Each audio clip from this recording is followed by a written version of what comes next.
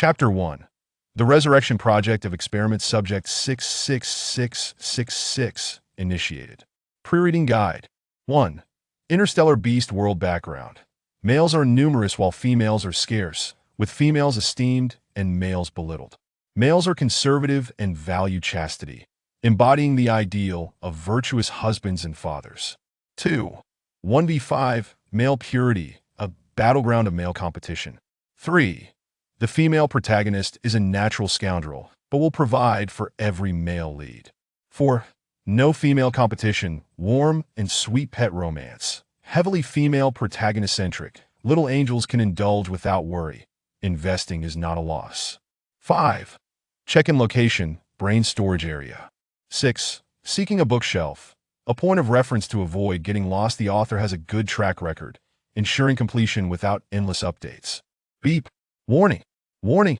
Cryogenic chamber number 9702 SIXS experimental subject's life gene is on the brink of collapse. The shrill electronic alarm echoed within the laboratory. The busy researchers' expressions changed as they rushed to assess the situation. On the silver-white cryogenic chamber, various intricate instruments were connected. Inside lay the body of a middle-aged man. At that moment, his exposed skin was rapidly cracking, wounds spreading across his body like a spider's web. Quick, administer the life serum. No, it's too late. Anxious and frantic voices rang out in succession. Within mere seconds, the body in the cryogenic chamber suddenly shattered, transforming into a cloud of crimson mist. Damn it, another failure. This was the last batch of experimental subjects. Can we truly succeed? Resurrecting ancient humanity from 1,000 years ago is already an absurd endeavor.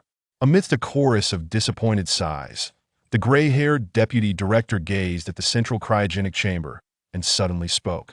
No, perhaps there is still hope. The following day, as the piercing alarm sounded once more, the second-to-last ancient human resurrection plan was declared a failure. The researchers could only pin their last hopes on the cryogenic chamber numbered 66666. The transparent chamber resembled a crystal-clear ice coffin. A young girl in a white dress lay quietly within, as if merely in a deep slumber. Her hands were clasped over her chest, her countenance serene. Her long, lustrous black hair cascaded over her shoulders, enhancing the delicate whiteness of her small, palm-sized face. Her features were gentle and tranquil, exuding a unique classical beauty reminiscent of ancient Huaxia. Like a white magnolia blooming quietly on a spring night. Her beauty bore no aggression, yet possessed a distinct allure that rendered one unable to avert their gaze. Though many had seen her countless times, they still could not help but marvel. Oh, mother of life! She is undoubtedly the most beautiful young female I have ever encountered. She seems to possess a magical charm that draws one irresistibly closer. Yes, I feel that way too. Me too. I wish I could transform into beast form and snuggle with her. Perhaps she has received the favor of the mother of life otherwise. It is hard to explain how her genes have remained stable for so long. Let us hope this young female can successfully awaken. I would willingly follow her side, even if only as a male attendant. Come on, that young female would never look your way.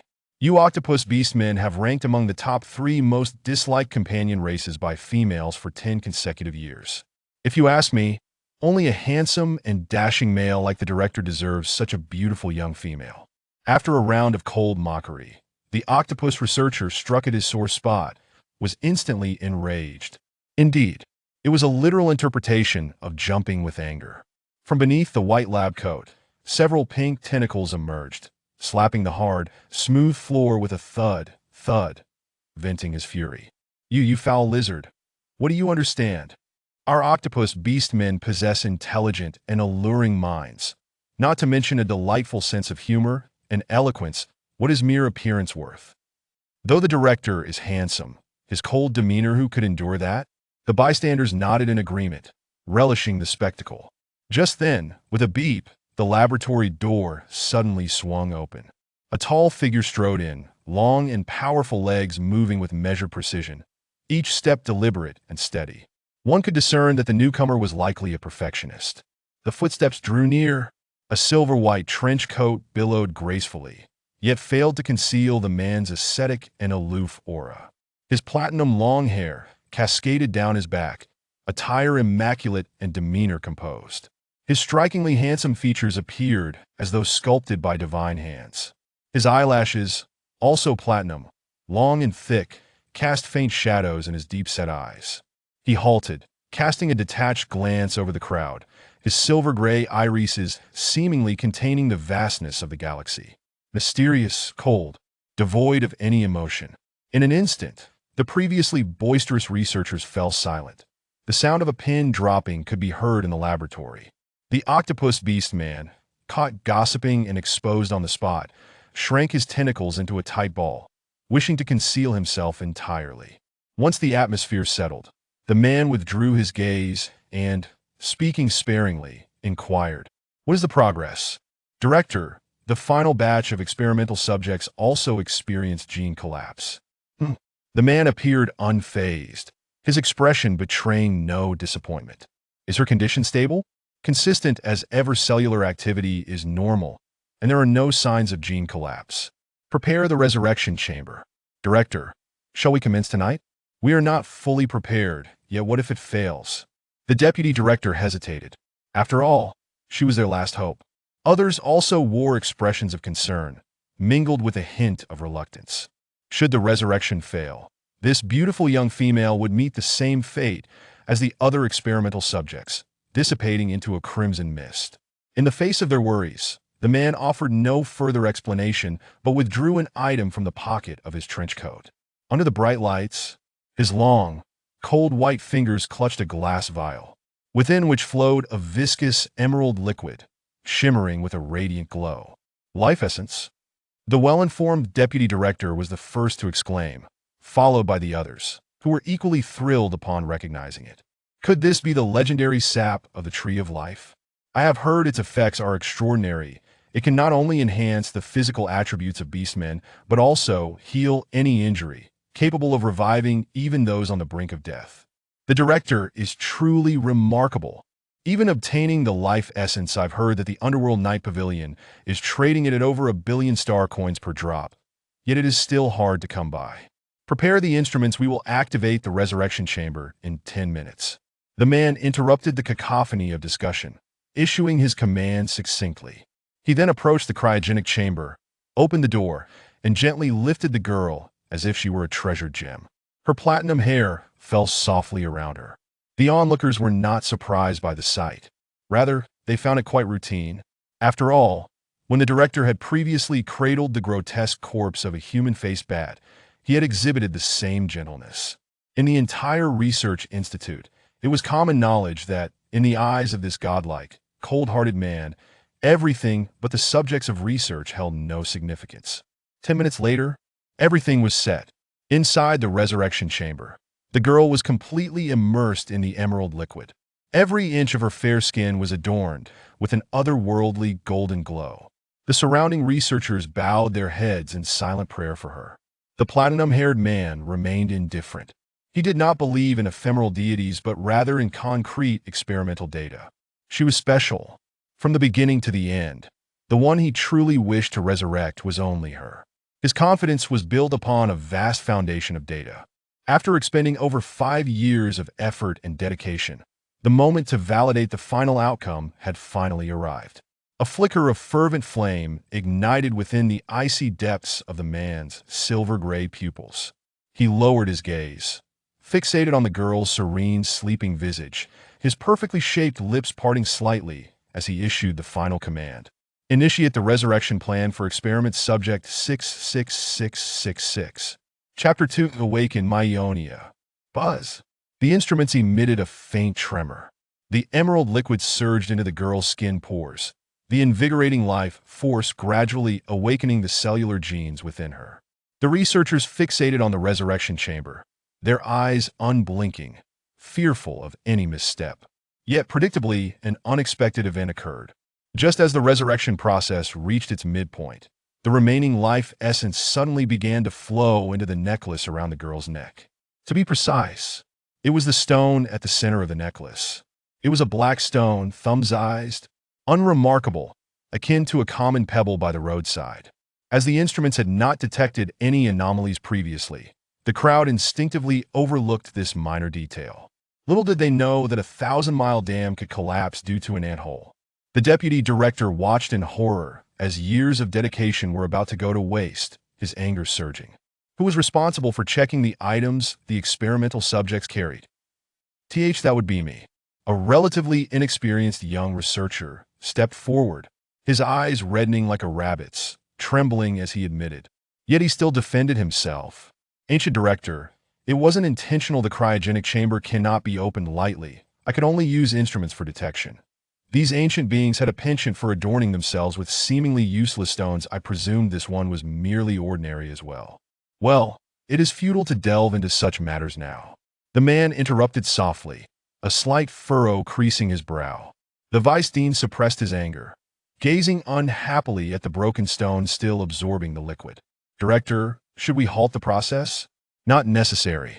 The man lowered his eyelids, his gaze settling on the girl's neck, a flicker of enigmatic darkness flashing in his eyes. So, the key to revival is it? In the silence that enveloped them, time trickled by slowly. It was unclear how long had passed. Within the quiet laboratory, only the hum of machinery remained, as everyone held their breath, anxiously awaiting an unknown outcome. The night was deep, with dual moons in rotation. At last, the revival chamber ceased its operation, the final drop of life essence completely absorbed by the black stone. Yet the sleeping beauty within showed no signs of awakening. Evidently, the experiment had failed. The last glimmer of hope had been utterly extinguished. It's over this time. It's truly over. Have we been misguided in our research direction all these years? Are tens of thousands of experimental data all flawed? Sigh. It's all the fault of this wretched stone. I told you, resurrecting ancient beings from a millennium ago is sheer folly. What a pity for that precious life essence. Just as the researchers were engulfed in despair, the silent black stone suddenly shattered, erupting into a dazzling green light. They barely had time to be astonished, instinctively raising their hands to shield their eyes from the blinding radiance.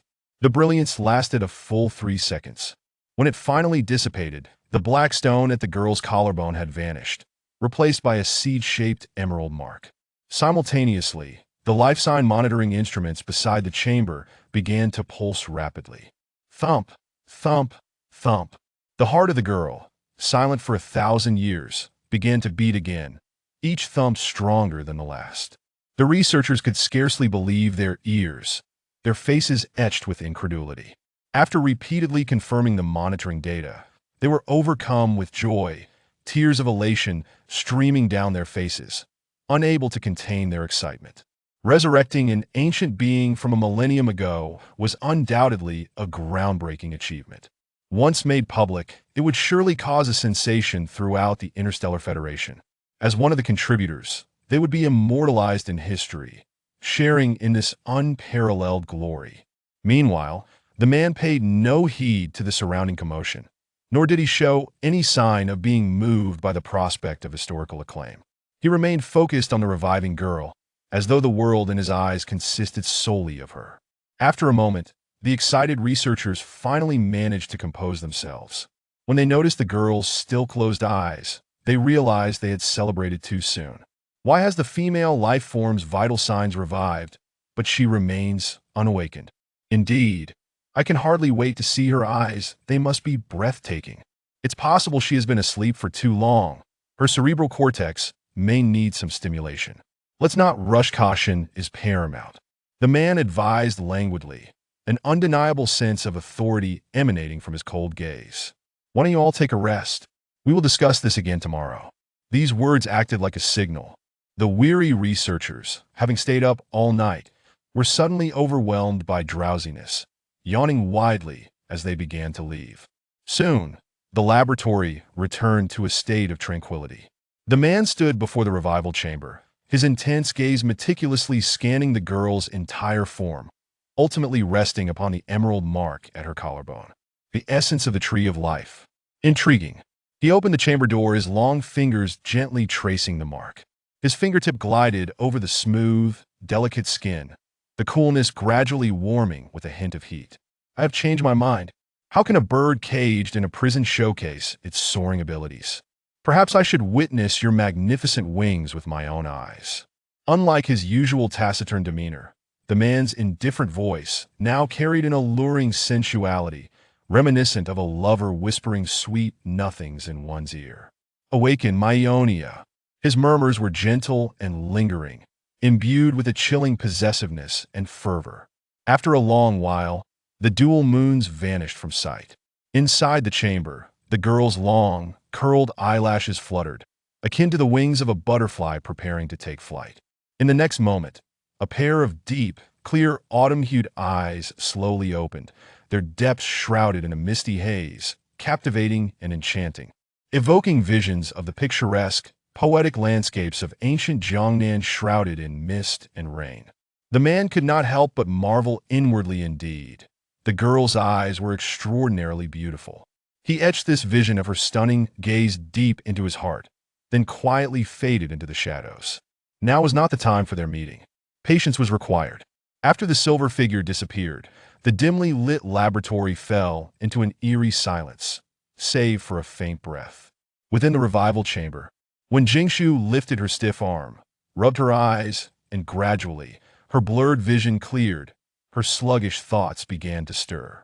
Struggling to sit up, she surveyed the unfamiliar surroundings, a barrage of questions flooding her mind. Who am I? Where is this? Am I still alive?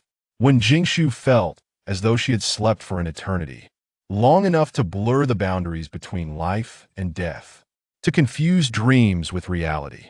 Her chaotic thoughts twisted like a tangled ball of yarn, becoming increasingly knotted. Yet her Bodis instincts warned her that this was not a safe place.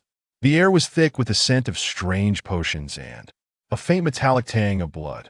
With a sense of impending danger, when Jingshu disregarded her disorientation and hurriedly climbed out of the chamber. But as soon as her toes touched the ground, a wave of weakness surged through her legs, causing her to collapse uncontrollably onto the cold floor. Ah! When Jingshu gasped in pain, rubbing her injured knee, then gritting her teeth, she slowly stood up. Before she could readjust to her frail body, she looked up to find herself surrounded by a multitude of silver ice coffins. A silent, dark night, an unfamiliar environment, eerie ice coffins. Chapter 3. The Blessing of the Mother Goddess. Despite the tenacity of her nature, when Jingshu could not help but feel a shiver run down her spine, she dared not linger any longer and stumbled towards the door. Perhaps it was the favor of the goddess of fortune that she encountered no obstacles along her escape route, emerging with remarkable ease. Outside the laboratory, when Jingshu pressed her hand to her chest, breathing heavily. Once she regained her composure, she glanced back at the futuristic steel fortress that in a moment of reverie. Through the dim doorway, she seemed to glimpse those eyes, profound and mysterious as the galaxy itself. Was it an illusion? Wait, why was it again? Turning her head, she caught sight of the twin moons faintly visible on the horizon, and her heart trembled, suddenly realizing she might be ensnared in an unknown vortex. Yet, at this moment, she felt powerless to seek the truth. Nevertheless, whatever happened, survival was paramount. When Jingshu took a deep breath, her gaze steadying, and resolutely plunged into the depths of the forest ahead, to others. It was a perilous place, but for someone with her unique constitution, it served as an excellent natural sanctuary. As the silhouette of the girl melded into the forest, a white beast stealthily followed in her wake. The moonlight was hazy, and a gentle breeze whispered through the trees, allowing only a glimpse of exquisite white feathers. After a considerable time, the night grew dark, and silence enveloped the surroundings, leaving only the rustling sounds of insects. The resting creatures maintained a modicum of vigilance, wary of hidden dangers. Suddenly, a gentle female voice shattered the stillness of the night. "Mimi, could you kindly lead me to a place to rest? In return, I shall help you groom your fur tomorrow, that if you agree, just let out a meow." Mimi replied in a sweet tone, though it seemed to be suffering from a cold, despite the playful pitch rising at the end. It could not conceal the deep, raspy timbre of its voice. However, to Wen Jingshu's ears, this adorable cooing sounded like a celestial melody. She smiled, affectionately rubbed the plush head, and then mounted the cat-like vehicle. "Good Mimi, let us set off now," exclaimed Mimi excitedly, bounding forth with the fragrant little female upon its back, that it even thoughtfully slowed its pace. ensuring that the one riding did not experience any jostling. Exhibiting commendable equestrian qualities. Once the figures of the girl and beast vanished from sight, whispers of the beasts emerged from the shadows. Wanya, why did that little female call the boss Mimi? Right? Isn't the boss called Kwangsha? Nonetheless, Mimi is quite a lovely name. Woo. I wish to be called that by that gentle little female. 2.1 must have self-awareness. Can you contend with the boss? I cannot. Woo. On the other side, the wind howled. The shadows of one human and one beast swiftly traversed the dark, deep forest, arriving at an expansive grassland. Beneath the boundless night sky, illuminated by the moonlight and starlight, Mimi's true form was finally revealed. With a massive frame akin to a small mountain, powerful limbs, black and white striped fur, ferocious eyes, and a regal emblem upon its forehead, what appeared to be a gentle, harmless little cat was unmistakably a ferocious tiger. A variant beast among the most dangerous and savage of interstellar creatures. Even a robust A-class beastman would struggle to escape its jaws. Yet, at this moment, in the eyes of the mighty beastmen, the seemingly fragile little female required protection, boldly riding upon its back. Across the vast grassland, the girl rode the white tiger with abandon. The swift wind tousled her long black hair, and her delicate face bore no trace of fear, but rather an indescribable nonchalance, reminiscent of a valiant female general. Were this scene to be captured and shared across the star networks, it would surely drop the jaws of all interstellar beastmen. However, for Wen Jingshu, it was hardly a surprise. It was not her first time riding a tiger, nor had she limited herself to just one type of large beast.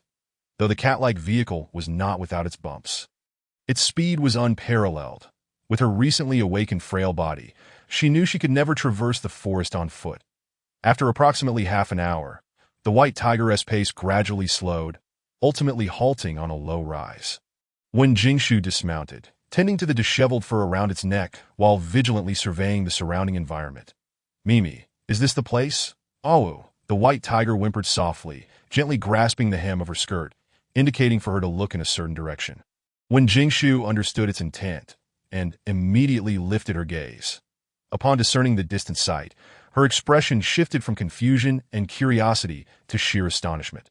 Before her stood an immeasurable giant tree, its presence commanding even from 1,000 meters away.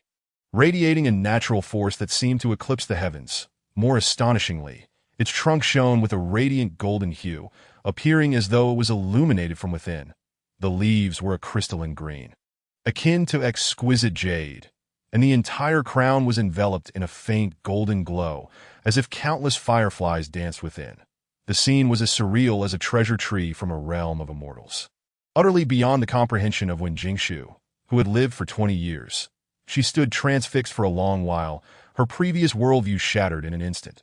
Come, child, suddenly, a gentle, loving voice resonated within her mind. Faint yet ethereal.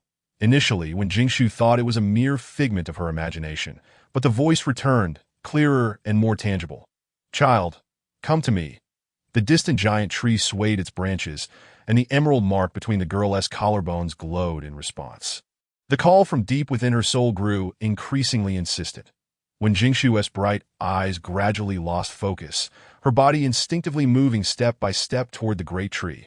Meanwhile, the white tiger remained behind, its ferocious eyes flashing with a hint of trepidation as it gazed at the towering tree. Meow woo, it lamented as the little female ventured further away, then turned to sprint back into the forest. Before long, beneath the towering tree, the verdant branches wove into a cradle-like shape, gently cradling the girl. Glimmers of light cascaded down upon her, slowly coalescing into a golden orb. When Jingshu felt as if she had returned to her mother's womb. Enveloped in warmth and reassurance, within her unseen form, the golden radiance flowed through every vein, every sinew, cleansing and fortifying her. The frail body transformed, emerging stronger and more perfect than ever, brimming with vibrant life. Simultaneously, the seed nestled within her collarbone began to sprout, unfurling tender green leaves that gradually entwined into a heart-shaped mark. Time passed without her awareness, and as the golden orb gradually dissipated, it unveiled a girl reborn from the cradle. Chapter 4.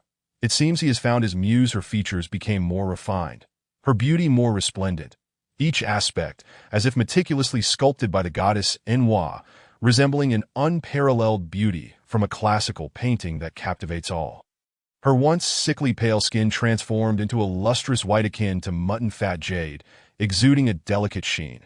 With an icy complexion and jade-like bones, this breathtaking beauty caused a nearby beast peering from the tree to momentarily lose its composure.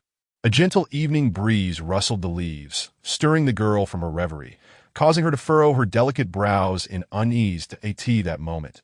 The cradle swayed gently, and the tender voice soothed her. "Child, sleep now, that I shall forever protect you." The familiar sense of security enveloped the young girl as she relaxed her brow and succumbed to a serene slumber. Once when Jingshu had drifted into sleep, the treetops swayed gently. Amidst the celestial glow of moonlight and starlight, a white figure danced gracefully. Its elongated, snow-white tail feathers trailed elegantly through the air, casting a mesmerizing shimmer that alighted delicately beside the cradle. Its eyes, hidden beneath a crown of feathers, seemed to harbor a mysterious galaxy, reflecting the girl's delicate silhouette. After a considerable time, the white figure lay quietly beside the girl, its broad, soft wings draping over her, shielding her from the penetrating chill of the night. The pursuit of warmth is an innate instinct of humanity. The slumbering girl instinctively embraced the wings, nuzzling her cheek against them, a satisfied murmur escaping her rosy lips. The white figure, for the first time, encountered a softness it had never felt before. It momentarily froze, but soon regained its composure, merely focused on ensuring the safety of its subject. Nothing more. Dawn broke the following day. A wisp of golden light pierced through the misty sky, cascading upon this seldom-trodden primitive planet. Life began to stir. Little creatures emerged on the vast grasslands in search of sustenance. Suddenly, an odd sound startled a timid mouse-rabbit back into its burrow. In the distance, a small black that raced towards them at an astonishing speed. As it drew nearer, the unidentified flying object became increasingly discernible. A sleek, silver craft, resembling a miniature triangular UFO, its body flowing with natural curves, exuding an unmistakable air of science fiction. Minutes later, the silver vessel landed not far from a towering tree. Ding, destination reached, a mechanical voice announced as the hatch opened that a black figure slowly emerged, clad in an excessively oversized black robe that concealed nearly all of its form. It was impossible to discern its shape or gender. The hood obscured much of its face, revealing only a pale chin and alluring crimson lips that seemed to be struggling against something, its teeth clenched tightly around its lip. The alabaster skin flushing with color, a bead of sweat trickling down its chin. The droplet splashed onto the verdant blades of grass, merging with the dew, causing the fragile leaves to buckle under the weight as the dew slowly fell.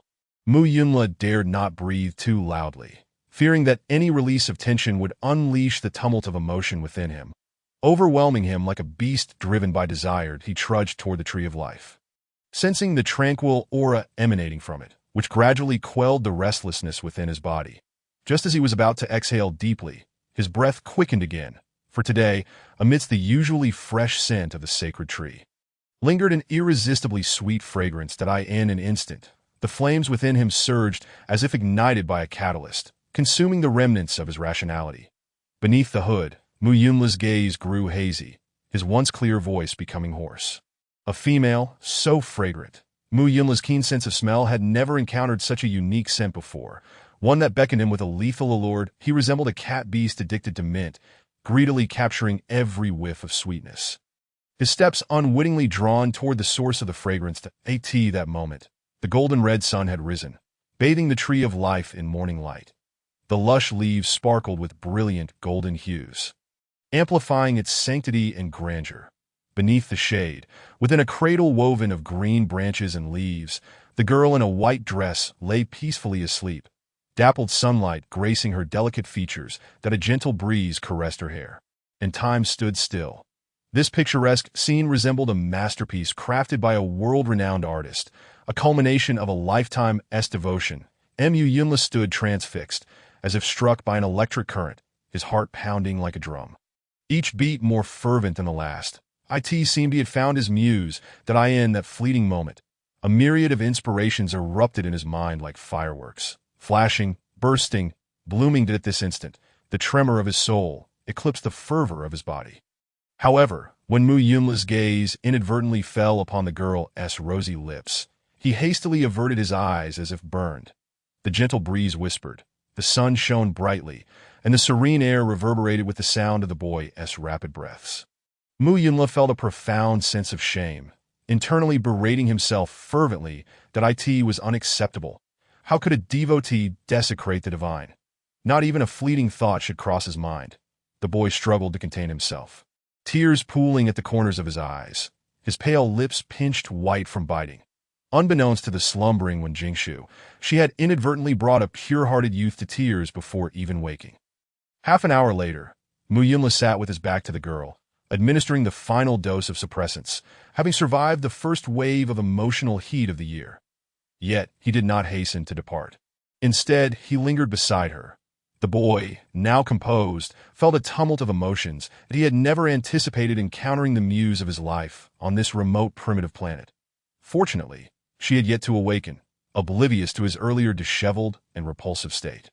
Mu Yunla gazed intently at the tranquil visage of the girl, his eyes ablaze with fervor and infatuation, tempered by cautious reverence that he remained unaware of how she had come to this perilous planet or her origins from a distant star, nor whether she had a maid among the males. All he knew was that from this moment forth, he would be her most devoted follower, vowing to protect his muse with his very life.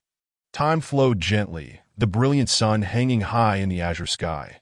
The girl's feathered lashes fluttered, signaling her impending awakening. The socially anxious Mu Yunla instinctively wished to hide, yet his body remained stubbornly still. He could not bear to part from the little female's side, unwilling to squander even a second. The young man stood tall and straight, attempting to present a favorable first impression to the girl. Unfortunately, his nervousness rendered him rigid, an eerie chill emanating from him, clad in a robe that enveloped him entirely, resembling a figure from a ghostly tale. Thus, when Wen Jingshu awoke from a restful slumber and lazily opened her eyes, she found herself gazing upon a stark white chin and a pair of eerily crimson eyes. She froze for a moment, her pupils dilating in shock, and the next instant a terrified scream pierced the air. A ghost! Chapter 5. Old shadows and new beginnings. It was not that Wen Jingshu lacked composure. Rather, for someone afflicted with a terminal illness, nothing could be more frightening than the sudden appearance of a figure in black robes at her bedside. Mu Yunla, seeing the fear etched across the girl's face, hastily removed his hood, his voice filled with urgency as he explained, "I am not a bad person. Please don't be afraid. I won't harm you."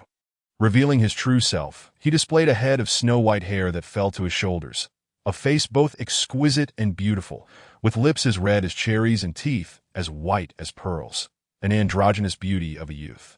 His crimson eyes, far from intimidating, sparkled like the purest rubies, crystal clear and innocent.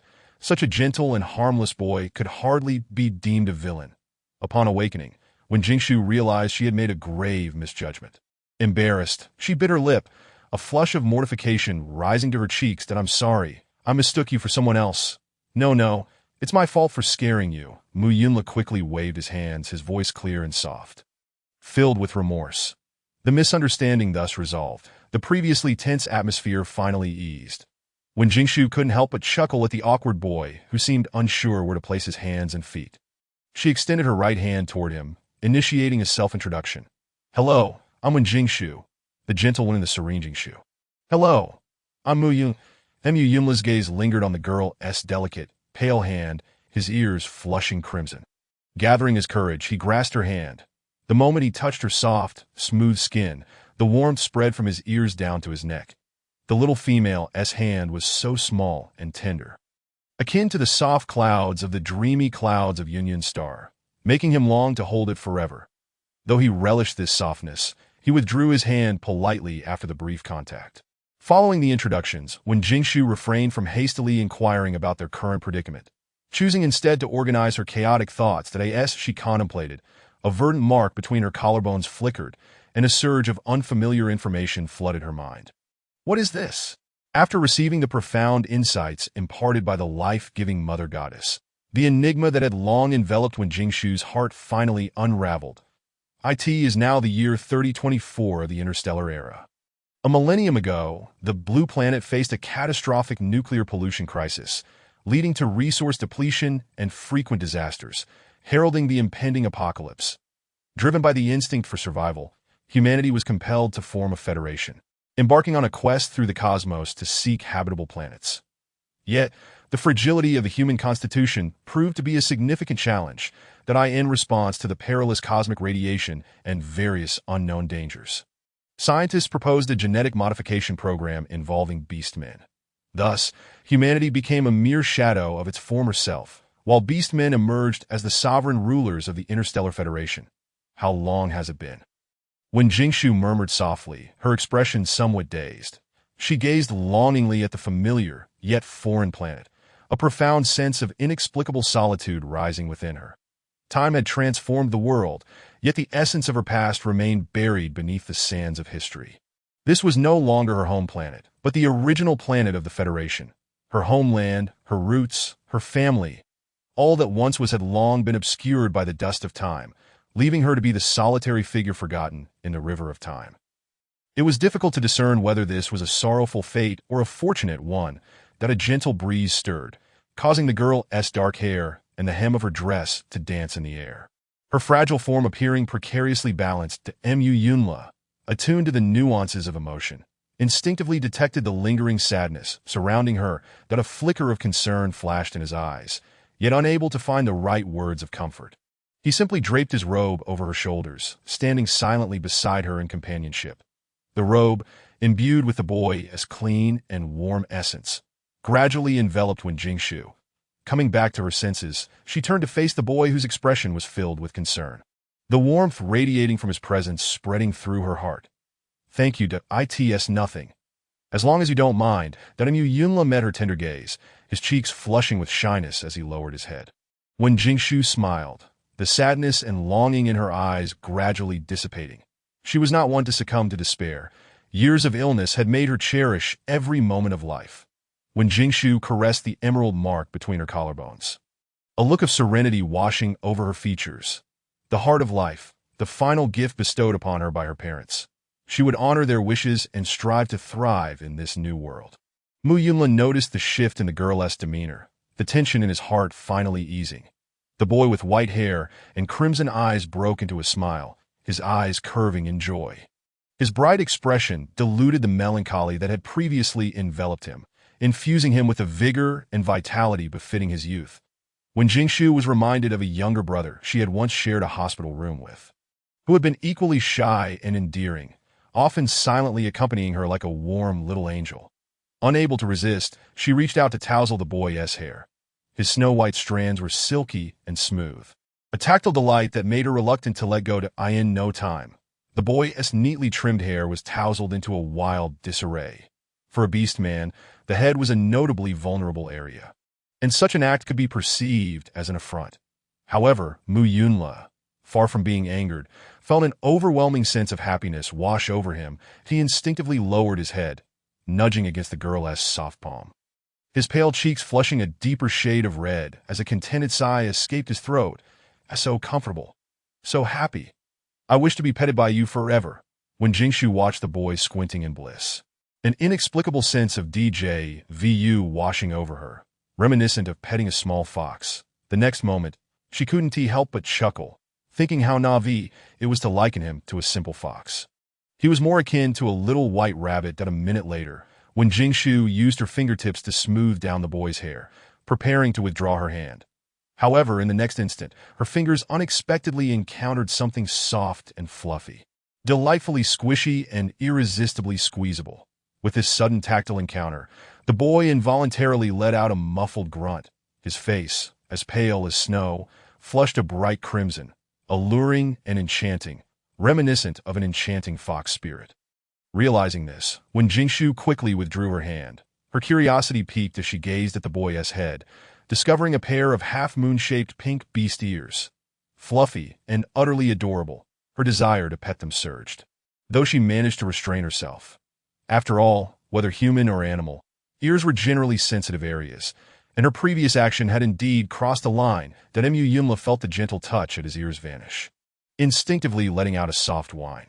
Once he regained his composure, he cautiously lifted his eyelids, gazing at the girl with an expression that was both pitiful and aggrieved, resembling a good-natured boy abandoned by a heartless female. Feeling a pang of guilt, when Jingshu averted her gaze from his mournful eyes, hastily shifting the topic. Yunla, can you take me away from here? Though the blue planet was her home, she had no intention of living there. Firstly, it was sparsely populated and difficult to survive in. Secondly, lurking in the shadows were unknown dangers. The thought of that mysterious laboratory weighed heavily on her heart, upon hearing the girl's request. Mu Yunla's eyes lit up, and without a moment's hesitation, he readily agreed that, of course. Chapter 6. Do you like this model of starship? I shall gift you one. That Mu Yunla was eager for the girl to leave with him, as it would grant him more time to be with her. That be why the way, Jing. Where do you reside on the main star? Mu Yunla feigned calmness, yet his flushed ears betrayed him. Jingshu, Jingshu. Such a lovely name that if I could, I would call it out for a lifetime. When Jingshu hesitated for a moment, but ultimately decided to be truthful, that I have no home now, so I currently have no place to stay. Upon seeing the despondent expression on the girl's face, Mu Yunla's imagination conjured various tragic scenarios, and a wave of compassion welled up in his eyes. That if you don't mind, you can stay at my place, that I have properties on various main stars. Which planet do you prefer? Pursuing a mate is an instinct of male beastman, and even the typically reserved Mu Yunla momentarily forgot his shyness, clumsily attempting to win the girl's affection. When Jingshu met his sincere and earnest gaze, warmth blossoming within her heart as she smiled brightly. Let us go to the central star then, that I will trouble you from now on. Yunlud, no trouble at all. Mu Yunla's eyes sparkled, his voice clear and refreshing, barely concealing his excitement. The thought of sharing a future life with the girl made his ears and tail almost spring forth in delight. When Jingshu noticed the boy's enthusiasm surpassing her own, a hint of helplessness flashing across her gentle and graceful face, that it was she who would be borrowing his space. So why did it feel as though he was the one gaining an advantage? Jingshu, shall we set off now? Mu Yunla was eager to whisk the girl back to his domain.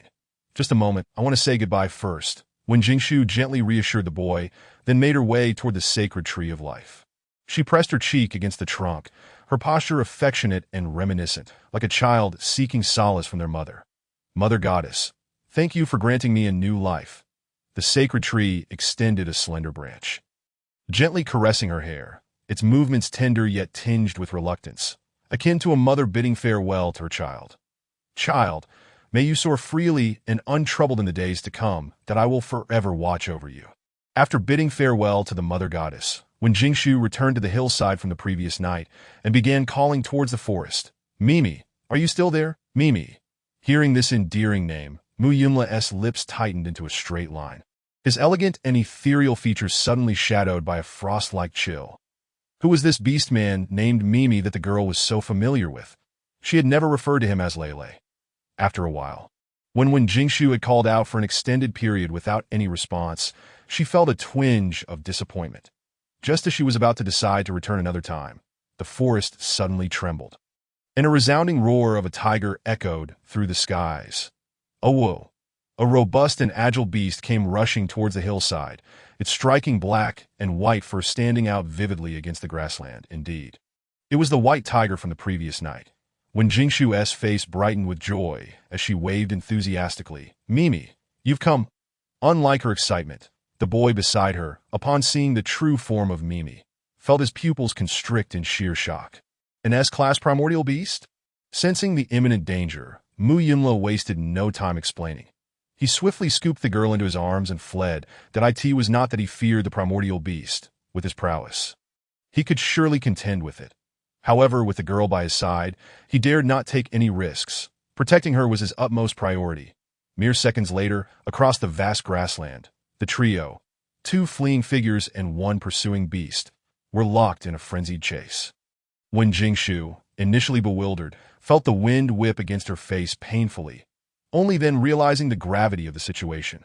Clinging to the boy's neck, she observed his taut and powerful back muscles, suddenly realizing that the seemingly frail boy was, in fact, quite strong. Yet this was not the time for such thoughts. That Mu Yunla quickened his pace, when Jingshu, in a moment of urgency, wrapped her arms around his neck and leaned closer, urgently imploring, Yunla, please stop.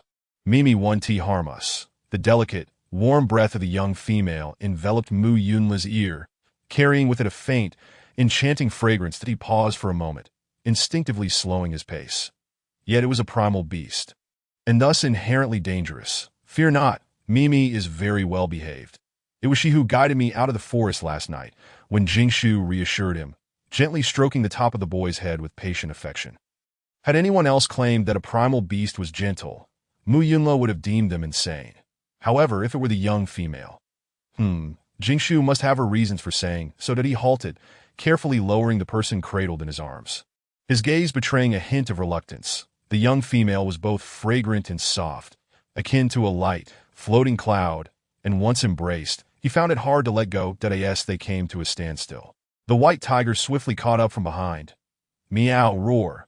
It exuberantly pounced on the girl, its fluffy head nuzzling into her embrace, emitting a rumbling sound of affection from its throat that truly resembled a docile and gentle kitten. Ha! That tickles, Mimi, stop it. The girl's laughter rang like silver bells in Mu Yunla's ears. He watched the playful antics of the pair, his initial wariness gradually morphing into jealousy. How could this primal beast so freely draw near to the young female? Its fur was rough and unrefined, unlike his own, which he meticulously groomed daily, shining and supple to the touch. Surely, she would prefer his in that moment. Mu Yunla felt an overwhelming urge to revert to his beast form. Yet, reason ultimately prevailed, for he did not wish for Jingshu to misconstrue him as a casual male. That a moment later, when Jingshu sat up, combing the large cat's fur while bidding it farewell. Mimi, I must take my leave. The white tiger seemed to understand, nuzzling against the girl's palm with reluctance. That I will come to see you again. You must take care of yourself. All right, when Jingshu cautioned with concern. Although Yuanxing was a paradise for primal beasts, there were many mercenaries who thrived by hunting them. In the beast world, the law of the jungle prevailed, where the strong dominated. The tall and mighty white tiger whimpered at the girl, resembling a pitiable and helpless kitten. Mu Yunla's lips twitched in disbelief. He could scarcely believe that this was the ferocious and violent S-class primal beast. He gazed at the girl who had tamed the white tiger, silently extolling her virtues in his heart. His muse was indeed gentle, beautiful, and formidable. Soon, amidst the reluctant roars of the tiger, the pair made their way to the starship docking area. It was when Jingshu's first encounter with the transportation vehicles depicted in science fiction films, and she was instantly filled with wonder. Yet, she quickly masked any signs of her astonishment. Still, the unfamiliarity of seeing a starship for the first time was difficult to conceal. That a flicker of confusion passed through Mu Yunla's eyes. However, he had no desire to pry into the young female's secrets. Instead, he casually steered the conversation. Do you like this model of starship? It looks quite cool. Then I shall gift you one, the boy declared with the nonchalance of someone making the most extravagant of promises. Mu Yunla, in truth, I came to Yuanxing because, when Jingshu was momentarily taken aback. Even though she was unaware of the price of starships, she could surmise that they were undoubtedly quite valuable. Yet, the boy spoke of gifting one as if it were merely a trivial toy. Truly, the world of the wealthy was beyond the imagination of the poor, when Jingshu silently marveled at this. Then gently declined the boy's offer. No, that is far too precious. Although we are friends, I cannot take advantage of you. Upon hearing this, Mu Yunla's earlier disappointment dissipated, replaced by delight. Jingshu had referred to them as friends, which surely meant she did not harbor any dislike for him, for taking advantage. Could the young female's kindness be deemed a favor? Surely not. Otherwise, why would she accept his, rather than someone else's? As long as she wished for it, he would willingly offer all he possessed, including his wealth and very being. Before boarding the starship, when Jingshu cast one last glance at her homeland, her eyes revealing a trace of longing and confusion. Mu Yunla noticed and stepped forward to offer comfort. If you ever miss this place, I can bring you back. Thank you, Yunla. Let us depart. All right. The silvery starship ascended slowly, soon transforming into a fleeting meteor, vanishing into the azure sky. The small blades of grass that had been blown down by the powerful gust of wind trembled as they struggled to stand upright once more. But just then, a sudden, violent wind swept through, bending them over again, that in the golden glow, a resplendent and noble white figure shone brightly, that a gentle breeze caressed the beautiful, snow-white feathers, carrying with it a soft whisper into the distance. Ionia. I eagerly await our true meeting. Meanwhile, aboard the starship, when Jingshu marveled at the automatic pilot's control panel, her beautiful eyes sparkling with uncontainable curiosity and astonishment. Although the Mother of Life had imparted interstellar knowledge to her, it was merely a general understanding, and the intricacies required her own exploration. Nevertheless, this also presented a form of enjoyment, heightening her anticipation for the vibrant and diverse life that awaited her in the stars. Beside her, Mu Yunla observed this other side of the young female. Captivated, Jingshu was a year older than him, gentle and graceful, yet resolutely independent. Treating him more like a younger brother than in her presence, she exuded the calmness of a nurturing sister. Now, witnessing her lively and animated demeanor was a rare delight for Mu Yunla, filling him with affection and a secret joy. After all, to let down one's guard and reveal one's true self was, in essence, a form of trust. When Jingshu remained oblivious to the boy's enamored gaze, she turned her attention back to the window, gazing down at the increasingly minuscule blue planet in the cosmos. Her eyes clouded with contemplation. Yunla, why did you come to Yuanxing? Although Yuanxing was one of the 7 main planets of the Federation, it was merely a name bestowed by the Beastmen in remembrance of their home planet. Its remote location and depleted resources, coupled with the lurking dangers of primal beasts, rendered it a desolate place. Aside from the desperate bounty hunters, few ventured to this barren world. Thus, Mu Yunla's long journey to this place seemed rather suspicious. When Jingshu was gentle in nature, but she was no naive little girl. On the contrary, having spent years in the hospital, she was accustomed to the machinations of self-interest and had seen through the coldness of human hearts. Just as a certain famous figure once stated, do not hesitate to assume the worst of human nature, especially in a wholly unfamiliar world. That Mu Yunla could not discern the girl's expression, so he assumed her curiosity was genuine. However, the reason for his arrival on Yuanxing was indeed difficult to articulate. He felt his face flush as he stuttered. Is it related to me? When Jingshu turned to face him, locking eyes with the boy, the usually gentle depths of her gaze seemed to have frozen over, revealing a chilling intensity.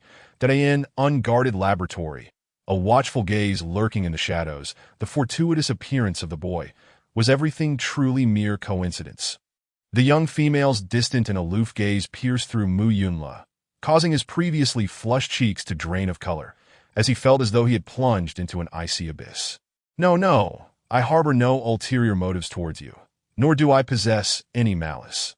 The boy immediately knelt at her feet, frantically and fearfully explaining that he tilted his pale neck upward, his exquisite face marked by humility and devotion, resembling a lamb willingly offering itself as a sacrifice.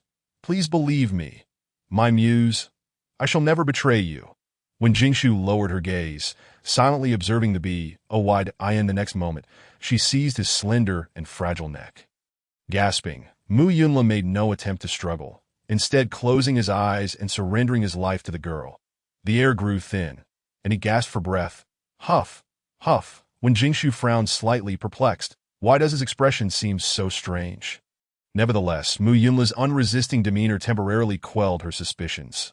Suddenly, she released her grip, and the boy collapsed to the ground, coughing violently. Crystal tears moistened his snowy lashes, resembling melting snowflakes, an exquisitely fragile sight that evoked an inexplicable sense of pity. When Jingshu felt a flicker of guilt cross her face, she crouched down, half embracing the boy, gently stroking his back to soothe him. That I apologize. I overreacted. Cough, cough. It's nothing. Mu Yunla nestled in the warmth of the young female's embrace. Feeling her tender caress, convinced that even death in that moment would be worth it, he gazed dreamily at her face, finally experiencing a burst of vibrant color in the drab world he had known for 19 years. His life had finally gained meaning. Minutes passed, and the boy's pallid complexion gradually returned to normal, his red eyes brimming with tears, yet filled with unwavering trust as he gazed at the girl, like a small puppy that had forgotten its fears. When Jingshu's feelings of guilt deepened, and she affectionately ruffled his hair. You are 1 year younger than I. If you don't mind, you may call me sister. Sister, Mu Yunla replied obediently, his eyes brimming with joy.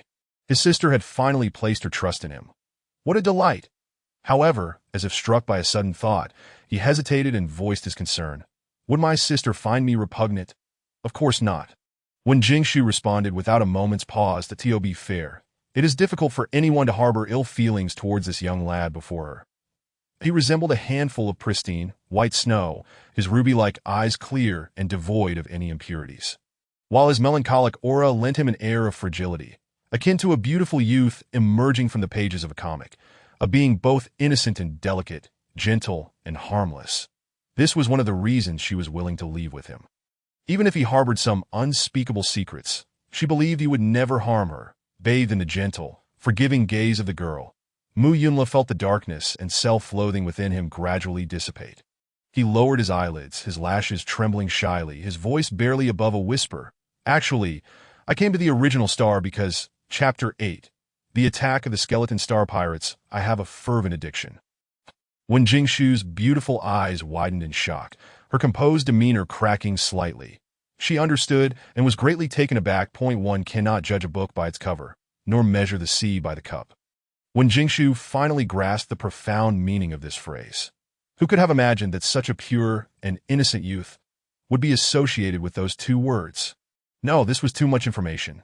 She needed to take a moment to process it. Seeing the girl fall into silence, Mu Yunla, ever sensitive and insecure, began to spiral into anxious thoughts. Did my sister find me disgusting as well? His voice, hoarse, carried a hint of sorrow when Jingshu shook off her chaotic musings and hurried to reassure him. How could that be? You are merely ill, and it can be cured. But if it can't be cured, my father is the same. Mu Yunla explained glumly. The suppressants were ineffective. They could only rely on the essence of the life sacred tree for control. The essence of the sacred tree? When Jingshu mused. Touching the mark between her collarbones, one fused with the heart of life. She could be considered a manifestation of the life sacred tree in a strict sense. Hence, the Mother of Life had bestowed her blessings. Could she perhaps assist Yunla? Closing her eyes, she focused and attempted to channel the life force from the mark. Gradually, a mysterious warmth began to flow within her. Converging in her palms, Yunla stared in astonishment at the emerald green light orb in the girl's hands, his heart racing with disbelief. Before he could fully comprehend the situation, his body instinctively moved closer to the source of warmth. Moments later, he rested his head on Jingshu's lap, nuzzling against her like a playful puppy. The restless energy of his fervent phase began to subside. Seeing this, Jingshu exhaled in relief. She gently stroked the boy's silky, snowy hair, her movements slow and tender. In that instant, Mu Yunla felt an unprecedented tranquility enveloping him, as if he were drifting in a warm ocean. He closed his eyes in enjoyment, a contented sigh escaping his throat, his will slowly sinking into a serene abyss. Hold on. I can't let this continue. If I do, my ears and tail will reveal themselves. Yet it felt so delightful. If it were my sister, would it matter if my beast form was exposed? After all, in this lifetime, besides her, he wished for no other female to bond with. In the vast, boundless universe, the journey was always lonely and prolonged. Unconsciously, drowsiness crept upon the starship. The two nestled against each other in slumber, their dark tresses entwined with white hair, a striking contrast that somehow harmonized beautifully. A gentle warmth flowed through the air. Time passed, though how long was uncertain, when suddenly the starship shook violently, accompanied by the shrill sound of electronic alarms. Warning! Warning! The starship's defense system is under attack. The two jolted awake. Mu Yunla sat up alertly, and upon sensing the danger, his expression turned grave. He hurried to the cockpit and activated the protective shield. Soon, the trembling ceased, and the external situation was projected onto the screen. Unbeknownst to them, a massive, oval-shaped black starship had appeared in the vast universe, adorned with a skull insignia that ominously signaled its hostile intent. Mu Yunla's demeanor grew increasingly serious, realizing the gravity of the situation. When Jingshu anxiously inquired, Yunla, what is that starship? It's a pirate ship, Mu Yunla hastily explained, immediately sending a distress signal to the security bureau. He then scooped up the bewildered girl and placed her in the safety pod. Sister, hold on tight. Okay. When Jingshu understood the urgency and refrained from causing any further trouble, nearly the same moment, within the main ship of a federal fleet, an excited report rang out. Director, we have news. A distress signal has just been received, stating an encounter with the skeleton pirates. Locate the cosmic coordinates and pursue at full speed. A mature, authoritative voice commanded decisively. Meanwhile, the silver starship found itself in peril. The black starship unleashed a barrage of dazzling laser cannons, each one capable of inflicting devastating damage. Warning: the starship's defense shield energy has dropped to 86. Activate manual driving mode. Yunla commanded from the main cockpit. At that moment, he appeared transformed, calm, rational, and fearless. His serious profile radiated an unusual charm that in mere moments. Yunla's slender, pale fingers danced across the control panel, deftly maneuvering the once clumsy starship with precision, evading attack after attack. However, the ship shook violently, causing intense turbulence within. When Jingshu, feeling dizzy, covered her mouth, struggling to suppress the urge to vomit. Upon hearing the girl's discomfort, a flicker of concern crossed Yunla's icy features. "Sister, are you all right?" "I am fine, just focus on driving." When Jingshu took a moment to compose herself, finally adapting to the turbulent ride. Thankfully, her body had been remade by the Mother of Life. Otherwise, a human's fragile form would have been shattered by such powerful shockwaves. As she glanced at the unperturbed boy in the cockpit, she finally understood why humanity had embarked on that reckless plan millennia ago: survival of the fittest. Half an hour later, after a fierce struggle, Yunla successfully shook off the pursuing black starship. "Sister, it's over." "That's wonderful. Yunla, you are truly amazing." When Jingshu sighed in relief, praising the boy and instinctively brushing the sweat-soaked strands of hair from his face.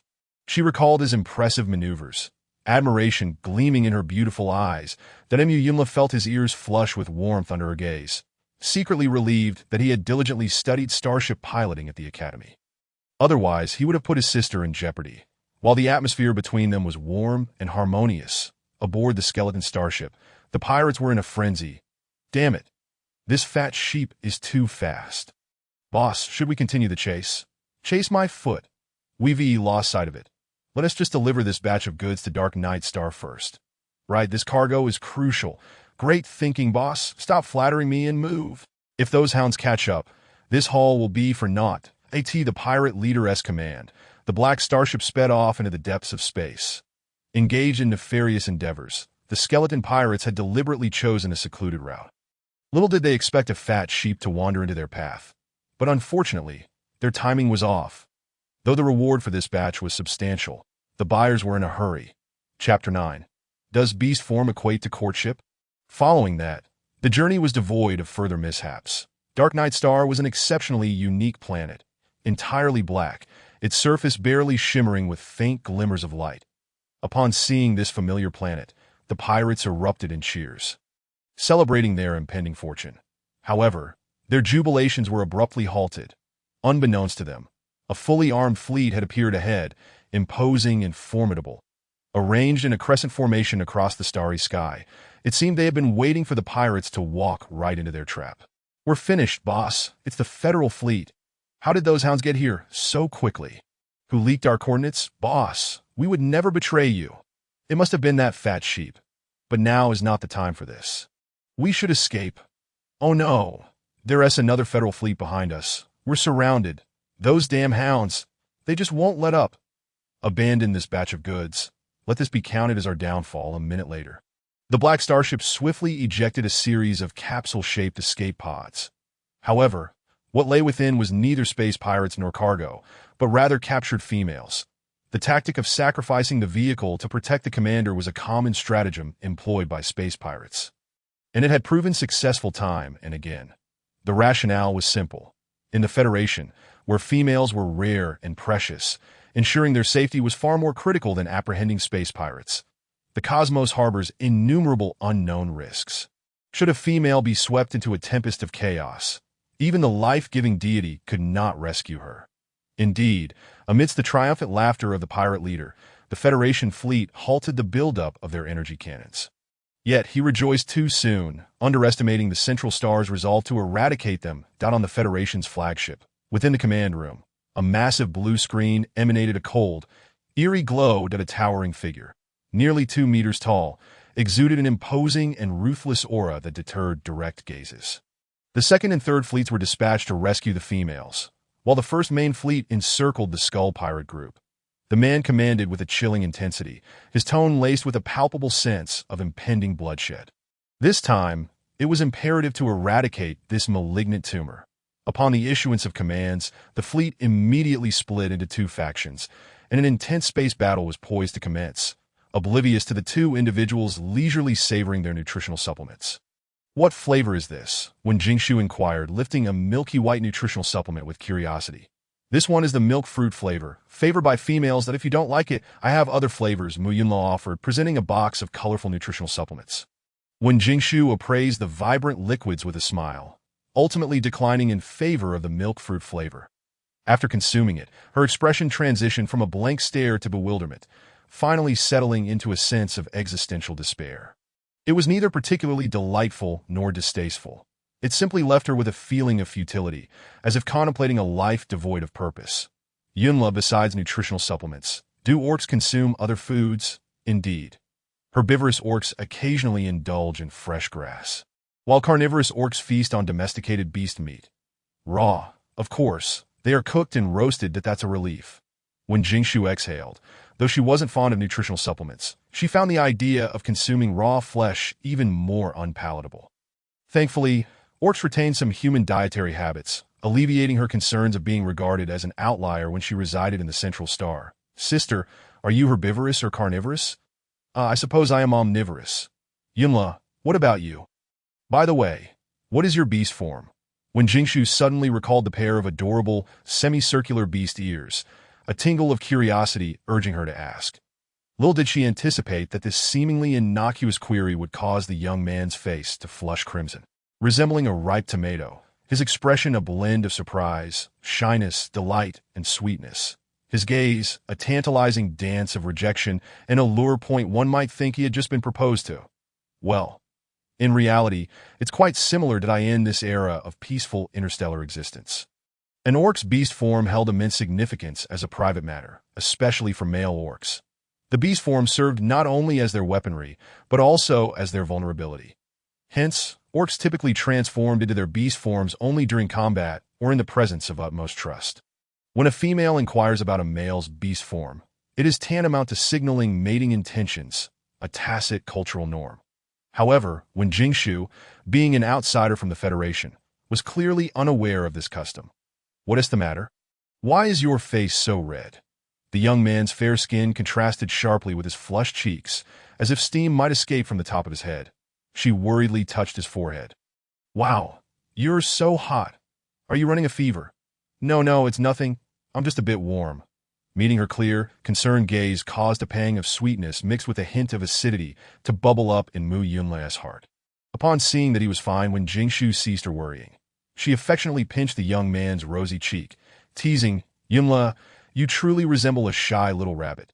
"Does sister like rabbit beasts?" Mu Yunla asked, his tone betraying a hint of disappointment as the white tuft atop his head drooped. What if she didn't like him since he wasn't a rabbit-type orc? "I love all fluffy little cuties," when Jingshu, an ardent enthusiast of all things soft and plush, responded without hesitation, her beautiful eyes sparkling with affection. Hearing this, Mu Yunla perked up, resolutely deciding he would diligently apply fur care products every day from then on. The universe was vast and magnificent with peculiar planets, resplendent nebulas, and mysterious celestial bodies. Time and space blurred, erasing the distinctions between day and night. "Yunla, how long until we reach the Central Star?" When Jingshu yawned, her expression slightly weary. "Approximately 8 hours. Sister should take a rest in the sleeping pod." "All right, is there a bathroom on the starship?" A place to wash up." When Jingshu, who valued cleanliness, was accustomed to bathing before sleep, Mu Yunla nodded. "Yes, I'll take you there." Moments later, when Jingshu marveled at the bathroom, once again astonished by the conveniences afforded by interstellar technology. "Sister, which mode would you like to choose?" "Ocean, forest lake, hot spring." Each mode offered varying water temperatures and sensations, automatically adjusting to the most comfortable setting. "Let's go with the lake." After issuing the command to the intelligent system, the spacious bathroom transformed dramatically. In the midst of a lush forest stood a lake as clear as emerald, its surface shimmering with rippling light. The air was suffused with the refreshing scent of nature, invigorating and soothing, accompanied by the faint sound of melodious birdsong. How wondrous! Chapter 10. Didn't we agree to embrace a life of solitude together? How did you fall into the throes of love? When Jingshu gazed around at the extraordinarily realistic scenery, unable to suppress her admiration. Sister, this is a new outfit I've never worn before. Please make do with it. Mu Yunla smiled shyly, handing her the garments. Thank you, Yunla. When Jingshu was touched by the young man's thoughtfulness, her eyes crescent-shaped with delight as she flashed him a radiant smile. Mu Yunla's heart raced, struck by her beauty, his pure red eyes appearing dazed. It took him a considerable time to gather himself, clumsily stepping outside while remembering to close the bathroom door. Indeed, a true little rabbit, when Jingshu chuckled, shaking her head in amusement, then turned her expectant gaze toward the lake. Half an hour later, the sound of water ceased. The young woman emerged from the emerald lake. Her flawless form graceful and elegant, her skin as luminous as pearls, smooth as jade, with each droplet of water glistening in the light, exuding the beauty of a goddess akin to Adeline by the water's edge. When Jingshu let her damp hair cascade down her back, then activated the drying mode in the bathroom, in no time, she was dry and refreshed, as she marveled at the convenience of interstellar life. She donned her attire. Mu Yunla's clothes were quite oversized. Though he appeared slender, he stood tall at least 1.80 meters, when Jingshu was not short herself, yet the black shirt hung on her like a mini dress. She measured the length of the pants, finding them dragging on the ground, contemplating whether to wear them or not. Meanwhile, Mu Yunla, visibly anxious, fidgeted restlessly. His gaze remained fixed on the silent bathroom, prompting him to open his communicator and send a message. When will the world end, brother? Do you know how long females typically take to bathe? Call again, and you'll all turn into red bean paste. Is it appropriate for you, a singleton orc, to ask me such a question? Wait, why are you suddenly concerned about this? Is there a female on your side? When will the world end? I've encountered my muse. Call again, and you'll all turn into red bean paste. No. Brother, we agreed to embrace solitude together. How did you fall in love? What is so great about females? Arrogant, selfish, heartless. When will the world end is different. Call again, and you'll all turn into red bean paste. Speak honestly. Brother, did that female drug you? No, she. Just as Mu Yunla attempted to explain, he heard a sound from the bathroom, but he quickly shut the chat window, contemplating a name change to avoid being misunderstood as a social terrorist by his sister. At that moment, on the other end of the communicator, a certain orc gazed at his friend's new username. The world is beautiful. So is she, unable to suppress a curse that, oh no, that Navi little fool has surely been deceived by the cunning female. I must go and wake him up, otherwise who will join me in destroying the world? However, before he could take action, a panicked report from his subordinate interrupted him. Boss, bad news. The Federation fleet is currently exterminating the Skull Pirate Group at the outskirts of our Dark Night Star domain. Isn't this good news? Those repugnant pests should have been eradicated long ago. However, my lord, I fear they're biting us Should they dare, I will make them wish for death. That a sinister tone dripped with a chilling ferocity emanated from a leader, whose fluctuating demeanor instilled trepidation in his subordinate, who nervously swallowed. My lord, shall we disregard them? No, such an intriguing diversion is rare. We shall partake in it. In response, a casual chuckle escaped his lips.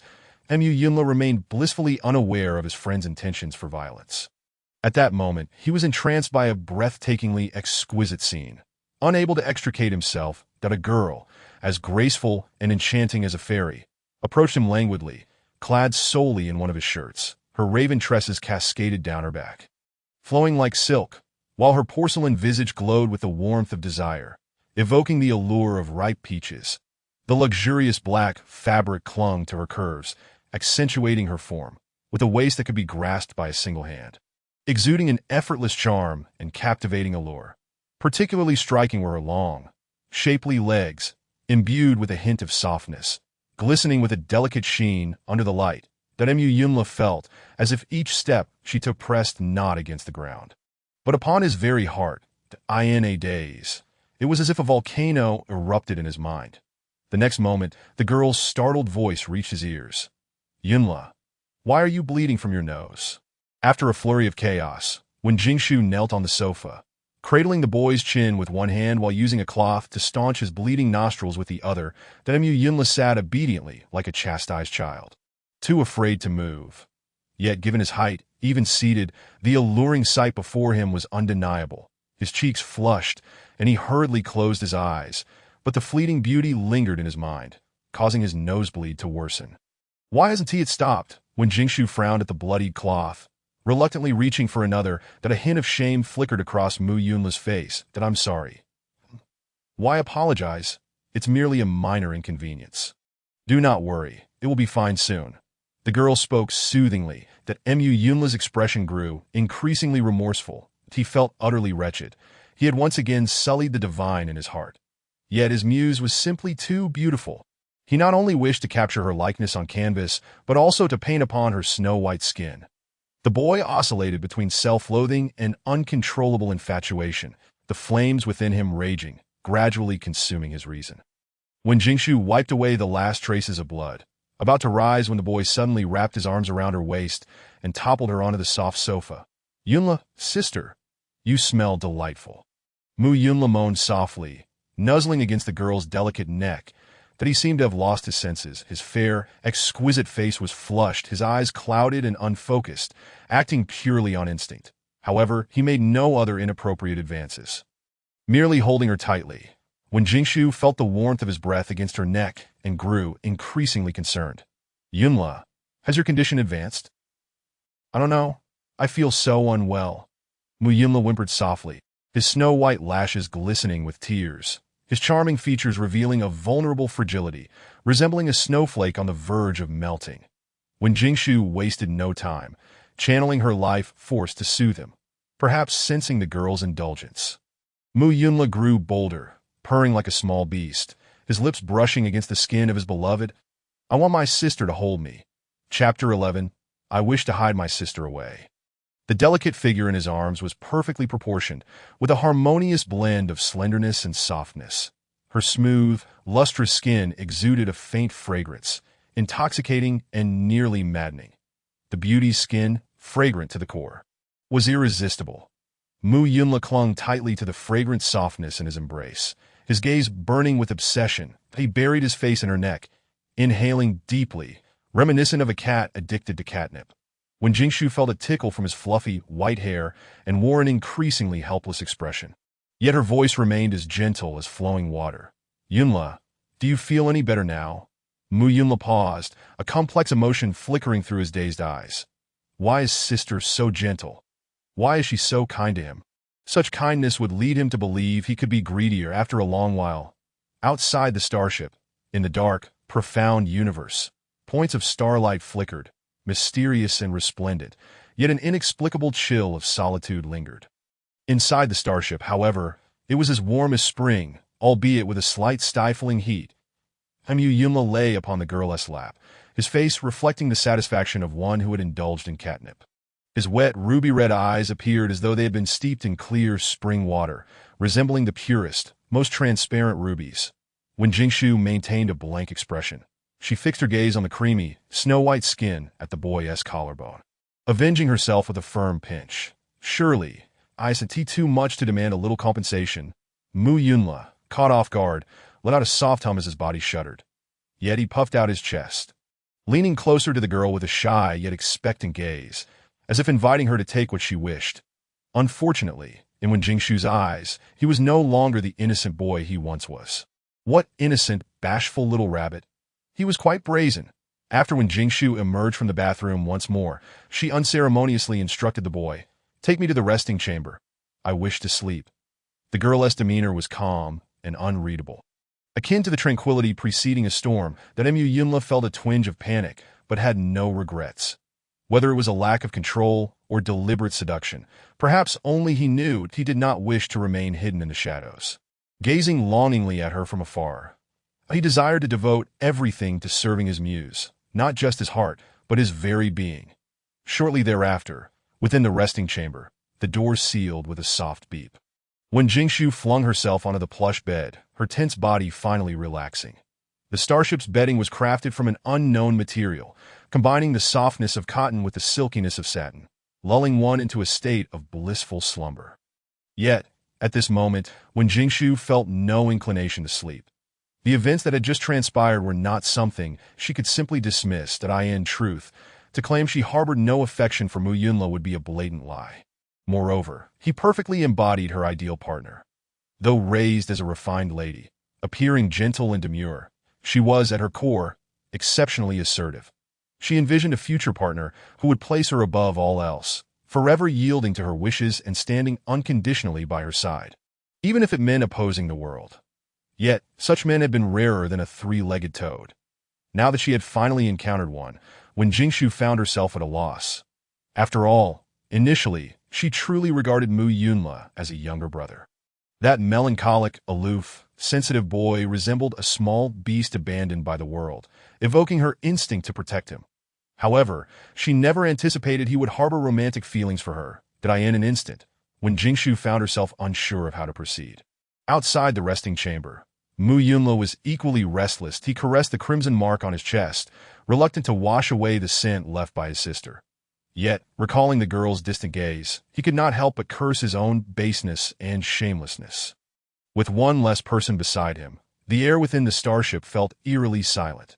Previously, Mu Yunla had never felt lonely or desolate. In fact, he had once spent an entire month alone aboard the starship to capture a unique celestial phenomenon.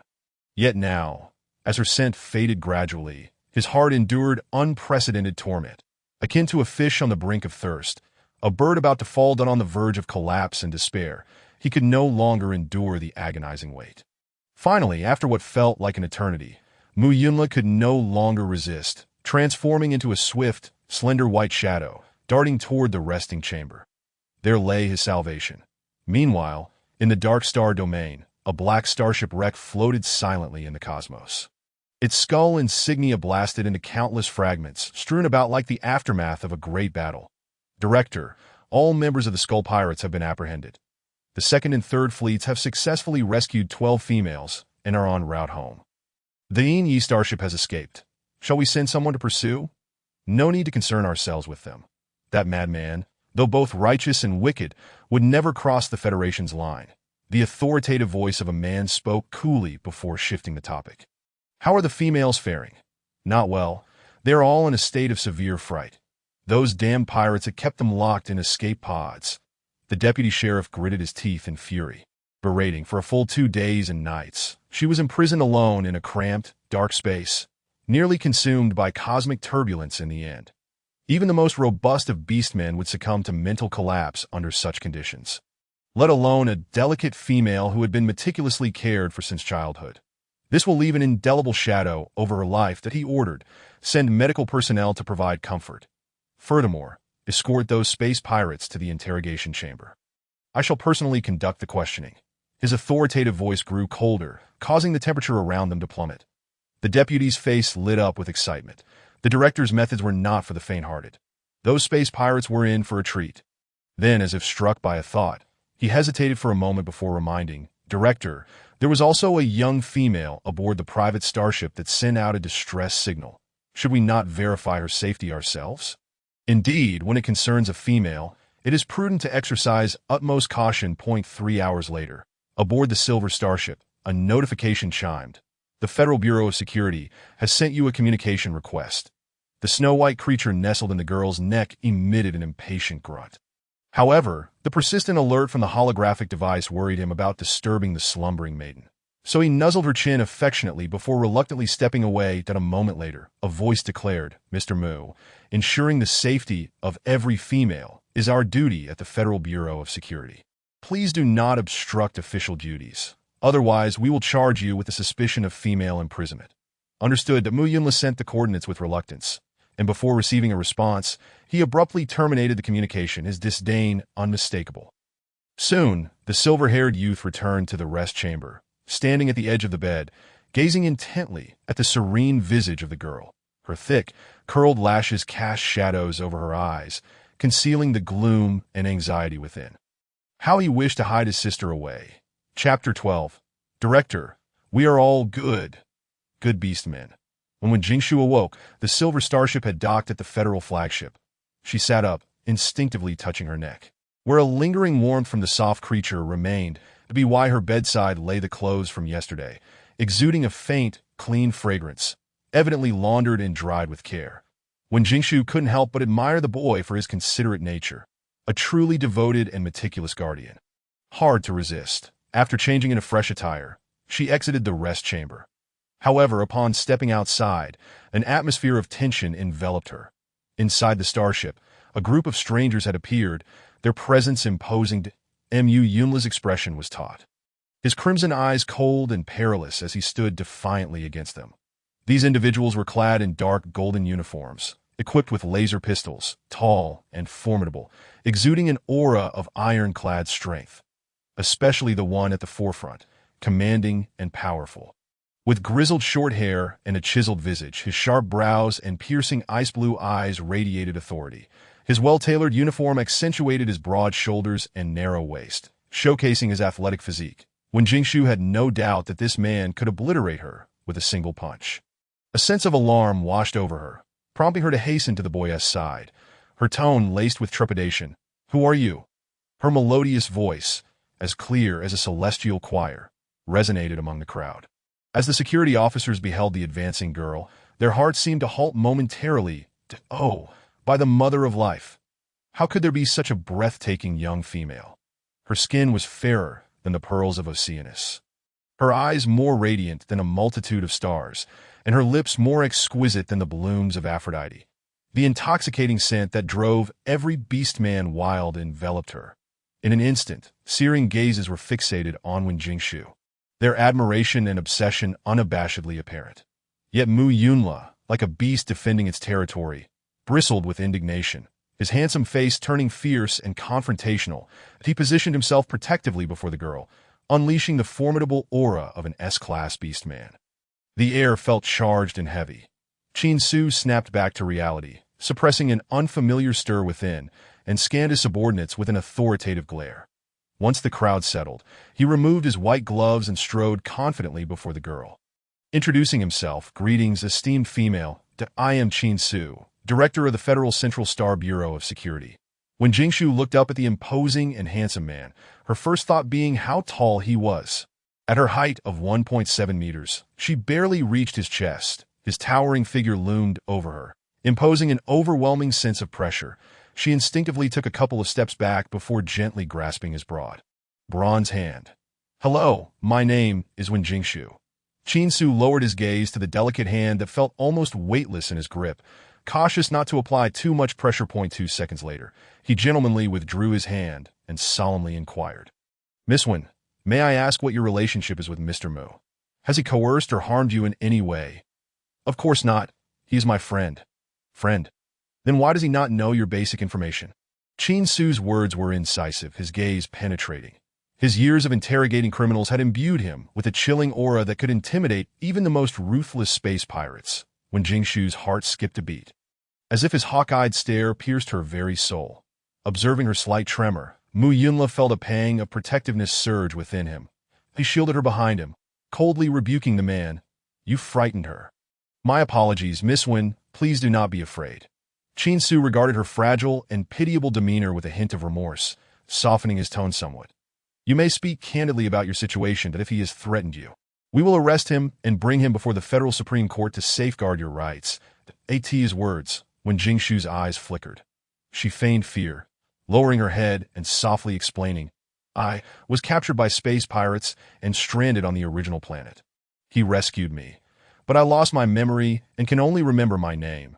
Director, we are all good beastmen." The young female's timid demeanor was heart-wrenching, evoking sympathy from the beastmen surrounding her. The security officers chimed in with reassurances. "Do not fear, young female. That despicable band of space pirates has already been apprehended. No one will harm you again. Yes, the Bureau of Security will ensure your safety. Those vile space pirates to lay a hand on such a beautiful young female." Qin Su scrutinized his enamored subordinates, his expression darkening. "Have all of your training against beautiful temptations been in vain? A mere flick of her finger, and you would be willing to lay down your lives, I presume? However, now is not the time to deal with these fools." Despite the numerous inconsistencies in the young female's explanation, Qin Su could not apprehend her for interrogation, as the laws of the Federation forbade such actions. He could not bring himself to do it, that if anyone were to be interrogated, it should be the male who appeared less than honorable. Chin Su suppressed his menacing presence and offered a gentle apology. I apologize. I was the one who overstepped. Recently, space pirates have been rampant in abducting females, and we must exercise caution. When Jingshu's expression shifted to understanding as she shook her head, it's all right. You are only trying to protect the females. I can comprehend that be why the way. How are the rescued females faring? Their condition is troubling. They were confined in the escape pod for 2 days and nights and nearly swallowed by cosmic turbulence. They are exhibiting signs of post-traumatic stress. Upon hearing the account, when Jingshu clenched her fists in anger, and no matter the era, human traffickers deserve death. Yet, the priority now was to soothe those victimized females to prevent irreversible harm. She steadied her emotions and earnestly requested of the man, Director Chin, I wish to help them. The girl's voice was tender, yet resolute, her beautiful black eyes clear and bright, reminiscent of dazzling stars. One glance revealed a powerful, resilient, and beautiful soul beneath her delicate exterior. Chin Su found himself momentarily taken aback. After a lengthy pause, the calm depths of his ocean blue eyes began to ripple, softening slightly from their usual sternness. Very well. 5 minutes later, in the flagship's medical room, the latest white medical pods were neatly arranged, accompanied by an array of medical instruments and expensive medications. Unfortunately, they were rendered useless at present. The medical staff, hearing the terrified screams and curses of the females, wore expressions of concern. Perhaps due to the torment inflicted by the space pirates, these victims exhibited extreme aversion toward male beast men. Thus, even with their exceptional medical skills, they found themselves unable to approach the patients, rendered helpless. Fortunately, a savior soon arrived. Chapter 13. The unyielding Director Chin. She must have her reasons. Upon seeing the stoic and imposing man, the accompanying medical personnel felt as if they had found their anchor. Director, they are exhibiting strong aversion reactions. We cannot approach them at all. Is it necessary to resort to compulsory treatment? No, there is no need. Chin Su replied coolly, then turned to the young girl beside him. His expression grave as he advised, I will trouble you next if you find yourself in any danger. Do not hesitate to call for help. I will be waiting at the door. They are important. And so are you. The man's tone was cold and rigid, yet the concern underlying his words was profoundly sincere. When Jingshu felt a warmth in her heart and playfully blinked to ease the tense atmosphere. Rest assured, Director, that I will ensure the mission is accomplished. Yes, I believe in you. For reasons unknown, Chin Su felt an unusual fondness and trust toward this unfamiliar young female. After the girl entered, he silently stood at the door, intently listening to the sounds within. The tall and robust man remained motionless, resembling a knight statue guarding a princess. Inside the medical room, upon entering, when Jingshu sensed several wary and fearful gazes directed her way. When they realized she was a female, their expressions relaxed slightly, yet their vigilance persisted. When Jingshu remained calm, gently greeting them, Hello, I too am a rescued female. Perhaps it was a shared sense of empathy.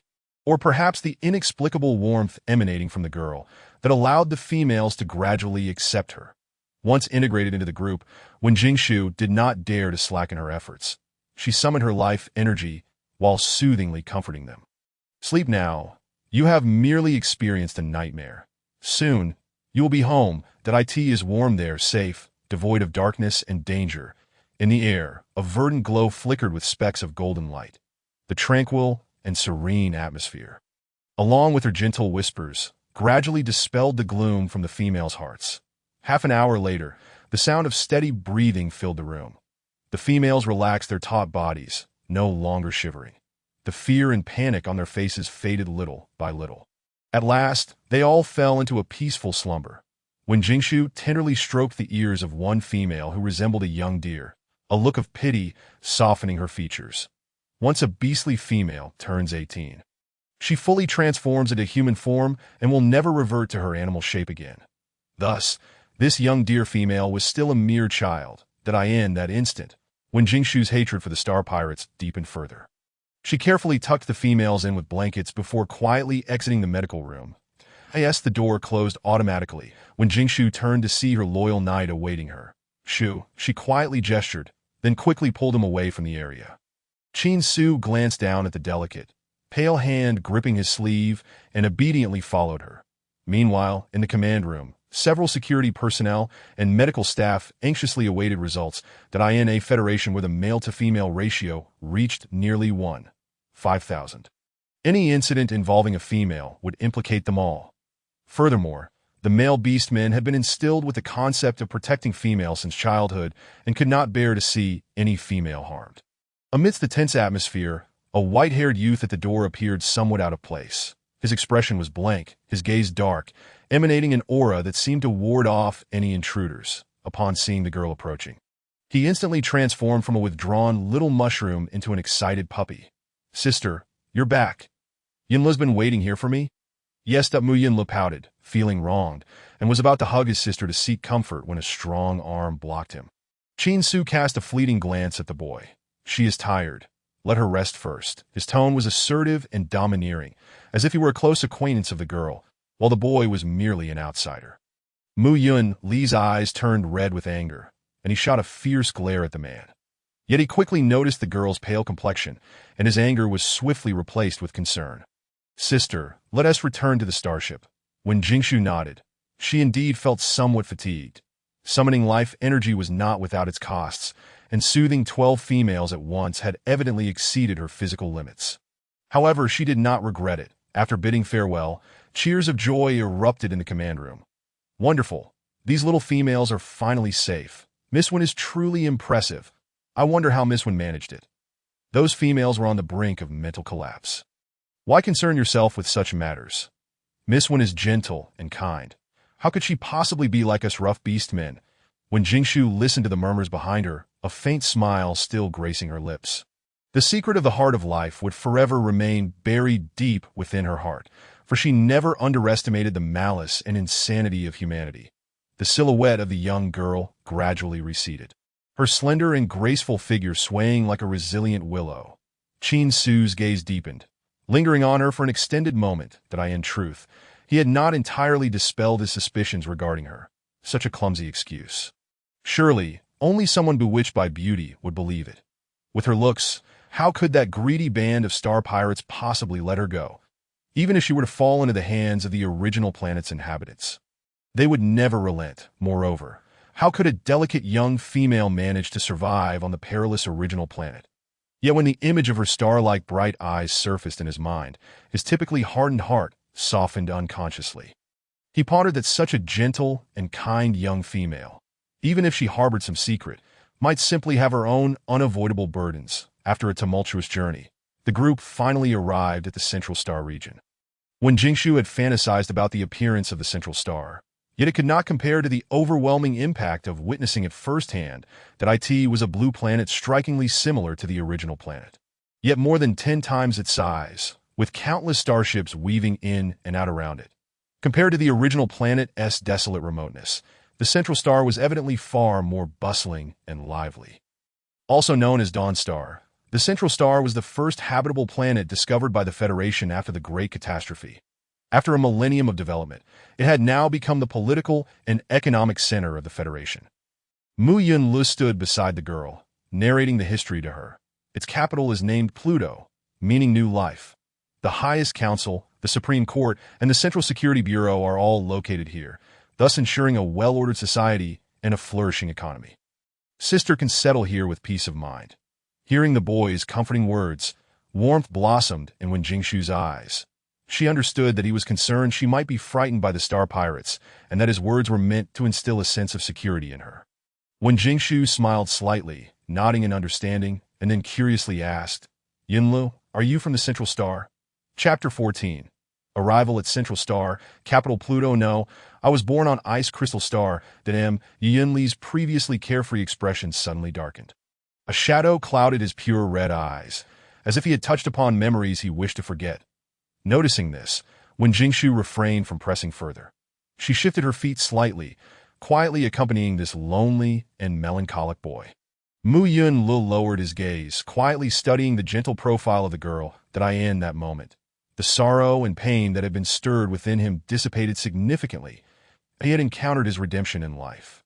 Why should he linger in the shadows of the past? Inside the starship, the two stood side by side, gazing at the approaching blue planet. An unspoken warmth filled the air. Just then, Mu Yun Li's communicator chimed, and upon answering, he was met with the face of an unwelcome figure. The gray-haired, blue-eyed man remained calm and serious. "Miss Wen, please accompany us to the Capital Hospital shortly. The medical staff will conduct an examination to see if your memory can be restored." "All right. Thank you, Director Q. That in no need for thanks. You are a distinguished female, and it is my honor to serve you." Qin Su observed the composed and unruffled girl, feeling a slight tremor within. Their conversation was brief, and Mu Yun quickly ended the call, showing no regard for this hypocritical rival. When Jingshu couldn't help but chuckle at his childish demeanor, teasing him lightly, "Aren't you afraid of offending Director Qin?" "I am not afraid of him, that I only fear he will take my sister away." The boy's tone was tinged with bitterness, his possessiveness as a male laid bare.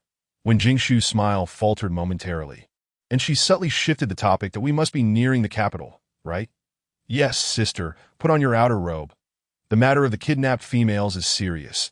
There will likely be many beast men watching." That Mu Yunla's expression was tinged with concern. In the vast cosmos, the ratio of males to females was already skewed, and despite the Federation's implementation of a polyandrous system, there remained an overabundance of males and a scarcity of females. Many males lived their entire lives as solitary beasts. Thus, when a female ventured out, she would inevitably attract countless declarations of love and pursuit. Moreover, with a sister's striking beauty, it was certain that a swarm of admirers would soon encircle her.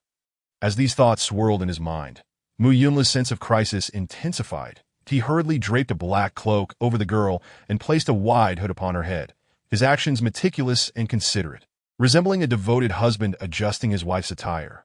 When Jingshu sighed inwardly, subtly attempting to dissuade the boy from his overly intimate gestures, "That I can manage myself," that Mu Yunla's hand froze, a flicker of hurt flashing in his eyes.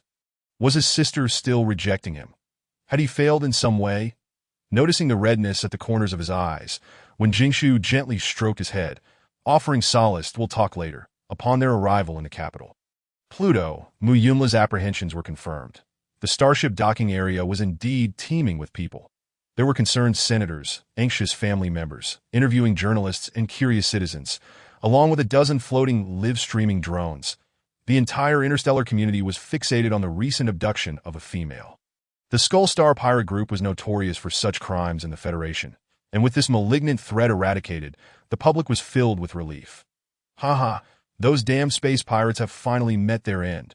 Once they stand trial, they won't have a good fate ahead of them. Poor little females, they must have suffered greatly. Those vile pirates deserve the harshest punishment. Thank goodness for Director Qin's efforts. Otherwise, who knows how many more females would have been victimized. Indeed, perhaps some of them were our future female leaders, as the crowd buzzed with excitement. A dignified man clad in dark golden uniform emerged from the starship, flanked by a cadre of disciplined security personnel. His captivating presence and formidable aura sent waves of adoration through the throngs of fans online. "Ah, Director Qin is here. So handsome. If Director Qin would marry me, I would gladly relinquish my position to him." Director Qin was indeed hailed as one of the most charismatic males across the galaxy. Fortunately, he seemed disinterested in females, thereby reducing her competition. "Hey, don't spread rumors. When has Director Qin ever claimed to dislike females? He hasn't responded to any of the numerous declarations of love from the little females on the Star Network. Doesn't that say it all? Perhaps he simply hasn't encountered his dream female yet. Guys, we should be more concerned about the suffering females, right? I heard the ones rescued previously are all suffering from PTSD and haven't recovered yet. Damn those pirates. May the Mother of Life watch over those poor females." The concerns of the Star Network community mirrored those of the reporters present, that as soon as Qin Su made his appearance, the journalists surged forward for interviews. "Director Qin, could you please provide an update on the rescued females?" "Director Qin, have all members of the Skull Star pirate group been apprehended?" "Director Qin." When Jingshu, observing the throng, felt her scalp tingle with anxiety, she tugged at her hood and quietly suggested to the boy beside her, "Perhaps we should leave?" "Absolutely." Mu Yunla, already socially anxious, brightened at the idea and quickly shielded the girl, leading her away from the scene. That moment, all eyes were on Qin Su and his entourage, allowing the pair in black cloaks to slip away unnoticed. Oh no, not entirely unnoticed. Chin Su, surrounded by the crowd, had his ice blue gaze fixated on the retreating figures of the two, his expression growing ever more frigid than on the other side, when Jingshu sat on the floating star rail train, gazing down at the breathtakingly dreamlike city, unable to contain her admiration that it's so beautiful. The recent intense starship battles had left her with a preconceived notion that the interstellar era, a millennium later, would be dominated by cold, sci-fi silver tones, akin to what she had seen in films. However, the reality was strikingly different. Pluto, as the Federation's most prosperous and developed political and economic center, was not merely a forest of towering skyscrapers and bustling traffic. It was a romantic city where nature and culture harmoniously intertwined. The urban layout was loose and harmonious, with an architectural style reminiscent of ancient Greece. Distinctive buildings stood tall, ivory-white bricks adorned with exquisite reliefs, exuding an artistic ambience. Lush greenery enveloped the surroundings, as if merging seamlessly with the city. The fresh air was infused with the fragrant essence of blooming plants, and the clean, tidy streets bustled with pedestrians, who radiated a sense of leisure and relaxation. Pluto must have an exceptionally high happiness index, when Jingshu remarked, her lovely eyes sparkling with genuine appreciation. Yunla nodded, elaborating on the situation. Indeed, the Federation's welfare benefits are quite remarkable, especially for females. Chapter 15, please. I fear pain. The advancement of technology had rendered intelligent robots capable of replacing the vast majority of manual labor. The material living standards of the beastmen had soared, leading them to seek greater spiritual fulfillment. Consequently, the entertainment industry within the Federation thrived. When Jingshu pondered thoughtfully, perhaps this is also a means for the Federation government to alleviate the male-female discord. Mu Yunla's eyes shimmered with surprise and admiration. Sister, you're so clever. The significant disparity in the male-to-female ratio, coupled with the long lifespans of the beastmen, could easily lead to unrest if not addressed in other ways. Have there been past uprisings? Of course, but that was a long, long time ago. Sister, do not worry. The Federation is now peaceful and stable, and they place great importance on protecting females. As the two engaged in casual conversation, the full panorama of the interstellar era gradually unfolded before Jingshu's eyes. High above, advanced floating star rail trains zipped through the azure sky, leaving behind trails of white vapor that in a blink. They reached their destination, when Jingshu gazed up at the red and white spire-like church, astonished that is this the capital hospital? Yes, sister, let us hurry for the checkup. Despite knowing the girl's mysterious origins, Mu Yunla couldn't suppress his concern for her health. When Jingshu smiled with resignation, tenderly stroking his head in reassurance that don't worry, Yunla, I'm fine that in contrast to the exquisite, ornate classical exterior, the hospital's interior radiated a pure and grandiose white that in the arched hall.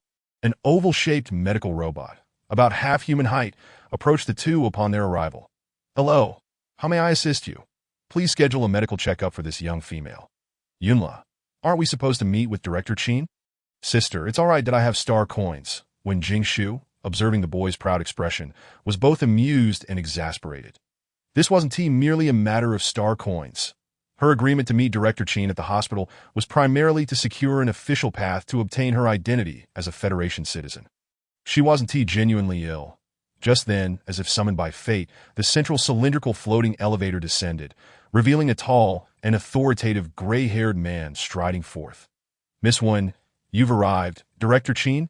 What a coincidence, as when Jingshu met his steady ice-blue gaze. A pang of guilt washed over her, recalling how she had just disregarded him. Have the other females been settled? Their families have already arrived to accompany them. Now, it's time to focus on your well-being.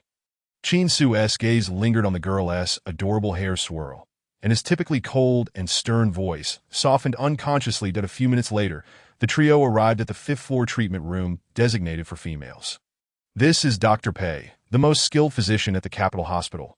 Qin Su introduced the handsome man in white beside him. When Jingshu assessed the platinum-haired beauty, her eyes briefly reflecting awe.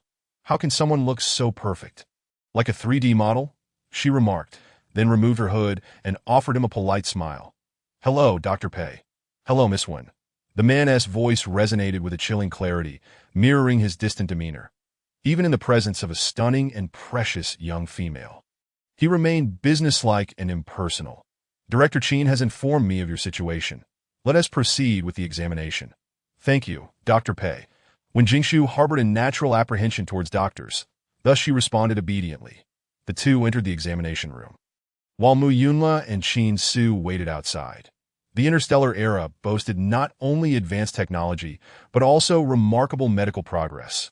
Without the need for blood draws or x-rays, a simple scan within the medical chamber quickly yielded results. Dr. Pei, how is Miss Wen's health? Excellent. The man in white, having perused the report, adjusted his gold-rimmed glasses and replied in a leisurely manner. The life genes are stable, cellular vitality is commendable, and her constitution is stronger than that of an average beast man. Then why does Miss Wen suffer from amnesia?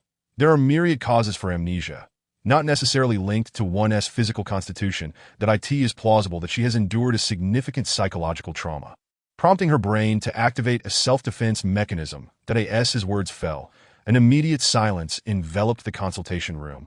Each individual lost in their own thoughts. That Mu Yunla cast a sympathetic glance towards the fragile and helpless girl, solemnly vowing, "Sister, I shall protect you with my life henceforth." A flicker of pity stirred within Qin Su, yet he did not forget his purpose. Dr. Pei, is there a method to restore her memory?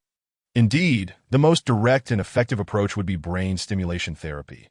However, it inevitably incurs a degree of pain. The voice of the man in white remained cold and detached, as though merely fulfilling his duties as a physician.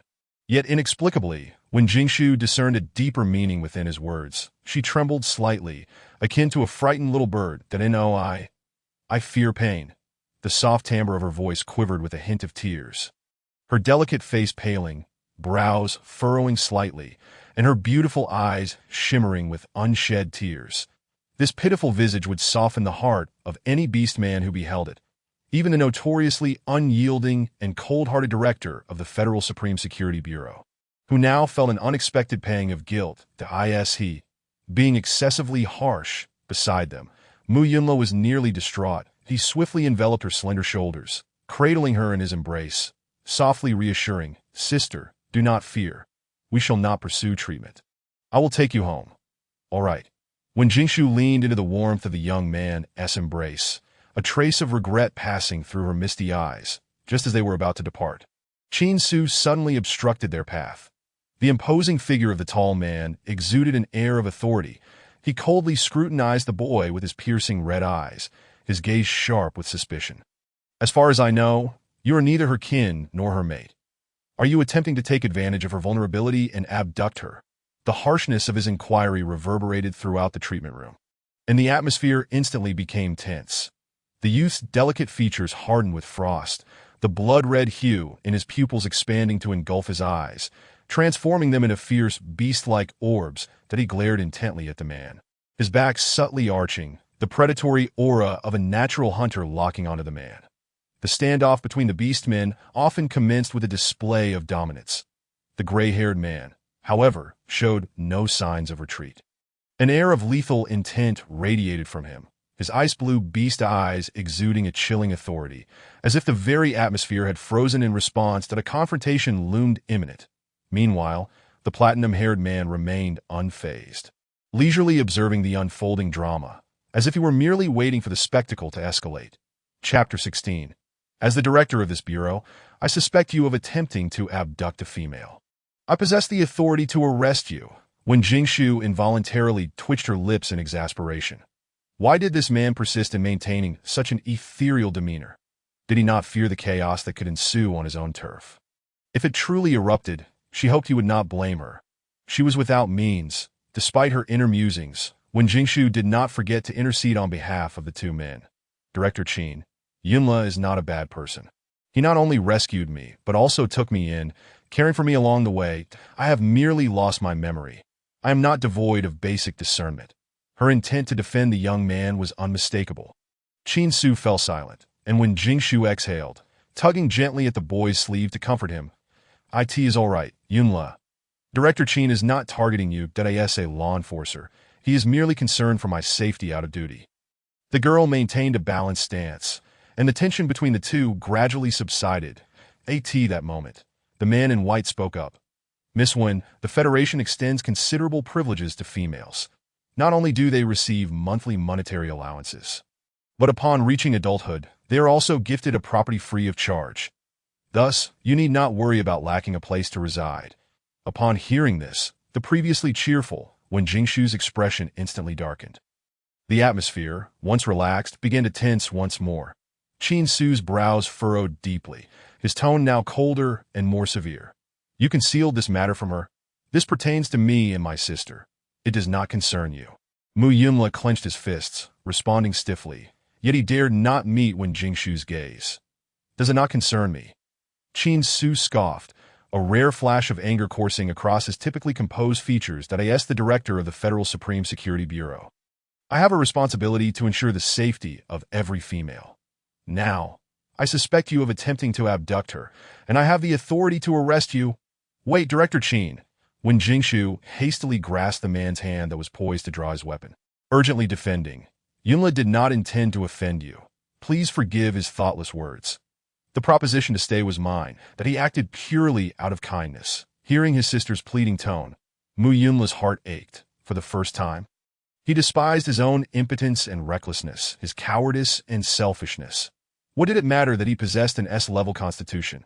In this society, governed by law, it was powerless against authority and status. He could escape to Ice Crystal Star and survive, but what about his sister? Mu Yunla's fists tightened further, his eyes reddening. Yet he remained silent, bowing his head in resignation that he could no longer bring her trouble. At that moment, Qin Su's gaze fell upon the delicate hand that clutched his wrist. The faint bluish-purple veins against her pale skin appeared even more fragile against his bronze complexion that he could distinctly feel the tremor and moisture of her palm. Meeting her defiant gaze, he ultimately softened. This shall be the last time. Should he ever harm you again, I will ensure his immediate arrest. It was not that Qin Su was paranoid or overreacting. The bloody chaos of 5 centuries ago served as a grim reminder. When the ratio of males to females is severely imbalanced, females become a coveted resource in the eyes of those in power. Abduction, imprisonment, trafficking, and deception are all employed without restraint. Even in the present era of peace and stability, many nefarious beastmen lurk in the shadows, coveting females. Much like the current situation to the director, Qin Su had interrogated countless criminals and witnessed the darkness of humanity and the ferocity of beastly instincts. He would never gamble with the lives of victims. After averting this escalating farce, when Jingshu, usually gentle and composed, shot a furious glare at the instigator. Were it not for his deliberate provocation, the two would not have nearly come to blows. She now harbored serious doubts about this seemingly aloof and indifferent man, suspecting him of belonging to a chaotic and malevolent faction that he had disrupted her plans not once, but twice. Contemplating this, when Jingshu could not help but glare at him once more. In response, he offered a faint smile, his face, reminiscent of a classical Greek statue, suddenly coming to life, akin to a flower blooming atop a frigid mountain peak, breathtakingly stunning, rendering the world momentarily dim in comparison. Yet, to Wen Jingshu, it felt like a provocation. She was irked, her teeth grinding in frustration, experiencing her very first pang of animosity towards someone. The pressure surrounding her seemed to dwindle. Beside her, Mu Yunla misinterpreted her ire as directed at his previous concealment, and thus uneasily apologized, "Sister, I am sorry. I deceived you. Please punish me as long as you do not forsake me. I shall accept any retribution you deem fit." The boy hung his head, his smooth, silken white hair appearing dimmed. His voice raspy with guilt and panic, reminiscent of a puppy terrified of being abandoned by its master. When Jingshu snapped back to reality, gazing at the boy with mixed emotions, she was not truly angry. Young Mu Ai's small transgressions were trivial. After all, he had gone to great lengths to please her, to endear himself to her. Moreover, regardless of circumstances, it was he who had taken her away from the desolate wilderness. Throughout, Mu Yunla had never forced her. How could she bear to chastise such an innocent soul, so pure as freshly fallen snow? Then you shall be punished by creating a painting for me. Great artist. When Jingshu tousled the boy's snowy short hair, a teasing smile gracing her lips, to Mu Yunla, feeling his sister's familiar affection, abruptly lifted his head, his once dull eyes now sparkling as if lit by stars. A painting for you. For someone who found painting as effortless as breathing, this was no punishment at all. It was clearly a favor. Indeed, my sister holds me in her heart. Mu Yunla nuzzled against her palm. the joy and sweetness on his face impossible to mask. "All right, I will ensure that you are satisfied. I shall await with bated breath." The two engaged in light-hearted banter, the atmosphere harmonious. Meanwhile, the two silent figures appeared out of place. The doctor in white exhibited a cold demeanor, his gaze obscured by golden-rimmed glasses, rendering his thoughts elusive. Observing the little female's gentle smile directed at that dubious young man, Chin-Su felt an inexplicable surge of emotions within him. Akin to imbibing a large glass of tart juice, his eyes darkened, and his expression turned grave as he interrupted the jovial exchange. "Miss Wen, since you are currently unable to regain your memories, let us proceed to the Public Security Bureau to reissue your optical brain. I shall also arrange your accommodation before nightfall." The surprise was overwhelming. When Jingshu momentarily froze, taken aback that this suspicious man had chosen to spare her. In the next instant, exhilaration and joy surged within her as she directed a sincere and radiant gaze toward the silver-haired man, expressing her gratitude. "Very well. I shall rely on you, Director Chin." From the moment she awakened in this unfamiliar world until now, the taut strings of her heart finally relaxed. Her ultimate goal was achieved. Her meticulous efforts bore fruit. Henceforth, she would officially be a citizen of the Federation. Chapter 17. The co-pilot seat is reserved for your future female. Ruler Muyunla felt a tinge of disappointment at not being able to cohabit with his sister. However, seeing her happy, he refrained from voicing his feelings. Her happiness was paramount. Thus, the trio reached a consensus and prepared to leave the hospital for the Public Security Bureau. As they stepped out the door, when Jingshu felt an inexplicable urge to glance back. Inside the treatment room, the man in white stood tall and elegant, his waist-length silken platinum hair enhancing the noble and ethereal beauty of his face. Upon meeting the girl's inquisitive gaze, his cold lips curled slightly as he extended his slender fingers to slowly remove his golden-rimmed glasses, revealing a pair of eyes that sparkled with the mystique of the galaxy. When Jingshu's pupils dilated in shock that eyes at him. Even after exiting the hospital, when Jingshu remained somewhat disoriented, nearly stumbling. "Sister, be careful. Miss Wen, are you all right?" Chin-Su swiftly caught the young girl's waist, pulling her back from the brink of falling. Due to inertia, when Jingshu collided into the man's embrace, her forehead and nose grazing his firm chest, causing a slight sting, that Yumla inwardly cursed his slow reaction and hurriedly stepped forward with concern. "Sister, does it hurt? Should we return to the hospital for treatment?" No. When Jingshu rubbed her forehead and quickly grasped the young man's hand. "What is there to treat? In 2 seconds, the wound would have healed." Chin-Su regarded the young female's flushed, delicate skin, a pang of guilt washing over him. "My apologies. Miss Wen, it's nothing that I owe you for saving me from a faceplant," she replied dismissively, waving her hand. Suddenly, she became aware of the warm sensation at her waist, her cheeks flushing with a rosy hue. "Director Chin, may I be released now?" Chin-Su snapped back to reality, his large hand retreating as if scalded. Yet, the lingering softness of her presence rippled in his heart. Her waist is so slender. His hands could easily encircle it, that a faint blush crept across the man's stern features, concealed by his bronze skin, rendering it nearly imperceptible. Yunla, noticing the man's momentary daze, shot him a sharp glare. What a supposedly unyielding director! He is clearly just a lecherous beast. Seeing the atmosphere grow awkward, when Jingshu hastily redirected the conversation. "Shall we take the hovering train?" The hovering star rail is a staple of interstellar public transport, akin to the subways of Blue Star. However, it operates in mid-air, exuding a futuristic, sci-fi allure. Chin-Su regained his composure, but did not echo the girl's suggestion. Instead, he opened his optical brain and clicked a few buttons. "No need. Let us take my vehicle." As soon as he finished speaking, a sleek, dark blue magnetic levitation car appeared before the trio. Its design resembled a convertible sports car from Blue Star, with smooth lines and a metallic shell that shimmered with a subtle blue glow. Both understated and luxurious, undeniably eye-catching.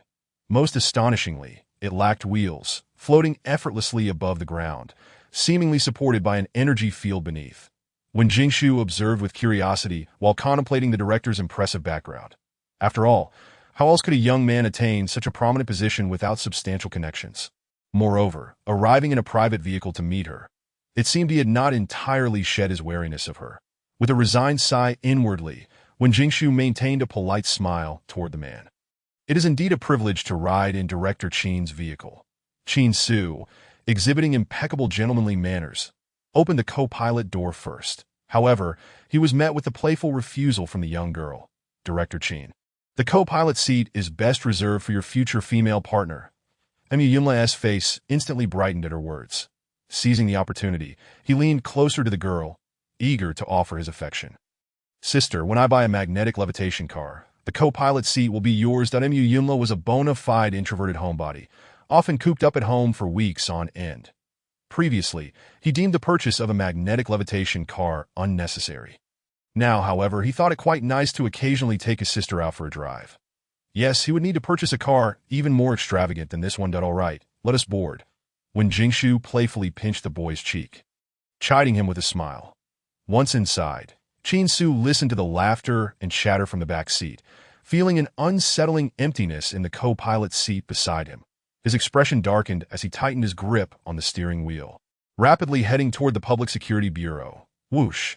The wind howled as the magnetic levitation car transformed into a streak of azure lightning, racing ahead, when Jingshu had anticipated a leisurely view of the scenery. But the car's speed was astonishingly swift, transforming her surroundings into mere blurs. Thank goodness for the protective canopy atop the vehicle.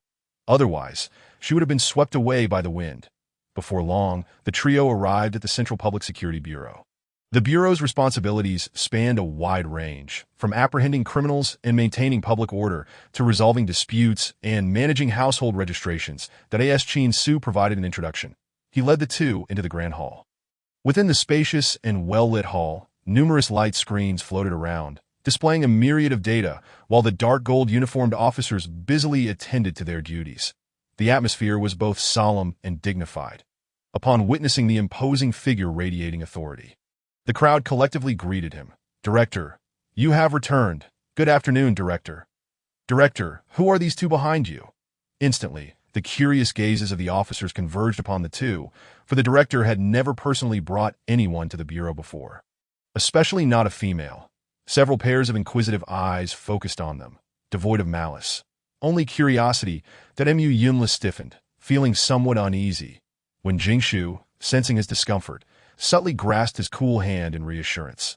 Then, she removed her hood and confidently introduced herself to the crowd. Good afternoon, everyone. My surname is One, and I am here to reissue my optical brain. This is my accompanying friend. She concluded her statement with a warm smile toward the assembly. That smile seemed to possess an enchanting power, momentarily freezing the previously bustling atmosphere. The officers gazed at the charmingly smiling young female, their eyes filled with awe. Due to their profession, they had encountered many beautiful females, yet they had never seen one so exquisitely captivating. Resembling a classical beauty emerging from an ink-washed painting. Every smile and glance radiated brilliance, rendering them enraptured. Moreover, her fragrance was delightful, evoking an inexplicable sense of fondness and intimacy. The crowd began to murmur amongst themselves. This young female is stunning, so unique. Oh, mother of all life, I think I'm in love. I wonder how many male partners she has. I would love to pursue her. Don't be foolish. She is brought here by the director. Isn't the director typically aloof towards females? Why is he suddenly so amiable? He just hasn't encountered a female he fancies. Look at this, he personally brought someone over for such a trivial matter. Our director is finally getting married. This young female appears barely of age, while the director is nearing 30. What a case of an old bull courting a tender calf. Zhang Bian, are you out of your mind? Are you really going to address the director like that? Do you want to die? Chapter 18, The Federation's Favoritism Towards Females. A monthly subsidy of 10,000 star coins. Am I being too quiet for the director to hear me? The director is known as the most keen-eyed hound. What do you think? Just as Zhang Bian felt nervous, a deep, commanding voice resonated behind him, akin to a whisper from a demon. Are you the newly recruited hound of the Bureau? Zhang Bian's trepidation finally dissipated that he slowly turned, resembling a zombie with a missing brain, and tremulously responded, reporting to the director. My name is Zhang Bian. A name befitting you. Assist this miss when in verifying her identity information. You have 1 hour. Chin Su casually issued a command before leading Wen Jingshu to select a light brain. Zhang Bian, entrusted with a heavy responsibility, wore a pained expression, wishing he could weep without tears. With a vast population of over 100 billion in the Federation, how could one possibly locate accurate information within an hour based solely on a photograph? Even with the assistance of an intelligent retrieval system, time was not on their side. Alas, it was all due to his own careless words. Zhang Buyin lamented silently that moment. A gentle and melodious voice reached his ears. "Officer Zhang, I will rely on your hard work from here on." Zhang Buyin stared blankly at the graceful figure before him, and after a long pause, he foolishly chuckled. "No, it's not hard at all." Observing this, his colleagues felt a mix of envy and jealousy. Realizing that no one had ever spoken to them with such tenderness, this newcomer was indeed fortunate. On the other side, in front of the crystal display case, various styles of light brains were showcased: wristwatch style, necklace style, smartphone style, tablet style, a dazzling array of choices. "Miss Wen, you may select a light brain that you fancy." When Jing Shu inquired, "Director Qin, may I ask, what is the price of the cheapest one?" Coming from a well-to-do family, it was her first experience feeling the embarrassment of being short on funds. Qin Su gazed at the delicate pink tips of her ears, a hint of amusement glimmering in his blue eyes. "Do not worry, it's free of charge. Sister, light brains serve as identification for Federation citizens, and there are no fees for obtaining or replacing them," Mu Yun Le chimed in. When Jing Shu sighed in relief and chose a vibrant green wristwatch-style light brain. Once adorned, it resembled a jade bracelet of exquisite quality, accentuating her slender wrist, smooth as cream. In no time, under Qin Su's personal guidance, when Jing Shu successfully created her StarNet account, .as for her username. Without a second thought, she retained her previous moniker, Nian Nian Ping and Nian, and was a nickname given to her by her parents. Infused with their most sincere and fervent prayers. Point 2, well-educated materialists had visited every temple to beseech the deities, fervently wishing for their beloved daughter's safety. When Jing Shu recalled the loving faces of her parents, a wave of sorrow washed over her, and her eyes felt dry. She would never see them again. "Sister." Mu Yunlu appeared to sense her melancholy, a flicker of compassion evident in his gaze, that he remembered how she had quietly confided beneath the sacred tree that she no longer had a home. Nearby, Qin Su, perceptive as ever, also noticed the girl's distress. "Miss Wen, what troubles you?" "It's nothing. I just miss my family a little," she replied softly. "Do not be disheartened. I will do my utmost to help you locate your relatives." For the first time, the renowned cold-faced Director Qin offered such gentle comfort. He gazed into the sorrowful depths of her eyes, his heart inexplicably aching. Yet, when Jing Shu merely smiled at him, saying nothing, as if conveying everything in that silent exchange. After a moment, Mu Yunlu broke the silence. "Sister, let us add each other as friends on StarNet." "Yes, that sounds good. By the way, Director Qin, if you don't mind, may I add you as well? You are the only two acquaintances I have here, and I may need your assistance in the future." "Not a bother at all, sister. Feel free to seek me out whenever needed." "Of course, Miss Wen. It would be my honor to serve you." This time, Qin Su's tone was exceptionally sincere, motivated not by duty, but by personal sentiment. When Jing Shu met the earnest and warm gazes of the two, a surge of warmth flooded her once cold heart. Perhaps in this unfamiliar world, she was not entirely alone. After the three added each other as friends, Mu Yunlu secretly changed his username to Sui Zhonglu and transferred a small amount of star currency to Wen Jing Shu. He wished to spare her the embarrassment she had felt when selecting her light brain. His muse deserved nothing but the best. Ding ding. The light brain emitted a notification sound for the substantial transfer. Wen Jing Shu, puzzled, looked down to check the information. The moment she saw the 7-digit figure, her eyes widened in astonishment. Before she could refuse, another message popped up. "Sui Zhonglu. Just consider it alone. Sister, please do not decline."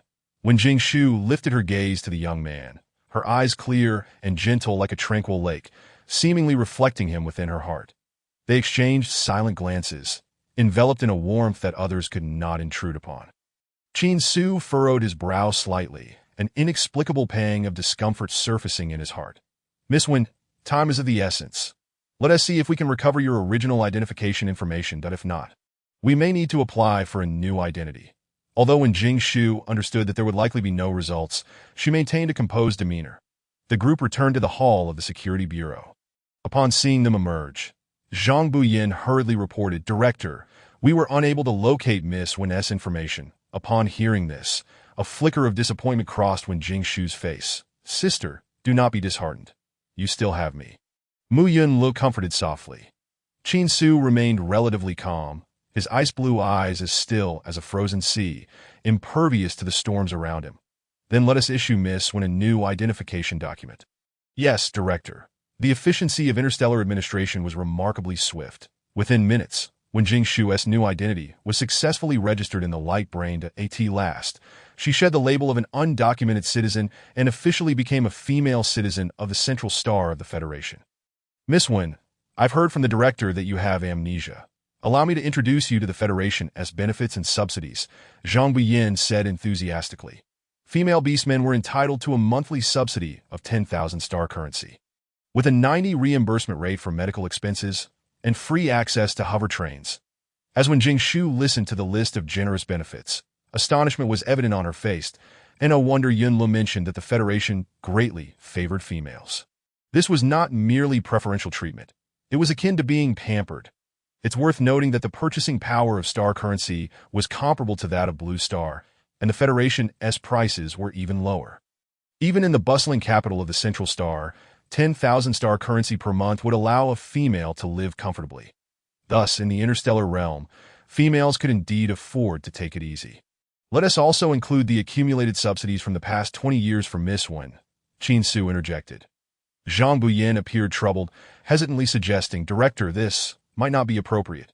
Zhang Buyin felt a pang of distress. Was this not a case of using power for personal gain? If someone were to report this, regardless of the consequences for the Director, he would undoubtedly end up as a temp worker. Miss Wen had never before enjoyed the Federation's subsidies. Unfazed, Qin Su firmly argued on behalf of the girl, his authoritative and solemn voice carrying immense persuasive power. She is now a citizen of the Federation and is entitled to receive these compensations. Moreover, Miss Wen is currently homeless and penniless. Both morally and logically, we should extend our assistance. His righteous words left Zhang Buyin in a daze. He scratched his head, pondering the validity of the argument. Glancing at the beautiful and delicate young woman beside him, he felt it made perfect sense that a temp worker was a temp worker. After all, his brother would bail him out. Director, you are absolutely right. Zhang Buyin replied, his previous frown replaced with a newfound sense of righteousness. Including the subsidies Miss Wen has not received for the past 20 years, the total amounts to 4.85 million star currency. Upon hearing this, when Jingshu found herself momentarily dazed, she finally understood what it meant to have fortune fall from the sky. Who could have anticipated that just an hour ago, she was a destitute individual? And now, please call her a millionaire. Her cheeks flushed with excitement, her bright eyes sparkling like a sky full of stars as she gazed at her benefactor, feeling as though a halo surrounded him. Qin Su felt his ears heat under the intensity of her gaze. Pretending to clear his throat, he resumed instructing Zhang Buyin, please submit the application. I will handle the approval. 3 minutes later. When Jingshu counted the zeros in her light brain account, unable to suppress her joy as she smiled broadly.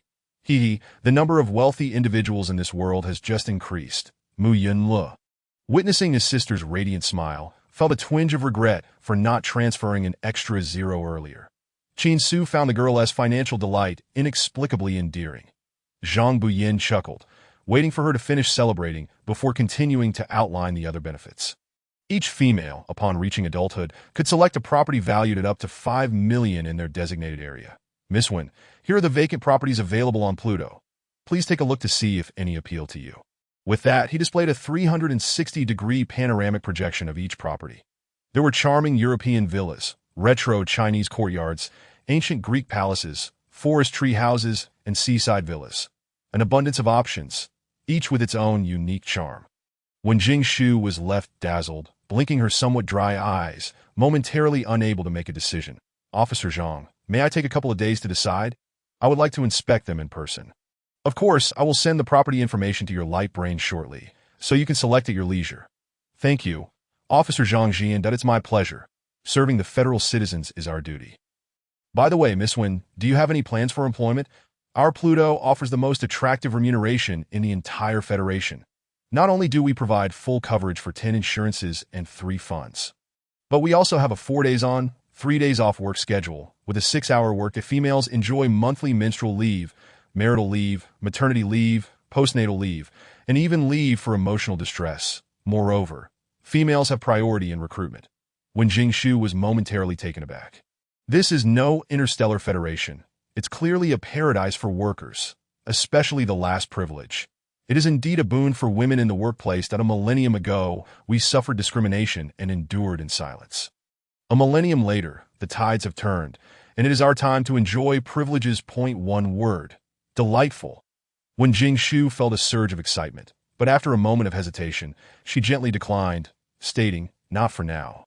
I have other plans. All right, if Miss Wen has any thoughts in the future, please consider our security bureau. We offer excellent benefits.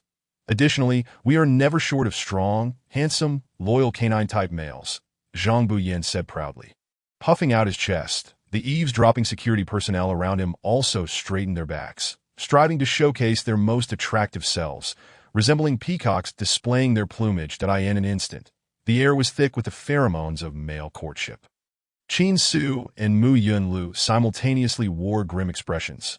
When Jing Shu felt somewhat embarrassed under the intense gaze of so many direct, subtle, and expectant eyes, her gaze wandered, and she replied somewhat distractedly, "Haha, your security bureau must have good meals. Miss Wen, would you like to try our cuisine tonight?"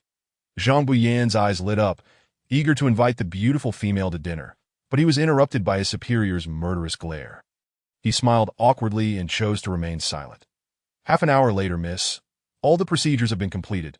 From now on, your monthly stipend will be deposited into your neural account on time. AS for housing. Once you have made your choice, just come to the bureau to complete the registration process. Thank you for your hard work, Officer Zhang." When Jing Shu smiled in gratitude before shifting the topic. "Additionally, I have a question I would like to ask. Miss Wen, please feel free to ask. I will tell you everything I know.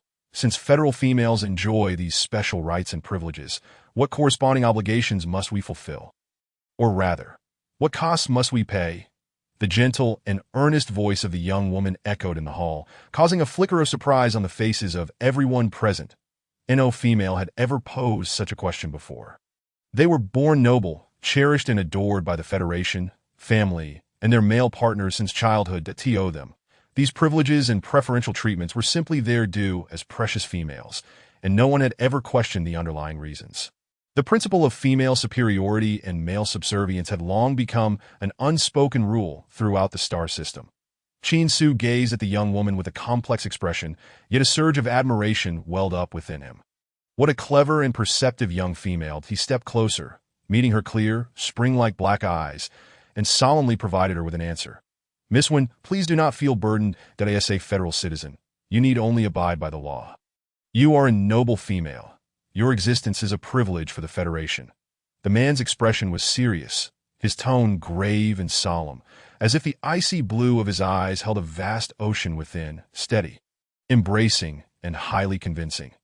However, when Jing Shu only half believed him, all the gifts fate bestows have their prices marked in the shadows, that if they come without charge now, it must be that others have paid the price for her. Nonetheless, with the assurance of the highest-ranking officer of the Federation's Security Bureau, she could feel somewhat reassured for the time being. When Jing Shu's brows relaxed, and a radiant smile blossomed on her face. "Yes, I understand." The once stagnant air began to flow anew as Zhang Buyin interjected with humor to lighten the atmosphere. "Miss Wen, if you are willing to take on more male partners in the future, that would be the greatest contribution to the Federation. What do you think of our bureau chief?" Chapter 20. Have their ship sunk before it even began? Graduating from the Federation's top military academy. With an S-level physique, young and promising, maintaining a clean reputation, and garnering perfect scores in male virtues, he was hailed as one of the most charming males in the entire star system. In order to avoid future complications, Zhang Buyin decided to take the plunge. For some reason, Qin Su did not stop him this time, that he clenched his fists, discreetly observing the young woman. His heart, which remained steady while capturing criminals, now raced uncontrollably. Mu Yunlu glared coldly at the gray-haired man, his eyes brimming with hostility. It was he who had encountered his sister first. How dare this wild dog think he could step in?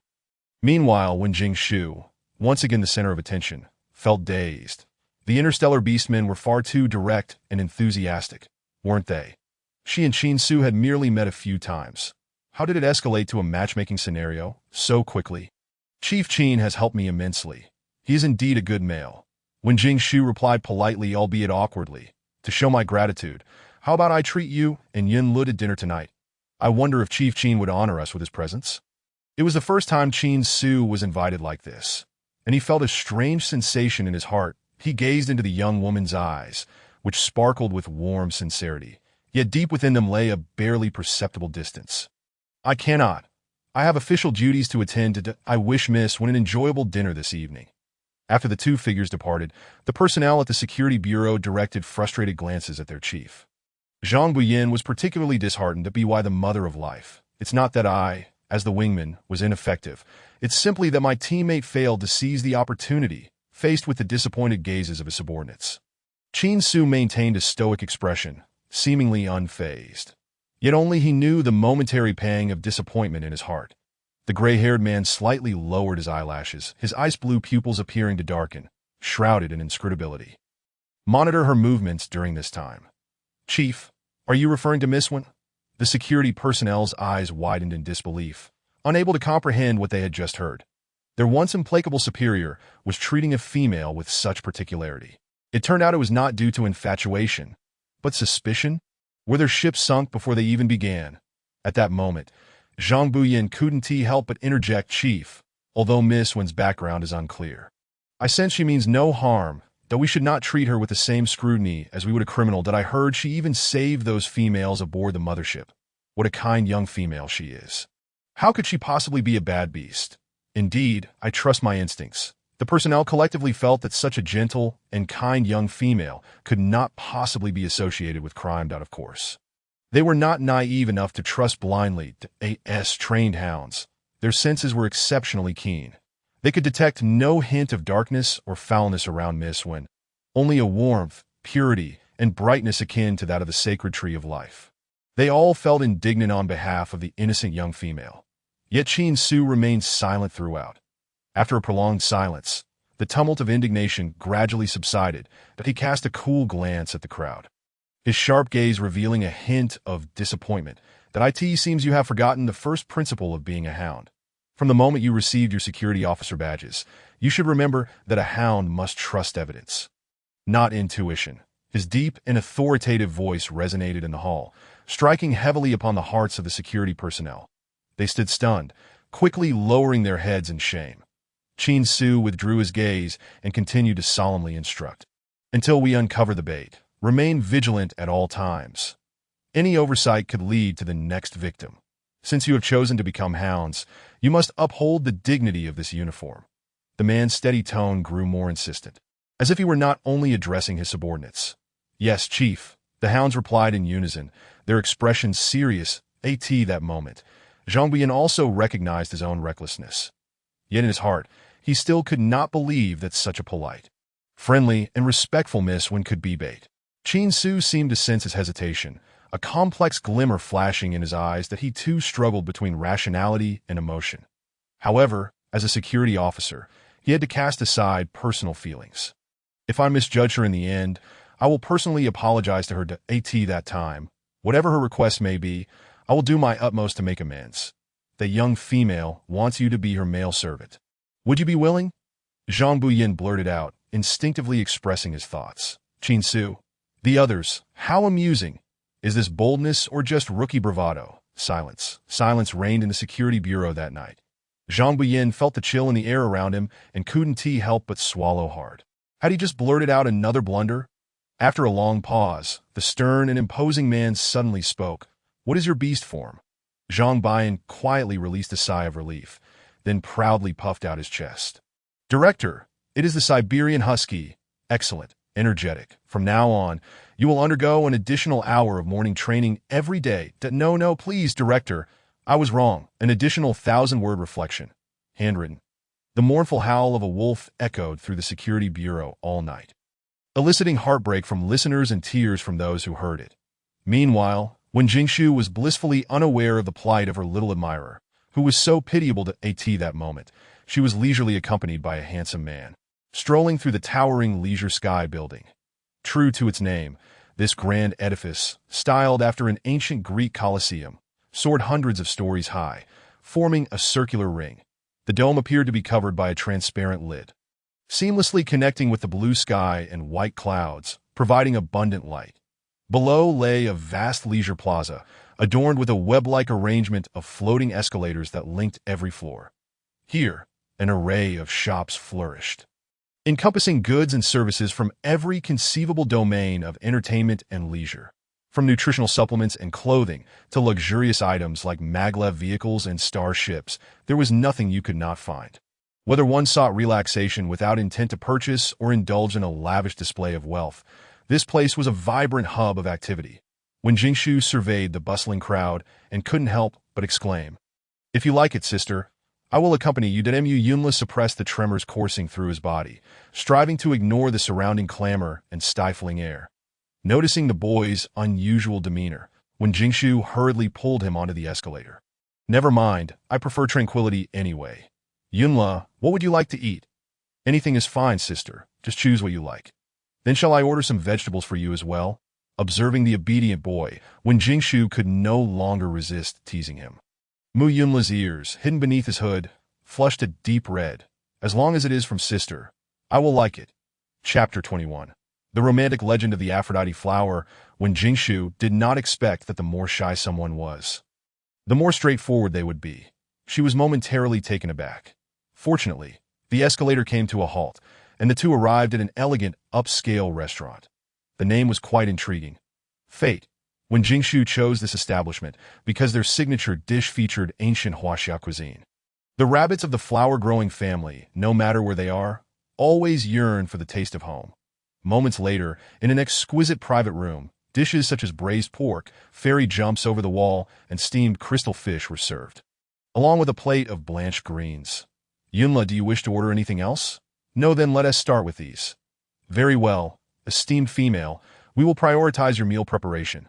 Please wait a moment." "Thank you." When Jingshu handed the ordering device to the server with a polite smile. In this interstellar age of widespread smart robotics, human service was ironically the most expensive.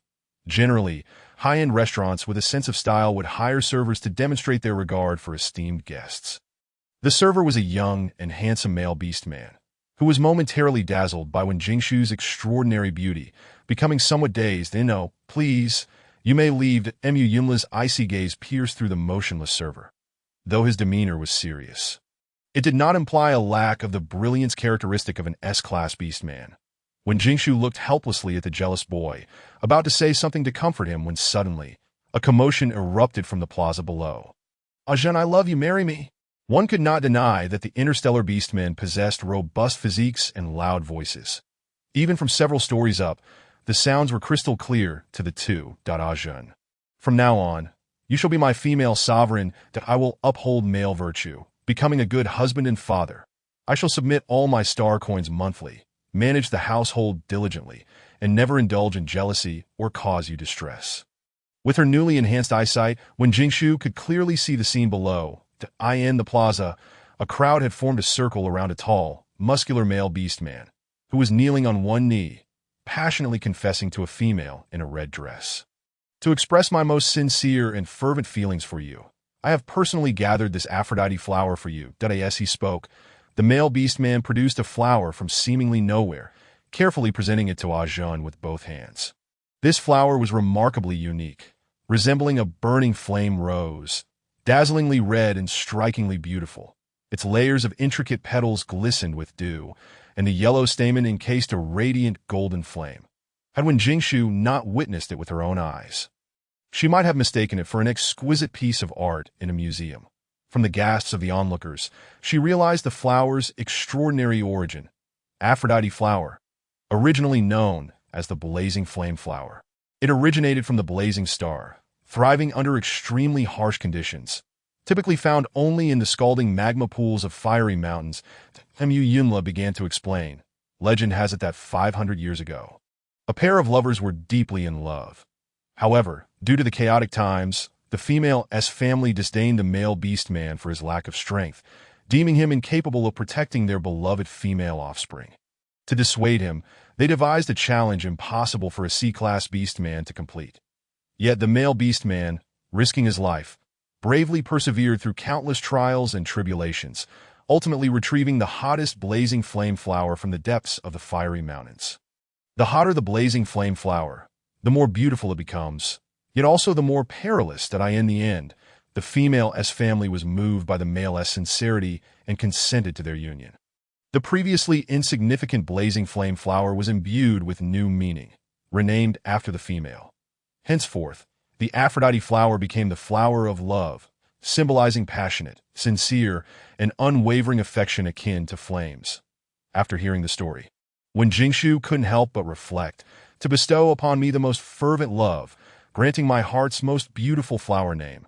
How romantic! Mu Yunla gazed at the profile of the radiant girl, his heart racing loudly in his chest. At that moment, he felt that even 1,000 Aphrodite flowers would be insufficient to express his feelings. Sister Yua Jun, do you wish to become my female sovereign? An excited and resounding voice drowned out the boyish words. The crowd around the plaza was growing, and the atmosphere was becoming increasingly lively as the proposal segment approached its climax. Under the watchful eyes of many, the female in the red dress accepted the Aphrodite flower from the male beastman with grace. Though tinged with a hint of bashfulness, Chong, I do from this moment onward. You shall be my male partner. You and Wei must live harmoniously together, striving to soon give us a female offspring. Jun held Chong's hand with one, and Wei's with the other, her smile sweet and blissful. The two tall male beastmen clung closely to their female sovereign, obediently acquiescing to her every word. The onlookers, witnessing the heartwarming scene, showered them with blessings, creating a warm and harmonious atmosphere. When Jingshu watched the trio depart hand in hand, she suddenly recalled a movie she had seen out of boredom long ago.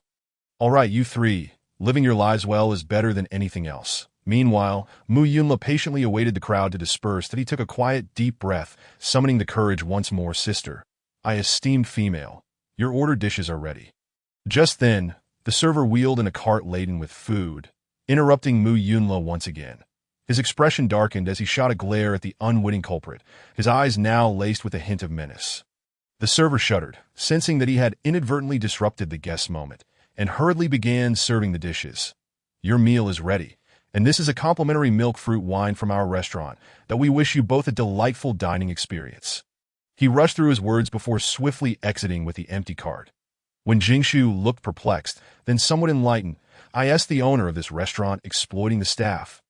Perhaps, Mu Yunla responded sheepishly, quickly setting the table for her. Sister, please enjoy your meal. These past few days must have been difficult for you. The mention of this made Jingshu instantly recall the indescribable taste of the nutritional supplements. She shook her head and promptly redirected her thoughts to the delectable dishes before her. A variety of visually appealing and aromatic ancient huaxia dishes were laid out on the table. From the appearance, they seemed quite similar to what she had eaten back on Blue Star, truly tantalizing her appetite. She wondered, however, how they would taste. When Jingshu picked up a piece of brightly colored braised pork and savored it thoughtfully. Quite good. The meat is tender and succulent, rich without being greasy, though perhaps a tad sweet. Yunla, do give it a try. All right. Chapter 20 To my muse, I shall forever await your benevolence. Afterward, when Jingshu sampled various other dishes, each surprisingly delectable, she had not held high expectations. In this interstellar age a millennium later, while some cultures from the blue planet had been preserved, they had gradually melded into new forms over the long course of history. As a result, many cultural arts, architectural styles, and culinary customs had transformed into entirely fresh manifestations. To her astonishment, a portion of the huaxia recipes still lingered here. When Jingshu savored the familiar flavors of her hometown, she could not help but exclaim in satisfaction, "This restaurant is quite remarkable." "Yes, they have always enjoyed a stellar reputation on the Star Network," came the reply. "Not only do they employ 5-star chefs, but they also select the finest and freshest ingredients. For instance, this ice crystal fish is a specialty of Ice Crystal Star. Once it leaves the water, it perishes rapidly," Mu Yunla explained, meticulously removing the bones from the fish for her. Thus, it must be frozen immediately upon being caught and transported to the central star aboard a starship as swiftly as possible. "Then I certainly do not regret spending several tens of thousands of star coins," when Jingshu chuckled, lifting a piece of the deboned fish and relishing its exquisite taste. The fish bore no trace of fishiness. Its flavor was fresh and sweet, retaining a hint of gelatinous bounce despite being steamed. In truth, The ice crystal fish is at its most delectable when freshly caught, when sliced as thin as a cicada's wings. It glimmers translucently, and when paired with a secret sauce, it melts in the mouth, delivering an unparalleled taste. Wow, that sounds absolutely delicious. If I ever get the chance to visit Ice Crystal Star, I must sample this supreme delicacy. You must act as my guide then. Yunla. Of course, Mu Yunla readily agreed, his gaze toward her brimming with affection. I shall ensure to catch the freshest ice crystal fish for you, dear sister. Very well. I shall hold you to that promise. Do not forget it when the time comes that I will not forget about you. Sister, by the way, Yunla, are you not the runaway young master? When Jingshu propped her chin on her hand, teasingly smiling. Her words were not without basis. Under the soft glow of the lights, the boy's snow-white hair, falling to his shoulders, shimmered with a silky sheen. His lips were red and his teeth white. Strikingly beautiful, his crimson eyes resembled the finest rubies, clear and untainted by the dust of the mundane world, revealing him to be a young master raised with utmost care. Yet an air of melancholy and solitude enveloped him, as if he were isolated from the cacophony of the world, lost in his own realm. When Jingshu felt an urge to delve into his inner world that I am merely an ordinary painter. Mu Yunla averted his gaze from her piercing eyes, his expression betraying a hint of unease. That's so. When Jingshu raised an eyebrow, but chose not to press further, I shan't tease you any longer. Little painter, let us raise a toast in gratitude for your care throughout this journey. She lifted a glass of milk fruit wine, pouring a cup for each of them. Mu Yunla inhaled the faint aroma of the wine, hesitated for a moment, yet accepted the glass. Cheers, to celebrate our revolutionary friendship and a splendid future. When Jingshu exclaimed playfully, raising her glass and downing it in one go, with the atmosphere reaching such heights. Mu Yunla naturally felt no need to hold back. The milk fruit wine bore a resemblance to the milk beer of the Blue Planet, with a hint of fruity inebriation and the smooth sweetness of coconut milk. Devoid of bitterness, leaving one craving more. Another round. Delicious. Let us have another.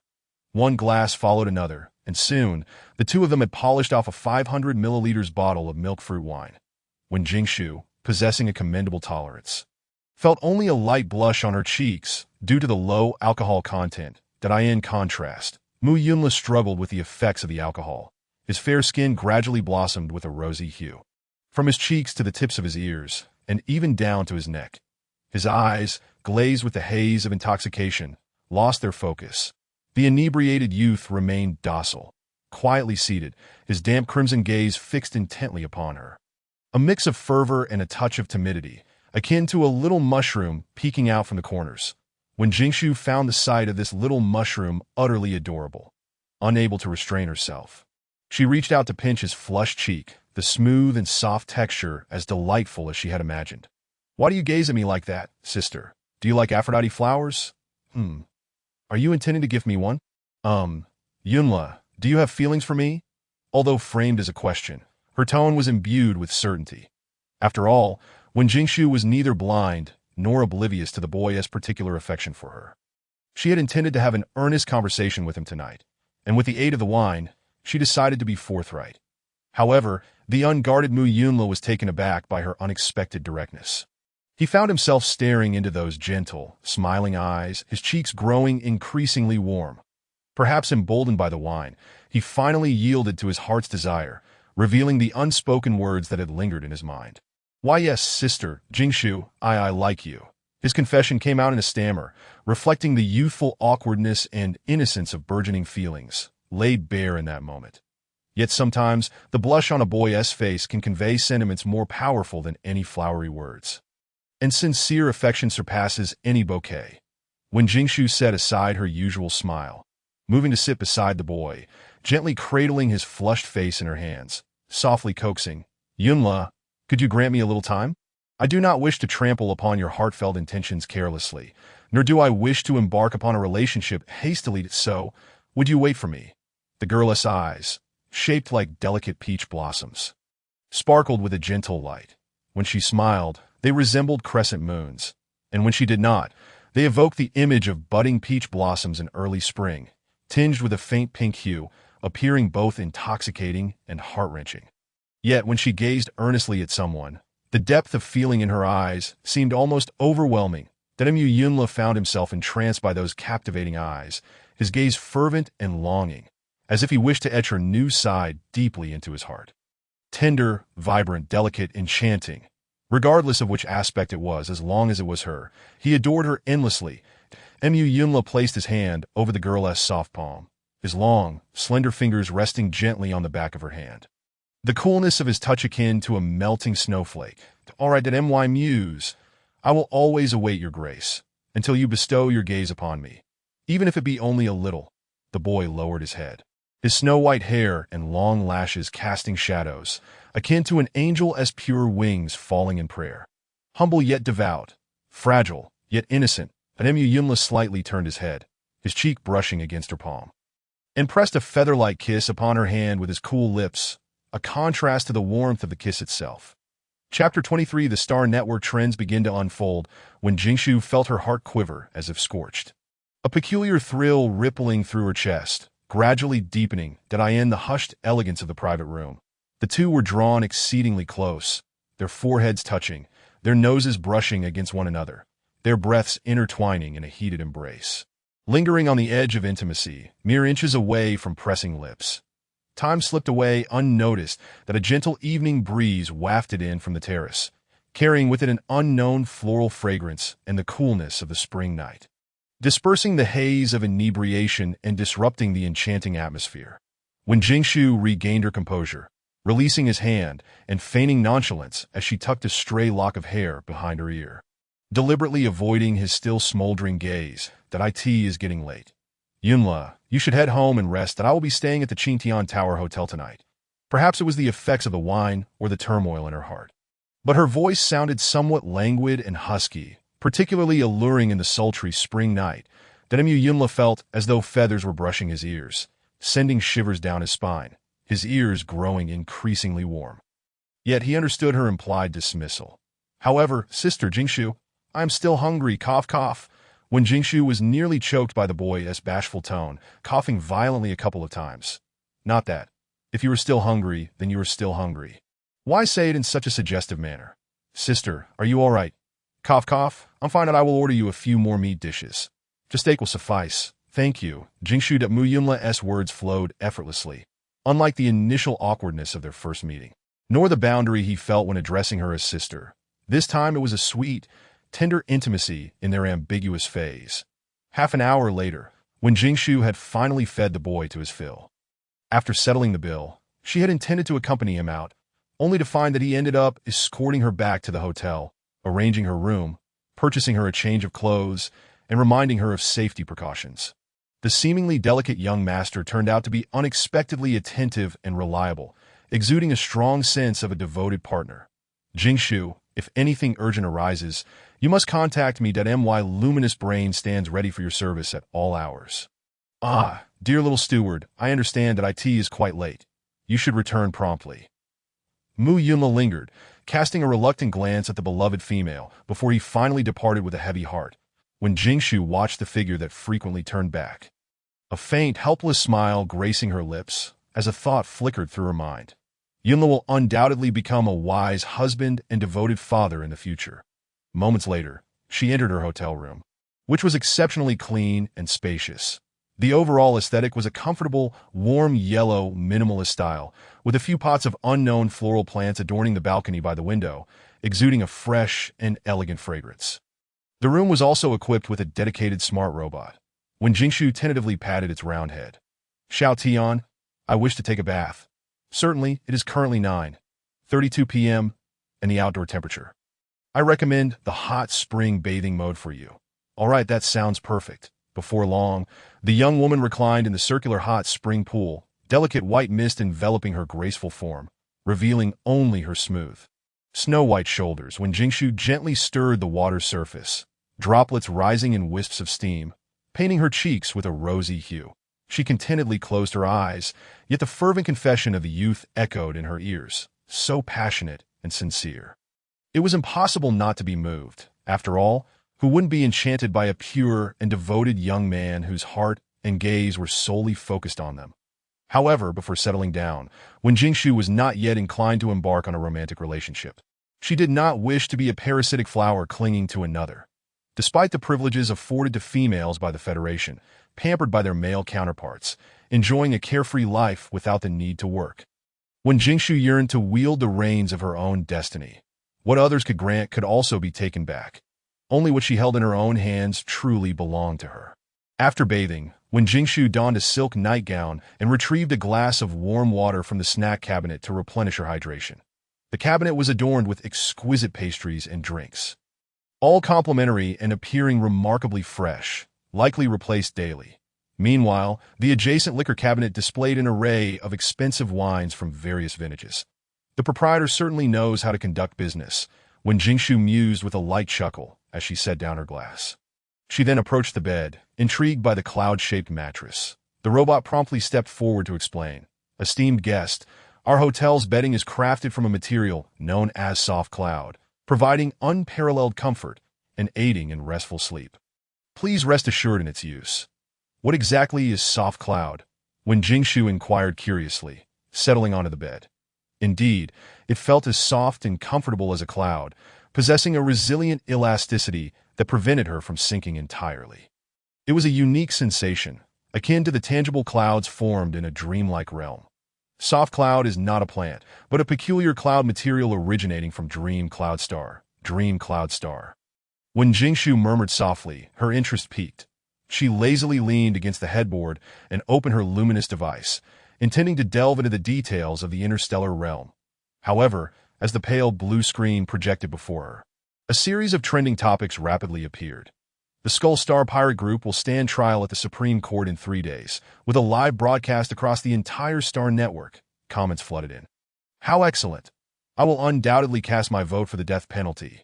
Such scum deserve nothing less than to be exiled into the void of space, torn apart by storms and turbulence. I second that." Over 100 females affected, 3 have returned to the embrace of the mother of life, and the vast majority still suffer from severe psychological trauma, yet to recover. These pests from Dark Knight Star truly deserve condemnation. Hey, keep your criticisms directed at the pirates. What does our Dark Knight Star have to do with it? If it weren't for your adherence to some ridiculous libertarian ideals, those pirates wouldn't be so rampant. What good can come from the Forsaken Lands? When Jingshu watched the inexplicably escalating argument with some astonishment. Was the reputation of Dark Knight Star truly so poor? Yet, without a full understanding of the situation, she refrained from commenting. Whether it was the Dark Knight Star government colluding with the pirates or others being driven by greed remained uncertain. She continued scrolling through the trending topics until suddenly, a familiar name caught her eye. The recent capture of the Skull Pirates was led by Director Chin Su of the Central Security Bureau. Below is a brief interview with Director Chin regarding this operation. The interview footage was a mere minute long. The gray-haired, blue-eyed man, clad in a dark gold uniform, sat with a stern and commanding demeanor, his sharp brows casting a shadow over his face. His ice-blue eyes were keen as a hawk. And even through the screen, one could sense his formidable presence. When questioned by the reporter, his responses were meticulously official, demonstrating a high level of emotional intelligence as he skillfully navigated the inquiries without deviating from the facts. The barrage of comments from enamored fans flooded the screen. Chapter 24, Love-Struck Fool and Simp. Brother, you're beyond redemption. Director Chin is so handsome and formidable. My husband, let me adore you, truly the epitome of masculinity. One of the most charismatic males in the entire Star realm, Director Chin is perfect. S-level physique, high intelligence, exuding safety, overflowing with hormones. He's my dream man, but he is so hard to approach. Last time when I tried to flirt and said I lost my heart, he sent someone to the hospital for me. That stings, sister. He wouldn't even personally escort you. The comments continued with laughter and banter. When Jingshu found herself amused as well, she hadn't anticipated Director Chin being so popular. Yet, indeed, his guard seemed quite high. Recalling the scrutinizing gaze of his ice-blue eyes, she shook her head and continued to observe the unfolding drama. The CEO of the Shao Group, representing Dark Knight Star's Shao family, has strongly condemned the Skull Pirates and stated that they have dispatched personnel to comfort the injured females. Princess Astoria will soon embark on a tour across the Star Realm. Let us eagerly anticipate her soul-stirring siren songs. A mysterious and stunning female has been spotted at the Sky Tower. The screen displayed a petite figure in a black cloak walking through the plaza, her oversized hood blown back by the wind. revealing half of her delicate and lovely profile.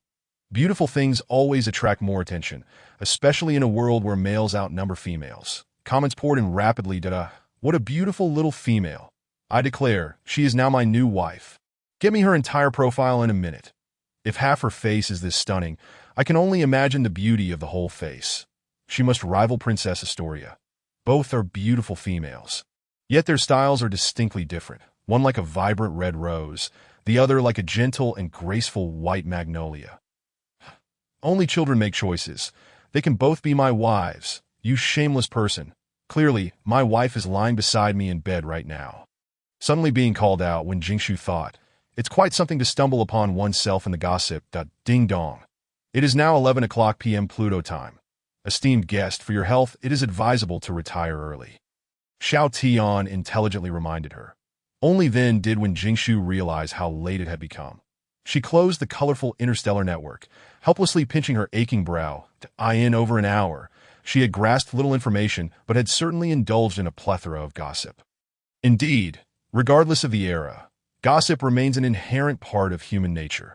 After a busy day and expending considerable mental energy, when Jingshu felt a wave of fatigue wash over her. Yawning, she instructed Xiao Tian, please turn off the indoor lights. Understood. Point one by one. The lights extinguished, plunging the once bright room into darkness. When Jingshu lay upon the soft, comfortable cloud-like bed, the ceiling above projecting a real-time image of the starry night sky. In the tranquil and serene atmosphere, accompanied by countless stars, she soon drifted into slumber. Her gentle breaths resonated softly as she slept soundly, unaware that several men were tossing and turning restlessly due to her presence. At the top of the sky tower, within a resplendent European-style palace, a grand crystal chandelier sparkled brilliantly, illuminating the luxurious decor that gleamed with opulence. The walls adorned with world-renowned paintings valued in the millions. Vintage furniture crafted from precious woods and priceless antique treasures. Every corner radiated an aura of luxury. In the center of the hall, upon a throne-like leather chair, a raven-haired man lounged languidly, his long legs casually crossed. He wore a perfectly tailored black suit that accentuated his broad shoulders and narrow waist. The mere presence of this man exuded an innate elegance and nobility. However, he appeared somewhat agitated at that moment. The man tugged at his tie, his thin lips releasing a cold inquiry. Pei Mingzhou, why did you release that experimental subject? Observation is also a part of research, the man across from him replied nonchalantly, his platinum long hair glimmering under the light. Xiao, you have waited for several years. What's a few more months? Is that what concerns me? The man let out a cold grunt, raising his chin in an expression of haughty arrogance. His ink-black, short hair cascaded backward with the force, revealing a visage of noble and exquisite beauty reminiscent of a sun god. His skin was pale and cold, his bone structure exceptional, his sword-like brows arched sharply, and beneath his deep-set eyes glimmered a pair of radiant golden irises. His gaze was piercing, exuding a formidable sense of dominance befitting one in power. What concerns me is your unilateral decision-making without my consent. Do you truly regard me? Do not forget, I am the principal investor in this project. Xiao Zong, I believe I have not violated our cooperation agreement. Pei Mingzhou maintained a calm tone, yet her stance was unwavering.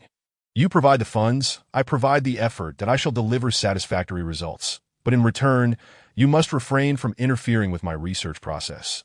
Xiao Yueshuan's face darkened like water, yet she endeavored to suppress her anger. When will the research results be available? That depends on the circumstances. I hope you expedite the progress. My time is precious. Xiao Yueshuan regarded the man's unyielding, frosty demeanor, and her forehead tensed with veins throbbing. You insufferable fool. I could just bite your hair off and see if you can maintain that icy facade. Elsewhere, beneath a vast crystal dome, the stars twinkled in the night sky. In a cluttered studio, Mu Yunla scrutinized the unfinished painting, still feeling it fell short of perfection, unworthy of his sister. Frustrated, he raked his fingers through his hair, deciding to seek external assistance. Brother, what kind of painting is the epitome of perfection? I know the most exquisite way to commit murder. Are you intending to gift a painting to that female? Brother, how did you know? Don't worry about that. Has she accepted your confession? Not yet, but she is considering it. She has me in her heart. considering, she is definitely stringing you along. That cunning woman. My sister is not like that. You cannot slander her. Moreover, even if she's stringing me along, I would gladly be strung along by her. Have you ever heard the saying? A beast that does not love itself is akin to a rotten cabbage. That I have not lacked self-love. I have only ever loved her that romance-addled and a sycophant. My brother, you are beyond saving. Chapter 25. The tailored career of a young kindergarten director. My sister would never abandon me. That Yunla furrowed his brows, muttering in defiance, just as he was about to send a retort. A notification popped up on his chat interface. The other party has declined to receive your message. He closed his light brain, rolled up his sleeves, and resumed his creative endeavor. Never mind, I cannot expect a lovelorn, insensitive male to understand that I must craft the most perfect painting for my sister, that if one does not suffice, then I shall create 100, 1,000. Meanwhile, in the underworld trading arena, a tall youth clad in a dark green combat suit lurked in the shadows, frustratedly shutting down his light brain. Out of sight, out of mind. Once he completed his current tasks, he would fly to Central Star and give his love-struck brother a rude awakening, while simultaneously unmasking that cunning woman, ensuring she would never dare to deceive an innocent young man's affections again. That as he envisioned the delightful scene of slapping her face, a man in a similar combat outfit approached, whispering in his ear. After listening to the news, the tall youth's expression shifted several times, ultimately settling into one of intrigue. That we need not involve ourselves in this matter. Relay this information to the Public Security Bureau. Let us do Director Chin a favor. Understood, boss. That at 11:30 at night, the Central Public Security Bureau remained brightly lit. Director, we have news of the bait. Is the intelligence reliable? It should be. It comes from the Underworld Public Security Bureau. Reported as a tip from Hidden Night. Upon hearing this, Chin Su furrowed his brow, fixating on the information and falling into contemplation. After a moment, a glint of severity crossed his face as he issued a command in a low voice. Gather the hounds. Prepare for the capture operation. Soon, teams of fully armed hounds assembled, with Zhang Bian at the forefront. Having just completed his reflection, he was still sporting dark circles under his eyes from lack of sleep. Nonetheless, this did not diminish his excitement for his first mission. However, this excitement led Zhang Bian to lose his filter. I told you, Miss Wen is such a gentle and kind female. How could she possibly be the bait? Director, surely you believe in Miss Wen now. Chin Su rarely scolded his exuberant subordinate. He slightly lowered his gaze, his serious and stern face revealing no outward change, yet a hint of guilt flickered in his icy blue eyes. Upon our return, I will apologize to her. Yes, various undercurrents swirled. The night quietly passed, but a faint light appeared on the horizon, heralding the dawn of a new day. Inside a hotel, the ethereal curtains automatically drew open, and the glass window was partially ajar. The golden rays of the morning sun, fresh air, and the fragrance of flowers brushed against the young girl's face, awakening her from a warm slumber. With a soft murmur, the girl nestled into the fluffy, white cloud-like duvet. After a moment, she gradually sat up, rubbing her sleepy eyes. Esteemed guest, good morning. Good morning, Xiaoting. When Jingshu stretched languidly, feeling invigorated and full of energy, upon hearing the guest's greeting. A cheerful expression instantly appeared on Xiao Tian's face. That on this new day, may the Mother of Life bestow her blessings upon you. Our establishment offers complimentary breakfast. Which flavor do you prefer? Let me take a look. A sandwich and a cup of warm milk juice. Thank you.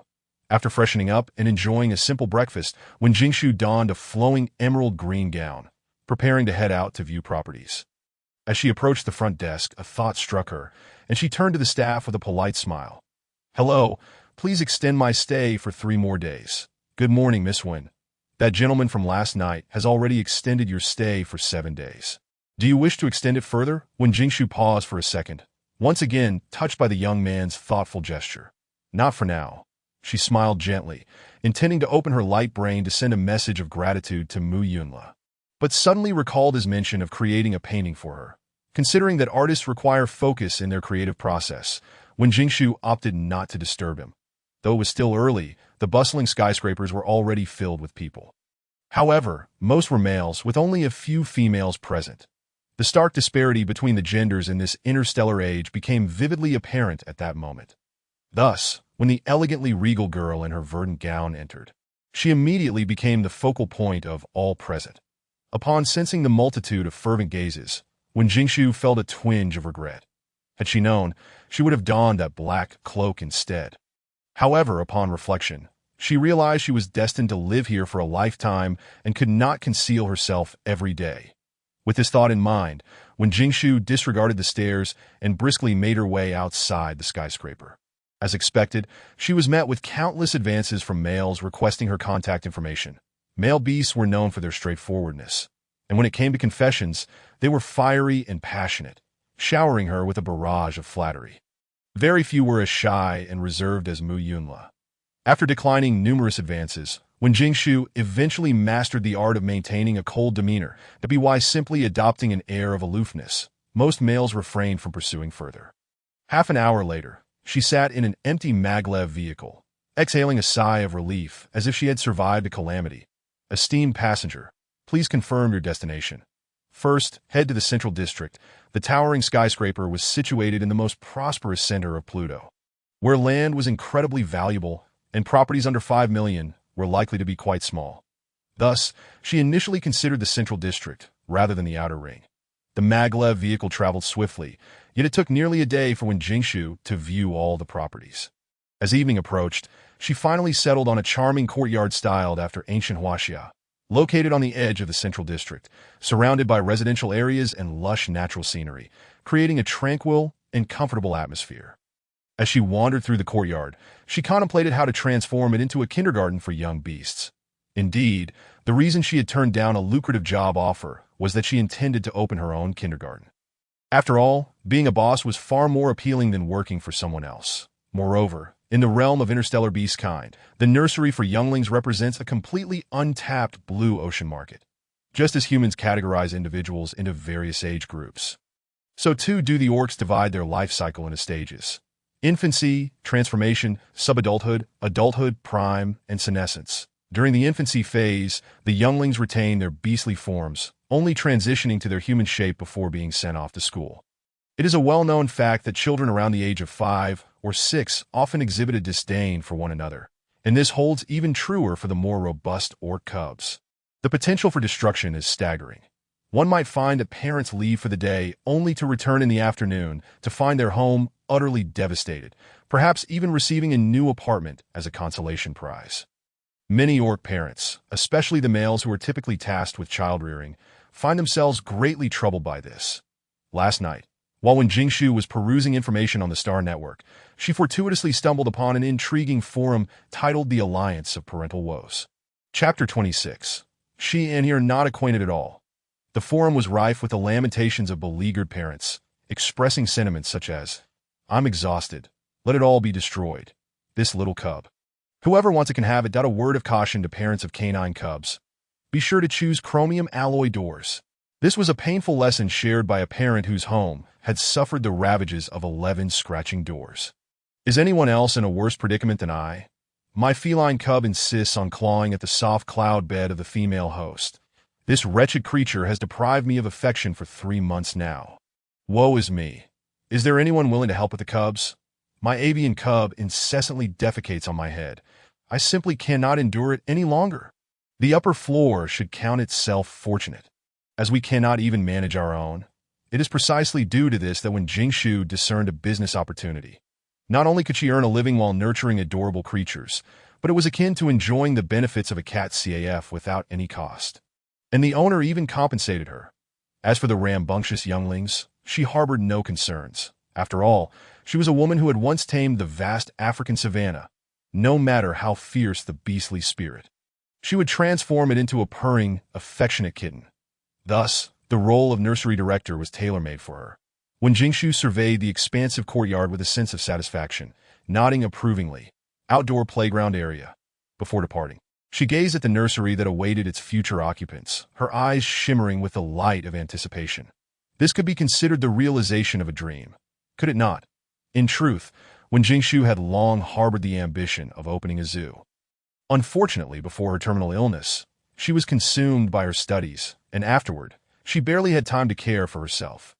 Yet sometimes fate unfolds in the most extraordinary of ways.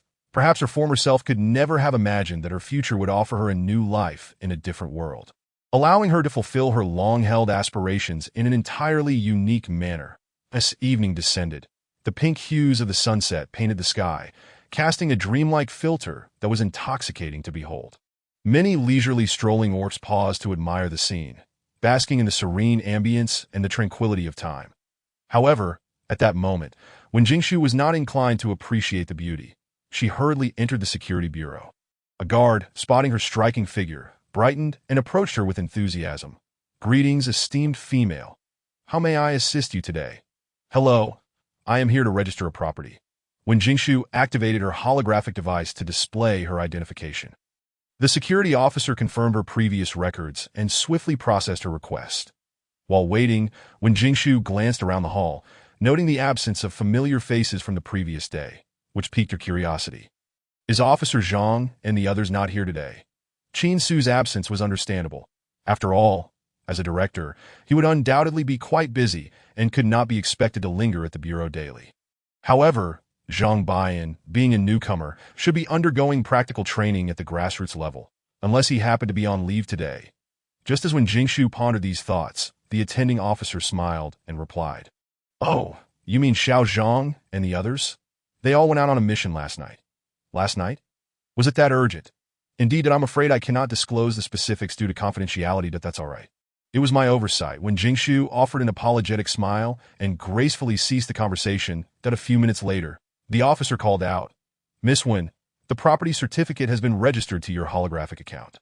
When Jingshu beamed with delight upon seeing the red booklet on her device, her polite smile becoming all the more genuine. "Thank you, no, thank you." The officer was momentarily taken aback by her radiant smile, his expression frozen in admiration. The chatter from the previous day about the cubs had proven accurate. Miss Wen was indeed both gentle and beautiful. He had noticed that her partner's section was still empty, and he couldn't help but wonder what kind of exceptional male could be deserving of her. Their director was quite impressive, but he seemed too stern and serious, undoubtedly lacking the charm to amuse a young female. "I shall take my leave now. Goodbye. Miss Wen, please take care and do visit us again." After departing from the security bureau, when Jingshu returned to the Qingtian building, intending to dine at the restaurant she had visited the previous night. Having rushed through the day with only nutrient paste for lunch, she was determined to treat herself to a hearty meal in the evening. However, as she stepped through the door, a familiar figure caught her eye. The bustling atmosphere of the main hall was quite noisy, filled with orcs congregating to drink and chat, laughter echoing throughout. Yet, amidst the lively hubbub, a man clad in a silver trench coat sat quietly in a corner, sipping his drink, his presence starkly contrasting with the surrounding revelry. He tilted his head slightly, exuding an air of relaxation, his silken platinum hair cascading like a waterfall. The way his strands fell partially obscured his handsome features, adding an aura of mystery to his charm. Several females in attendance were stealing glances, some even bold enough to approach him. However, upon encountering this highly sought-after man, when Jingshu felt an overwhelming urge to distance herself. Taking a few steps back, she turned to leave, but just then, she was called by a familiar voice. "Miss Wen, you've returned? Welcome back to our establishment. What would you like to eat? Our chef has prepared some specialties tonight." When Jingshu, observing the enthusiastic waiter, felt it would be somewhat impolite to turn and leave at this moment. However, her safety took precedence over social niceties that no thank you. "Miss Wen, what a coincidence."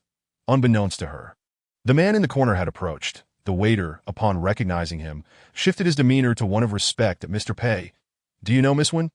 "Yes, you may return to your duties." Realizing she could not escape, when Jingshu reluctantly greeted him, steeling herself. "Dr. Pei, what a coincidence." Despite her strong desire to avoid any association with this dangerous man, she recognized that fabricating a lie would only require her to spin countless others to maintain it. In this starry realm, under the vigilant gaze of surveillance, she dared not leave any trace behind.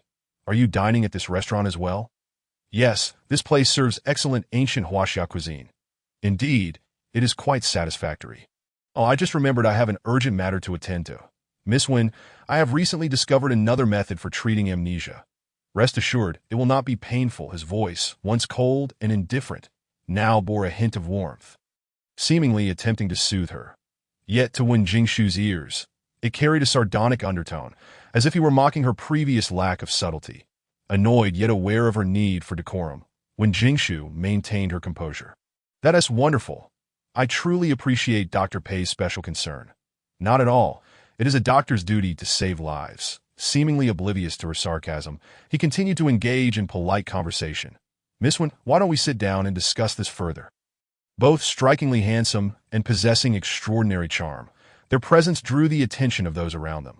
They quickly became the focal point of the gathering, with some already speculating on how remarkable their future offspring would be. When Jingshu thought to herself, this crowd is truly insatiable. She and he were not acquainted at all. Chapter 27. Even a bald pink bird is adorable. That a few minutes later, they entered a quiet private room.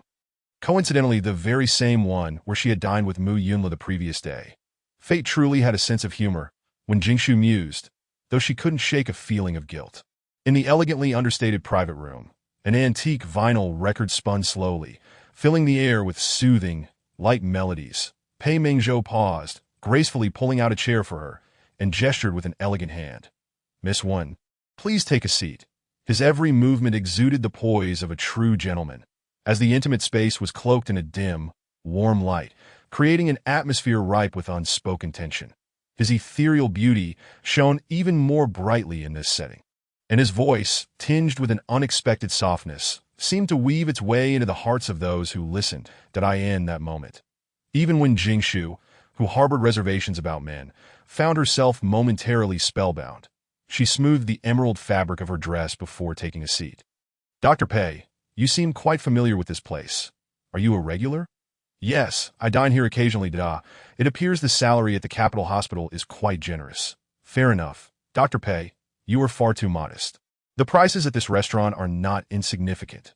When Jingshu let out a soft laugh, her gentle voice reminiscent of a spring breeze caressing the surface of water.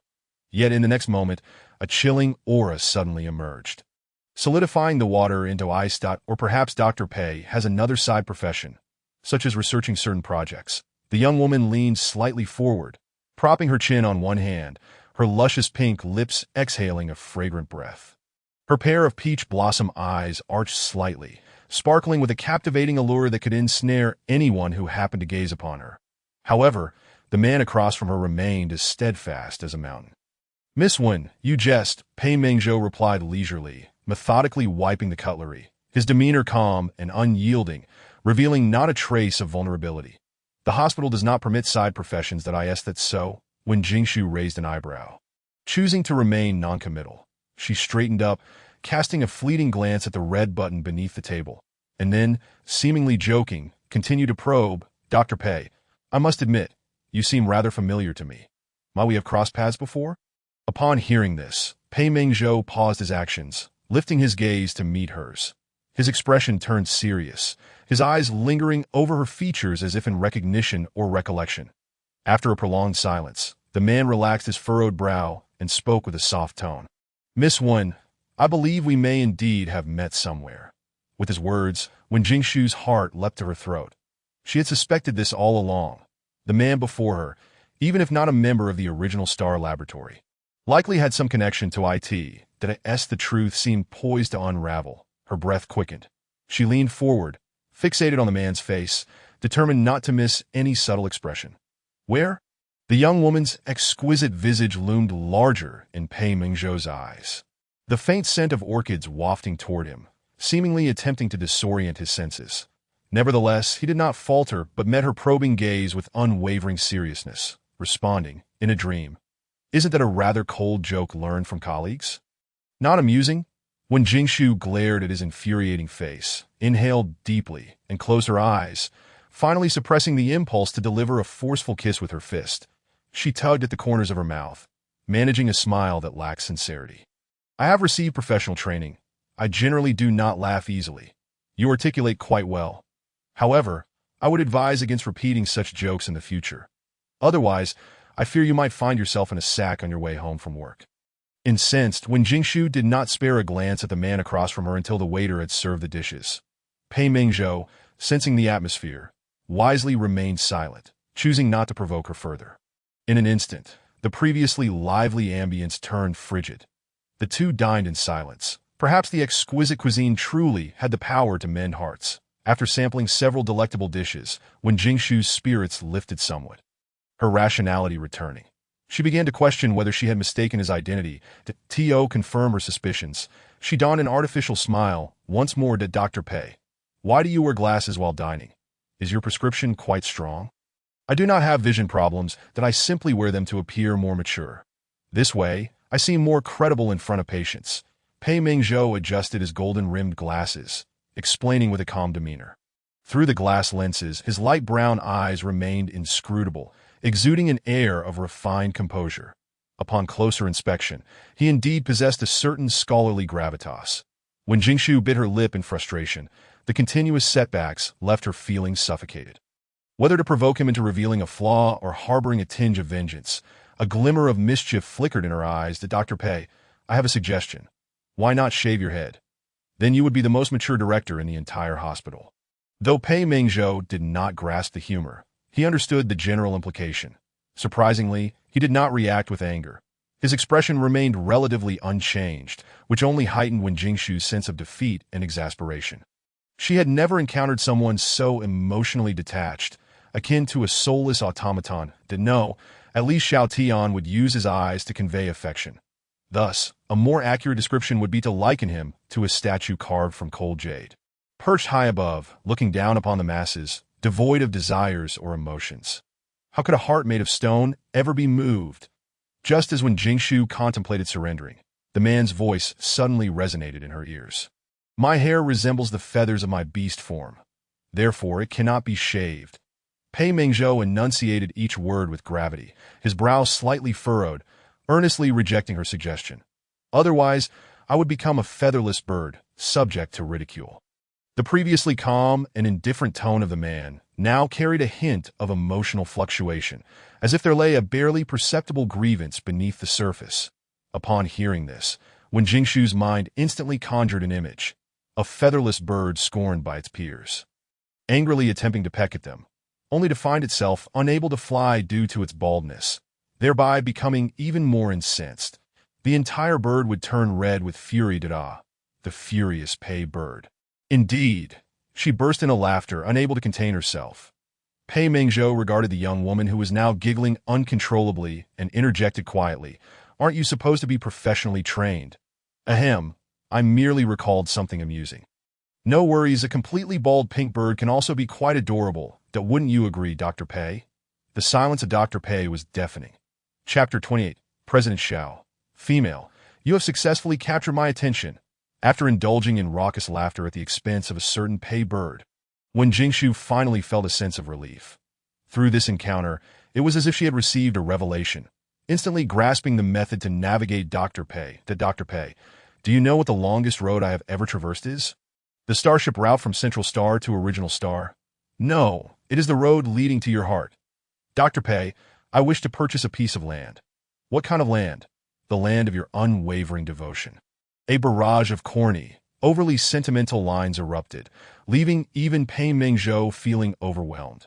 The tides of fortune had turned. For the first time in his life, he experienced what it felt like to drop a boulder on his own foot. Moreover, Pei Mingzhou realized that he had lost control in this initial skirmish. Everything was veering off the course he had meticulously planned. Meanwhile, at the entrance of the restaurant, an exceptionally distinguished guest arrived. The owner led all the waitstaff, neatly lining up on either side, bowing respectfully to the newcomer. Welcome, President Xiao, to our humble establishment. The man, impeccably dressed in a suit, exuded an air of affluence, his short black hair meticulously slicked back, showcasing his strikingly chiseled features that he nodded slightly to the crowd, radiating an innate authority. Lead the way. Certainly, President Xiao. By the way, Mr. Pei is dining here this evening. It is rare for him to indulge in such leisure. Mr. Pei is dining with a beautiful female. Female? The man's brows arched in interest, a flicker of intrigue dancing across his face. Has this stone bird finally awakened? How intriguing to at that moment within the private room. The barrage of cheesy lines continued to Dr. Pei. I wish to accompany you to the romantic Blue Star. Blue Star is hardly romantic. The surface is riddled with dense forests and ferocious beasts, not to mention the dangerous star pirate hunters. It is perilous. Pei Mingzhou wearily rubbed his brow, patiently dissuading her, a rare expression of helplessness crossing his otherwise indifferent features. He feared that the young woman before him might impulsively decide to return to original star and place herself in danger. Where could he find another like her? Even if he did, they would not be his AI or Nia. She was one of a kind to Dr. Pei. "You're truly remarkable. You seem to know so much about Blue Star. Have you been there?" When Jingshu observed the man who spoke with such eloquence, her eyes sparkling with mischief like a cunning little fox.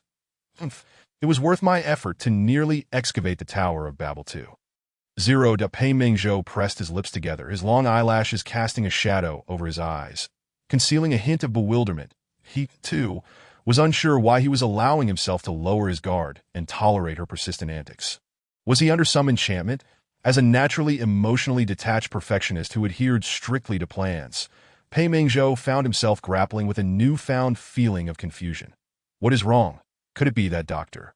Pei has lost his memory? When Jingshu rested her chin on her hand, a sly smile gracing her lips at that moment, Pei Mingzhou had already composed himself, his expression calm as he responded with meticulous precision. The botanical characteristics of medicinal plants on Gulen Star differ from those of other planets. Hence he had acquired some knowledge on the subject. Ditto. Dr. Pei is indeed profoundly knowledgeable, when Jingshu remarked, her smile enigmatic. Though her suspicion towards the man had reached its zenith. However, she had no intention of exposing her doubts at that moment, wary of provoking a hasty reaction. The once chatty girl fell into silence. Leaving Pei Mingzhou, somewhat disconcerted, he gazed at her gentle, yet distant visage, his lips parting slightly before settling into a straight line. Mingzhou was the esteemed head professor of the history department at the Federation's top academy. Just then, a deep male voice shattered the silence. Naturally, one must possess extensive knowledge and a broad perspective. When Jingshu, startled by the unfamiliar voice, looked up to meet the gaze of the unexpected visitor. He stood at approximately 6 feet tall, clad in a well-tailored blue suit that accentuated his perfect physique. Broad shoulders, narrow waist, and long legs, embodying the golden ratio that rivaled the finest male models. Yet, what captivated when Jingshu the most was his lustrous, ink-black short hair that in the interstellar beast realm. Vibrant shumate hairstyles were ubiquitous, while dark hair was exceedingly rare. Even if present, it tended to be a lighter shade of deep brown. Thus, the man before her was the first black-haired beast man she had ever encountered, evoking a sense of familiarity within her. Xiao Yueshuan noticed the girl's unwavering gaze upon his face and assumed she was yet another shallow female, captivated by his handsome features, causing the intrigue in his eyes to wane slightly. Nevertheless, being well-mannered, he maintained his gentlemanly demeanor. "Good evening, beautiful lady." "Good evening, sir," when Jingshu replied politely, sincerely complimenting him. "Your black hair is quite enchanting." Xiao Yueshuan raised an eyebrow. "Isn't my face more charming?" It was the first time the dashing CEO had received praise for his hair rather than his looks. Rekindling his interest, he finally lowered his gaze to scrutinize this intriguing female. The girl's skin was as fair as jade, her black hair framing red lips, delicate brows, and a refined nose, with a pair of autumnal eyes shimmering like water, seemingly imbued with an innate tenderness. The emerald dress she wore added an air of gentle elegance to her appearance.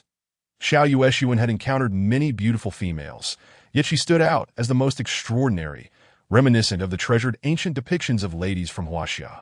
Gazing pensively through misty rain, exuding a timeless charm that was unforgettable.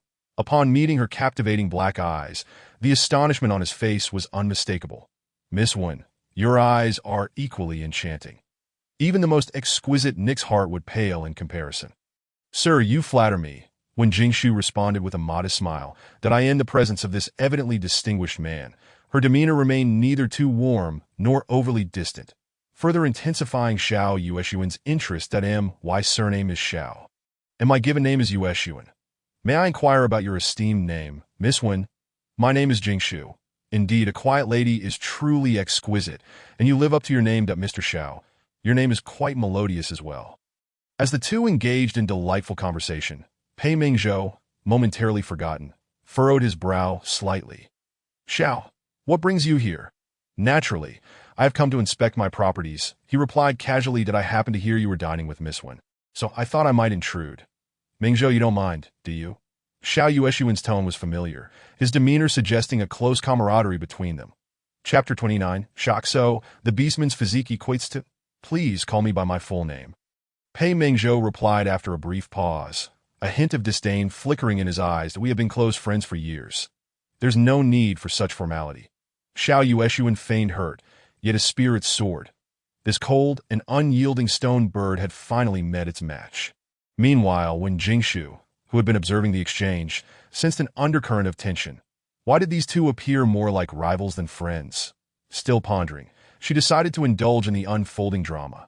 Pei Mingzhou, feeling her curious yet excited gaze, chose not to linger on the mundane topic, as you wish. Then, Mingzhou, would you mind if I joined you for dinner? I haven't yet eaten. Xiao Yueshuan's voice was gentle, yet carried an undeniable insistence. Miss Wen, do you mind? Not at all, she replied, though her eyes darted to the remnants of their meal. Xiao Yueshuan smiled knowingly and promptly took a seat beside her. No worries. I shall have the dishes replaced. Is there anything else you would like to eat? I'm nearly full, Mr. Xiao. Please order as you see fit.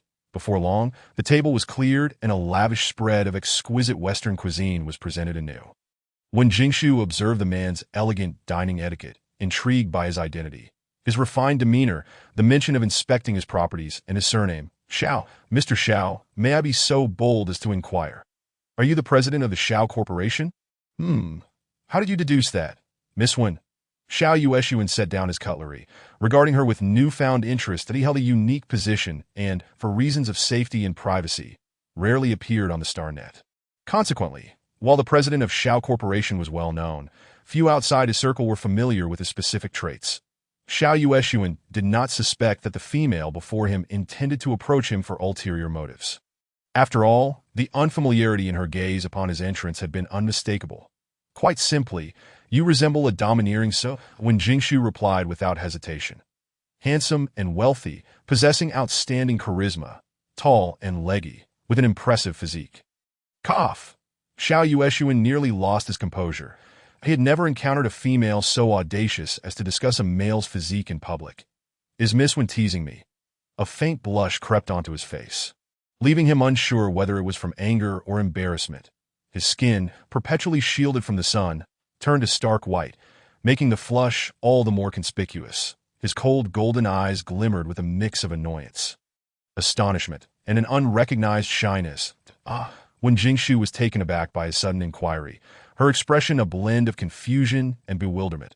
Although she struggled to grasp the situation, she hastily denied, I am not. You misunderstood.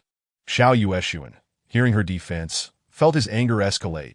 He had never expected to misjudge someone so gravely. Initially, he believed her to be a refined female, devoid of superficiality, yet now she was not only teasing him, but also refusing to acknowledge it. Discussing a male's privacy in public. What else could it be if not teasing? His brows knitted together, his handsome face flushed with embarrassment. Unbeknownst to him, despite his vexation, he had yet to utter a harsh word. Nor had he treated her as he had with other presumptuous females by instructing his bodyguards to eject her from the premises. Privacy? Mr. Xiao, I apologize if I have offended you in any way. When Jingshu leaned slightly closer, her enchanting eyes appearing innocent and endearing, Xiao Yueshuan caught a whiff of the faint fragrance emanating from her, feeling somewhat uncomfortable. Even his typically cold voice softened involuntarily. Where have I been offended? Should I elaborate? When Jingshu, distressed, bit her lip, utterly bewildered as to which of her words had been inappropriate. Xiao Yueshuan lowered his gaze to the petite female before him, his attention inadvertently drawn to her lips as she bit her soft, plump lip, glistening with moisture under the dim light. She exuded an inexplicable allure. His gaze darkened, and his throat involuntarily bobbed. Was this little female attempting to entice him? Yet even so, he would not easily forgive her earlier transgressions. He had to uphold the virtues of a future male master. Very well, just be mindful next time that Mr. Xiao. Miss Wen did not intend to offend you. Pei Mingzhou interjected, coming to her rescue. She has lost her memory, and thus forgotten the social customs of the beastmen. When Jingshu cast a grateful glance at the platinum-haired man, feeling as if a halo of divine light surrounded him. Yet, simultaneously, she found herself even more perplexed. What exactly were the unspoken privacy matters among beastmen? The information online had not mentioned anything. Sighing, she realized she needed to consult a local for clarity. Dr. Pei, could you enlighten me about the cultural customs of the Beastmen? I fear I may inadvertently offend others. Pei Mingzhou met her pleading gaze and nodded slightly. Firstly, one must not inquire about a beastman's beast form casually. That is akin to signaling a mating call.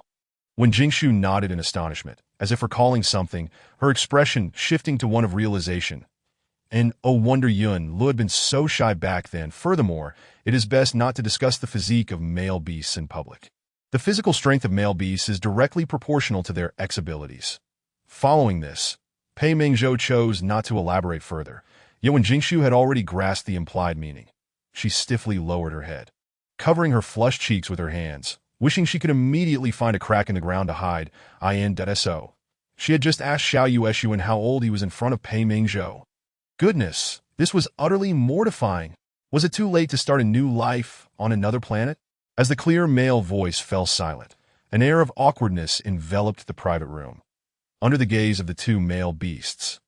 The girl's embarrassment deepened, her ears turning scarlet and a rosy hue adorning her porcelain face, making her discomfort painfully obvious. Upon witnessing this, Xiao Yueshuan's own embarrassment and irritation dissipated entirely. Oh no, it should be said that it had merely shifted. Xiao Yueshuan watched the mortified girl in astonishment, as if observing a rare creature that he had never encountered a female so easily embarrassed. Even more so than himself, a male being teased at the age of interstellar travel. For various reasons, male beasts were generally more conservative regarding matters of intimacy, while females were considerably more open and carefree. After a few minutes, Pei Mingzhou, displaying great understanding, skillfully redirected the conversation. Lastly, one more thing. If you do not intend to take a male partner, it is best not to mention the guardian moon seal in front of male beasts. When Jingshu nodded, the rosy blush on her cheeks fading slightly. Yes, I will remember. Chapter 30. Have you been secretly attending Shionda Academy behind my back? This time, she had learned her lesson and refrained from mentioning anything inappropriate in front of the two male beasts, deciding instead to look up information once she returned. Thank you, Teacher Pei, for your guidance. When Jingshu had begun to view Pei Mingzhou in a more favorable light for patiently explaining things to her. Immediately afterward, she clasped her hands together and sincerely apologized to the dark-haired man. And Mr. Xiao, I truly apologize for my earlier remarks. It's nothing. Ignorance is no crime. Xiao Yueshuan's expression was somewhat awkward, but he had long since ceased to be angry, even feeling a twinge of guilt for teasing the uninformed young female. Since Miss Wen is a friend of Mingzhou, that makes you my friend as well. From now on, all your expenses at Qingtian Tower will be on the house. The handsome and noble man spoke nonchalantly, as if simply handing over a 100-unit shopping card. When Jingshu was momentarily taken aback. Was this the legendary domineering? So indeed, he was extravagantly generous. Yet she felt undeserving of such a gift. Especially after having teased him. Mr. Xiao, I appreciate your kindness, but since we are friends, there is no need for such formality. Wouldn't you agree, Jingshu? Xiao Yueshuan leaned closer to the girl, his golden eyes twinkling like the warm sun. His deep and elegant voice softened deliberately, exuding a natural intimacy. For reasons unknown, he felt an inexplicable fondness for this female. He had just met. It is known that the profit-driven Xiao never engages in unprofitable transactions. Today, however, he had made an exception. Nevertheless, when Jingshu did not take the term friend to heart, she understood that the man before her, despite appearing approachable, possessed a coldness that was ingrained in his very being.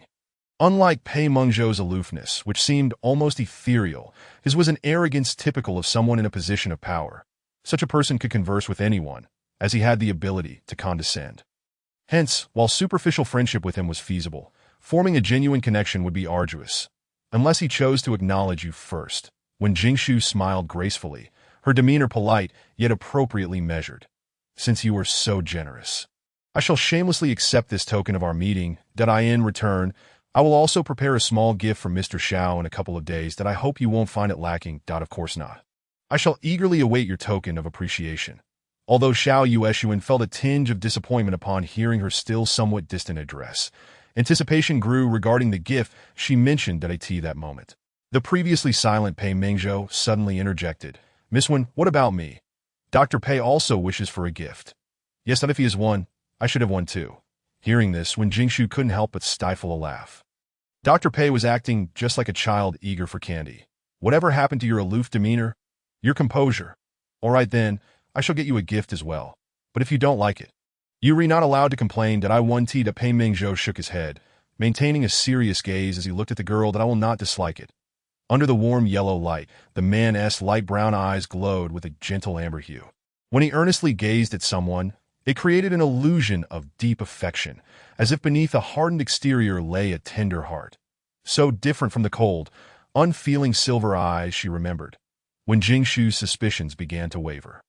Before she could ponder further, Xiao Yueshuan's teasing voice rang out. "Oh, Mingzhou, are you now resorting to sweet talk to win over the young female? Have you been secretly attending Shondu Academy behind my back?" Sweet talk is a derogatory term, Pei Mingzhou corrected seriously, although his focus had strayed. Flattery is more appropriate. When Jingshu chuckled at the man's earnest demeanor, Dr. Pei certainly possesses extensive knowledge. But wait, should I call you Dr. Pei or Professor Pei now? Either is fine. You may also address me by my name. Xiao Yueshu interjected. I can call you whatever I wish, but for her, it's whatever you prefer. Very well, that I see you are quite the double standard. When Jingshu regarded the refined, handsome man across from her, her eyes sparkling as if in contemplation, that I think I will stick with Dr. Pei. I've grown accustomed to it. Oh, by the way, Dr. Pei, didn't you mention before that the hospital prohibits pursuing side jobs? Her seemingly playful tone concealed a sharp edge. However, Pei Mingzhou showed no signs of unease or panic. Instead, he calmly explained, being a professor is my primary occupation. Being a doctor is my side job. When Jingshu exclaimed, no arguing, I'm thinking, the sight of the girl's adorably bewildered expression ignited a playful urge in Xiao Yueshuan. Jingshu, did you know? Actually, being the CEO of the Xiao Corporation is merely my side job. My true vocation is. What is it? When Jingshu inquired curiously, gazing at the dark-haired man. The latter leaned closer, flashing a mysterious smile as he lowered his voice conspiratorially. The young master of the Minji Star Underworld. When Jingshu met his smiling golden eyes and suddenly realized she had been toyed with, she shot him an indignant glare, her alabaster cheeks flushed with a hint of anger. It must be said, even when angry, she was captivating. Her eyes sparkled, a mixture of reproach and allure, her expressions an enchanting dance of emotions. Xiao Yueshuan felt as though he had been jolted by an electric current.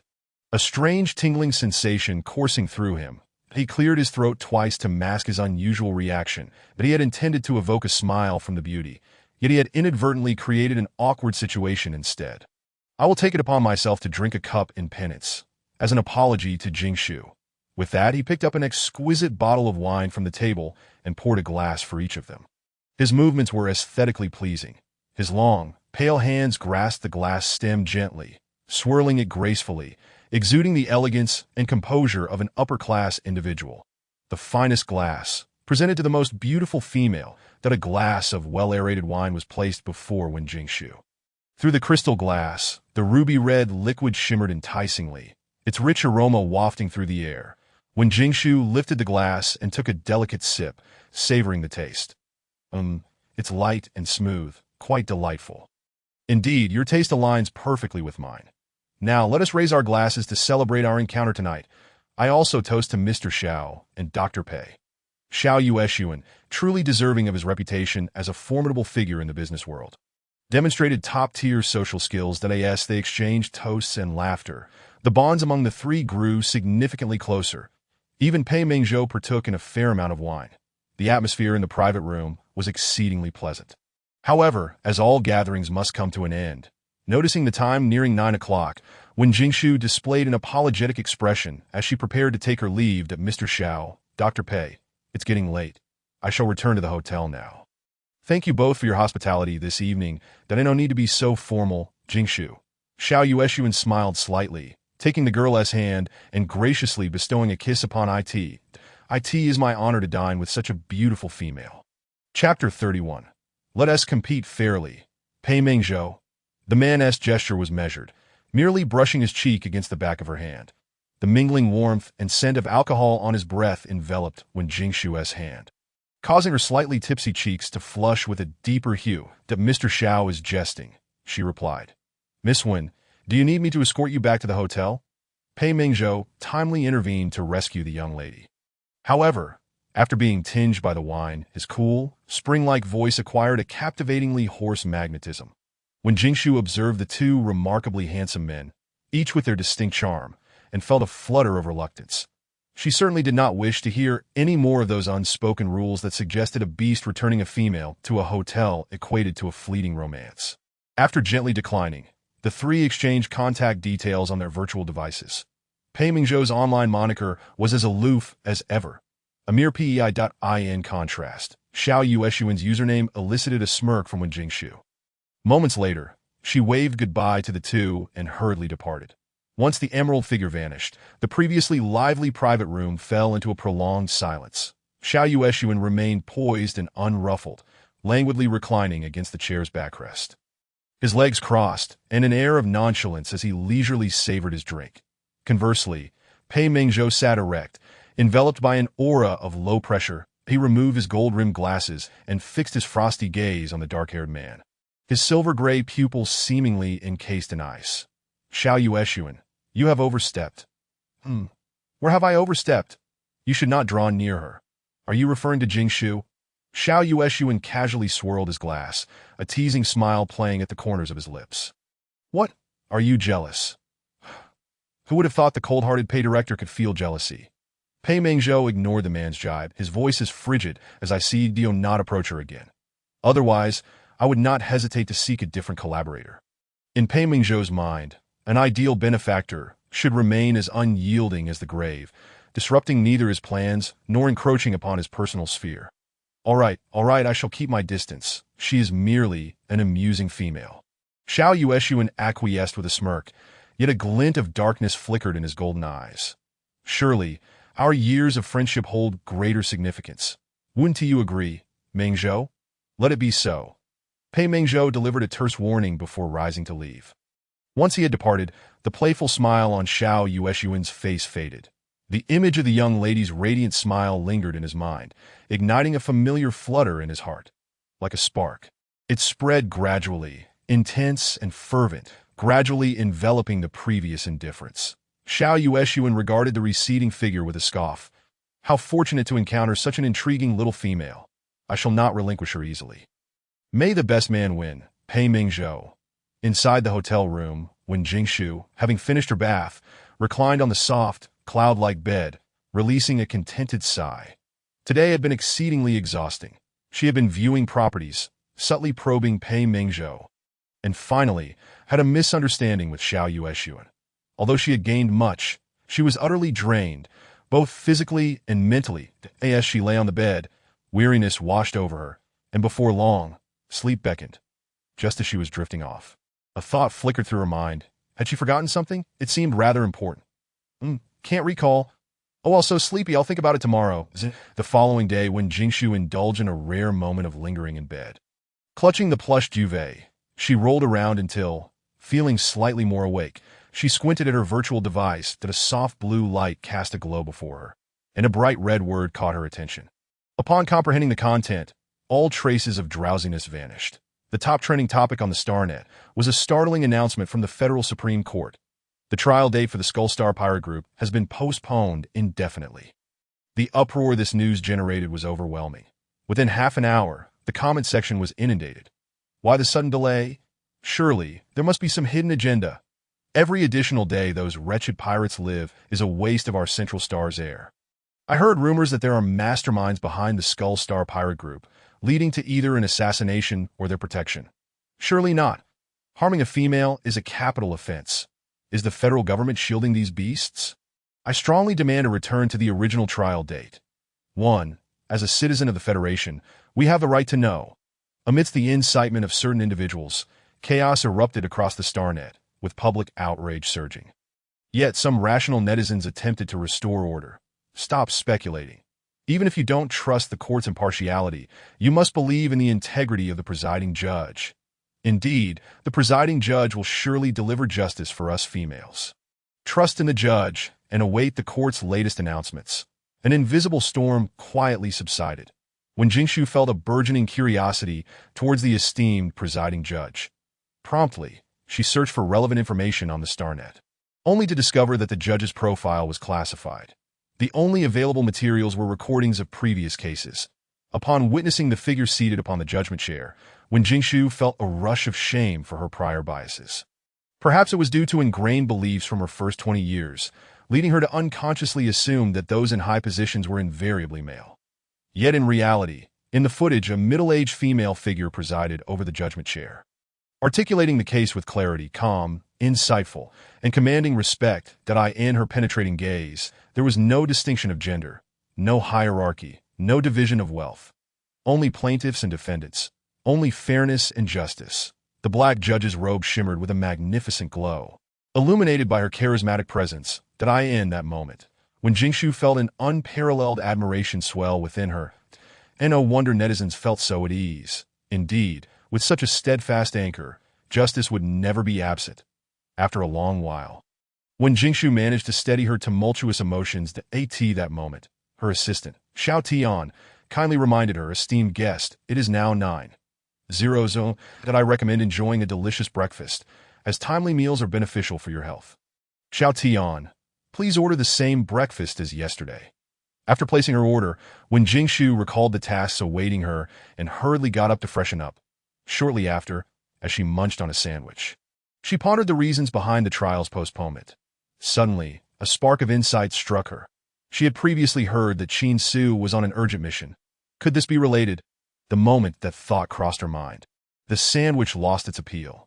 Although she felt somewhat uneasy about Qin Su's incessant probing, he had indeed been a great help to her. It was unreasonable to withhold even a word of concern. With that thought in mind, when Jingshu hesitated no longer and promptly sent a message. "Nian Pinyin, Director Qin, how are you? Chapter 32. Oh no, it seems I have caught the attention of a domineering CEO." 10 minutes passed without a reply. Half an hour later, still no response. An hour later, the silence persisted. When Jingshu stared at the empty chat interface, her anxiety intensifying. She contemplated calling him, but feared it might disrupt his mission. Ultimately resigning herself to inaction.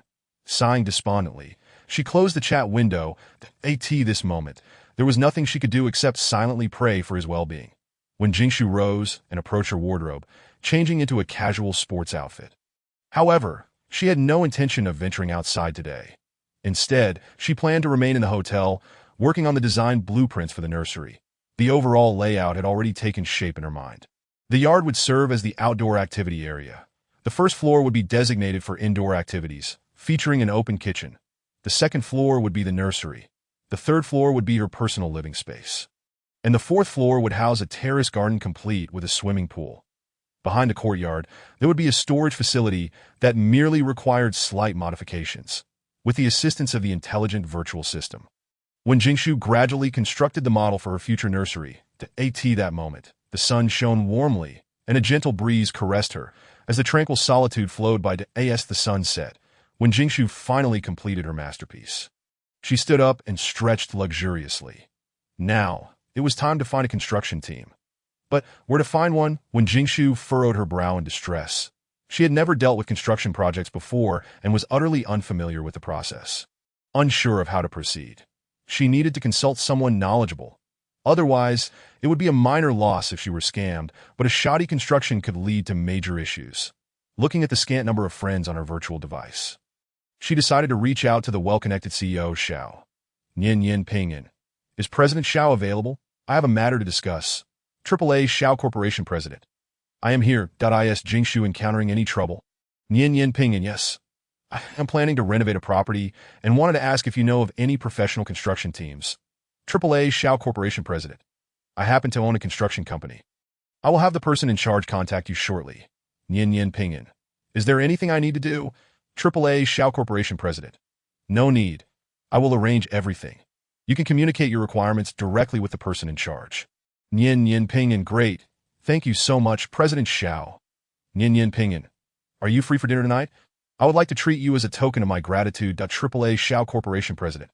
"I appreciate the sentiment, but I am currently aboard a starship heading to Minji Star, regrettably missing the opportunity to dine with a beautiful lady." Nian Pinyin. "When President Xiao returns, I shall invite you to dinner. AAA Xiao Shi Group President. Very well. AAA Xiao Shi Group President.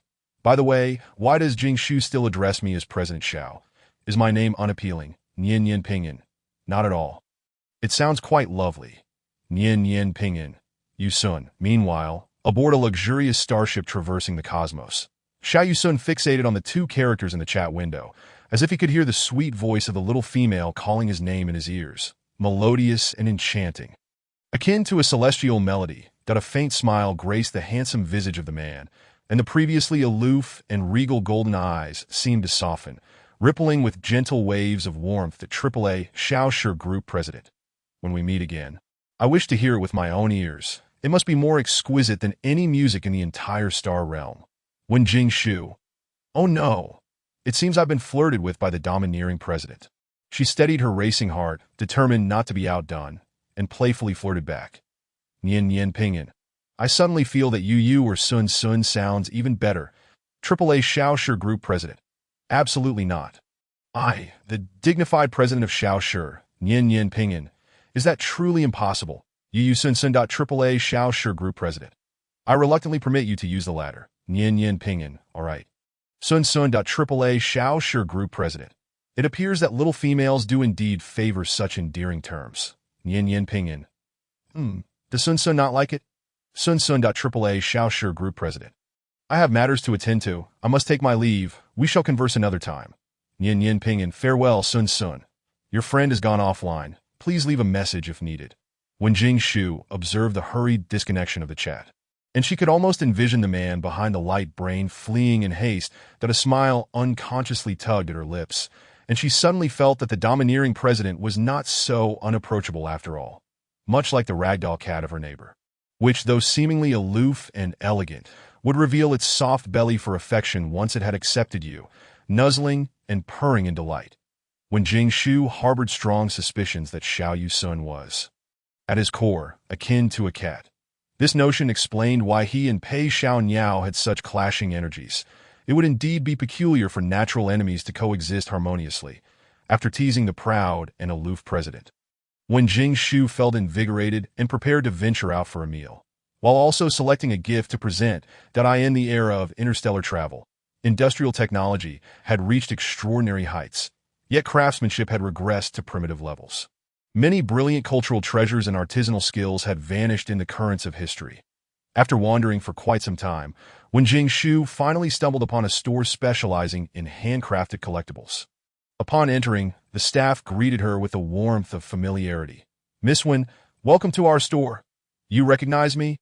When Jing Shu scrutinized the unfamiliar face before her, firmly convinced she had never encountered him before. "Of course, Miss Wen, you are a valued guest at our skyscraper. The president specifically instructed us to extend you our utmost hospitality." Understanding dawned on her. She had unwittingly become a supreme VIP client of the skyscraper. It was no wonder so many were enamored with the domineering president. She found herself captivated as well. "Miss Wen, what would you like to choose? Would you like me to recommend something? I'll browse for now." "Very well, just call me if you need assistance."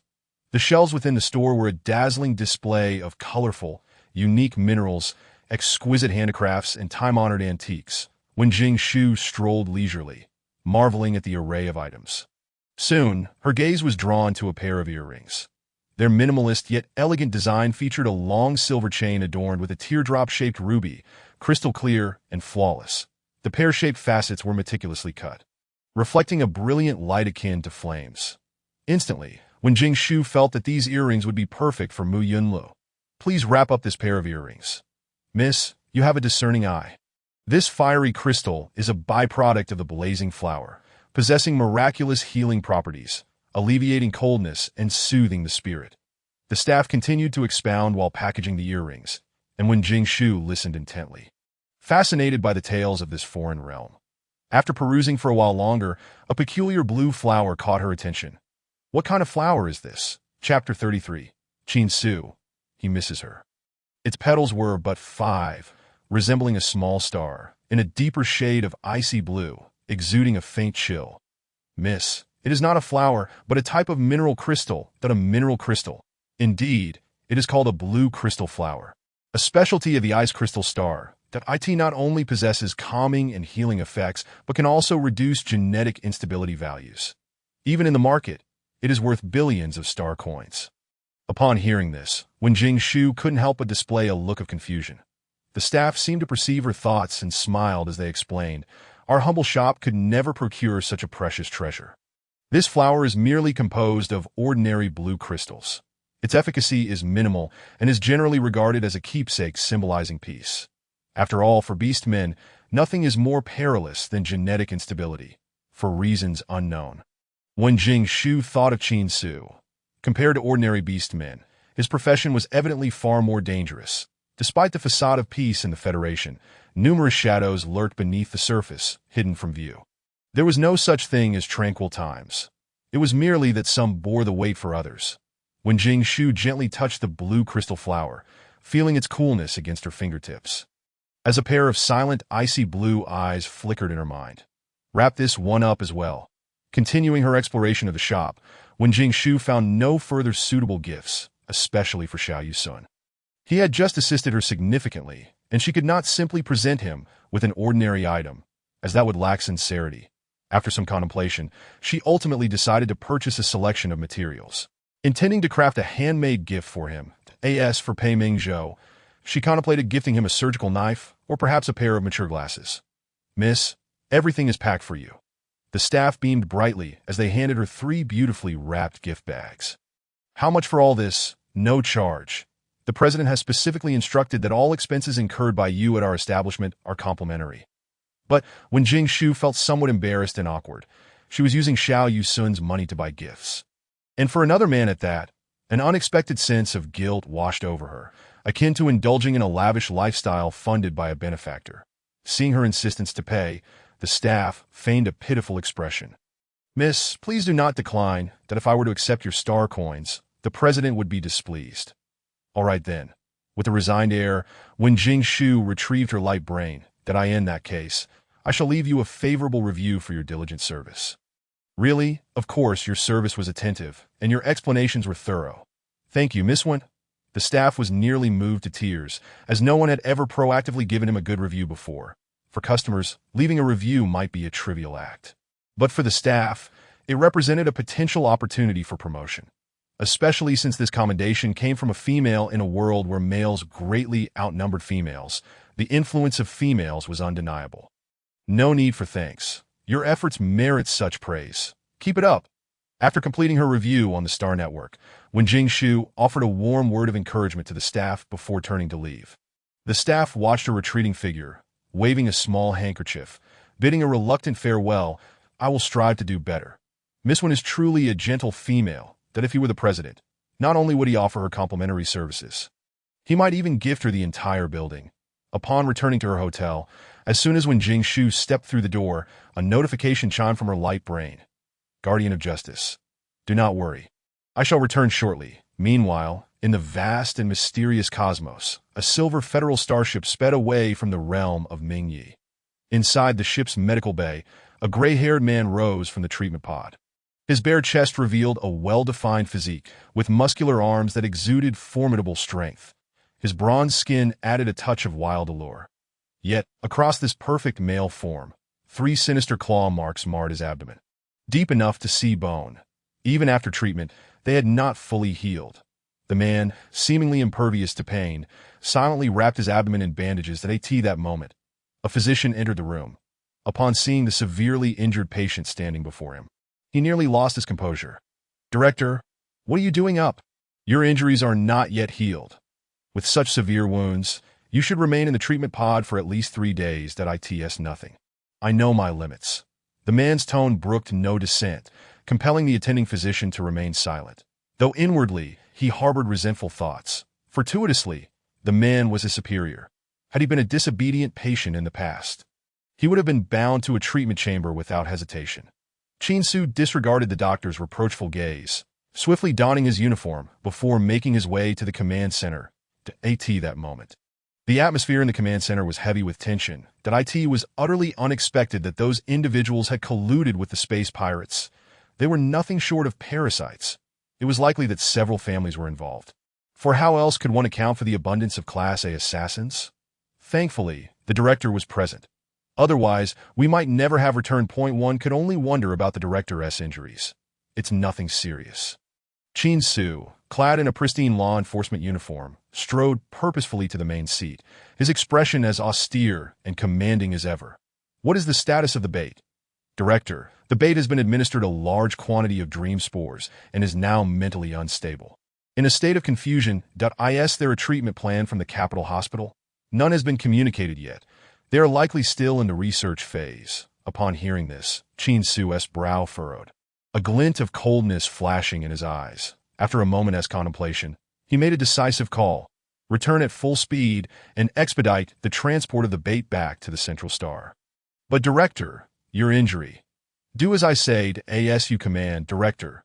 The law enforcement officers, seeing their superior unyielding, could only depart with heavy hearts. Before long, the spacious command center was left with only the tall and solitary figure of Chin Su. He activated his holographic computer, staring intently at the latest message. Nyen Yen Pinyin. All right, Director Chin, please ensure your safety and return safely. In that instant, it was as though a brilliant spring light pierced through the man's icy blue eyes, melting the glaciers within into rippling waves of spring. The urgency of the return was not solely due to the pressing mission. He missed her, meanwhile, the person he longed for, when Jingshu inexplicably sneezed, rubbing her nose and instructing Xiao Tian to raise the indoor temperature. Upon learning that Chin Su was safe, the anxiety that had hung over her heart finally dissipated. She closed the chat interface, ordered a flash delivery service on the Star Network, and began arranging the gift she had purchased that day. Xiao Yueshuan and Chin Su had yet to return to the Central Star, so there was no rush. Yunle's gift would be delivered to him tonight. She wondered whether he had completed his painting. It had been 2 days without any contact from him, which made her a bit worried. Thus, she initiated a video call. Beep. Chapter 34. The flame crystal earrings and the return gift. The prompt tone echoed for quite some time. And just as she was about to give up, the call was finally answered. The figure of a silver-haired youth appeared on the screen, his ruby-like eyes still dazzling, now filled with an expression of sincere apology. Jingshu, I'm sorry. I was just painting and didn't hear the call. It's all right. Why are you still awake at this hour? Only 2 days have passed, and you already have dark circles under your eyes. When Jingshu noticed the shadows beneath the boy's eyes and felt a pang of sympathy. There's no rush for the painting you're sending me. Take your time. Okay, I'll do as you say. Mu Yunlin nodded obediently, his snow-white hair swaying gently, appearing both adorable and innocent, akin to a little puppy. When Jingshu gazed at the boy's tousled hair, a sudden urge to touch it surged within her. Through the holographic screen, she reached out and tapped his head, her eyes bright with mirth. I bought you a gift. Remember to check it later. A gift. Mu Yunla blinked in confusion, as if hearing the word for the first time. Yes, while browsing a handicraft store today, I came across an accessory that suited you perfectly, so I purchased it. I hope you like it. I like everything you give me. Thank you, Jingshu. Mu Yunla's face radiated pure joy, his crescent-shaped eyes sparkling like tiny stars, as if he had just received a precious candy. When Jingshu's heart softened, her gaze toward the boy growing increasingly tender. All right, the surprise will soon be upon you. I'll stop chatting now to send the gift. Okay. Mu Yunla gazed longingly at the girl's delicate features until the screen went dark, reluctantly pulling his gaze away. The Interstellar Express service was remarkably swift. Within half an hour, Mu Yunla held a beautifully crafted gift box in his hands, his heart brimming with anticipation as he opened it. The next moment, a pair of radiant flame crystal earrings appeared before him. A beaming smile blossomed on the boy's face as he gently picked up one of the earrings, unable to tear his fingers away from the warm glow of the flame crystal. A fire igniting within him that spread to his very core. Sister-S sentiment. I have received it. Mu Yunla murmured, his voice clear and melodious, laced with an overwhelming and sincere affection that he adorned his left ear with the earring. As he reached for the other, he hesitated for a moment before slowly pulling open his collar. When Jingshu had just finished her shower when she received a video call from Mu Yunla. On the screen, the boy with snow-white hair and skin as pale as snow adorned one of the ruby earrings. The vibrant red stood out brilliantly against his fair complexion, complementing his ruby eyes and adding an enchanting allure to his already striking features. He resembled a beautiful youth who had stepped straight out of a comic. When Jingshu's eyes sparkled with astonishment and admiration. Yunlo, that earring truly suits you. I'm glad you like it. Jing's to be by the way, why are you only wearing one? There is still another. For some reason, the boy's face suddenly flushed crimson, his eyelashes trembling as if delicate butterflies were about to take flight from his fingertips. He seemed to be both struggling and enticing. When Jingshu, perplexed, continued to inquire curiously, what is wrong? Is it uncomfortable to wear too? No, it's not. Mu Yunla bit his lip, desperately suppressing the embarrassment and shyness within. His sister had gifted him something, and naturally, he had to reciprocate. The boy lowered his gaze slightly, the earring brushing against his cheek, the vivid red contrasting starkly with the pure white, creating a captivating allure. He opened his collar, his alluring red eyes fixed intently on the girl. The other one is here. An hour later, when Jingshu ended the call, still in a state of disbelief. She had never imagined that the innocent and shy boy could undertake such audacious actions. Had he just been teasing her? Surely, it must have been. When Jingshu pressed one hand against her flushed cheeks and the other against her wildly beating heart, burying herself beneath the covers, attempting to forget the enticing and captivating image that had just flashed before her eyes. Yet that beautiful vision remained firmly etched in her mind, impossible to erase, unforgettable for eternity. Xiao Tian, turn off the lights. When Jingshu reassured herself that a good night's sleep would help her forget, but as darkness enveloped her, her other senses sharpened. Unbeknownst to her, she began to sketch that image of red plum blossoms against the snow in her mind. The air felt increasingly suffocating. For a fleeting moment, when Jingshu even felt a twinge of regret and longing, wishing she had personally adorned him with the earrings. Once that outrageous thought emerged, her mind spiraled out of control. Galloping away with no hope of return, that oh dear, her pure soul had been thoroughly tainted by some vivid pigment, that Mu Yunla. You owe me my sanity. In the year 3024 of the interstellar era. On the morning of May 10th at 8 o'clock, when Jingshu experienced her first sleepless night, she rose mechanically from her bed like a wandering spirit, brushing her teeth and washing her face. The mirror reflected a strikingly clear image, even revealing her pores, making the dark circles beneath her eyes all the more pronounced. After splashing cold water on her face, she finally managed to disperse the embarrassing dreams of the previous night. 5 minutes later, while having breakfast, she furiously berated the source of her woes. Nian Yin Pingin, are you satisfied now?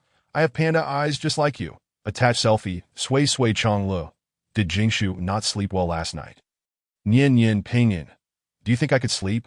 Sui Sui Chong Lu, I'm sorry, Jingshu. Shall I keep you company next time?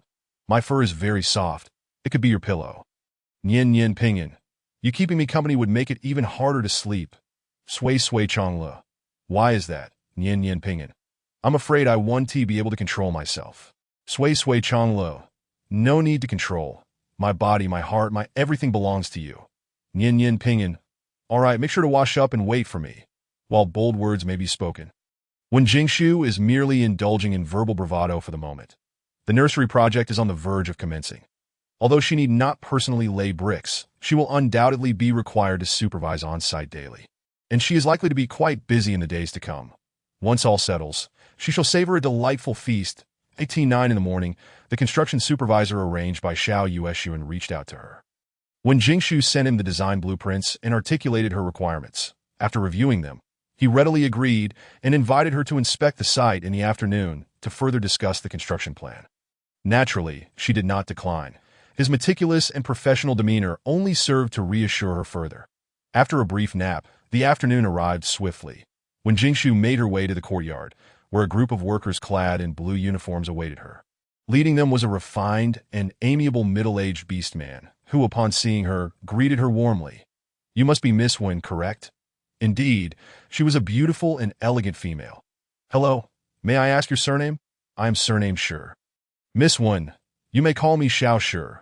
When Jingshu, gazing at the middle-aged beast man who was a decade her senior, found it difficult to address him directly, so she opted for a more polite form of address.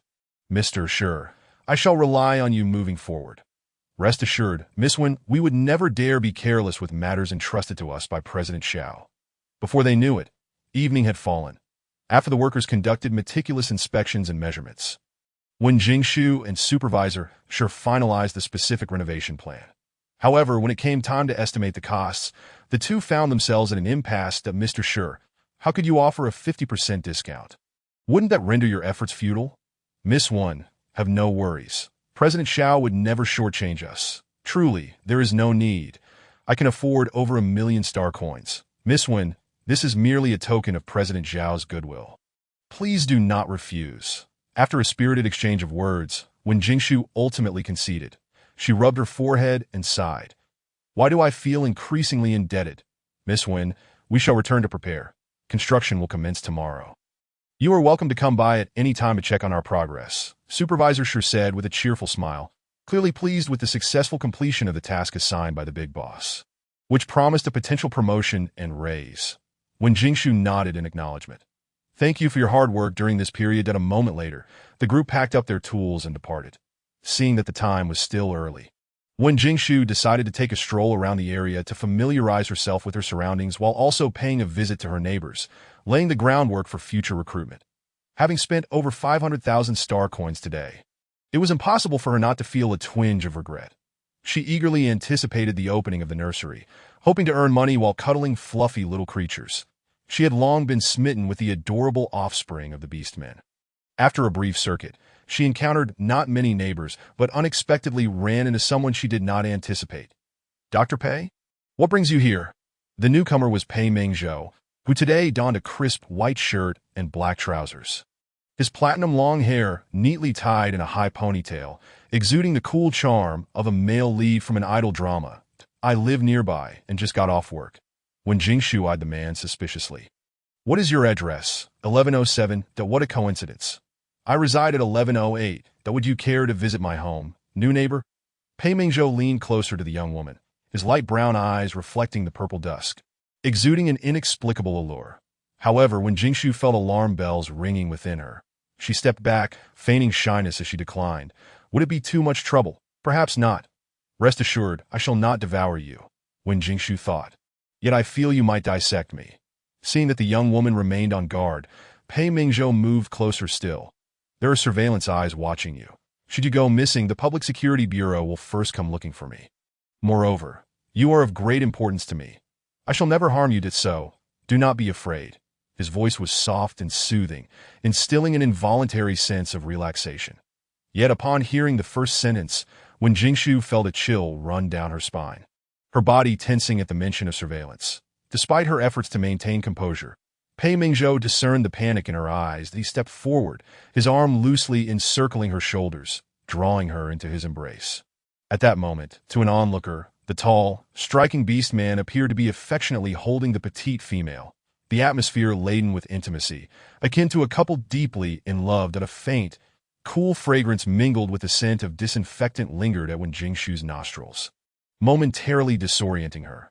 Instinctively, she attempted to break free from his grasp. That moment, the man tightened his hold around her waist, his cool lips brushing against her ear. Do not move. Look at the second street lamp to your left. When Jingshu froze, obediently nestled against the man's broad frame, her hands rested on his waist as she pretended to shyly turn her face away, glancing up casually. Indeed, a flicker of faint red light flashed by the second lamp on the left. In an instant, her mind felt as though it had been struck by lightning. When Jingshu's thoughts became chaotic, her hands unconsciously gripping the hem of her clothing in an effort to alleviate her rising tension and anxiety. Pei Mingzhou cast a glance at his crumpled shirt, his expression silent. Noticing her delicate hands still tugging downward, he could no longer restrain himself from speaking. If you keep pulling, my pants will fall. The remark abruptly pulled Jingshu from her reverie, her cheeks flushing as she silently tucked the rumpled shirt back in place, even taking the initiative to help him adjust his trousers. My apologies, all done. Pei Mingzhou gently restrained her hands that were wandering about his waist, a hint of helplessness in his expression. Though he was emotionally detached, he was, after all, a normal male beast. Furthermore, her scent was irresistibly alluring to him. Pei Mingzhou released the delicate figure from his embrace and returned to the matter at hand. Are you now willing to visit my home? Your neighbor. After pondering for a few seconds, Jingshu ultimately accepted the invitation. Although she had yet to ascertain whether he was connected to the laboratory, thus far, he had shown no intent to harm her. Moreover, he might possess some insight regarding the surveillance point 15 minutes later. A pure white European-style villa came into view. Upon entering, she was greeted by an expanse of pristine white. When Jingshu nearly believed she had arrived in paradise. However, it must be said that the environment was bright and warm, instilling an indescribable sense of comfort. She sank into the soft, cloud-like sofa, her tense body gradually relaxing. Pei Mingzhou granted her ample time to acclimate. After nearly 10 minutes, he changed into a comfortable cream-colored loungewear.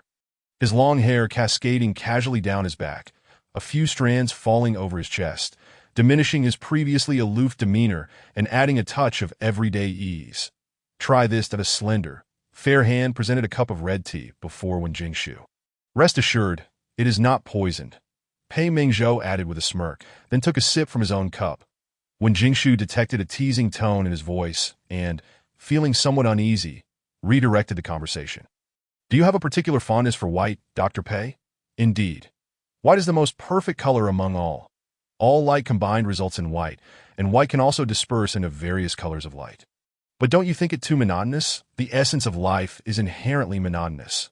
When Jingshu furrowed her brow, shaking her head in disagreement. However, each day we encounter different people and events, with countless possibilities ahead.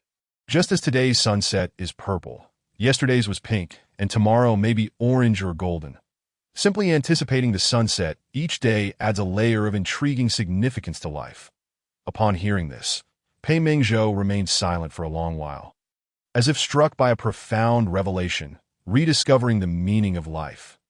Yet in the next moment, he suddenly posed a serious question. Dr. Pei, is your medication legitimate? What if it is overcast or raining?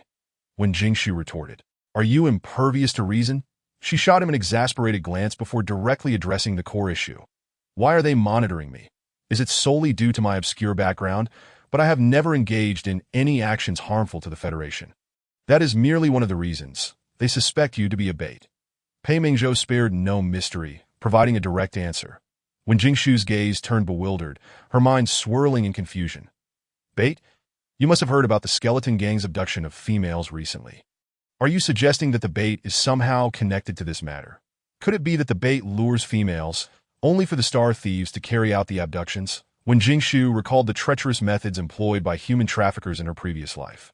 And suddenly, a spark of insight illuminated her mind, as all the clues interconnected, and oh wonder Qin Su had consistently harbored suspicions about her. No wonder the Public Security Bureau was still monitoring her. The timing and locations of her appearances were undeniably suspicious, and the absence of any federal identity information to prove her innocence only deepened the enigma. You guessed correctly, Pei Mingzhou elegantly sipped his red tea, exuding an air of calm composure. The bait has been silent until now, and your ambiguous identity naturally made you a prime suspect. Until now, when Jingshu keenly seized on the key point. Yes, Director Qin has successfully apprehended the bait. Unfortunately, she has been administered an excessive amount of dream spores, resulting in a state of mental disarray, rendering her incapable of providing testimony. When Jingshu's heart, which had momentarily settled, surged with concern once more. Even if she lacked understanding of the intricate schemes at play, she realized that a dark force was likely behind it all. Why wouldn't the puppet masters simply silence her? They could not have suddenly developed a conscience. Could they? They dare not. Silencing her at this juncture would undoubtedly be akin to throwing fuel on the fire, a direct affront to the authority of the Federation. Administering dream spores, on the other hand, could buy them time, a desperate gambit for survival. Hearing the term for the second time, when Jingshu could no longer suppress her curiosity. What exactly are dream spores? They are an addictive substance extracted from the dream mushrooms of Dream Cloud Star. Once ingested, one becomes unable to break free from its grasp. Excessive consumption can lead to severe mental disorders. Upon learning this, when Jingshu's emotions became complex. Regardless of the era, the scourge of drugs ravages not only individuals but society as a whole. She was uncertain whether the so-called bait was coerced or complicit. Yet as a fellow woman, she hoped fervently that the bait would awaken soon, provide testimony, and assist the Federation in eradicating those dark forces once and for all. Is there a curative remedy? Once dream spores enter the body, they integrate with the blood cells, resulting in an irreversible state. With the current level of medical technology, a cure is unfortunately unattainable. Pei Mingzhou set down his teacup, a slight furrow appearing on his brow.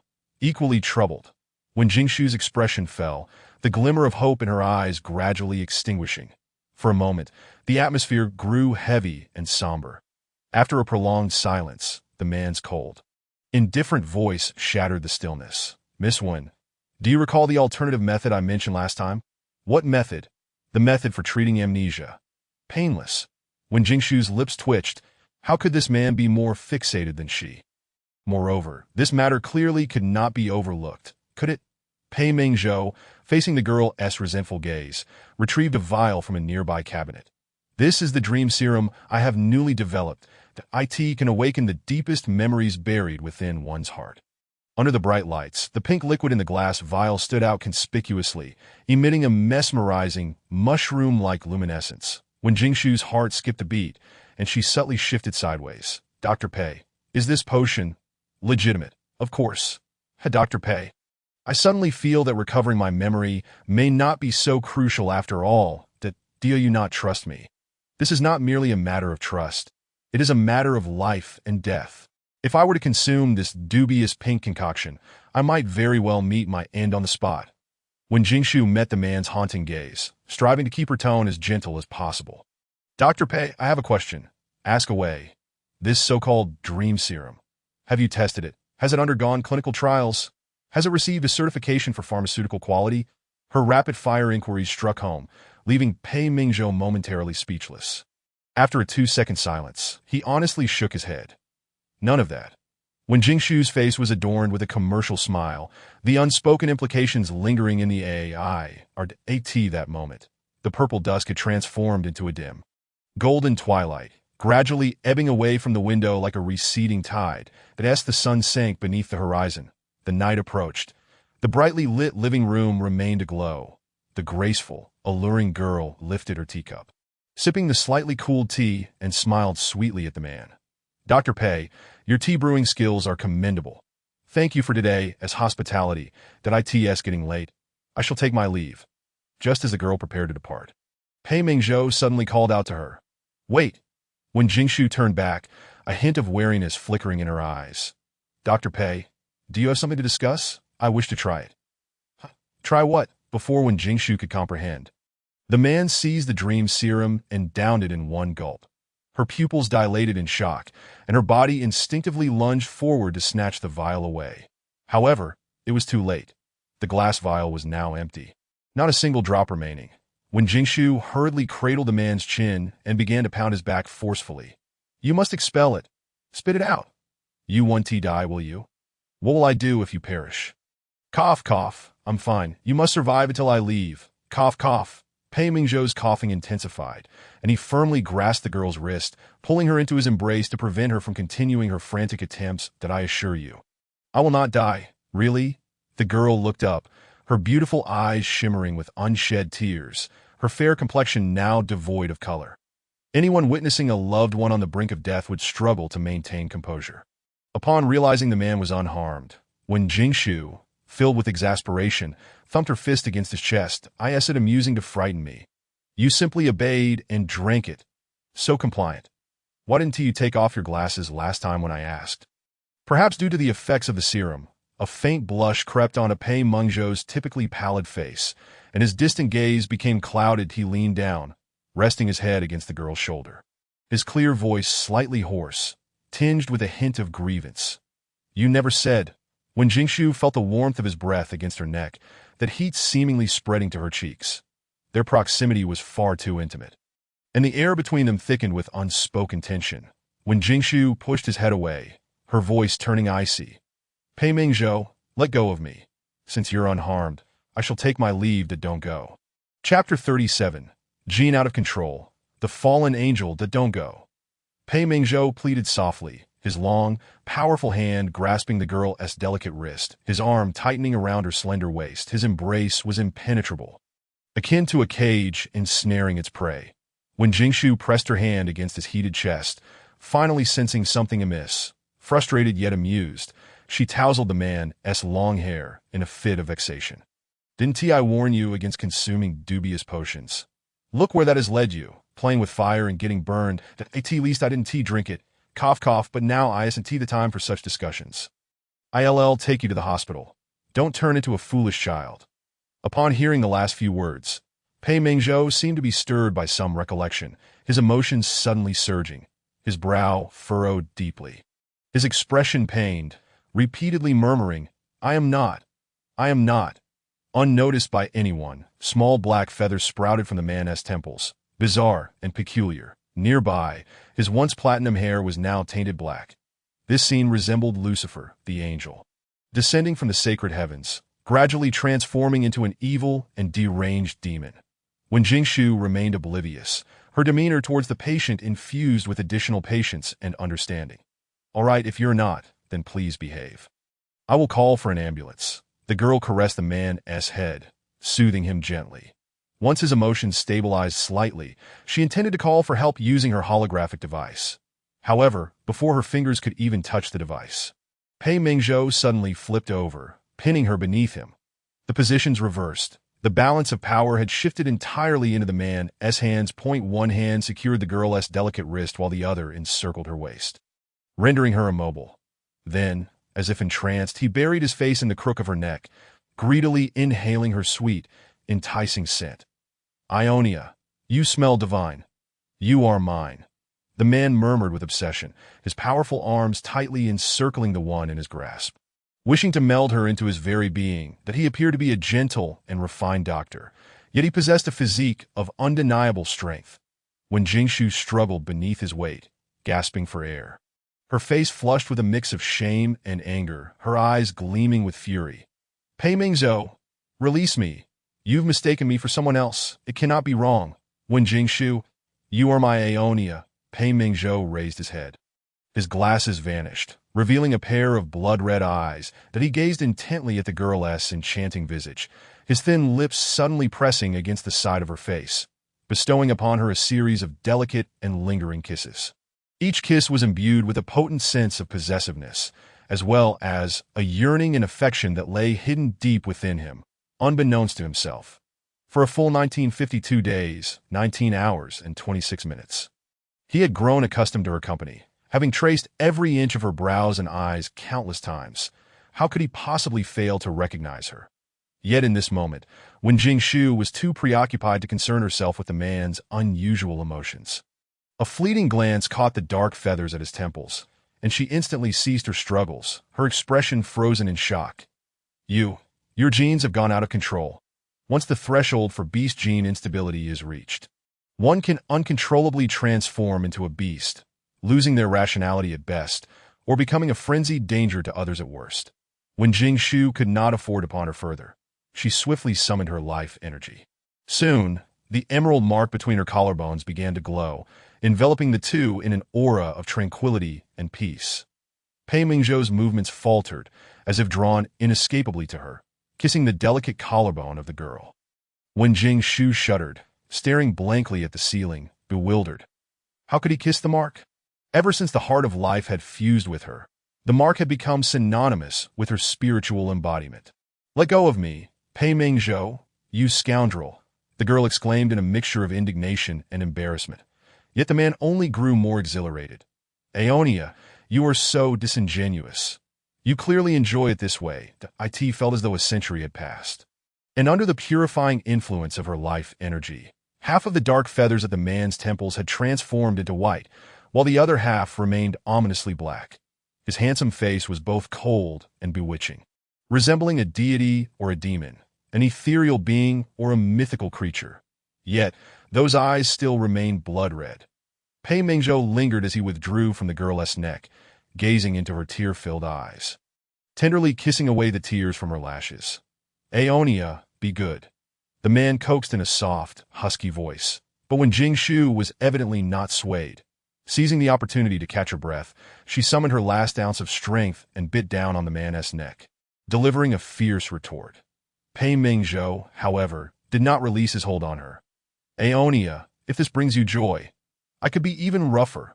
"Pervert," she retorted, her words dripping with sarcasm. "That sounds lovely. Curse me again." Pei Mingzhou smirked, his long fingers brushing over her luscious, crimson lips. When Jingshu retaliated without mercy once more, the man, consumed by a darkened state, was unpredictable. His expression turned icy as he grasped the girl's chin. Aonia, you are being disobedient.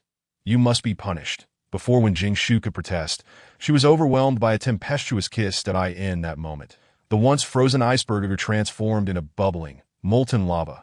Outside, the twin moons rose and fell in the western sky.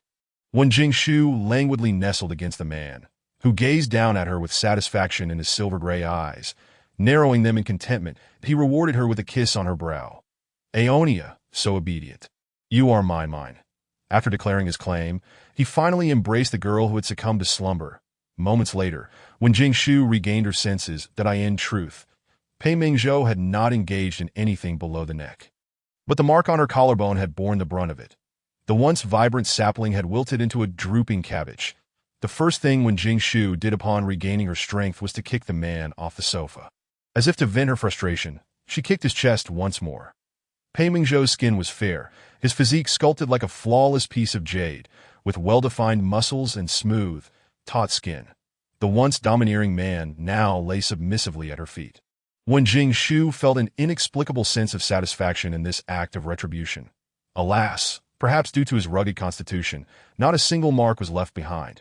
When Jingshu touched her aching collarbone in anger and kicked him twice more. Suddenly, the sleeping Pei Mingzhou let out a low groan. Startled, when Jingshu quickly pulled back her foot, eager to escape this dreadful place. However, in the next instant, the man's large hand shot out like lightning. Grasping her ankle, "You let go of me. I merely stepped on you. You just bit me so many times. What is wrong with me stepping on you?" The more she protested, the more emboldened she became. Yet the man not only refused to let go, but a suspicious flush crept onto his handsome face. Pervert. When Jingshu was genuinely frightened this time, she kicked him once and then yanked her foot free. Running out without even putting on her shoes, leaving the man alone on the floor, desolate and forlorn. Chapter 38. Moonlight, flowing sand lanterns, and the blue crystal flower brooch upon returning to the hotel. When Jingshu was still somewhat shaken. Yet, a wave of guilt washed over her. Not only had she seen Pei Mingzhou's chest and abs, but she had also stepped on him. Would he hold her accountable tomorrow? Oh well, if he did, so be it. After all, he was the one at fault for recklessly consuming counterfeit drugs. Indeed, counterfeit drugs harm both others and oneself. She had come to his aid only to be taken advantage of. She would have to settle the score with him. When Jingshu calmed herself, took a comfortable bath, and then lay down on the soft bed, sleeping soundly until the next afternoon. Yet her sleep quality had been poor, plagued by nightmares of being chased and pecked by a certain black bird. After washing up, she looked in the mirror, trying to encourage herself that it's fine, it's fine, just a rogue bird. If it dares to peck me again, I'll pluck all its feathers and turn it into a bald bird. Taking a deep breath, she donned a bright smile, ready to welcome a new day filled with promise. However, her beautiful day was swiftly interrupted. Beep! The notification sound from her light brain rang out. Upon opening it, she was met with the familiar troublemaker. Pei, sorry, I lost my composure last night. Nian Pinyin. Was that losing composure? It was clearly perverted, Pei. I apologize, I didn't know sweet dreams would lead to gene instability. Nian Pinyin. So you still plan to give me more? Pei, I'm sorry. I want to do it again. Nian Pinyin. Is there going to be a next time? From now on, you are forbidden from mentioning that amnesia incident. Pei. Understood. Nian Pinyin also. Did you have any awareness last night? Pei. No, in that state of instability, I completely lost my rationality. That I apologize for any offense caused. I am willing to make any amends. Nian Pinyin. Really? Swear it on your hair. Pei. All right. Pei. I swear on my feathers that I did not intend to offend Miss One last night.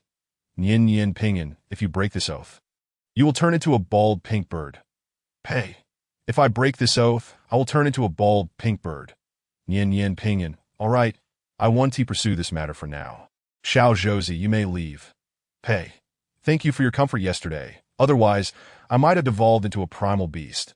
This is my token of gratitude. Beep. Pei has transferred you 1 million star coins. Nian Pinyin. No need for gratitude. Nian Pinyin.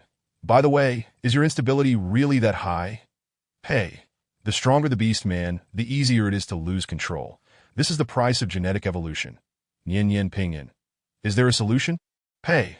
It can only be suppressed with potions or certain mineral plants. It cannot be cured. Nian Yen Pinyin. I understand. Nian Yen Pinyin. Please keep last night's events confidential. Pei.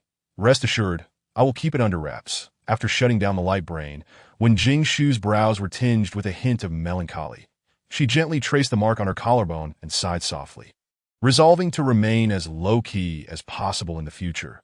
Given her unique circumstances, she feared countless troubles might come knocking at her door. That in the following days, tranquility reigned, likely a result of the authorities suppressing public opinion. Discussions on Xing Wang regarding the postponement of the trial gradually subsided, as netizens became engrossed in other entertainment gossip. Yet, possessing some insider knowledge, when Jing Shu understood that this was merely the calm before the impending storm. Fortunately, the bait had been captured, and she had cleared her name, ensuring she would not be ensnared in this intricate web of complications. Recently, when Jing Shu tended to oversee the construction site in the mornings, deliberately avoiding Pei Meng Zhou's working hours. Although she recognized that he had acted out of irrationality and did not intend to offend, she still felt a twinge of embarrassment. That pervert had gone too far. Not only had he bruised her lips, but he had also drained her spiritual essence, leaving her feeling utterly depleted.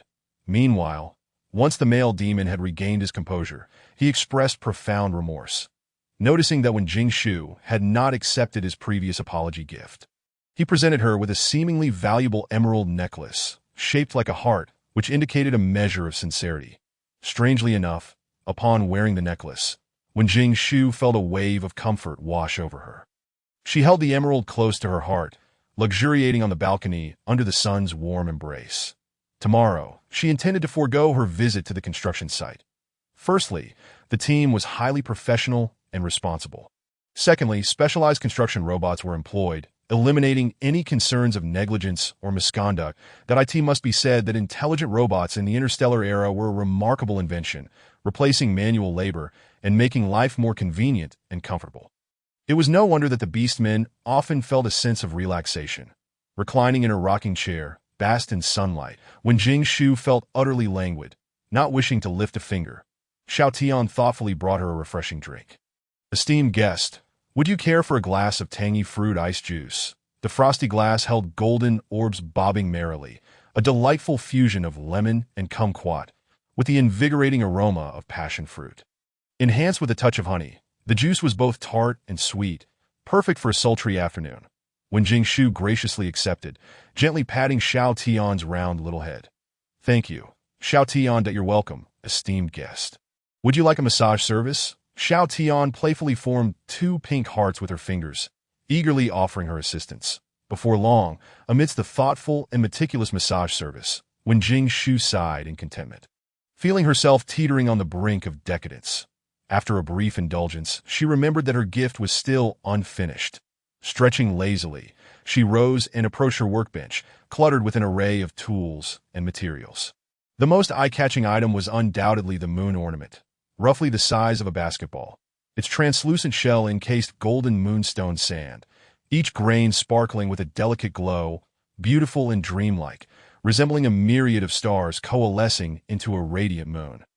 When Jing Shu spent the afternoon meticulously crafting the base for the moon shadow sand lamp, finally completing her creation.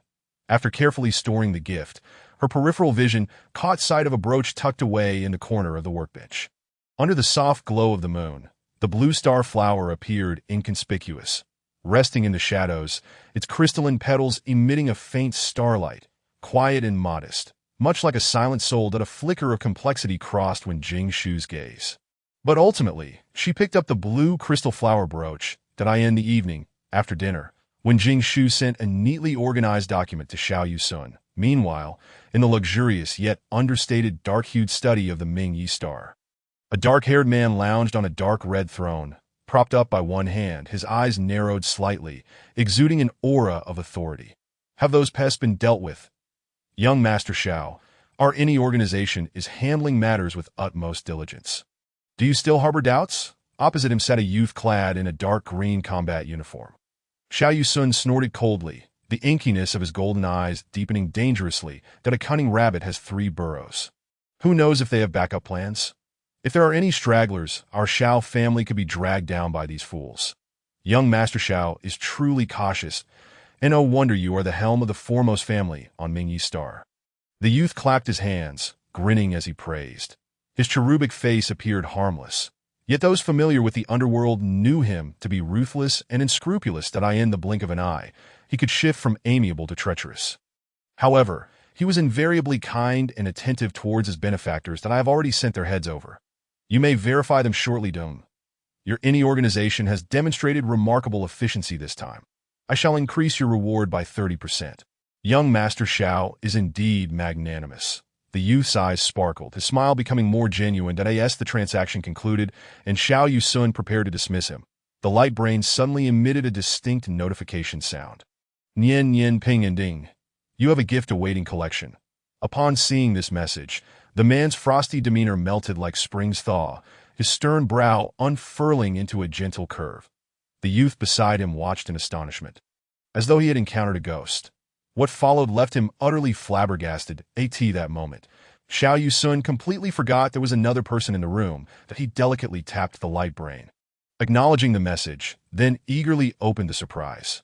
What appeared was a document, for the person on the other side could hardly send anything resembling a commercial contract. Could it be a love letter?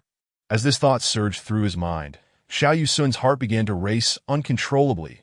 In a mere second, he traversed from contemplating whether to accept the pursuit, to deciding how many tables to set for the wedding, to pondering what name to give their future child. Yet upon discerning the contents of the document, he felt as though he had plummeted from the clouds, the smile he had been wearing instantly faltering. On the screen, a prominently displayed title caught his attention: Ancient Huaxia Recipes. Determined not to give up, Xiao Yusun scrolled to the bottom of the document, and at last his anxious heart settled. Though it was an invaluable and precious cookbook, which would have previously delighted him to no end, prompting him to uncork a fine vintage in celebration, he now felt inexplicably disheartened. However, the proud CEO was well versed in masking his true feelings. Thank you, Jingshu. I truly appreciate the gift. Nian Yin Pinyin. I'm glad you like it. By the way, when will you return? AAA Shao Corporation CEO.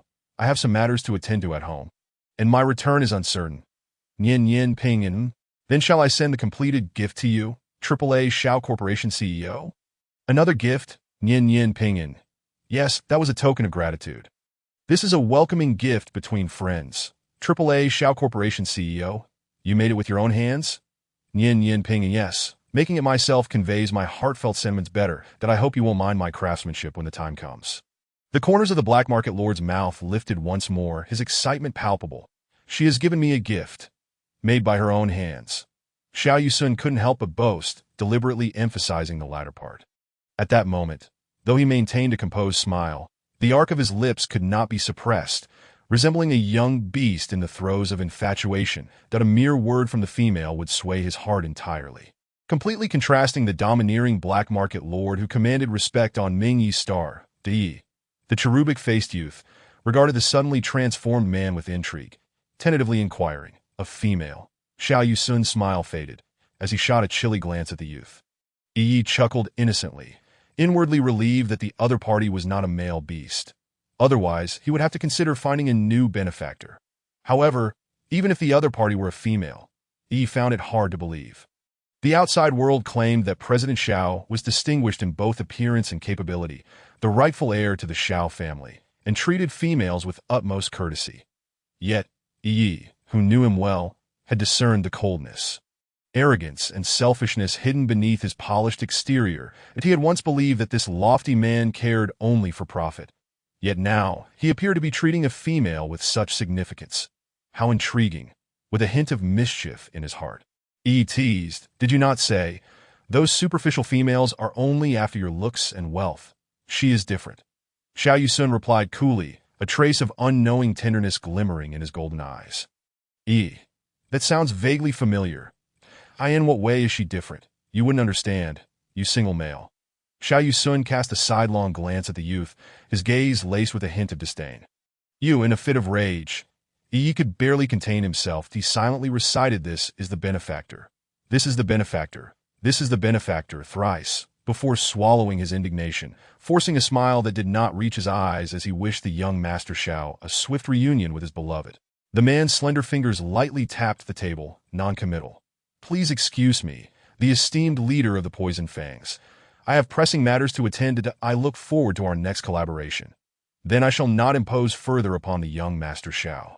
Yi replied with a courteous smile, while inwardly scoffing, what pressing matters? Is it not merely idle chatter with a female? Bah, what a foolish infatuation. Before long, the study was left with only Xiao Yueshuan, who gazed at his holographic screen, continuing to respond to messages. Yet despite maintaining his usual grace and composure, a hint of urgency could not be masked at AAA president of Shao Corporation. Of course not. Your sentiments I shall cherish deeply.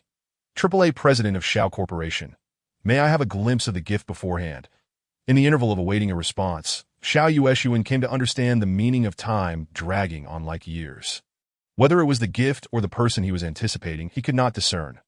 All he knew was that since parting ways in the restaurant, the image of those enchanting, soulful eyes, the alluring fragrance of orchids, and the tempting allure of her delicate lips had gradually taken root in his mind. Unbeknownst to him, he had become ensnared in a web of longing and desire by the time he realized it. It was too late. Arriving at the star of the dark night, his yearning grew wild like rampant weeds in the solitude of the long night. Xiao Yueshuan once thought he was merely captivated by beauty. Yet, during social gatherings where he encountered equally beautiful females, he remained as indifferent as ever. His heart as tranquil as still water, stirred not in the slightest. He even instinctively distanced himself, concealing an inexplicable unease. In the interstellar beast realm, the chastity of male beasts held paramount importance. The virtue of a male was the foremost criterion for females when selecting a mate.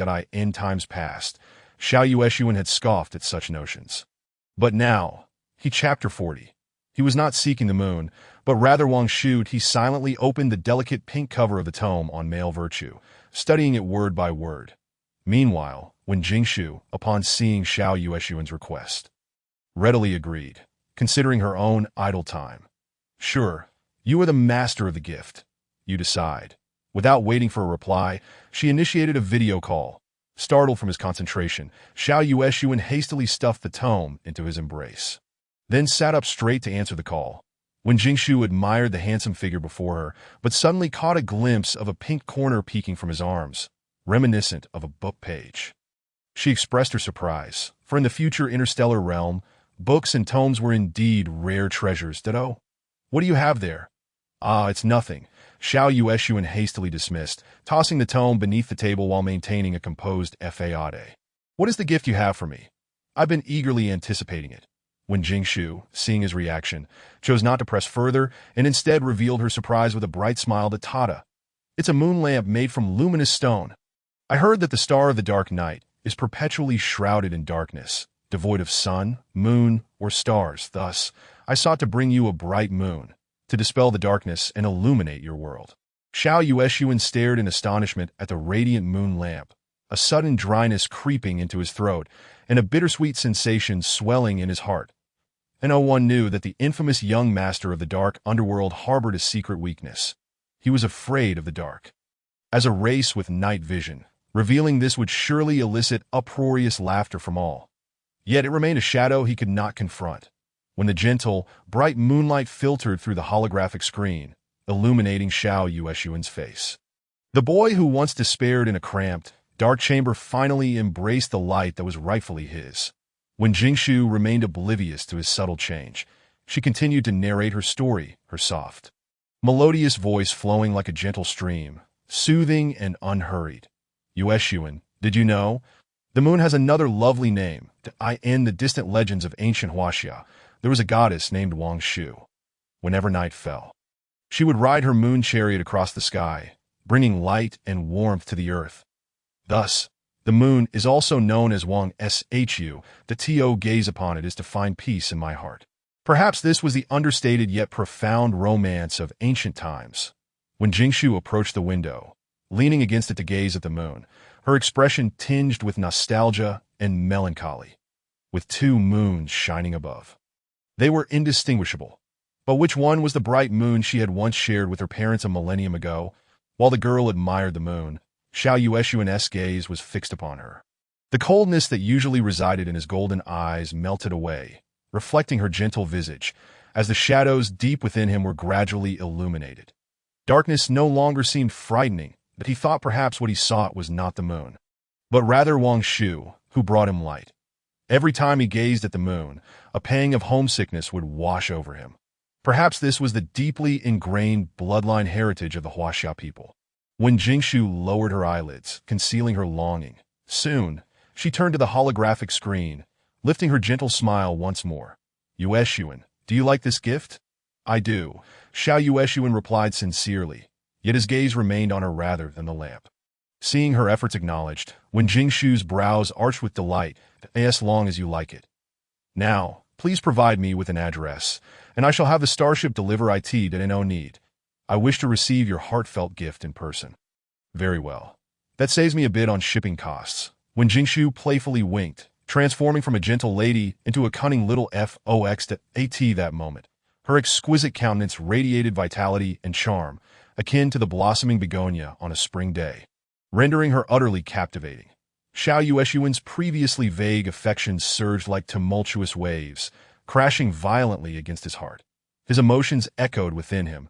Difficult to conceal, he raised an eyebrow, attempting to mask the heat simmering beneath his surface while feigning despondency to tease her. Does Jingshu only care about shipping costs? Am I not worth more? Ah, it seems in Jingshu's eyes, meeting with me, a billionaire CEO, is less significant than a mere shipping fee. It appears feelings have indeed waned. The man, accustomed to the business realm, had long mastered the art of wearing a facade, effortlessly spinning humor into sincerity, where even a hint of insincerity could be transformed into heartfelt emotion. Some words were best left unspoken, for they could not be taken to heart.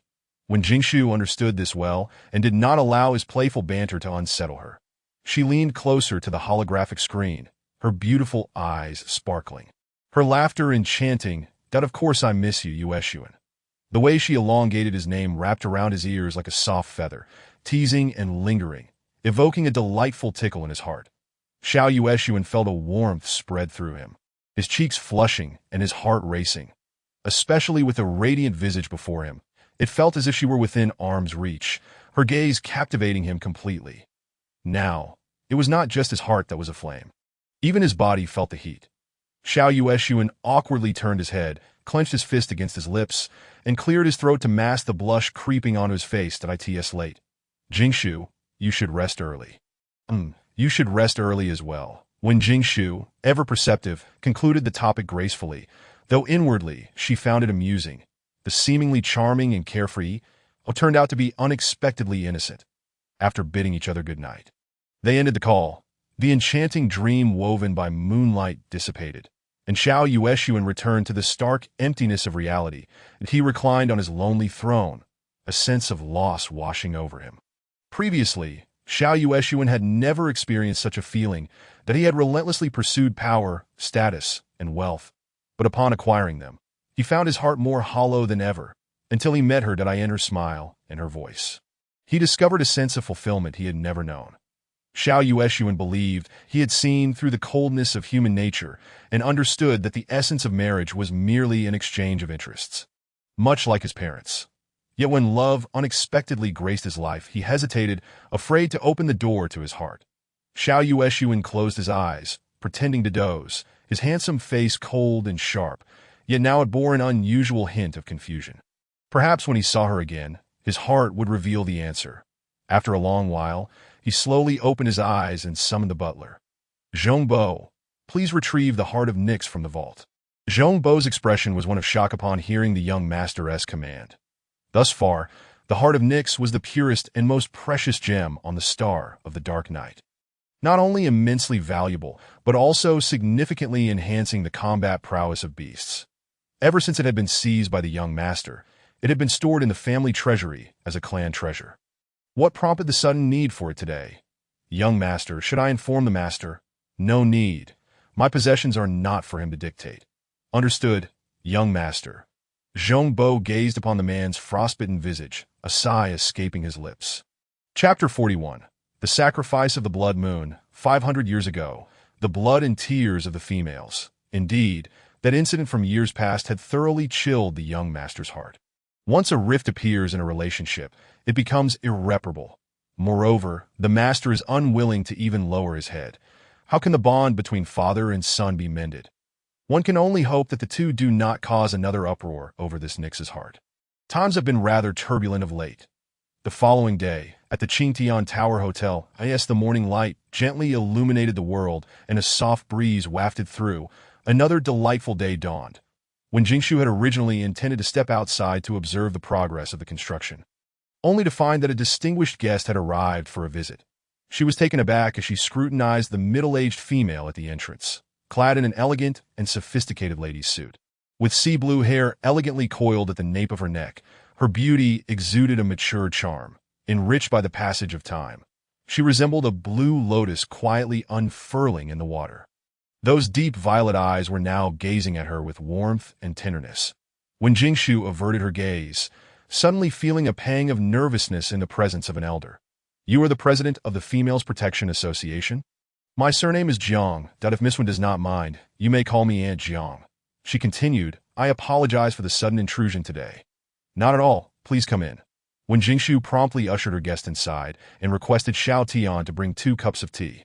A few minutes later, the two sat facing each other on the sofa in the small parlor, exchanging pleasantries for a while. "May I inquire as to the purpose of your esteemed visit?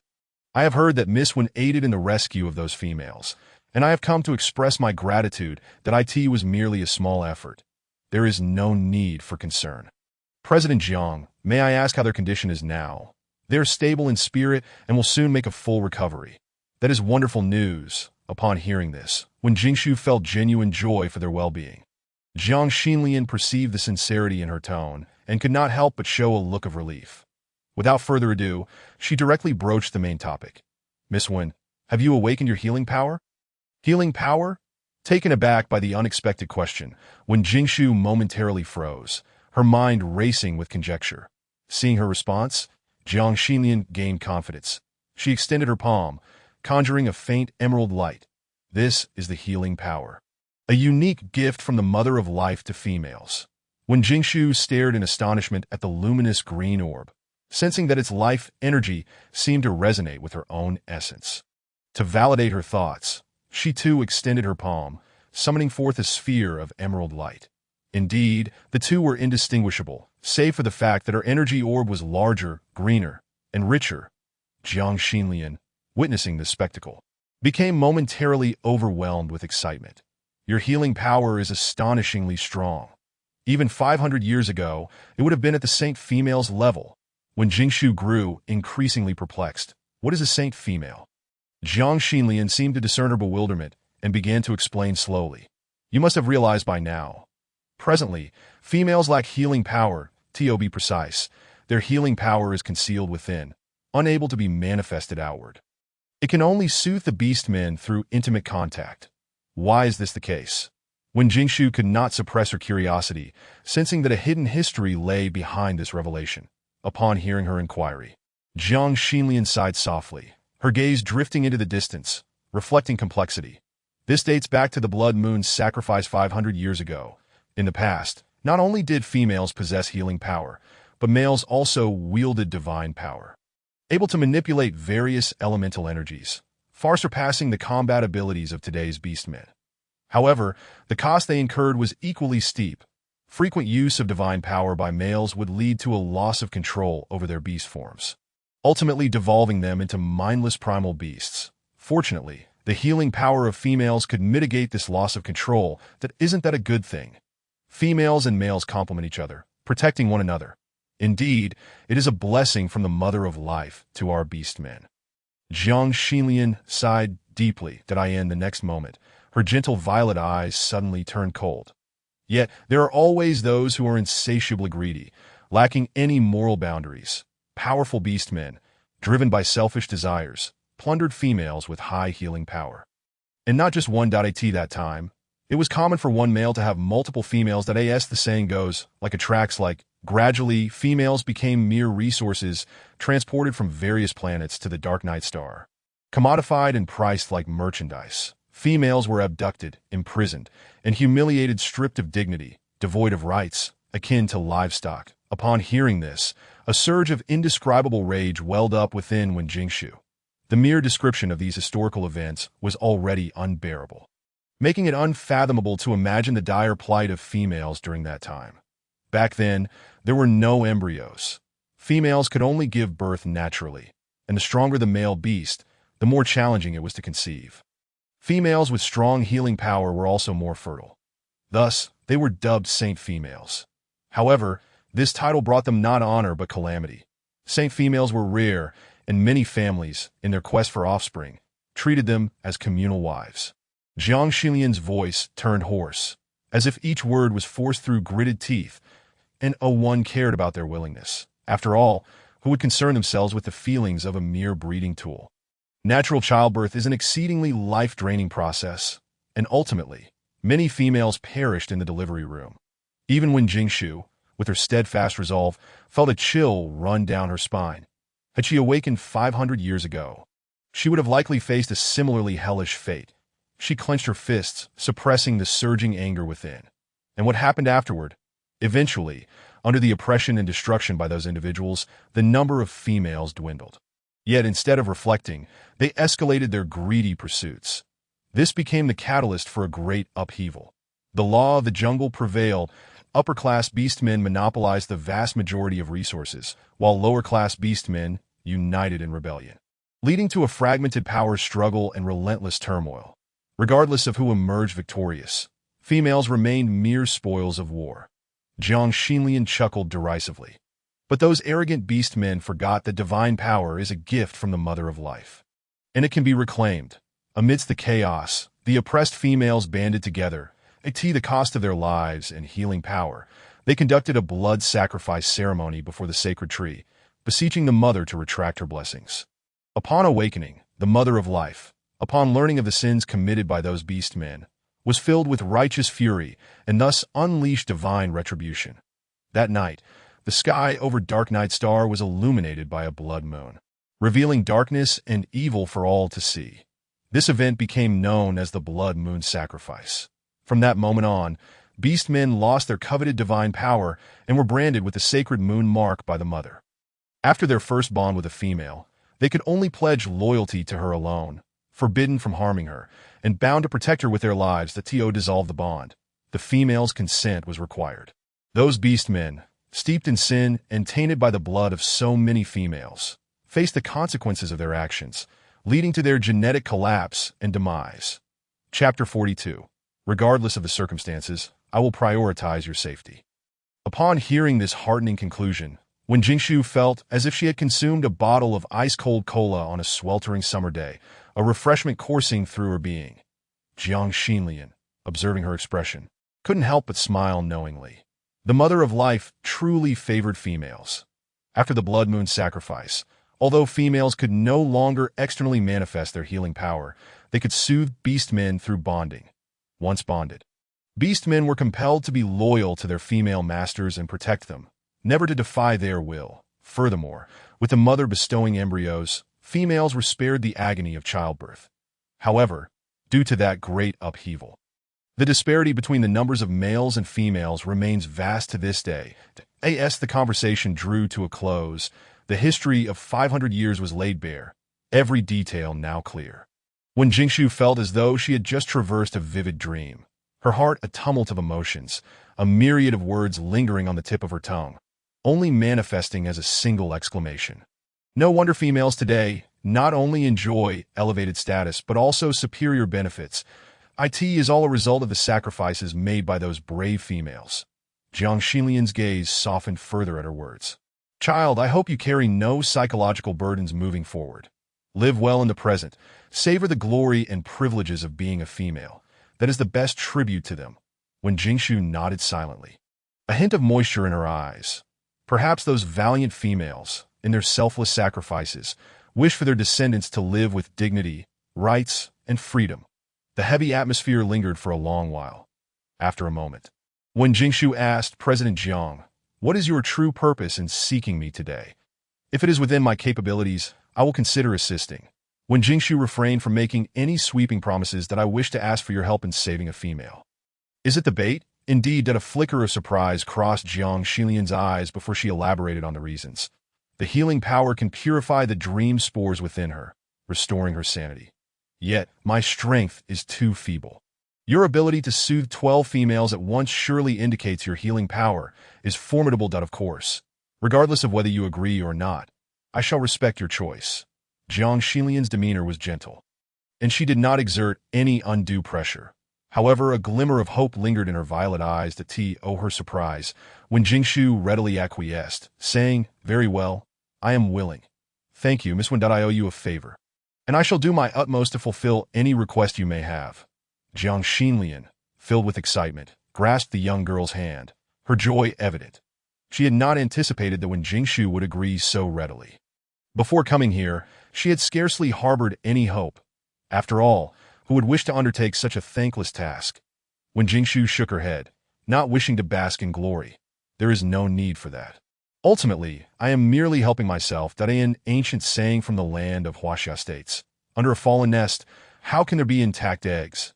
As we are both females, we share a common interest. Completely eradicating those hidden malignant entities is, in essence, a safeguard for my own safety. Jiang Xinlian gazed into the calm, indifferent black eyes, her admiration for the young girl intensifying. You are a perceptive child. From now on, call me Aunt Jiang. Feel free to ask me anything. This was a marked shift from the initial formality they had shared, now blossoming into genuine warmth. When Jingshu shyly pressed her lips together and smiled, "Aunt Jiang, I shall trouble you from now on." "Oh, I would only be too glad for you to trouble me."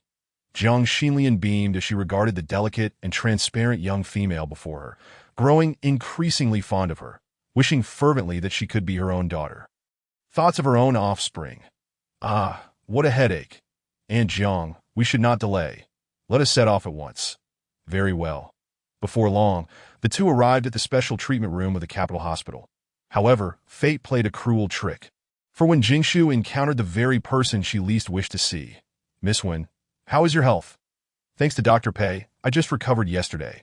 She looked up at the impeccably dressed man before her, desperately wanting to exclaim, "Good birds do not block the way." But with her elder present, she could only respond with a polite smile. Then I am relieved. Pei Mingzhou noted the girl's radiant demeanor, his previously aloof countenance softening slightly. That he had intended merely to conduct a test, but was taken aback by how uncontrollably, well, perverse he had become. Ionia's description was not entirely inaccurate, though he had achieved considerable results. It seemed to have come at the cost of his integrity, and it had also incurred Ionia's ire. This end. He had even posted on the Star Network forum with a thread entitled "How to Win a Female's Favor." Reflecting on this, Pei Mingzhou's gaze fell upon the delicate nape of the girl's neck. "Do you like the necklace?" When Jingshu was somewhat speechless, why did he only inquire about such trivial matters? "Dr. Pei, I have pressing matters to attend to. Let us converse later." Jiang Xinlian, who had been observing the exchange, stepped in with a gentle smile. "Jingshu, Xiao Pei is the attending physician. Since you are acquainted, I shall leave you both to it." When Jingshu paused, momentarily taken aback, as she grasped a crucial piece of information from this statement. However, since it pertained to personal matters, she refrained from questioning Jiang Xinlian in her presence, and thus followed Pei Mingzhou into the consultation room. Once the door was closed, when Jingshu furrowed her brows and cast a suspicious glance at the man, "You knew about the holy healing power all along." Pei Mingzhou nodded honestly. "Then why did you not mention it last time?" "You did not ask." When Jingshu was momentarily speechless, unable to suppress her frustration as she shot him an irritated glare, in his presence, she could never maintain her ladylike demeanor. Pei Mingzhou received her harmless glare with a hint of amusement flickering in his indifferent gaze. He adjusted his glasses and resumed his role as the composed and serious attending physician. The primary concern is that the dream spores have infiltrated deeply into the lungs and are continuously dividing and reproducing. If treated with the holy healing power, the purification energy required would be incalculable. I do not wish for you to take such risks. His voice remained as cold as ever, yet it could not conceal the underlying concern. When Jingshu felt a touch awkward, yet warmth surged within her. Nevertheless, even with an understanding of the risks, her resolve remained unshaken. I must at least my testimony is crucial. It concerns the safety of countless females, including myself. Therefore, I shall not stand idly by. Pei Mingzhou turned to regard her, his tone earnest as he promised, "I will protect you. Only a thief can evade the thief's vigilance for so long. When Jingshu shook her head, a light laugh escaping her lips, her bright eyes sparkling with determination. "Very well, Dr. Pei. From now on, you shall be my little assistant." Seeing her steadfast determination, Pei Mingzhou did not attempt to dissuade her any further.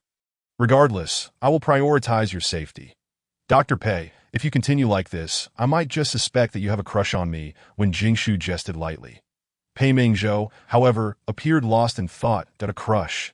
In psychology, a crush typically refers to an unexpressed affection one harbors for another, often stemming from shyness, fear of rejection, or the presence of a partner. Yet he found it difficult to comprehend such complex emotions. Chapter 43. Qin Su's return, dreading to face her cold and distant gaze. Inside the consultation room, a middle-aged female was restrained within the treatment chamber, intermittently struggling fiercely and screaming incoherently, resembling a madwoman. Pei Mingzhou positioned himself protectively in front of the girl and succinctly explained. "This is a side effect of addiction to dream spores." When Jingshu felt no fear, she stepped beside the man, calmly assessing the middle-aged female. A wild tangle of reddish-brown curls adorned her gaunt face, which appeared emaciated, clearly having endured considerable torment. "What must I do?" "Close your eyes." With that, Pei Mingzhou took her right hand and placed it on the patient's forehead, patiently guiding her step by step. "Concentrate, release the holy healing power, and gradually infuse it into her body. Do you see those pink light dots?" "Yes, there are many." When Jingshu seemed to enter a mystical state, with countless pink light dots floating before her. Dreamlike and uncanny as she urged the emerald light cluster closer. The dots fled in a panic, as though encountering a formidable enemy. "Have you ever played Snake?" Pei Mingzhou leaned closer to her ear, his crisp voice softening, inadvertently inducing a sense of relaxation. "What you must do next is to devour them one by one, that if you cannot manage it, do not force yourself." "Understood." When Jingshu followed his guidance, striving to maneuver the light cluster to consume the pink dots. Initially, it was quite effortless. However, as time passed, the pink dots diminished, while the emerald cluster grew, increasingly bloated. Gradually, when Jingshu's complexion paled, cold sweat beading on her forehead, and her hands trembled slightly. Yet, she remained resolute, unwilling to give up midway. Pei Mingzhou observed the stubborn girl. Feeling a soft sigh escape his lips, he removed a green gem from around his neck and placed it in her left palm. Time passed, and at last the final pink dot was consumed, leading the middle-aged female to gradually regain her composure. When Jingshu finally succumbed to unconsciousness, Pei Mingzhou skillfully caught the fainting girl, cradling her in his arms as though she were a precious treasure. Upon exiting the consultation room, he was met with two anxious gazes. The female has regained her senses. Chairwoman Jiang can take this opportunity to comfort her and extract intelligence that do not let her efforts go to waste. Jiang Xinlian nodded solemnly. However, upon seeing the unconscious girl in the man's arms, a flicker of guilt crossed her face. Yet before she could voice her concern, Qin Su, who had hurried over, interjected with worry evident in his tone. "What happened to her?" "The holy healing power was depleted. I am taking her to rest." "Where are you taking her?" "To the restroom, of course." As Pei Mingzhou replied, he walked towards the adjacent room, cradling the girl. Qin Su instinctively attempted to follow, but at that moment, a faint warning echoed in his ear. "Director Qin, it would be best not to follow. When she wakes up, she will likely not wish to see you." "Did she find out?" Qin Su halted abruptly, his blood running cold as if frozen in an instant, and he did not pursue whether Pei Mingzhou had divulged anything. Once the seed of suspicion is sown, it will eventually sprout. "Director Qin, your surveillance skills leave much to be desired."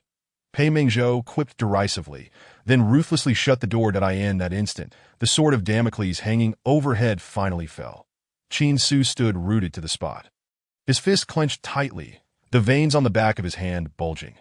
The stark white hospital lights cast down, rendering his stern, imposing figure as if frozen in a cold sculpture, enveloped in an air of unspoken desolation. Jiang Xinlian, witnessing this, seemed to piece together the unfolding events. "Xiao Su, since you have misunderstood Jingshu, it would be best to sincerely apologize to her. Regardless of whether she forgives you, it is more productive than avoidance." "Yes, Aunt Jiang, I understand." After a moment of silence, Qin Su replied softly, then resolutely made his way toward the lounge. He had never contemplated evasion. Rather, he was merely daunted by the prospect of confronting her indifferent and distant gaze. On the other side, in the private lounge, the young woman lay upon a pristine, soft bed, her beautiful eyes tightly shut, her delicate face devoid of color, appearing fragile and pitiable. Pei Mingzhou sat at the edge of the bed, letting out a soft sigh as his long fingers smoothed the furrowed brow on her forehead. "That I told you not to be strong-willed, yet you never listen." The girl seemed to be in restless slumber, unconsciously letting out a soft murmur. Observing this, Pei Mingzhou withdrew his hand, only to notice the fine beads of sweat on her forehead. Thus, he retrieved a snow-white handkerchief from his pocket and gently bent down to wipe it for her. The man was tall, with broad shoulders, and as he leaned closer to the girl, his towering figure nearly enveloped her entirely. This ambiguous scene, witnessed by Qin Su, who had just entered, appeared to him as if the man were committing an impropriety. "What are you doing to her?" Qin Su admonished in a lowered voice, his ice-blue eyes ablaze with anger, and he strode purposefully toward the man, preparing to seize this shameless individual. Pei Mingzhou, sensing the impending attack from behind, calmly sidestepped. "Director Qin, you are mistaken. I am merely wiping Miss Wen's sweat." He folded the handkerchief neatly and returned it to his pocket, showing no sign of disdain, as if his fastidiousness had vanished in an instant. Qin Su, observant as always, did not overlook this subtle detail. His heart sank further. Although he and Pei Mingzhou could not be called friends, their professional interactions had made them somewhat familiar. That a doctor as cold-hearted and aloof as Pei Mingzhou would never show special consideration for a patient, unless he had ulterior motives. Qin Su's gaze darkened. What had transpired between them during his absence? However, now was not the time to delve into that. He reined in his chaotic thoughts and approached the bed, lowering his gaze to quietly observe the girl. Seeing her pale complexion, waves of heartache surged within him. "Director Qin, Miss Wen needs to rest, that I understand, which is why I will remain here to guard her." "Dr. Pei, you may attend to your duties." "Pei Mingzhou, is it not my territory that you have intruded upon?" In the end, neither man yielded. They stood like sentinels, one on the left, the other on the right, vigilantly watching over the girl's bed. However, midway, Pei Mingzhou was summoned away by Jiang Xinlian, leaving Qin Su alone to protect her. That I in the quiet lounge, the man's burning gaze, laden with intensity, traced every feature of the girl's delicate visage. At this moment, the void in his heart, scorched by longing, finally felt satisfyingly full. Outside the window, the vast expanse of stars shone brilliantly, one star particularly bright, eternally circling the moon, rising and falling with it, like a knight sworn to protect, unwavering and loyal. When Jingshu awoke to find it was deep into the night. Perhaps due to the exceptionally restful sleep, her mental fatigue had dissipated significantly. The moment she sensed Qin Su, who had been feigning slumber at her bedside, was aware of her awakening, he immediately cast a concerned glance her way. "That you're awake, oh, you feel unwell." Director Qin. Chapter 44. Jingshu, I beg you for another chance. "What are you doing here?" When Jingshu rubbed her drowsy eyes, her senses still somewhat dull from sleep, momentarily forgetting past grievances.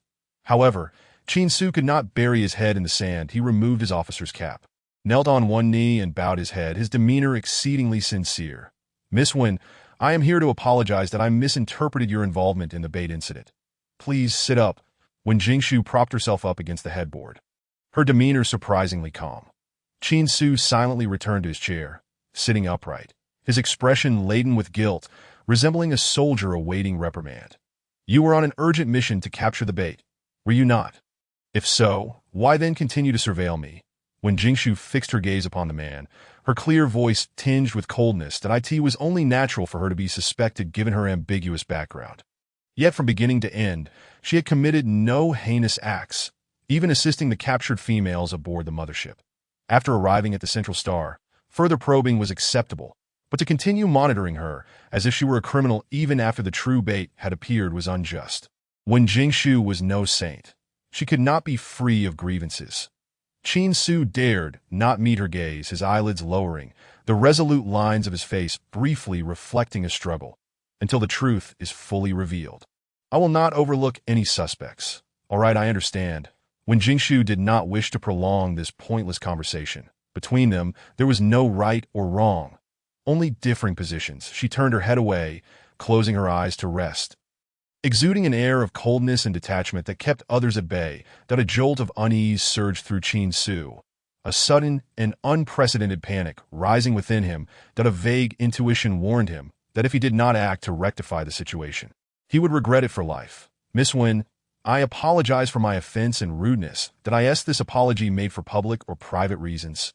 When Jingshu's lips curled into a sardonic smile, that if it is for the former, there is no need that I can comprehend the responsibilities you bear as the director of the Public Security Bureau. If it is for the latter, it is also unnecessary. Once trust is fractured, it cannot be mended. Chin Su felt increasingly guilty, as if his heart were being tightly squeezed by an unseen hand. The next words from the girl, tender yet nostalgic, struck him like a heavy blow. Chin Su, do you know? I once thought we were friends, but in the end, it was merely my own delusion. When Jingshu chuckled self-deprecatingly, a fleeting glimpse of vulnerability crossing her features. From now on, let us part ways. May we not disturb each other and find our own peace. Director Chin, please take your leave.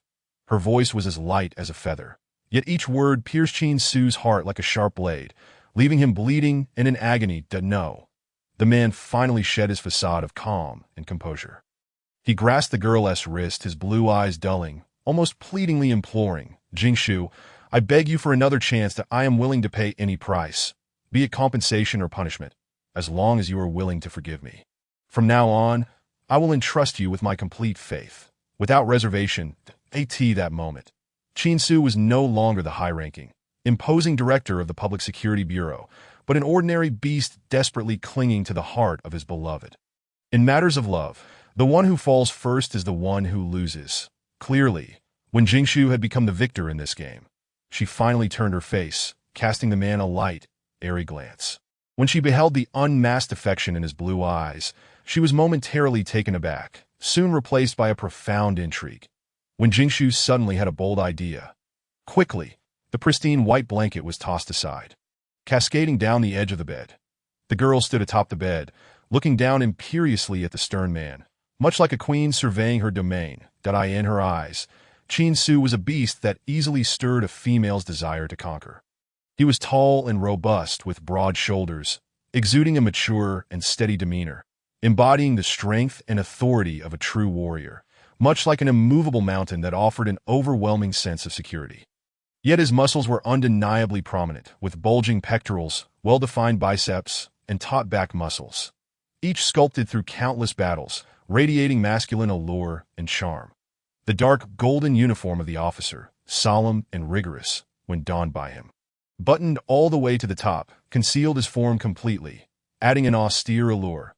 Coupled with his cold gray hair, blue eyes, and sharply defined face, his stoic demeanor contrasted starkly with his wild and sensual physique, creating a compelling dichotomy that piqued curiosity about what lay beneath the hardened exterior. When Jingshu smiled brightly, as if spring flowers were blooming, yet there was an enchanting allure reminiscent of the red spider lily. Chin Su's fingers curled slightly, his prominent Adam's apple bobbing, that he did not stop the girl's movements, only awkwardly closed his eyes. Yet, with the darkness enveloping him, his other senses heightened. He could smell her unique, subtle fragrance, a sweet scent that seemed to permeate everywhere, almost drowning him. He could hear her tinkling laughter, melodious and captivating, effortlessly plucking at his heartstrings. The man's blue eyes deepened like the sea, and the self-control he once prided himself on began to crumble piece by piece. Director, what if someone were to use their beauty against you? What then? When Jingshu teased playfully, her voice soft and inviting. She nestled against his broad chest, lifting his chin, her breath warm against his skin. Chin Su took a deep breath, striving to maintain his usual seriousness. That I have undergone professional training to resist seduction. I will not fall for it. Oh, is that so? When Jingshu raised her delicate brows, and an overwhelming sense of competitiveness arose within her. She reached out to caress the man's cheek, her fingertips gently tracing its contours, perhaps due to years spent weathering the storms of life. His skin bore a certain roughness, accompanied by the prickly sensation of stubble. Yet, this only lent him a unique allure, embodying a rugged masculinity and wildness that was undeniably captivating. That it's time for a shave.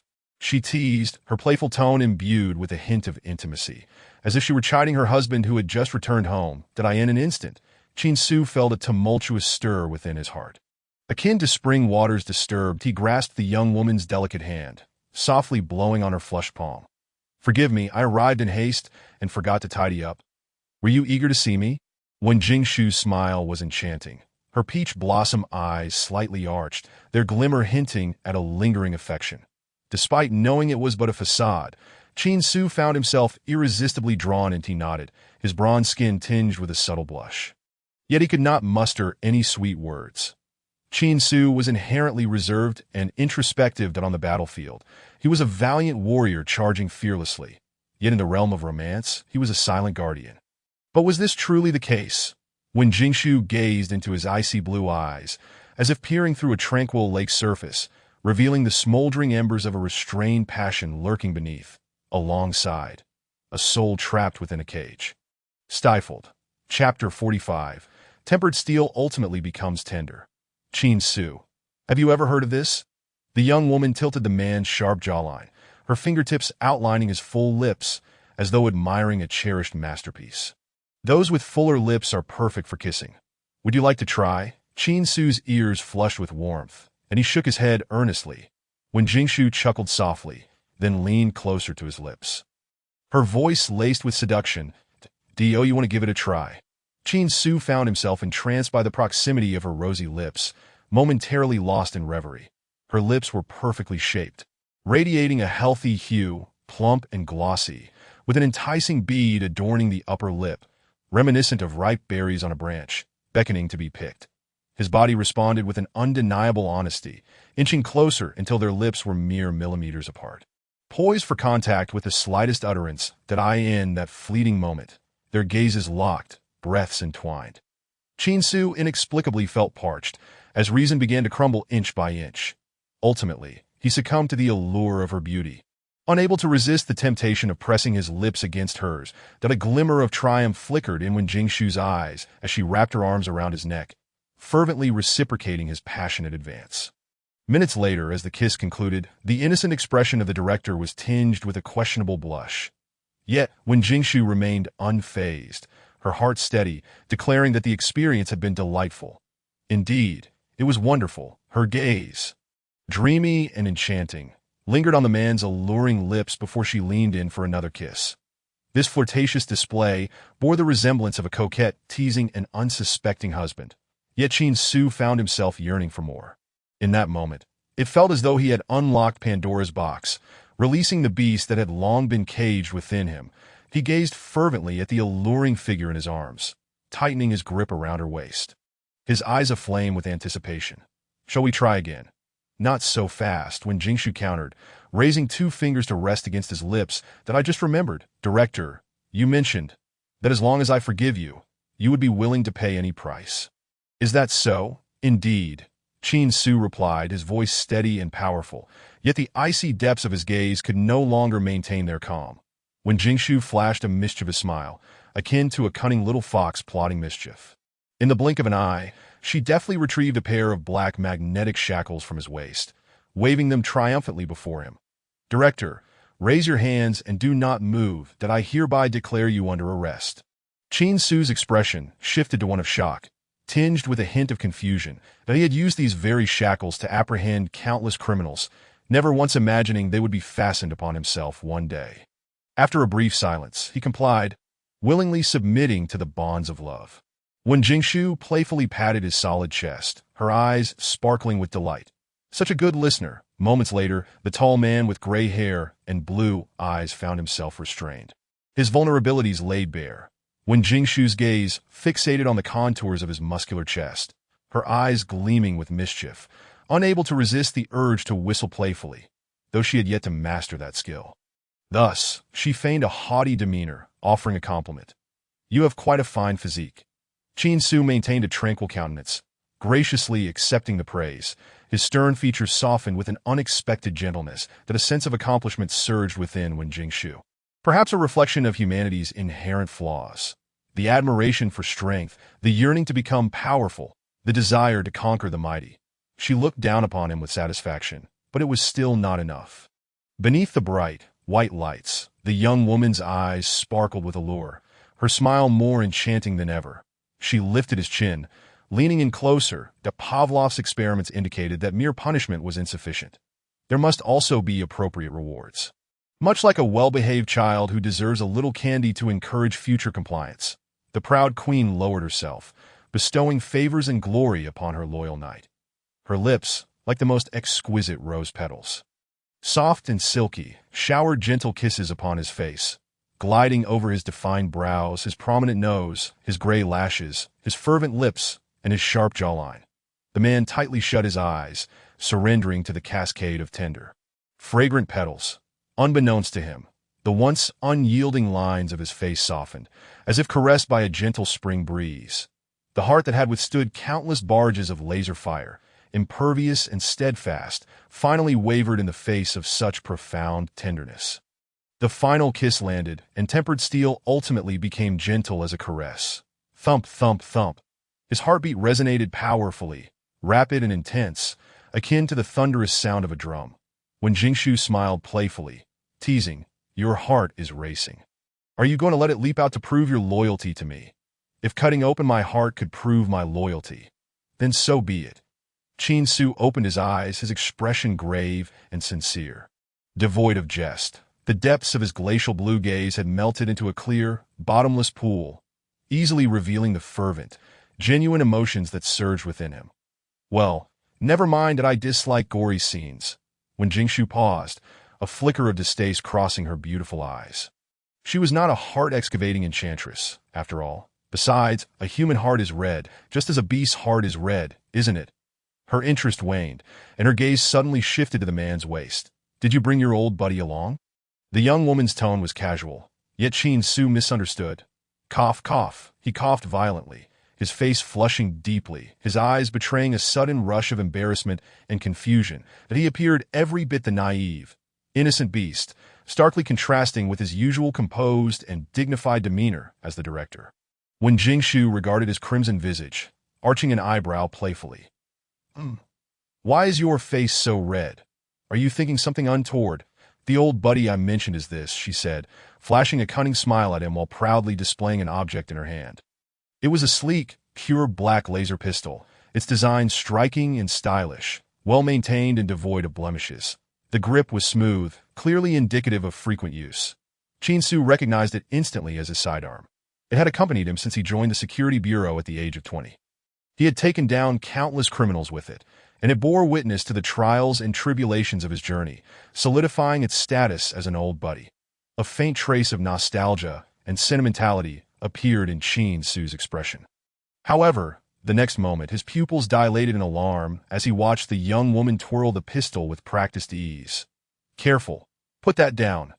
Chapter 46. To his queen, he offers unreserved loyalty and trust. Qin Su hastily cautioned her, worry etched across his features, that in the peaceful and stable Interstellar Federation, laser pistols were indeed regulated weapons. Many males had never even touched one, let alone the delicate females. A careless misfire could lead to dire consequences. Yet when Jingshu, far from heeding his warning, continued to play with the firearm nonchalantly. "Are you doubting me?" Upon noticing her adeptness with the gun, Qin Su finally relaxed. He sighed, conceding his error. "I was mistaken, that if you wish to follow me, you must offer your complete loyalty and trust, unreservedly, never betraying. Are you aware?" The young girl whispered softly, her beguiling words weaving into Qin Su's ears. In that fleeting moment, it seemed as though countless threads of emotion intertwined to form a vast net named love, enveloping him. Yet this time, Qin Su did not hesitate. He willingly succumbed to the allure of love. Bowing in homage to his queen, "Know this, I shall forever hold it dear, as obedient." When Jingshu pressed a gentle kiss upon the man's lips as a reward, she held a laser pistol, the cold, unyielding barrel pressing against his robust chest with a lethal threat. "Qin Su, are you truly willing to pay any price? Even your life?" "I am willing," without a hint of regret, Qin Su replied with utmost sincerity. When Jingshu chuckled lightly, noncommittal that as the barrel rested upon the left side of his chest, over his heart, she deliberately lingered. "Are you afraid?" "Not afraid. Then why do you tremble? Qin Su fell silent, the veins on his forehead subtly protruding. An image of restraint and endurance. That moment. His life was firmly in the girl's grasp. Now, she was no longer the gentle and graceful white magnolia. She had transformed into a proud and defiant rose of thorns, dangerous, deadly, and captivating. Yet it was this very essence that further captivated Qin Su. When Jing Shu shot a teasing glance at the man who feigned calmness, her eyes sparkling with mischief. What if it were here? Are you not afraid? The icy barrel glided upward along his chest, ultimately resting against his vulnerable throat. The girl's smile faded, her expression indifferent. Just moments ago, her lips had been kissed to a rosy hue. Yet now they uttered words laced with coldness. Should I pull the trigger, your throat would be pierced by the laser. Flesh and blood would vanish in an instant, leaving no opportunity for cries of mercy. Your life hangs by a mere thought of mine, that I offer you one last chance. When Jing Shu leaned in close to the man's ear, her voice soft and persuasive. This is your final opportunity to reconsider. No, I do not regret it. Qin Su gazed intently in her lake-like beautiful eyes, his tone grave and resolute. That my body, my heart, indeed everything, now belongs to you. You possess the right to dispose of it as you wish. He closed his eyes, willingly tilting his neck, akin to a prisoner awaiting execution. Please, my queen. That a fleeting touch of emotion stirred within when Jing Shu. She released the trigger, only to tighten her grip on the gun once more, forcefully pressing the barrel further in. The flesh around his neck slightly caved in, the constricted throat eliciting waves of discomfort. Fresh air grew increasingly scarce. Qin Su gasped for breath, yet he offered no resistance. The cold, unyielding muzzle represented a deadly threat, and his body's instinct for survival triggered tremors beyond his control. Adrenaline surged to its peak, sharpening his senses, memories and emotions flooding in, anxiety, tension, exhilaration, sorrow, longing, regret. Yet not a trace of remorse. Qin Su clenched his fists tightly, knuckles widening, his entire being taut as he battled the instinct to flee. Finally, as if an eternity had passed, a muffled gunshot reverberated. Bang. The fists he had clenched fell limply. The once broken shackles scattered, their shattered links clattering in the still it. That moment the gun fired, Qin Su's mind went blank, his blood feeling as though it had congealed entirely. Just then, a smiling voice floated to his ear, pulling him back from the ethereal void. Congratulations, Qin Su. You have passed my test. Hearing his name, Qin Su slowly opened his eyes, his blue gaze still somewhat dazed. He stared at the girl, instinctively responding, at your command. My queen. When Jing Shu was immensely pleased by his words, mentally categorizing him as her possession. Now that he had completely surrendered, she would not hold past transgressions against him. Carelessly, she tossed the gun onto the bedside table and then relaxed into the warmth of the man's embrace, wrapping her arms around his neck with an affectionate demeanor. Qin Su, a seasoned officer accustomed to the chaos of gunfire, possessed a mindset and will, unlike any ordinary person, that he soon emerged from the shadows of near death. Seeing the girl in his arms, relying on him, he realized she had finally accepted him. In that moment, an overwhelming joy and excitement surged within him, a happiness he had never experienced even upon achieving his first merit. Jing Shu, thank you for your willingness to forgive me. The girl huffed, her languid voice revealing a hint of pride. You must continue to perform well from now on. My knight, at your command, my queen. In that instant, the tense atmosphere in the room dissipated quietly. An unspoken bond of warmth and understanding flowed through the air. The man lifted his strong arm, carefully enveloping the girl's delicate shoulders, then leaned down to kiss her forehead. His soft, substantial lips trailed down to her brows, then her lashes, the tip of her nose, and her cheeks. Tender, joyous kisses lingered, filled with cautious exploration and the cherished essence of reunion. Such is the tenderness of a hardened warrior. When Jing Shu reveled in the man's affection, yet gradually, she grew dissatisfied with mere fleeting kisses. Taking the initiative, she passionately entwined herself with him, with the little female taking charge. Qin Su could not possibly hold back. One arm firmly embraced the soft warmth in his grasp, while the other cradled the back of her head, greedily savoring her sweetness and fragrance. Sweet pink bubbles of bliss spread through the air. Time slipped away, and before long, The twin moons outside shyly hid behind the clouds, revealing only a hazy silhouette. Qin Su gazed at the languid, alluring figure nestled within his arms. The tenderness in his eyes nearly spilling forth that he finally comprehended the essence of true unity. No barriers, no grudges, no doubts. Such unreserved love was what he truly desired. Qin Su cradled the beloved girl's delicate face, solemnly and devoutly professing, "Jingshu, I like you." In that moment, a profound declaration flowed forth. From this day forth, I shall guard you as steadfastly as I guard the Federation. The man's confession was seamless. Yet for Wen Jingshu, it was utterly unexpected. Even though it was not her first confession, her heart still skipped a beat that as an officer, Qin Su was known for his integrity and admirable character. Never one to make promises lightly. Once he spoke, it signified his unwavering resolve to entrust his life to her. Hence, this spoken affection bore even greater significance. When Jingshu felt a wave of emotion wash over her, she nuzzled against the man's warm palm, her peach blossom eyes filled with seriousness and gravity. "Su, I will take responsibility for you. Although I am currently drawn to your looks, I will strive to truly like you in the future." Upon hearing her candid admission, Qin Su was momentarily rendered speechless. After a pause, he furrowed his brows, earnestly inquiring, "What can I do to make you like me?" "Well, everyone has their strengths. You should strive to showcase your advantages." When Jingshu instructed earnestly, her small hand playfully patting the man's muscular chest. Her bright eyes sparkled with anticipation. "Isn't that right, Su?" Witnessing the little female's playful coquetry, Qin Su was unable to hide the affectionate indulgence in his gaze. "All right, I understand." He opened his arms, his bronze, alluring chest muscles subtly visible. When Jingshu immediately felt invigorated at that moment, inwardly exclaiming, "Man, mama." Without clothing to obscure him, the man's powerful physique became even more pronounced. The defined muscles radiating a wild and sexy allure, overflowing with masculine hormones. However, this sculpted body, more perfect than a statue, was marred by scars of varying sizes. Old wounds, new injuries, knife marks, gunshot wounds, and claw marks as if from a savage beast's attack. The scars crisscrossed, grotesque and terrifying, evoking a sense of pity. When Jingshu's smile faltered, momentarily lost in thought. Seeing her reaction, Qin Su misinterpreted it as fear or disdain, his expression darkening with a hint of bitterness. Indeed, such hideous scars would be repugnant to any female. He had never cared for others' opinions before, yet now he lacked the courage to face her potential revulsion. "Do not look." Qin Su lowered his gaze, softly pleading.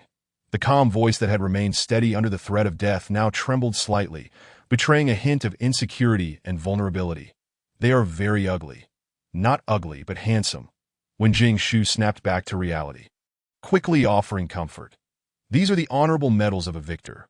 She lowered her head, delicately kissing each scar with tender pecks that fell like feathers. Light and soft, imbued with boundless compassion and heartache. Qin Su's eyelashes quivered suddenly, and in that fleeting moment, the restlessness and anxiety within him were oddly soothed. The gentle kisses bestowed upon him seemed not to land on his scars, but rather upon his very heart, fluttering like a myriad of delicate butterflies, tracing over his soul with a gentle, ticklish caress. Yet, as they collectively flapped their wings, they ignited a deafening tempest of passion.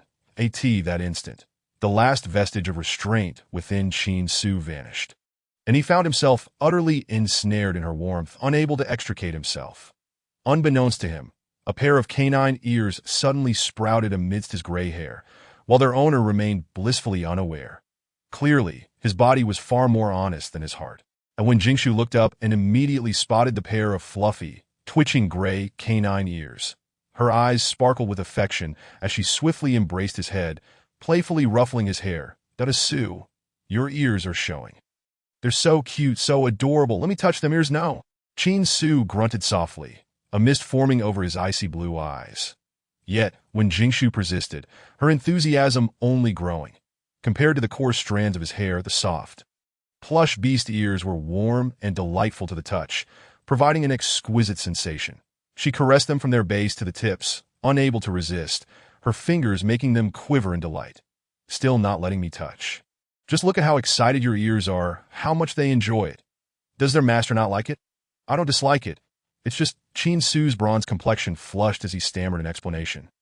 Due to the position they were in, he was forced to bury his face in her neck, the intoxicating fragrance reminiscent of orchids in a secluded valley enveloping him. It was her unique scent, wafting through her creamy, soft skin, laced with an alluring charm that penetrated his senses.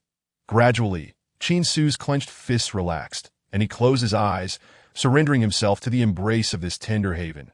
That moment, when Jingshu gazed at the flushed canine ears, a mischievous glint flickering in her beautiful eyes, but she feigned curiosity as she inquired, "Really?" Without waiting for his response, she playfully bit the tip of one of the fluffy ears. Her bite was gentle, a mix of curiosity and teasing, yet it was enough to shatter Qin Su's remaining rationality. Just as the flames of desire were about to ignite, a voice as cold as a frigid spring suddenly extinguished the spark. "What are you two doing?" At that moment, a man, noble and elegant as a jade tree, stood silently at the doorway. His expression remained as aloof and indifferent as ever, yet the tension surrounding him seemed to have dropped several degrees. The heated atmosphere in the room plummeted to freezing, that a faint hint of awkwardness permeated the air. Upon seeing the newcomer, Qin Su instantly felt a pang of guilt. After all, they had just been frolicking on someone else's bed. However, he could hardly concern himself with that now, and he quickly wrapped the girl in the blanket, concealing their intimate moment from prying eyes.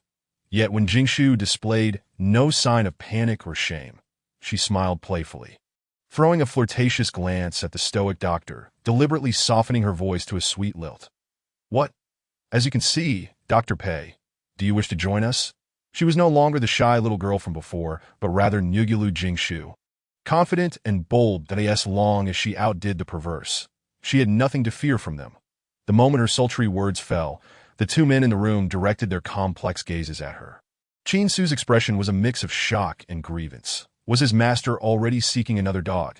He bit his lip, shooting a fierce glare at his rival, a warning unspoken yet palpable. Pei Mingzhou paid no heed to the warning. He walked directly to the window, opening it to let in some fresh air. Once the room's intoxicating aroma, along with the unpleasant scent of a wild dog, dissipated somewhat, he spoke nonchalantly, "Miss Wen, I prefer exclusivity over sharing." "Oh, what a pity." Undeterred by the rejection, Pei Mingzhou approached the bedside, gently tucking a stray strand of hair behind Wen Jingshu's ear. Chapter 48. The first clash between Qin Su and Pei Mingzhou. "Miss Wen, a delicate and precious creature like you deserves a gentle and refined lover far more than a brutish wild dog." His voice, clear and melodious like the sound of jade pendants chiming, intentionally lowered in tone, lost the usual coldness that kept others at bay, transforming into a tender whisper meant for lovers.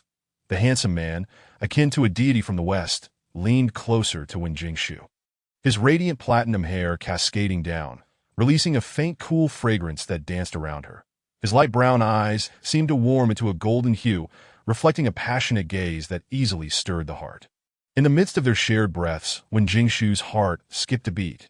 Clearly, this man was enticing her, and he was succeeding. Beside them, Qin Su noticed the girl's dazed expression, and his demeanor darkened instantly. Of course, his fury was not directed at her, but rather at the shameless beast before him, who dared to seduce his future mate right in front of him. Did he truly think he could get away with this? Qin Su's sharp and cold gaze once again bore down on the man, this time devoid of any warning. The aura emanating from him was laced with a murderous intent, honed through the crucible of bloodshed and punishment. At that moment, Qin Su was no longer the obedient hound before Wen Jingshu, but rather the commissioner of the highest security agency in the galaxy, a figure that instilled fear in countless criminals. Coupled with the innate intimidation of an S-class beast, ordinary creatures would likely tremble under such overwhelming pressure. Yet, Pei Mingzhou remained unfazed, radiating a powerful presence that equaled Qin Su's, standing his ground without yielding. When Jingshu, witnessing the unexpected confrontation, was somewhat taken aback. She hadn't anticipated that the seemingly refined Pei Mingzhou was also an S-class beast. That wasn't it said that S-class beasts were exceedingly rare, even more so than females? Why did it feel as common as cabbage to her? As the two S-class males engaged in an unspoken duel, the atmosphere within the room grew curiously tense. Qin Su and Pei Mingzhou were strikingly different types of handsome men. One a stoic and rugged warrior, the other a breathtakingly ethereal flower of the highlands. Though each held their own merits, they were undoubtedly high-quality specimens within the Federation, despite the significant disparity in the male-to-female ratio in the galaxy. Many females pursued them, their popularity rivaling that of sought-after celebrities to AT this moment. However, they stood before Wen Jingshu, one willing to be a loyal dog, the other offering himself as a lover. She couldn't help but feel a surge of satisfaction as two stunningly handsome men flanked her, secretly vying for her affection, just shy of pulling each other's hair. She leisurely observed the spectacle, reveling in the presence of such beauty. Indeed, it was delightful, and oh wonder, men sought multiple wives. Women too desired multiple husbands and companions. After a while, noticing that the two beasts were genuinely on the verge of conflict, when Jingshu decided to intervene, that a Sue, come here and sit. Her languid and alluring voice shattered the tense atmosphere in the room. The once fearsome wolf transformed into a docile puppy, obediently sitting beside her. When Jingshu ran her fingers through his coarse gray hair, momentarily regretting that she hadn't touched his ears enough earlier. Be good that I won't abandon you for anyone, Dung.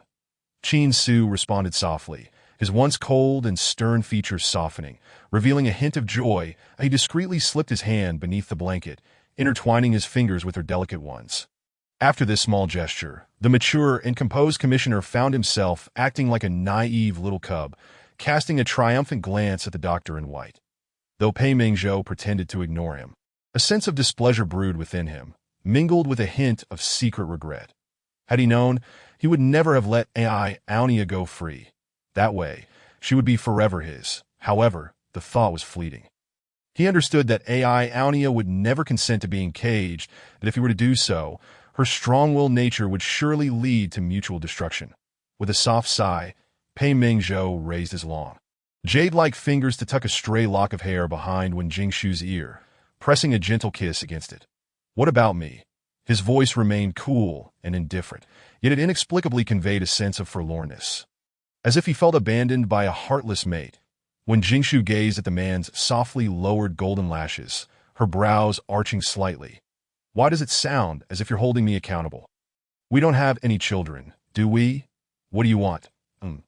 The young girl leaned closer to the man, her slender jade-like fingers lifting his chin, her voice soft and alluring, yet tinged with a hint of nonchalance. As she moved with graceful abandon, the blanket slipped away, revealing a breathtaking scene of springtime beauty that momentarily dazzled the eyes. The two formidable beasts present instinctively swallowed hard, their throats rolling in unison. Pei Mingzhou gazed intently at the delicate curve of the girl's neck, his silver eyes, framed by golden spectacles, deepening with a shadowy intensity. Having savored her sweetness firsthand, he knew all too well how intoxicating it was. Yet now, the marks he once left had long since faded, replaced by the imprints of other beasts, numerous and glaring. Pei Mingzhou felt a searing pain, as if insects were gnawing at his heart, accompanied by an unrelenting ache and itch that he struggled to articulate this tumultuous emotion. Anger? Frustration? Or perhaps jealousy? All he knew was that he yearned to obliterate these glaring marks and rebrand her with his own unique imprint. Lost in his thoughts, as if entranced, he unconsciously drew nearer to the girl, his heated breath cascading over her snow-white neck. Growing hotter, ever closer, at the side, Qin Su clenched his fists tightly, fighting the urge to launch a punch. Yet, when Jingshu did not intervene to halt Pei Mingzhou's transgressions, she smiled radiantly, admiring the man's flawless features. Setting aside his gentle demeanor, merely the sight of his breathtakingly handsome visage was enough to stir her heart. As time slipped away, just as Pei Mingzhou was about to press his lips against the girl's neck, a slender finger unexpectedly halted him to Dr. Pei. "The one tea do? You haven tea answer my question." When Jingshu said, cupping his face with one hand, meeting his desire-laden, indifferent brown gaze with her earnest, smiling eyes. "Naturally, exclusivity is impossible, for I am rather greedy and wish for all that I like. Thus, you are left with but two choices, to share or to depart." Upon hearing this, Pei Mingzhou fell silent, seemingly deep in thought, or perhaps hesitating in that fleeting moment. The air grew, so still one could almost hear a pin drop. Qin Su silently grasped the girl's other hand, inwardly praying that this cold-hearted man would take the hint and gracefully withdraw. After a long pause, Pei Mingzhou's light golden lashes finally fluttered, his pale lips slowly forming words that I choose. Chapter 48. No matter who among you is hurt. My heart will ache for you that I choose to stay. I in the midst of racing heartbeats. The cool, detached male voice finally spoke, yet the content of his words was utterly unexpected. Instantly, the atmosphere in the lounge shifted from quietude to silence. When Jingshu. Indeed, in moments of extreme exasperation, one cannot help but laugh. However, upon reflection, she was not particularly surprised by this ambiguous answer. After all, this was still the familiar Dr. Pei, whose style remained as uniquely peculiar as ever. Caught between A or B, he opted for O or to this. Qin Su remarked on the man's profound cunning, sneering with a hint of derision, da-da. So the illustrious and ascetic Dr. Pei also resorts to such trivial tactics. I suppose he must have taken quite a few self-cultivation classes during his time at the academy. I wonder how many females he has toyed with in this manner. Indeed, love renders one blind. Even the upright and austere Director Qin had learned to speak in veiled tones. Hearing his rival's slander, Pei Mingzhou's golden spectacles glimmered with a cold light, that he leisurely brushed his lips against the girl's fingertips before straightening up to glare at the man across from him. Retorting with equal venom, "As Miss Wen's neighbor, my daily activities are well known to her. However, Director Qin, I have heard that the females who admire you extend from the Public Security Bureau to the city gates. Even the immensely popular singer Astoria has openly declared her affection for you on social media." Each word was a polished gem, laced with both overt mockery and subtle insinuation. Pei Mingzhou's retort was nothing short of brilliant, striking three birds with one stone. He affirmed his virtuous conduct while subtly indicating his closeness to Wen Jingshu, and finally, he highlighted Qin Su's romantic entanglements to sow discord between them that a deft interplay of uplift and undermining, cutting to the heart. Had the occasion been more fitting, Wen Jingshu would have applauded. Truly, one should never provoke those of literary inclination. One can never anticipate the beauty of words that might flow from their lips. Meanwhile, on the other side, Qin Su's expression visibly darkened. His ice-blue eyes seemed frozen in frost, piercing with a murderous intent directed at his rival. He released the girl's hand and stood, looming nearly 2 meters tall, exuding a palpable sense of intimidation. His bare, robust arms sprouted gray fur, and sharp claws emerged from his fingertips, a half-beast transformation signaling his readiness for combat. "Pei Mingzhou, do you dare to duel me in the arena?" "Why would I not?" Pei Mingzhou replied, unfazed, accepting the challenge with nonchalance. His platinum hair began to morph into a cascade of snowy feathers, also entering a half-beast state, when Jingshu, sensing the tension escalating between the two, interjected with a frosty glare. "What is the meaning of this brawl at such a late hour? Be cautious. You may attract complaints of disturbing the peace." Upon being chastised, Qin Su subdued the menace in his eyes, begrudgingly retracting his claws. Pei Mingzhou likewise returned to his human form, his lips curling downward in dissatisfaction. Having been scolded by Wen Jingshu, he felt discontent that it was evident that this unruly beast had instigated the conflict. Observing the two suddenly sullen men, Wen Jingshu felt both amusement and exasperation. Standing on the bed, she affectionately patted both their heads, soothingly coaxing them. "Come now, you two have reached the age of maturity. Let us not behave like children, constantly seeking to fight. Can't we sit down and have a proper conversation?" The 30-year-old mature man, Director Qin, felt a sudden pang in his heart. The slightly older beast.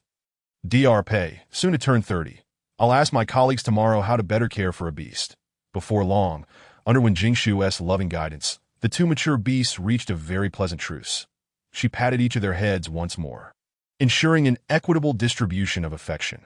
"Regardless of who among you is wounded, my heart will ache for you." That it must be said that Wen Jingshu had a somewhat innate knack for manipulation, her words flowing effortlessly. "You both must ensure your safety. That do not worry me. Understood?" Before the petite and delicate girl, the two tall and robust men nodded obediently, resembling well-behaved children. The scene was oddly surreal, yet inexplicably harmonious.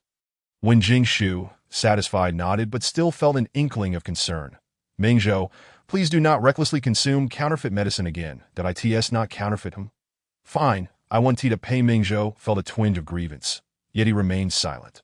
Seeing his rival humbled, Qin Su couldn't help but smirk. However, before he could revel in his triumph, The girl turned her gaze upon him, her eyes piercing with scrutiny. And you, during your recent mission on the Dark Night Star, were you injured? Cough, cough, it's nothing serious. Qin Su stiffened, a fleeting glimmer of guilt flashing in his eyes. When Jingshu regarded him with suspicion, her gaze appraising. Really? If you don't believe me, you can examine me yourself. Really, I'm fine. Jingshu, don't worry to Dr. Pei. You agree, don't you? As Qin Su discreetly adjusted his shirt, he cast frantic glances at Pei Mingzhou, a mix of pleading and veiled threat in his expression, as if to convey, you wouldn't want her to worry, would you? However, what he did not anticipate was Pei Mingzhou's unorthodox approach, as he deftly maneuvered through the intricacies of their rivalry. Jingshu, regarding Director Qin's condition, I have indeed heard some details. Pei Mingzhou smoothly altered the address, adjusting his glasses with the air of a professional elite physician. The onboard physician reported that Director Qin's injuries are quite severe, requiring at least several days of rest. Yet, he disregarded their advice and left the treatment chamber just as the bleeding stopped. At this rate, his condition may very well worsen. Just moments ago, Qin Su had been reveling in joy.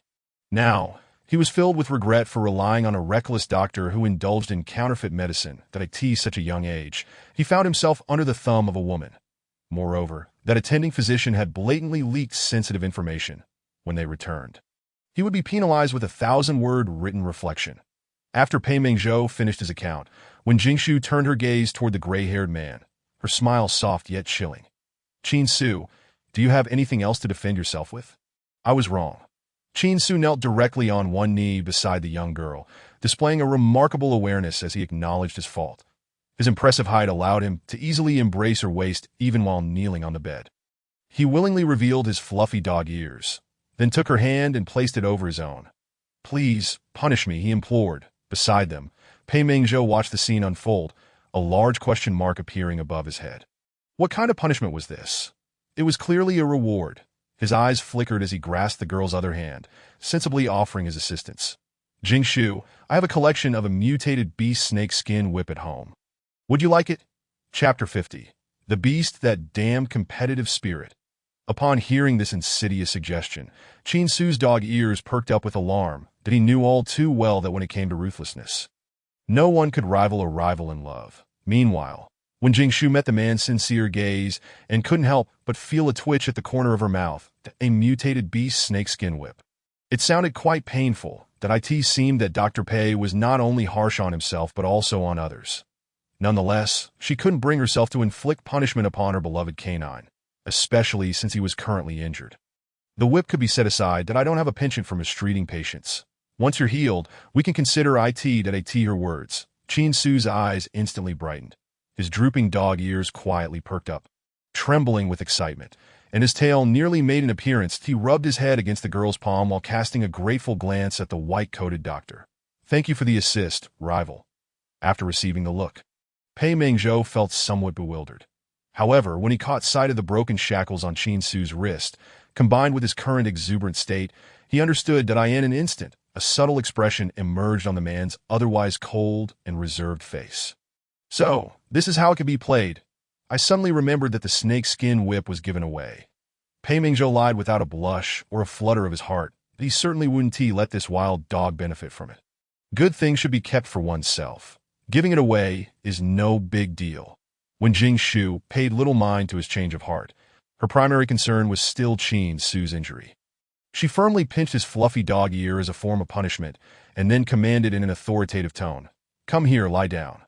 Qin Su was rendered numb from the pinch, no longer harboring any thoughts of resistance. He obediently lay down on the bed, a rare hint of embarrassment appearing on his ruggedly handsome face that in the interstellar realm, male beasts typically hesitated to reveal their wounds in the presence of females, as it would signify their weakness and ineptitude. However, after their previous encounter, Qin Su understood that Jingshu would not only refrain from despising him, but would also worry for him and feel sympathy. This realization made his heart feel as though it were steeped in honey, bubbling with sweetness. Sure enough, when the girl beheld his abdomen, wrapped in bandages, her beautiful eyes instantly filled with concern. It's already oozing blood. You must have just pressed on it. Why didn't you say anything? When Jing Shu gazed at the large, blood-soaked area with a mix of frustration and self-reproach. "Aren't you afraid of pain?" "Not at all," Qin Su replied, gently stroking the girl's dark tresses with a tender gaze. With a female in his embrace, he was beyond elated that a minor injury was nothing to fret about, seeing that he did not value his own well-being. When Jing Shu, in her ire, pressed down on the wound, upon hearing his muffled cry of pain, her previously fierce expression softened somewhat. "I'm stubborn. If it hurts, just say so. No one has decreed that male beasts cannot cry out in pain." "All right, I understand." Qin Su felt warmth in his heart. Jing Shu was always so gentle and perceptive. She disregarded external opinions and solely cared about whether he was in pain. Such a delicate, beautiful, and kind-hearted person. How could he not be moved? Meanwhile, Pei Mingzhou silently observed the tender interaction between the two. When he noticed the concern etched on the girl's face, a ripple of emotion stirred in his indifferent silver eyes, that if he were injured. Would Ionia feel the same way? Unbeknownst to him, the cold-hearted, ethereal being, untouched by worldly affairs, gradually began to be painted with the colors of human emotions that a few minutes later, after when Jing Shu finished inspecting Qin Su's injury. She turned to the white-coated man and gently requested, "Mingzhou, could you please help Su with his dressing?" "Sure," he replied. Rivalries aside, Pei Mingzhou was still dedicated to his role as a physician, that he instructed the medical robot to fetch the necessary supplies and then began to unwrap the bandages. Before long, the bloody bandages were removed, revealing a gruesome wound on the man's abdomen, gushing with blood and deep enough to see bone. Almost instantly, tears welled in Wen Jingshu's eyes. How could the injury be this severe? "Did you not seek medical attention?" "It's nothing. My constitution is robust, that I'll heal quickly," Qin Su reassured her with a soft expression, raising his hand to brush away the tears at the corner of her eyes. Only to be coldly halted by Pei Mingzhou. With a resigned sigh, he withdrew his hand and softly comforted her. "It's really not that painful that I've sustained worse injuries in the past during missions. I've grown accustomed to it." Upon hearing this, Wen Jingshu felt even more heartbroken. The corners of her eyes turned red, and her once sparkling peach blossom eyes now glistened with tears. Worse injuries than this. "I can hardly imagine how severe they must have been." As the director of the Federal Security Bureau, Qin Su was indeed a figure of immense prestige and admiration. Yet, while the world saw only his accolades and glory, the hardships and pain he endured were known solely to him. When Jing Shu tightly grasped the man's large hand, the rough calluses and scars grazed her palm, sending sharp pangs of pain through her heart. She leaned in closer and took a hefty bite of his chin, feigning ferocity as she admonished him.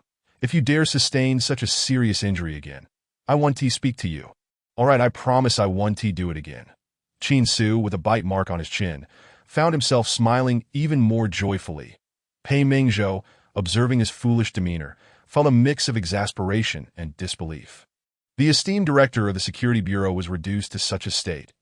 A mere word from a little female had turned this fierce wolf into a foolish dog. Pathetic. Moments later, Pei Mingzhou finished reapplying Qin Su's dressings, tying a beautiful bow with the bandages. Qin Su fell into a contemplative silence, deeply suspicious that this was a calculated act of revenge from his rival, and he had evidence to support his theory. Meanwhile, when Jing Shu stifled a laugh behind her hand that a muscular man should indeed sport a bow, Dr. Pei's skills were truly commendable. Yes, practice makes perfect. Pei Mingzhou accepted the praise without modesty. Then, as if recalling something, he suddenly turned serious as he looked at the girl. "Are you hungry?" Those 3 words acted as a trigger. In an instant, when Jing Shu felt a powerful wave of hunger wash over her. She had not eaten lunch or dinner that day, and after exhausting all her energy in the afternoon and then frolicking with Qin Su in the evening, she felt as if she could devour an entire cow. When Jing Shu covered her rumbling stomach with her hands, her face flushing with a faint "Is there anything to eat?" Nutritional fluid would suffice. Upon hearing this, the 2 men present were determined not to let her go hungry. Qin Su gently caressed the girl's cheek, his deep, resonant voice filled with remorse that he had spent the entire evening focusing on himself, neglecting to care for his beloved little female, that he truly felt like an unworthy male. "I'll order you something from the Star Network. What would you like?" "It's already 2 or 3 in the morning. Most restaurants are closed," Pei Mingzhou countered calmly as he tidied up the medical supplies and removed his white coat. "The hospital has a kitchen. I'll prepare something for you. Jingshu, I have some culinary skills. I can also cook for you. Qin Su chimed in, unwilling to be outdone. When Jingshu looked at the man who had just finished bandaging himself and was now getting out of bed, feeling exasperated as she rubbed her forehead. That damn competitive spirit. Chapter 51. Feeding his little female half an hour later, when Jingshu stared at the two meticulously prepared dishes before her. Lost in thought that moment, a towering seven-layered behemoth of a beef burger stood proudly on the table, wobbling precariously. Within the golden brown bread were layers upon layers of vibrant green vegetables and brown meat patties. The aromas of charcoal grilled oil, meat and crispness perfectly mingling, enticing her stomach to growl in anticipation. Yet, when Jingshu found herself at a loss as to how to tackle the colossal burger, which was larger than her face. "What's wrong? Is it not to your taste?" Qin Su asked, a hint of disappointment creeping into his voice as the sparkle in his eyes began to fade. This was his signature dish, after all. He had even added 3 extra layers, fearing Jingshu would not be full enough. Typically, he would only make a 4-layer burger for himself. That it's not that it doesn't suit my palate, it's just. When Jingshu hesitated, unsure how to express herself delicately. After pondering for a moment, she resorted to sign language, first pointing at the burger and then at her own mouth. Qin Su's gaze fell upon the girl's cherry lips. And suddenly he understood that my apologies. I was careless, that I'll go make you a smaller one to try my pan-seared steak. I've already cut it for you. Pei Mingzhou interjected with a keen sense of timing, laying down his knife and fork to push the exquisitely plated steak towards the young lady. On the pristine white plate, neatly arranged were chunks of meat, their surfaces glistening with a rich, brown crust and a delicate blush of pink that a finely carved purple flower adorned the side, adding an elegant touch to the presentation. However, when Jingshu noticed the myoglobin on the steak, the sanguine liquid, which instantly diminished her appetite. Just great. Earlier she found it hard to take a bite, and now she couldn't bring herself to eat it all. As a true descendant of the Huaxia, she struggled to accept such blood-tinged fare.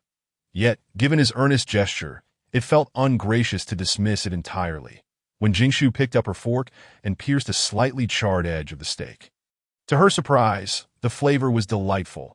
An enticing aroma of grilled oil combined with the tender juiciness of the meat, each bite yielding a savory, succulent chewed as the food settled in her stomach. Her growling hunger was gradually appeased, and a sense of bliss washed over her. With satisfaction, she narrowed her eyes, her willow-shaped brows arching like crescent moons, a childlike innocence rarely revealed. Chef Pei's culinary skills are truly remarkable. "I hope you will cook for me again next time," she exclaimed. Pei Mingzhou's lips curled into a subtle smile as he wiped the oil from the corner of her mouth with a napkin. His cool demeanor softened under the warm glow of the light. Before long, when Jingshu finished the charred portions, leaving only the center, which still held the myoglobin. Observing this, Pei Mingzhou's brow furrowed slightly. "Not fond of medium rare?" he inquired. "Well, I'm not particularly keen on raw food," she replied. "Understood, that I will remember that," he nodded earnestly, as if recording some vital secret. When Jingshu met his focused brown eyes, it felt as if a playful deer had gently bumped her heart. It is well known that a man's feelings for you can be discerned from whether he keeps you in mind. Subtle details often reveal his sincerity and affection. Supporting her chin on her hand, she silently observed the man across from her. He was diligently cleaning the battlefield, his long, fair hands gracefully wielding the knife and fork with poise and calmness that he ate slowly, without a trace of distaste. Seemingly unbothered by his previously known strong aversion to germs, as he savored her leftovers, that it was as if, to him, she was the one special exception. With her beautiful eyes sparkling, a gentle smile blossomed at the corners of her lips, radiating warmth that had never been seen before. Pei Mingzhou seemed to sense this shift. He looked up to meet her gaze, and suddenly, his tranquil heart was stirred by her captivating tenderness, sending ripples of excitement through him. In the quiet exchange of glances, affection quietly began to blossom. Just then, Qin Su returned, bearing a plate in hand. "Jingshu, I've made you a smaller burger. Please give it a try." The previously stoic and imposing man had transformed into a figure of gentleness. His once icy blue eyes, sharp and commanding, now radiated warmth so tender it could almost drip with affection. And no longer did he resemble the steel-hearted man who found delicate femininity bothersome. If the security personnel were to witness this, They might all exclaim that the law of deliciousness never goes out of style. Meanwhile, when Jingshu examined the mini burgers on the plate, unable to suppress her astonishment, Darasu, your mini burgers are so adorable. The plate held tiny burgers no larger than an egg, each one something a beast could swallow in a single bite, yet filled with ample toppings, even sprinkled with sesame seeds atop the buns. They were crafted with a meticulousness akin to toys that as long as you like them. Chin Su replied, relieved to see her satisfaction. It wasn't about competing with Pei Mingzhou's culinary prowess. He simply didn't want her to go hungry. After all, ensuring his little female was well fed was of utmost importance. When Jingshu glanced at the mini burgers, then back at the man, the thought of this towering, iron-willed warrior carefully crafting such delightful morsels with his gun-wielding hands sparked an undeniable charm within her. Indeed, the term male nurturer fit him perfectly. With an expectant gaze, she lifted a mini burger, taking a bite that revealed a delightful explosion of flavors. The soft bun, the tender patty, the crispness of the vegetables, all dancing across her palate. The taste sensation was indescribable, especially when hunger gnawed at her belly. Having polished off one, when Jingshu still felt a lingering craving, her eyes gleaming as she looked towards the man, equally impressed. Chef Qin's skills are quite exceptional too. Delighted by the future female master's praise, Qin Su couldn't help but smile. Earlier in the kitchen, he had felt a twinge of anxiety, fearing she might not appreciate such simple fare. Yet it was his best dish. Thankfully, she was not disdainful. However, he realized he must hone his culinary skills further. He was no longer a solitary beast destined for a life of loneliness, but a blissful creature with a female master. Thus, he would need to learn the domestic arts he once scoffed at to better serve her in the future. About 10 minutes later, half of the burgers on the plate had vanished. When Jingshu dabbed her lips with a napkin, then discreetly covered her mouth as she let out a delicate belch, the two men present exchanged knowing smiles, a surge of accomplishment swelling within them. After all, ensuring their little female was well fed was no small feat once satisfied, when Jingshu did not forget to acknowledge her two culinary benefactors. Thank you, esteemed chefs, for your hospitality. Have you both eaten? I had some nutrient solution. Qin Su replied. Hearing the little female's concern, his expression softened further, while Pei Mingzhou nodded slightly, echoing, same here, that's good to hear, when Jingshu replied, her brow relaxing. Suddenly, she glanced out the window at the darkening sky and inquired, by the way, where will you both sleep tonight? Should I sleep on the sofa while you two take the bed? Or will you be heading home? The female's mental state was still somewhat unstable. As her attending physician, I must assist President Jiang in continuing to observe her condition. Pei Mingzhou replied with utmost seriousness, his excuse sounding grand and irrefutable. Qin Su clenched his jaw in silence, resolute not to allow this scheming bird to remain, lest he risk losing his future female master to her. With a swift change of thought, his serious demeanor grew, increasingly righteous that I also have no time to return. The matter of the trial cannot be delayed. The bait must be interrogated promptly tomorrow. Indeed, time cannot be wasted, when Jingshu agreed, nodding in understanding that I must also ask President Jiang if there is anything else I can assist with.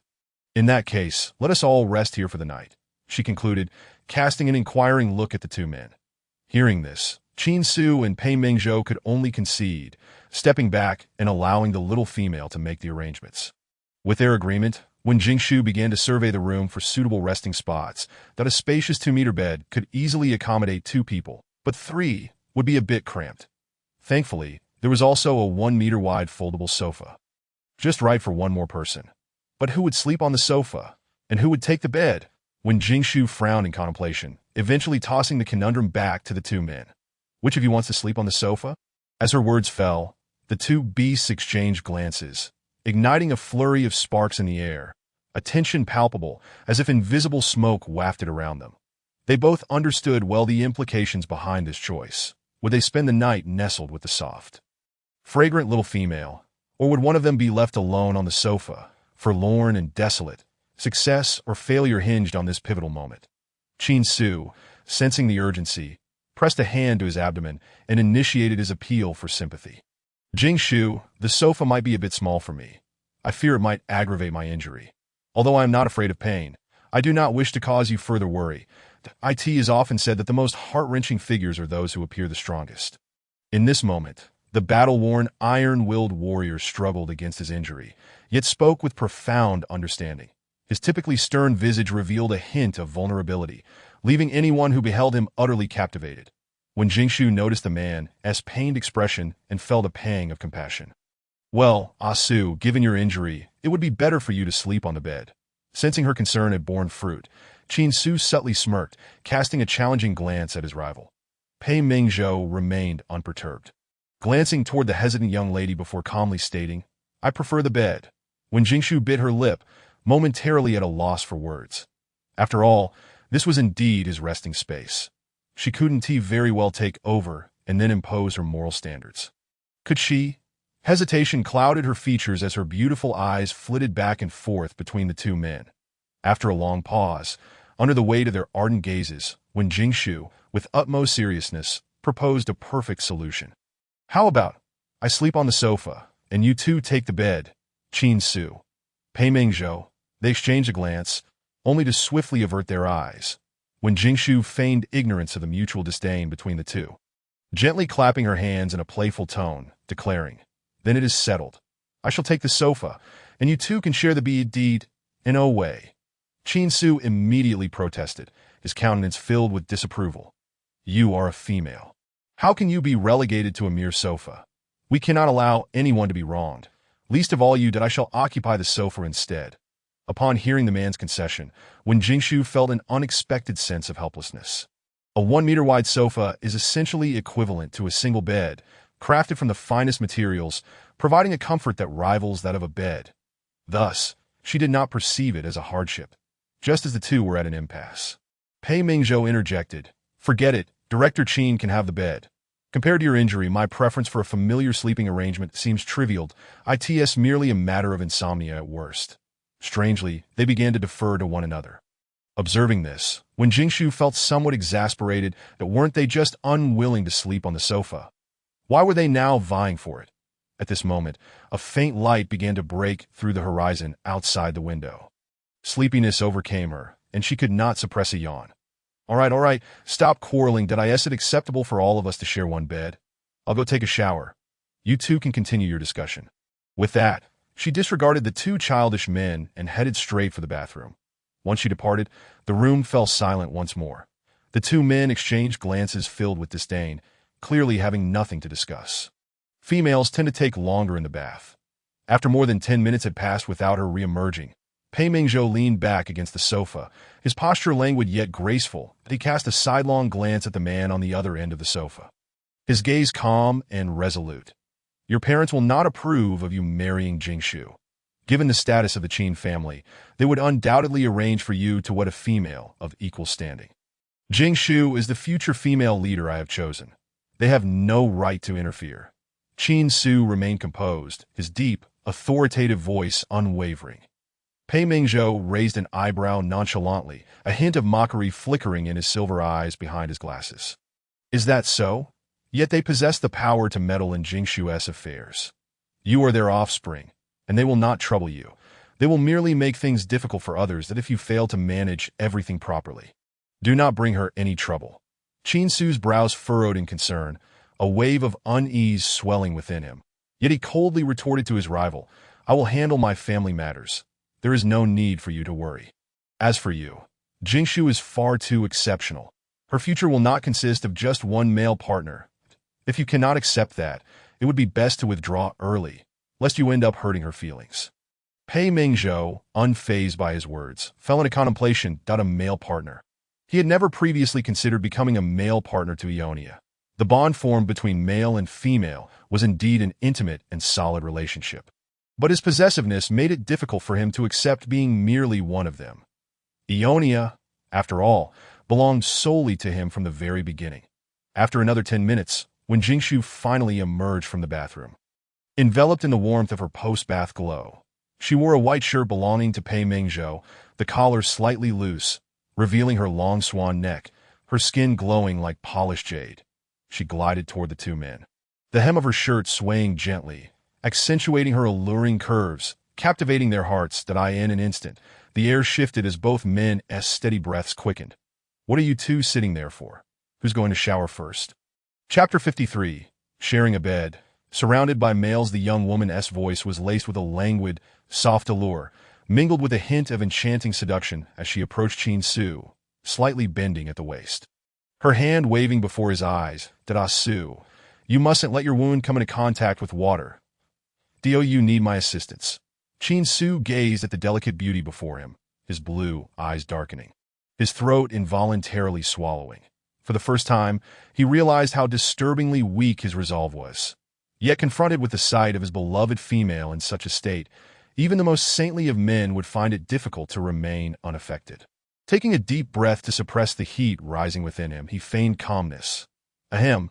There is no need to trouble yourself. The hospital provides specialized waterproof dressings for wounds." "Well, that is good to know." When Jingshu responded lightly, then settled onto the sofa, preparing to indulge in her light brain activities. Chin Su, sensing the fragrant warmth beside him, felt as though a fire had ignited within him. Clearly, this was the consequence of indulging in desires. In the past, the innocent director would have merely blushed. Now, however, his mind was uncontrollably flooded with fantasies, longing to embrace his beloved female for intimate contact. "I will go take a shower first." Chin Su's face flushed slightly as he decisively stood up and strode toward the bathroom, his hurried retreat reminiscent of someone fleeing in haste. Fortunately, when Jingshu was engrossed in the Star Network's gossip and did not notice his awkwardness, soon a knock resonated at the door, restoring tranquility to the lounge. Pei Mingzhou, who had been silently observing, unabashedly turned his gaze toward the young woman. The oversized white shirt she wore did little to conceal her exquisite figure. The loose fabric only added to her allure. Unlike her usual gentle demeanor, she now exuded a captivating, almost enchanting charm. Most importantly, this shirt had once belonged to him. Now enveloping her delicate form, it clung closely to her every curve, as if they were seamlessly intertwined. Inseparable. Upon realizing this thought, a peculiar sensation surged within Pei Mingzhou that he found it difficult to articulate, this inexplicable feeling that if he had to describe it, it felt akin to the scorching steak he had just grilled, hot, sizzling, and tantalizing. In summary, it was a blend of torment and pleasure. The prolonged gaze of the man, filled with heat and intensity, was finally noticed by Wen Jingshu. "Mingzhou, do you also enjoy this drama?" She glanced at the screen displaying the overbearing female leader falls in love with me and hesitantly activated the external speaker. Before Pei Mingzhou could respond, a heart-wrenching roar erupted from the speakers. "Ingming Bingli Yuxuan, you are heartless, cold, and selfish. You already have 10 male partners, yet you still dare to provoke me. Let me tell you, the esteemed president of the Long Group, will never play second fiddle. Oh, Tian, listen to my explanation. I refuse to listen. I refuse to listen. I refuse to listen. Long Aotan, I command you to be silent. I, Ingming Bingli Yuxuan, hereby declare to the entire starry realm that even if I have 100 male partners, I will always love you the most in this lifetime." "Whoa. Is that true?" "Of course. You are the only male partner I, Ingming Bingli Yuxuan, have ever recognized. Xian, you are so overbearing. I love it. Male, you are fanning the flames." Pei Mingzhou silently watched the screen, where a wicked smile was displayed. Moments later, he moved beside the young woman, swiftly silencing the external speaker. My appreciation for such refined art is rather limited. Xiao Yusun is quite adept in this regard. That's so? When Jingshu blinked in surprise. Then her expression shifted to one of realization. That makes sense. He is, after all, the archetypal overbearing president, so he must be well acquainted with it. However, this male actor is far too exaggerated that if it were Yusun, he would portray himself authentically, especially since you were his doctor friend. Isn't this just overbearing president literature come to life? Pei Mingzhou, by the way, do you think Yusun will call you in the middle of the night to help treat his stomach ailment? When Jingshu rambled, her beautiful eyes sparkling with gossip. Pei Mingzhou pressed his lips together, helplessly explaining, "The federal law prohibits mandatory overtime. Such actions infringe upon a citizen's right to rest." "But isn't he your friend? Business between brothers must be clear." When Jingshu found herself momentarily at a loss for words. After a moment of contemplation, she suddenly regarded him with newfound respect, her expression serious. "Mingzhou, I want to learn from you. To be brave enough to say no to others, even if they are friends. Indeed, that is very wise." As their conversation continued, they unknowingly drew closer together. Pei Mingzhou caught a whiff of the unique fragrance emanating from the young woman. Feeling both familiar and unfamiliar. What kind of shower gel do you use? Huh. When Jingshu appeared bewildered, caught off guard by the question that isn't there just one bottle in the bathroom? As she stepped into the bathroom, she found herself puzzled by the sight before her. A large shelf was starkly bare, save for a solitary bottle of shower gel. It was only then that she realized that the seemingly refined and pristine Dr. Pei, much like a rugged man, also resorted to unwashed products that moment. Pei Mingzhou's confusion deepened. Why was it that the same shower gel, when applied to Ionia, produced such a different effect? The fragrance, clearly delicate and ethereal like the snow lotus, now wafted around him in an alluring manner, intoxicating him, leaving him yearning for more. When Jingshu, observing the man leaning closer to her, sniffing about, couldn't he help but chuckle. "What are you doing? You resemble a little puppy." As soon as her words left her lips, they were caught by Qin Su, who had just exited the bathroom. "That a puppy? Is Jingshu calling him that?" He strode over cheerfully, only to find the two whispering and laughing together. His smile instantly faded. With a serious demeanor, Qin Su settled between them, reminding Pei Doctor, "It's your turn." Pei Mingzhou averted his gaze from the young girl's neck and proceeded directly to the bathroom, his usually steady steps quickening. Once the irritating rival departed, Qin Su gently brushed the girl's hair. "Jingshu, you should get some rest." "All right," when Jingshu yawned, shutting down her light brain as she wandered towards the bed. To avoid being pushed to the edge of the bed in the middle of the night, she unapologetically claimed the center of the spacious bed. Seeing this, Qin Su lay down on her right side, conveniently wrapping his right arm around her waist. Clad in a bathrobe, his open collar revealed his well-defined chest muscles. The sleepy when Jingshu instinctively leaned into him. Not long after, footsteps approached, followed by the sensation of the bed sinking slightly. Another robust chest pressed against her back, carrying a hint of coolness from the shower, coupled with a faint scent of snow lotus. As she drifted into slumber, the drowsy when Jingshu pondered if she was indeed surrounded by men. The following morning, a bright morning light flooded through the window, casting golden rays that illuminated the dim room. That on a 2-meter-wide white bed lay 3 figures. That on one side was a robust man with gray hair, his sleeping face still exuding a cold and resolute demeanor. That on the other side was another tall and lean man, his platinum long hair cascading down his back, shimmering with a divine glow in the sunlight, accentuating his noble and handsome features. Nestled between them was a petite and delicate girl, both men closely embracing her, their strong arms wrapped securely around her waist, a posture that declared ownership. "It's so hot," the slumbering girl murmured unconsciously, her fair and delicate face flushed with warmth. That it was late spring, nearing the early days of summer, and the morning carried a hint of sultriness. Yet, nestled tightly between two ardent males, it was no wonder she found it hard to sleep comfortably. In her half-awake state, when Jingshu felt as if she were sandwiched between 2 blazing furnaces, she attempted to turn away from the heat, but felt as though she were trapped by an unyielding wall, unable to move an inch. Annoying, the girl furrowed her brows, her entire face now tinged with rosy hues. Frustrated, she pounded her fist against the solid wall beside her. But alas, it did not budge. Instead, the hardness of the muscle caused her hand to ache. Defeated by her inability to resist, the overwhelming drowsiness rendered her unable to open her eyes. Thus, she resigned herself to lying still, enduring the heat and forcing herself into a frigid dreamscape, slipping back into a deep slumber. Meanwhile, the 2 men beside her were roused from their sleep. Qin Su, accustomed to being alert due to his profession, opened his eyes, the haze in his blue irises dissipating in an instant, revealing clarity and sharpness. As he glanced down at the delicate girl in his arms, his expression softened to one of gentleness. Previously, Qin Su had always slept alone, viewing sleep merely as a physiological necessity rather than an indulgence. However, now, he suddenly understood the ancient saying, a warm bed with wife and children, cradling the soft and fragrant girl. He felt as though he were basking in warm spring waters, enveloped in warmth and happiness. That he gazed intently at her serene and beautiful sleeping face. And at that moment, the morning air felt so fresh, the sunlight so radiant, and the world so splendid, of course, apart from that bothersome man across from him. Su cast a displeased glance at the man, his icy blue eyes sharp and imposing, radiating an aura of ironclad ferocity.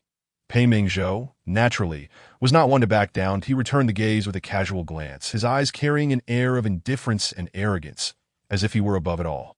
The two S-level males silently competed, an invisible tension permeating the air, as if they were sparking countless fierce flames. While their eyes locked, they tightened their grips around the girl's slender waist. Neither willing to yield an inch that I in the presence of the beloved little female, their pride as males would never allow them to bow before a rival. For a long while, the two men continued to gaze deeply into each other's eyes, their arms constricting further, until a soft whimper of dissatisfaction escaped the girl's rosy lips, prompting them to instinctively ease their hold. Pei Mingzhou shifted his gaze away, focusing instead on the girl's profile. Moments later, he unexpectedly rose from the bed. Seeing this, Su assumed he had conceded.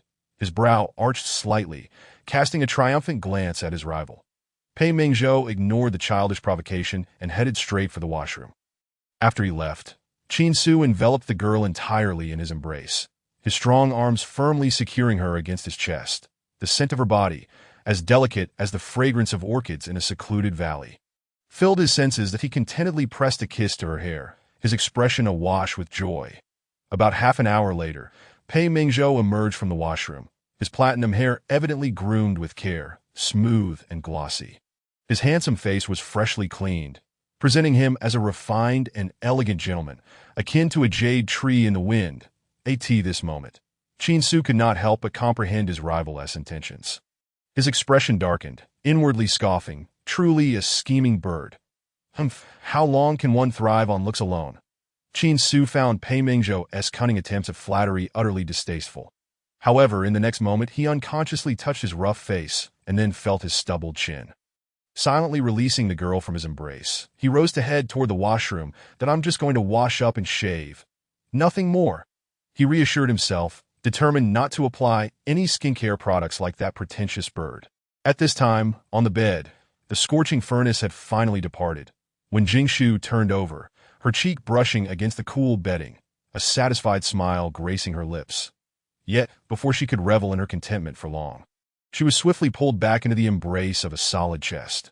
Fortunately, Pei Mingzhou had just bathed, and the lingering coolness on his skin made her less inclined to resist. Ionia, Pei Mingzhou gazed at the girl's dewy, fair face, unable to restrain himself from leaning in to plant a kiss. Her delicate skin felt like the softest petals, lingering on his lips and sending ripples through his heart, despite having only slept for a few hours. Pei Mingzhou appeared invigorated, devoid of any fatigue, all thanks to his Ionia. His previous claims of being a light sleeper were no mere pretense. This time, he had not suffered from insomnia, nor fallen into the relentless darkness of nightmares. Last night's dreams had been filled with an unprecedented tranquility and serenity. Pei Mingzhou held the fragrant girl tightly, his lips softly kissing her cheek as if they were lovers entwined, their affection deep and unyielding. Ionia, the man whispered once more, his deep, husky voice trembling slightly, imbued with restraint and longing, as if suppressing the tumultuous waves of affection swelling within him, perhaps fearing to startle her. He softly repeated the endearing name, gradually releasing his pent-up emotions. Yet in when Jingshu's perception, the previously cool ice pack beside her had turned scalding. She furrowed her brows in annoyance, her small hands pushing against the man's unyielding chest. Go away. Caught off guard by the sudden push, Pei Mingzhou inhaled sharply. He swiftly grasped the girl's restless hands, gently urging, Ionia, please don't move. Annoying when Jingshu extended her other hand, seemingly determined to push away this obstructive furnace that disrupted her dreams. Pei Mingzhou, reluctant to release her, captured both of her hands, his cold eyes revealing a hint of helplessness as he softened his tone, patiently coaxing her. Ionia, be good. Want you? The man murmured soothingly to the child. Yet his silver-gray eyes grew increasingly dark. When Jingshu found herself ensnared, her agitation only intensified. She struggled fervently with both hands, but the constraints proved insurmountable. In a fit of exasperation, she delivered a swift kick, nearly startling the ever-composed Pei Mingzhou into a cold sweat. Ionia, you are a ruthless flower destroyer. His deep voice was laced with a hint of melancholy, a touch of grievance, and a smidgen of relief. Fortunately, he had been quick-witted enough to intercept the girl's whirlwind kick. Otherwise, Pei Mingzhou exhaled softly, feeling a wave of relief wash over him. He flipped over, pinning the girl beneath him, and bestowed a punishing kiss upon her alabaster neck. Pei Mingzhou indulged in kissing her creamy skin, the intoxicating scent of her body seeming to seep through her icy complexion, lingering at the tip of his nose and entwining itself around his heart for an eternity. When Jingzhu was suddenly jolted awake, she groggily opened her eyes, her misty, beautiful gaze glistening with faint moisture. This pitiable, hazy demeanor resembled a pear blossom graced by rain, stirring one's heart even further. Ania, you're awake. Pei Mingzhou, when Jingzhu, already prone to morning irritability, was incensed at being awakened so early. What on earth are you doing? Revenge. The two words floated lightly, yet were pronounced with conviction. Dr. Pei showed no restraint in revealing his pettiness and grudges. When Jingzhu was at a loss. Revenge? What have I done to offend you? You just kicked me. Was it just a kick? When Jingzhu shot a disapproving glance at the petty man, that he was a rugged beast, impervious to a mere kick. Moreover, she had not even batted an eye when he had tugged at her hair earlier. Pei Mingzhou offered no explanation, merely gazing at the girl with a profound intensity. When Jingzhu felt inexplicably bashful under his scrutiny, suddenly a flicker of realization dawned on her, as if she vaguely recalled something. Her gaze involuntarily drifted downward, her expression becoming increasingly evasive. You don't mean that I kicked you there. Do you, Em? I'm sorry, I could be quite irritable in the morning that you're unscathed there, but here. Pei Mingzhou rested one hand beside her head and took her hand with the other, guiding it to his left chest. When Jingzhu's gaze fell upon the man's chest, beneath the wide collar lay two well-defined pectorals, pale and sturdy. Though not as robust as Qin Su's, they were undeniably pleasing to the eye, resembling exquisite white jade meticulously sculpted. Each line flowed with strength and elegance, devoid of any flaw, gleaming with a pristine radiance, more perfect than any 3D model. She could not help but place her hand upon it. Indeed, the sensation was as delightful as she had imagined. Possessing the smooth warmth of jade alongside the supple elasticity of muscle, the cool skin gradually warmed beneath her touch, and the strong heartbeat pulsated beneath her palm, synchronizing with her own racing heart. Unbeknownst to them, their heartbeats quickened, breaths grew more fervent, and their lips drew ever closer. Just as their lips were about to meet, when Jingzhu suddenly recalled something, a blush blooming upon her cheeks. She hastily covered the man's lips. Wait, we haven't brushed our teeth. Pei Mingzhou, he wished to assert that he had brushed, and that he did not mind, yet seeing the girl's embarrassed expression, he refrained. After all, they had countless days ahead of them. Ultimately, Pei Mingzhou placed a kiss behind her ear, leaving a mark of possession that a flicker of satisfaction crossed his gaze as he released her from his grasp. Once freed, when Jingzhu turned and embraced the man's narrow waist, resting her head against his chest and softly apologizing that I'm sorry about earlier. Please convey my apologies to our little bird that I promise. I want to kick our little bird again. Pei Mingzhou remained silent for 3 seconds, then very earnestly corrected her choice of words. Not little, when Jingzhu. Is that something one can say? Qin Su had spent a whole hour in the washroom. When he emerged, he radiated freshness and vigor. Even his bronze complexion appeared a shade lighter, accompanied by a pleasant fragrance. Upon seeing him, when Jingzhu's eyes sparkled, and she immediately dashed into his embrace, complaining, Su, why were you in there for so long? Ahem, I just shaved. When Jingzhu stood on her tiptoes, cradling his face to admire him from different angles, and indeed he looked considerably more handsome that moment, a delicate scent of bamboo wafted into her nostrils. Hey, did you put on perfume? No, it's probably just male pheromones. Then that means Su is a fragrant big dog. I like it. When Jingzhu's eyes sparkled like blooming peach blossoms, her smile radiant. Compared to a scruffy little dog, she preferred a clean and fragrant one. That her sweet words immediately left Qin Su in a daze. His ears flushed, and he bashfully covered his lips with a fist to conceal the upward curl of his mouth. It seemed he would need to take better care of his appearance going forward. Yes, and my physique too. Meanwhile, Pei Mingzhou, catching the familiar scent of bamboo, silently pursed his lips. What male pheromones? It was clearly the grooming product he had purchased that morning. Moments later, when Jingzhu commanded, "I'll go wash up. You two order some breakfast." Her tone was indulgent, and she displayed no hesitation in giving orders, for since they were her men, there was no need for her to be coy. Qin Su and Pei Mingzhou readily complied. For centuries, serving females was ingrained in the very essence of male beasts. Moreover, when Jingzhu's unpretentious demeanor clearly indicated that she regarded them as family. They were more than pleased. Qin Su activated his holocomputer, meticulously searching for highly rated restaurants on the interstellar network. Pei Mingzhou did likewise. The two occasionally exchanged remarks to avoid ordering duplicate dishes that moment. The tension that once lingered between them had dissipated, and they appeared quite harmonious. Yet, this was hardly surprising. Within the minds of all male beasts across the galaxy, serving the little females was of paramount importance.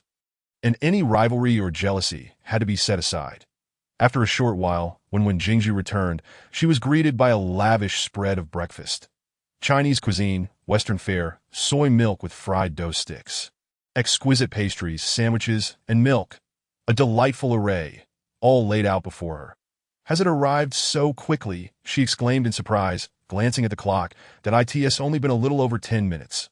Qin Su pulled out a chair for her. Offering a brief explanation, "I added some star coins. See if there's anything you like?" "I like everything you ordered." When Jingzhu's eyes sparkled, her voice sweet and tender. After speaking, she placed a gentle kiss on each of their handsome faces. A soft, fragrant kiss landed on their cheeks, leaving Qin Su and Pei Mingzhou momentarily stunned. Seeing their reaction, when Jingzhu smiled and playfully winked at them. "This is your reward. Keep up the good work."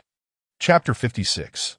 The three of you living well together is worth more than anything that must be said, when Jingzhu's encouragement had an extraordinarily potent effect. The two male beasts appeared invigorated, their eyes ablaze with newfound determination, as they vied to shower her with affection both overtly and subtly. Pei Mingzhou remained somewhat reserved, while Qin Su, the enthusiastic big dog, seemed eager to scoop up his little female and feed her bite by bite. When Jingzhu felt immensely touched but smiled and declined the offer. Thus, Qin Su could only retract his hand with regret, opting instead to serve her food. Pei Mingzhou followed suit, his chopsticks wielded with precision and grace. Slyly pushing the dishes Qin Su had selected to the side, in just a minute or two, when Jingzhu watched in astonishment as the plate before her transformed into a towering feast. Sensing the precarious nature of her culinary skyscraper, she deftly snatched the top shrimp dumpling and swiftly fed it to Qin Su. "That's enough. You don't need to serve me anymore. You eat too." Qin Su, delighted by the unexpected offering, chewed happily, discovering for the first time how delicious shrimp dumplings could be. When Jingzhu observed the now calm man, she finally sighed in relief. She picked up another xiaomai, ready to savor it, when she felt a piercing gaze upon her. Following the gaze, she found Pei Mingzhou staring intently at her. More specifically, he was fixated on the xiaomai in her hand. In an instant, when Jingzhu understood, and she hastily brought the xiaomai to his lips. "Mingzhou, you eat too, dum." Pei Mingzhou accepted her offering with satisfaction, but when he encountered the bits of wood ear mushroom inside, he frowned ever so slightly. Nonetheless, he finished the xiaomai without complaint. After that, the three of them quietly enjoyed their breakfast, occasionally chatting, and the atmosphere was filled with warmth and harmony.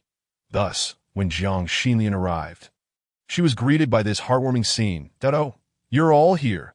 Aunt Jiang, you've come, please have a seat.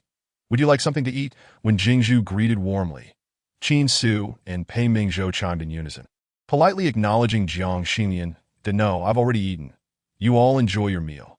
Jiang Xinlian smiled playfully, teasingly remarking that, as someone who had been through it all, she immediately sensed the unusual atmosphere upon entering.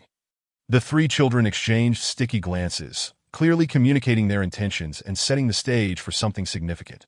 When Jingzhu, feeling somewhat bashful in front of her elders, lowered her eyelashes, her earlobes, resembling white jade, tinged with a delicate blush. "Aunt Jiang, did you notice? Of course, my eyesight is not so poor," Jiang Xinlian replied, taking a seat beside the young girl, affectionately clasping her hand and earnestly advising her. "Jingzhu, Xiao Su, and Xiao Pei are all the finest and most exceptional male beasts of the Federation. They are accomplished and uphold their integrity. They will surely care for you well in the future. Cherish what you should cherish, that if they err, do not hesitate to mete out punishment, that I understand. Aunt Jiang. When Jingshu responded, deeply touched by the maternal concern, she could sense that Jiang Xinlian genuinely regarded her as a beloved younger relative, offering earnest guidance and heartfelt care, despite having only met the day before. The bonds between people can be truly remarkable. Some endure for decades yet grow weary of each other, while others feel an instant kinship akin to family. Jiang Xinlian gazed tenderly at the obedient little female, unable to suppress a quiet sigh, pondering how such an endearing creature could inspire such affection. She turned her attention to the two male beasts present, her gentle tone transforming into one of sternness. You both must uphold the virtues of masculinity and care for Jingshu diligently. It is a privilege for you to have her affections. Do not become arrogant in your favor. Should Jingshu one day be pleased and bestow upon you an embryo, you will have your own little ones in the future. When Jingshu silently observed Jiang Xinlian as she admonished the two, experiencing a sense of DJ view akin to a mother-in-law establishing rules for her daughter-in-law. Nearly 20 minutes passed before Jiang Xinlian concluded her admonishments, revealing her supportive stance towards Wen Jingshu. Qin Su's expression turned serious as he solemnly nodded, respectfully affirming, I will remember Aunt Zhang's teachings. I will ensure that I care for Jingshu well.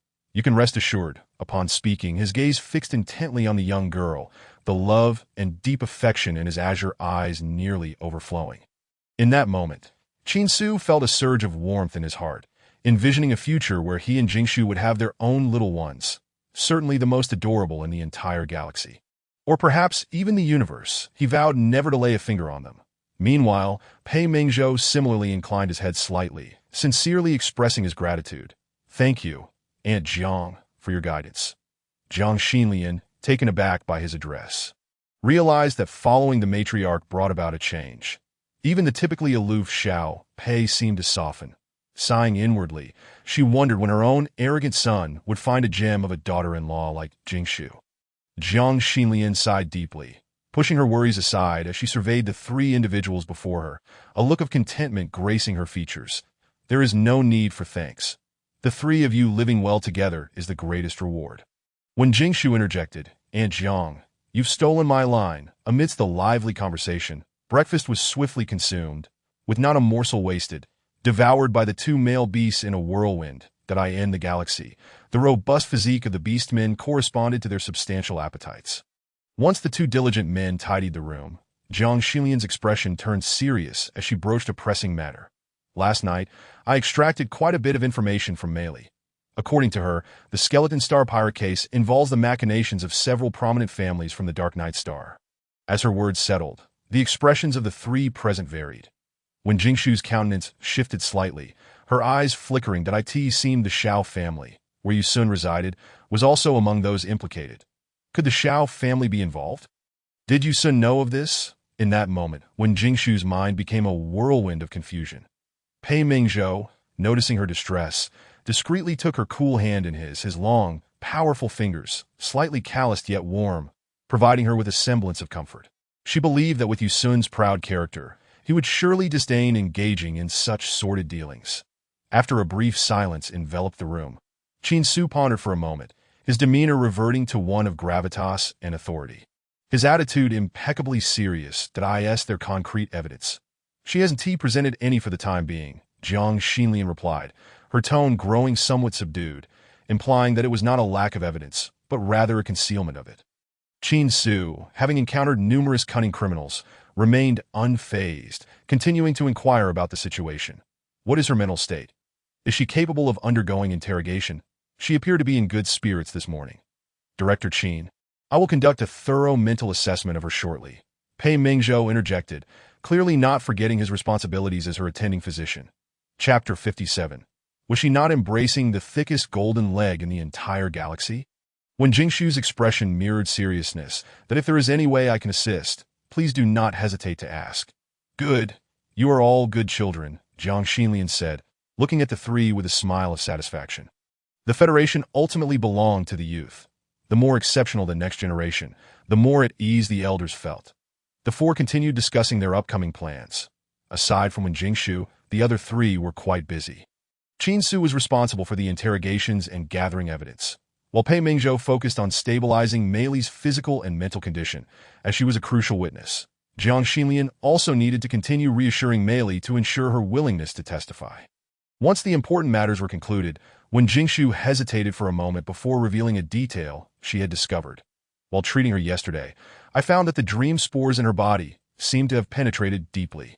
Unlike something she had recently consumed, that IT feels more like a long-term addiction. Upon hearing this, the other three displayed varying degrees of concern. The peculiar nature of dream spores was not merely their hallucinogenic effects. They also possessed a level of concealment. Once consumed, typical detection methods struggled to identify them, unless subjected to comprehensive professional examinations within a hospital. Consequently, despite being strictly prohibited by the Federation, dream spores continued to circulate illicitly, as some sought the elusive thrill and pleasure they provided. After a moment of contemplation, Qin Su elaborated on the initial clues he had uncovered. When we apprehended her, it was in an underground chamber. She had already lost consciousness, with spores scattered across her body and numerous disordered footprints around her. We initially deduced that she had been forcibly fed the dream spores. Reflecting on it now, he acknowledged the possibility of a self-directed act. Jiang Xinlian's expression grew complex as she recalled Mei Li's tearful confession upon awakening that morning, claiming she had complied with those individuals' orders for self-preservation. However, she did not fully believe her. It seemed likely that she had been both coerced and tempted, leading to a chilling realization as the clues began to intertwine, revealing a far more sinister truth than initially apparent. Though dream spores significantly damage the psyche, they also require a process to invade the body. Pei Mingzhou assessed calmly that if a large quantity were ingested at once, it could indeed shatter the mind. Yet it would not penetrate to the marrow in such a short time that it appears she has been using them for quite some time. When Jingshu lightly tapped her fingers on the table, her bright eyes sparkling with intelligence, that if that is the case, let us boldly speculate. Mei Li may not merely be a bait. She could very well be one of the masterminds. Throughout history, people have often fallen into a trap, a seemingly pitiful and frail woman juxtaposed against a fearsome, scarred brute. That it is a common instinct to assume the latter is the villain. Yet, when confronted with the depravity and insanity of a true criminal, conventional reasoning fails to apply. One must first discard biases based on gender, appearance, and other superficial judgments. Qin Su had interrogated a myriad of offenders, his heart as unyielding as iron, unwavering in his integrity. With Wen Jingshu's reminder and the various clues coalescing, he quickly grasped the crux of the matter. Perhaps she is not unwilling to provide evidence, but rather too afraid that if she is merely an accomplice, she could easily offer up her guilt to lighten her punishment. But if she is one of the masterminds, then that evidence is her death warrant. Aunt Jiang, please subtly probe her later. Jiang Xinyan nodded in silence, feeling a lump in her throat, a chill creeping over her heart. That asked the president of the Female Protection Association. She loved and cared for every sister equally. Yet, she never anticipated that a female would exploit the kindness of her sisters for personal gain, turning against them. Such betrayal was even more heartbreaking. Jiang Xinlian felt a tumult of anger and sorrow, her violet eyes suppressing an endless fury. When Jingshu sensed her unease and gently squeezed her hand, softly reassuring her, "Aunt Jiang, you need not dwell on this. Evil knows no gender. It is solely defined by pure malice. That if the evidence is irrefutable, federal law will not grant her leniency due to her gender. Ultimately, she will face the consequences she deserves." Upon hearing this comforting remark, Jiang Xinlian felt a measure of relief. She took a deep breath to steady her emotions. "Jingshu, you are right. She has betrayed the expectations of the Mother of Life and has forsaken the glory that belongs to her gender. Thus, she is no longer one of us. What we, the female protectors, ought to do is seek justice for those innocent female victims and uphold righteousness. Rest assured, Aunt Jiang, our Public Security Bureau will spare no effort in gathering evidence."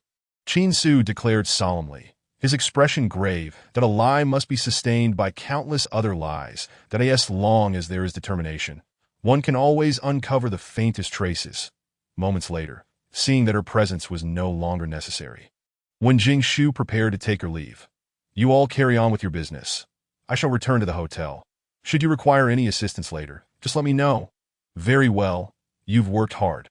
"My dear," Jiang Xinlian affectionately ruffled the top of the young girl's head. Then, as if recalling something, a hint of regret crossed her features. By the way, there is one thing I must apologize to you for. Jing Shu. Regarding Mei Li's rehabilitation, I publicly claimed it was my doing and concealed your involvement. However, Aunt Jiang did not intend to usurp your credit. When Jing Shu's mind shifted, and she quickly understood the good intentions behind this action. The case of the Skeleton Star Pirates was far-reaching and at a critical juncture. Should the mastermind behind it become aware, it could lead to dire consequences that I understand. You did it to protect me. When Jing Shu replied sincerely, her eyes filled with gratitude. Qin Su and Pei Mingzhou shared similar expressions of appreciation, fully aware that Jiang Xinlian's actions were not an attempt to claim credit, but rather a means to shoulder all the risks herself. Even though they could protect Jing Shu, there would always be a flaw in even the most meticulous plans. Remaining hidden from the outset was indeed the safest option, after expressing her thanks. When Jing Shu couldn't help but worry about Jiang Xinlian's situation. But Aunt Jiang, what about you? What if they come after you? Haha, Jing Shu, you need not worry. They do not have the audacity to assassinate the speaker's wife.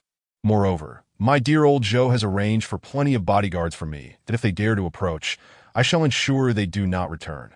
Jiang Xinlian declared with confidence, when Jing Shu's eyes widened in shock.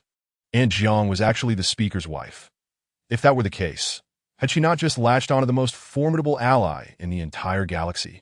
Even after leaving the hospital and boarding Qin Su's maglev vehicle. When Jing Shu felt somewhat dazed, she turned to the man beside her, blinking in a state of disbelief. Su, does this mean I can strut around the Federation now? Chapter 58. I still prefer your pure and unpretentious self. Qin Su glanced at his adorable little female companion.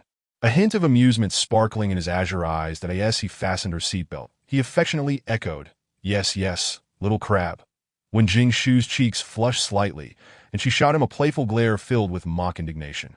If I were a crab, my first order of business would be to pinch your mouth shut. That could be arranged. Qin Su leaned in, planting a kiss on the corner of her lips. The implication unmistakable. When Jing Shu playfully pushed his head away. Stop it. Focus on driving.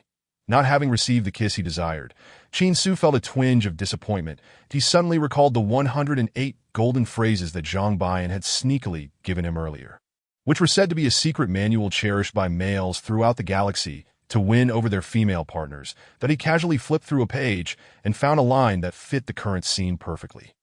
The diligent Qin bureau chief promptly put it to use. He adopted a serious expression, making himself appear even more coldly handsome, his icy blue eyes narrowing slightly. Then he domineeringly tilted when Jing Shu's chin, lowering his voice to produce a magnetic, charming tone as he recited, Little female, I command you to seal my lips. When Jing Shu's small head was filled with a large question mark. Was she still asleep? Who was this strange, amusing man before her? Where had her typically stoic and serious bureau chief gone? After some mental preparation, when Jing Shu finally accepted the reality, she exasperatedly swatted his hand away and then pinched his cheeks, interrogating him. Where on earth did you learn this nonsense? Zhang Baiyan taught me. Don't you like it? Qin Su replied, his words muffled as his handsome face was tugged in all directions, his cold and domineering persona crumbling in an instant.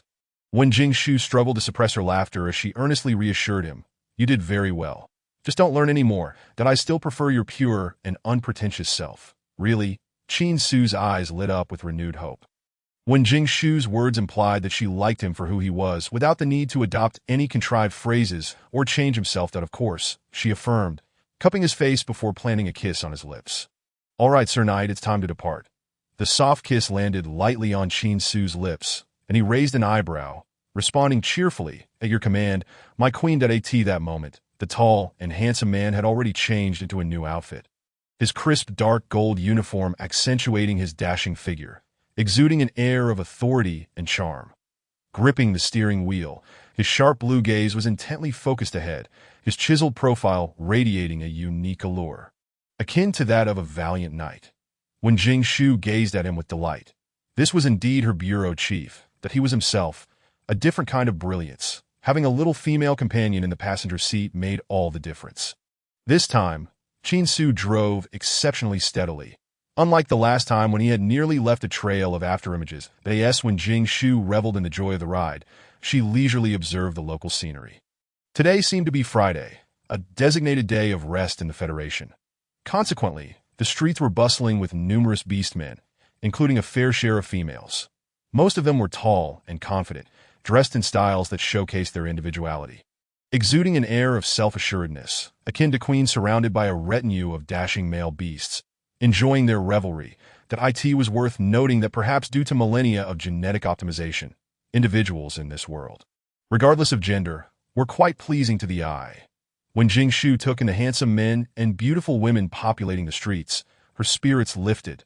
Just as she was lost in admiration, the maglev vehicle came to a halt at an intersection. The next moment, a low, deep male voice drifted from beside her. "Are they handsome?" "Very," when Jing Shu instinctively replied, only to turn and meet a pair of melancholic blue eyes. She offered an awkward smile, quickly backtracking. "But not as handsome as you." "Really?" "Uh-huh. In my heart, you are the most invincible and handsome in the universe," when Jing Shu turned slightly, tilting her head to plant a kiss on the side of the man's face. It must be said that her big dog was quite easy to please. A sweet word and a kiss were all it took. Once appeased, when Jing Shu redirected her gaze from the handsome males and beautiful females to the fluffy little cubs nearby. Many beast men, seizing the day off, had taken their little ones out for a day of fun. The young cubs, still too small to transform into humanoid forms, clung to their parents. There were adorable little sloths clinging tightly to their father's legs. Mischievous little eaglets using their fathers' heads as nests, and languid white snake babies coiled around their mothers' necks. Then, amidst the crowd, one particular cub stood out, drawing the attention of passers-by who shot curious glances. It was a little puppy, dangling by the scruff of its neck, covered in wet, muddy dirt, making it impossible to discern its original fur color. It seemed to have ventured into quite the mess. Judging by its father's furious expression, it was likely to face a good scolding upon returning home. When Jing Shu couldn't help but cast a sympathetic glance at the poor creature, that, "Oh, dear baby. Stop having fun there. Calamity is imminent." The little puppy seemed to sense her gaze, its round eyes widening in surprise as it locked eyes with her. "Wow, what a beautiful big sister. She is looking at me. Is she here to play? Pretty sister, wait for me. I'm going to grow up and marry mud." The little puppy was lost in daydreams, its mouth stretching into a wide grin, its pink tongue lolling out in delight. After a moment, it suddenly recalled its current disheveled state and hurriedly covered its eyes with its dirty little paws, attempting to hide its embarrassment. This comical display only elicited a bemused reaction from its father, who remarked, "Hey, you little rascal, you know how to reflect, huh? At least you're wise. I'll go easy on you later. Whimper, whimper, whimper. Father, don't scold me when we get home. I'll die from embarrassment." "What are you whining about? You've got none of the might and majesty of our Alaskan clan." That a mournful wail echoed through the heavens, as the little puppy's cries elicited peals of laughter from the onlookers. In that moment, the atmosphere was suffused with a palpable joy, when Jing Shu, buoyed by the lively and harmonious ambience, could not help but let a radiant smile blossom upon her face. She was already fervently anticipating the future splendor of the cub garden. These fluffy little darlings were undeniably a balm for the soul. "Jing Shu, do you like puppies?" Qin Su inquired, his voice tinged with expectation upon witnessing the girl's beaming countenance. "Absolutely," when Jing Shu replied without a moment's hesitation. "Fluffy creatures are simply the cutest." Suddenly, the image of the man's gray beast ears flickered in her mind, igniting a spark of curiosity in her eyes that, by the way, Sue, I still don't know what your beast form is. Chapter 59. If you like cubs, I could hatch a litter. Faced with such a candid proposition, Qin Su felt his ears warm despite their established honesty. Yet, in his heart, the girl before him had long been recognized as his destined mate. His entire being belonged to her, and thus he had no secrets to conceal. That my beast form is an Alsatian wolfdog. German Shepherd? When Jing Shu's expression shifted to one of surprise, followed by a furrow of confusion. "But why are your beast ears gray?" "I have a trace of the Howling Moon Silver Wolf bloodline." Qin Su openly divulged his secret, that if not for the inappropriateness of the occasion, he would have transformed into his majestic beast form to showcase his formidable physique, robust muscles, and immense strength before his future mate. Perhaps that would endear him to her even more. What ill intentions could a big dog harbor? Merely a desire to please its master. The Howling Moon Silver Wolf? Even without witnessing the beast form, The mere name sent waves of excitement through Wen Jingshu. That sounds so handsome and cool. She scrutinized the man beside her, her sparkling eyes alight with fervor. So, Asu was indeed a big wolf dog. His character perfectly embodied the wolf's suspicion and the dog's loyalty. There was no place better suited for him than the Public Security Bureau. Moreover, German Shepherds are renowned for their high intelligence and strong obedience as police dogs. Most importantly, he truly was quite dashing. As Qin Su felt the girl's gaze grow increasingly fervid, a subtle thrill coursed through him. It appeared that Jingshu was quite intrigued by his beast form. "Do you want to see it?" "Yes, I want to touch it too," when Jingshu eagerly replied, a flush of excitement coloring her cheeks. The thought of a German Shepherd with a howling moon-silver wolf bloodline sounded both imposing and majestic, cool and striking. "Well, perhaps I shall let you ride it later. It must be quite impressive." Unbeknownst to Qin Su, he remained blissfully unaware of the girl's desire to ride a wolf that, of course, had he known, he would have been more than willing, eager to accommodate her wishes that he regarded the girl. Her face alight with anticipation, his brow filled with tenderness and indulgence. "You can touch it when we get to the hotel." "All right." When Jingshu could hardly contain her excitement, but managed to restrain her eager hands. Silently fantasizing about how she would pet the cool big wolf dog. She must give it a thorough rub, accompanied by affectionate pats. Speaking of which, she realized that during her time in the interstellar beast realm, she hadn't had much opportunity to pet any fluffiness. "White tiger. Meow, a little female. Have you forgotten about the kitty in the original Star Forest?" A few minutes later, a stunning azure hover car sped towards the towering skyscraper. Coming to a halt before it, Qin Su was the first to step out, then made his way to the passenger side to open the door for the girl, though the car door could open automatically. He chose to do it himself. This gesture was not only to showcase his attentiveness, but also to express his respect for his future mate. When Jingshu noticed this small detail and felt a profound satisfaction. Regardless of whether as a boyfriend or a husband, what girls truly desire is merely a sense of consideration. If a man cannot even endure minor inconveniences, what could they hope for in the future? In this world, whether it was Qin Su, Mu Yunla, Pei Mingzhou, or Xiao Yueshuan, as well as other male beasts, they all excelled in this regard. They constantly revolved around their female counterparts, always prioritizing their feelings. Moreover, not only were the male beasts all strikingly handsome, but they also adhered to the virtues of masculinity, even nurturing the cubs themselves. When Jingshu found herself increasingly enamored with this world, she linked her arm with the man's, tilting her head curiously to ask, "Asu, how do you male beasts hatch cubs?" "Well, we transform into our beast forms to hatch." Qin Su felt a slight flush creeping onto his face, a hint of embarrassment. Yet a secret joy flickered in his eyes. Was Jingshu's sudden inquiry a subtle hint? Did she wish to have a puppy with him? He would undoubtedly fulfill his duties as a father beast and carefully hatch the eggs. When Jingshu pondered this thoughtfully, then suddenly fixated her gaze on the man's tall and robust figure, a look of concern crossing her face. "But won't that crush them?" "Not at all. The eggs are soft and elastic, and they won't be easily harmed at all. So do females feel pain when giving birth?" "Ahem. Although I haven't given birth myself, my mother beast once said it just plops out." Qin Su cleared his throat awkwardly, ruffling the girl's hair as he led her into the skyscraper while explaining the basic knowledge of the beast realm in detail. Females will produce eggs a month after consuming the embryo fruit, and they are only about the size of a chicken egg. Furthermore, giving birth does not harm the female's body, but on the contrary, it nourishes and enhances their vitality, which is one reason why females generally live longer than males. When Jingshu felt genuinely elated upon hearing this, for thousands of years, countless women had suffered the pains of childbirth, with many even perishing in the delivery room.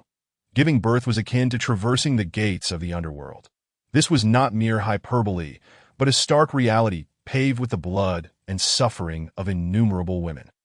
The severe adverse reactions during pregnancy, the heart-wrenching agony of labor, and the subsequent lingering effects. Even as gynecological medicine advanced on Blue Star, it could not entirely erase the immense costs of childbirth. To her astonishment, a millennium later, women had finally embraced true reproductive liberation, when Jingshu silently expressed her gratitude to the benevolent and magnificent mother of life. After her prayer, she returned to her lively thoughts. eagerly posing another question to the man. So, does this mean that the more cubs a female has, the longer she lives? In theory, yes. However, most females are reluctant to have too many cubs. Why is that? When Jingshu blinked in confusion, before the man could respond, she suddenly recalled a certain post, and her eyes lit up with understanding. Oh, I get it. It must be because the cubs are too rambunctious. Right. Indeed, especially in households where there are many male partners, each one with a cub, and soon there are enough to fill the entire house, making it feel like it could burst at the seams. The earnest director Chin presented this example with a serious demeanor, all the while subtly injecting a bit of humor into the conversation. When Jingshu was well aware of his intention and stifled a chuckle, feigning regret as she sighed dramatically, "Yes, that's so. I was thinking of having a soccer team in the future, having learned that there were only benefits to female reproduction and no drawbacks." She no longer found the idea of having cubs unappealing. After all, it would merely be a swift plop out that at most, there would be a few more plops. Besides, all the hard work of hatching eggs and raising the cubs would be done by the male partners. The female mates would simply need to provide love and care to the soccer team. Chin Su was momentarily taken aback. That would mean a tremendous number of little cubs.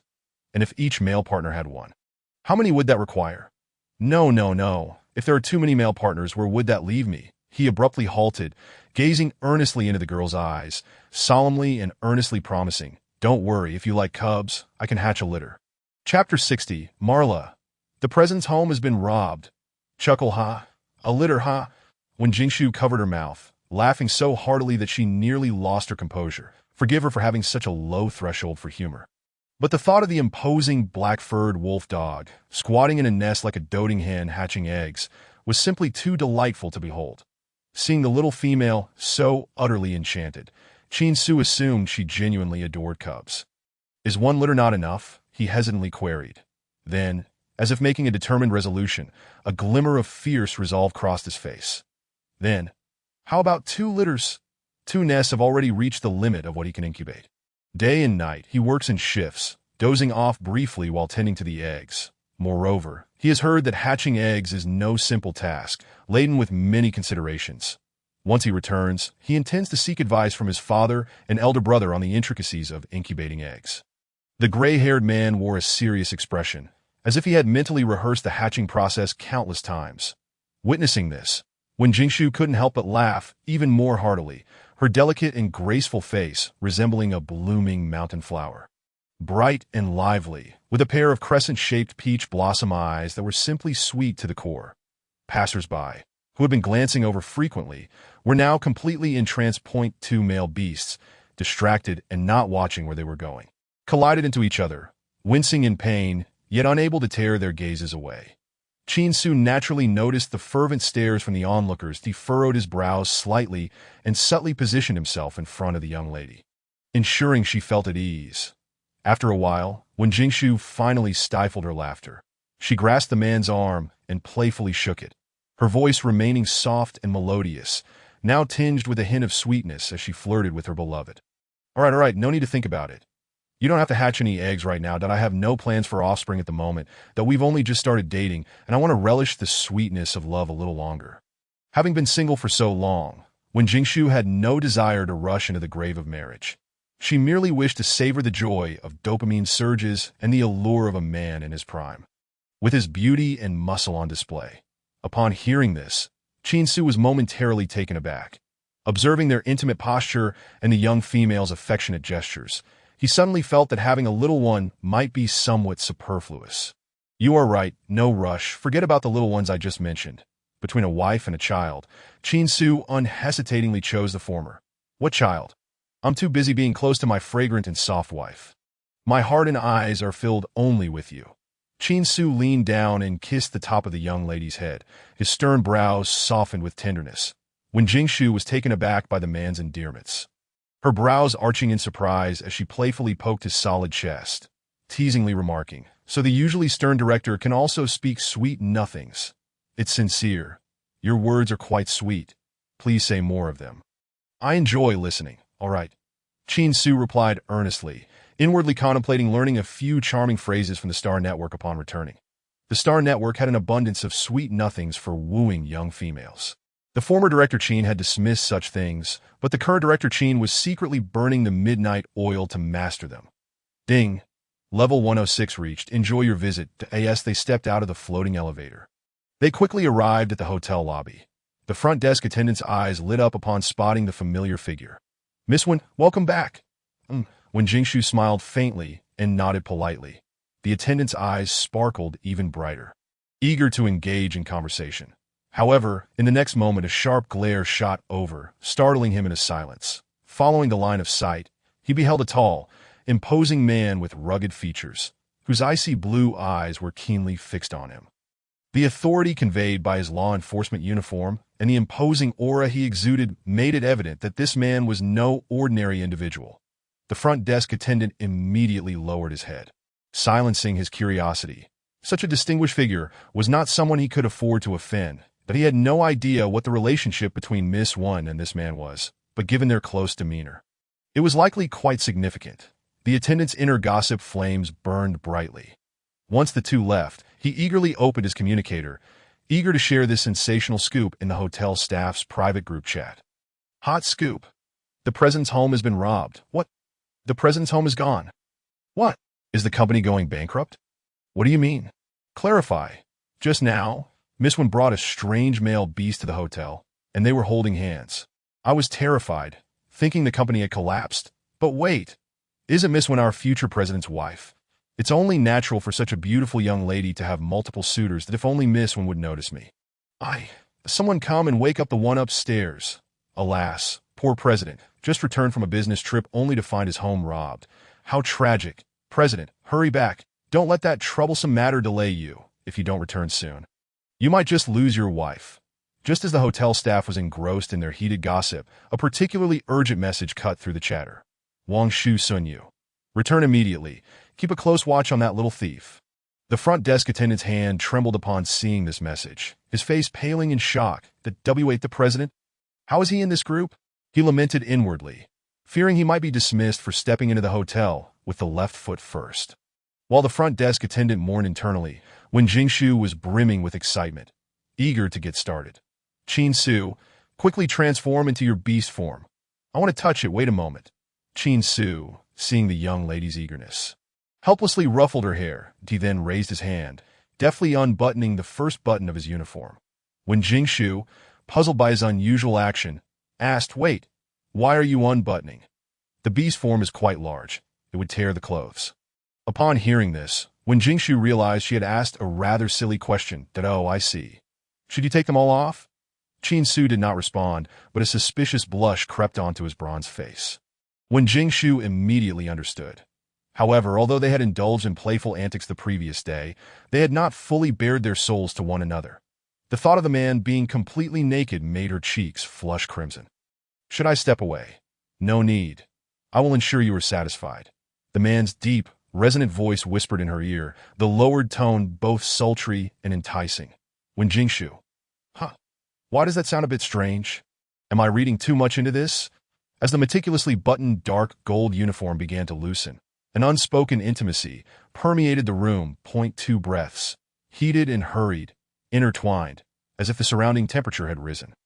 When Jingshu's gaze fixated on the man's gradually exposed chest, the solid, well-defined muscles faintly visible beneath the white lining, she bit her red lip, her beautiful eyes wide open, clearly captivated by the alluring sight before her. Chapter 61. In my heart, this is the most beautiful blue crystal flower.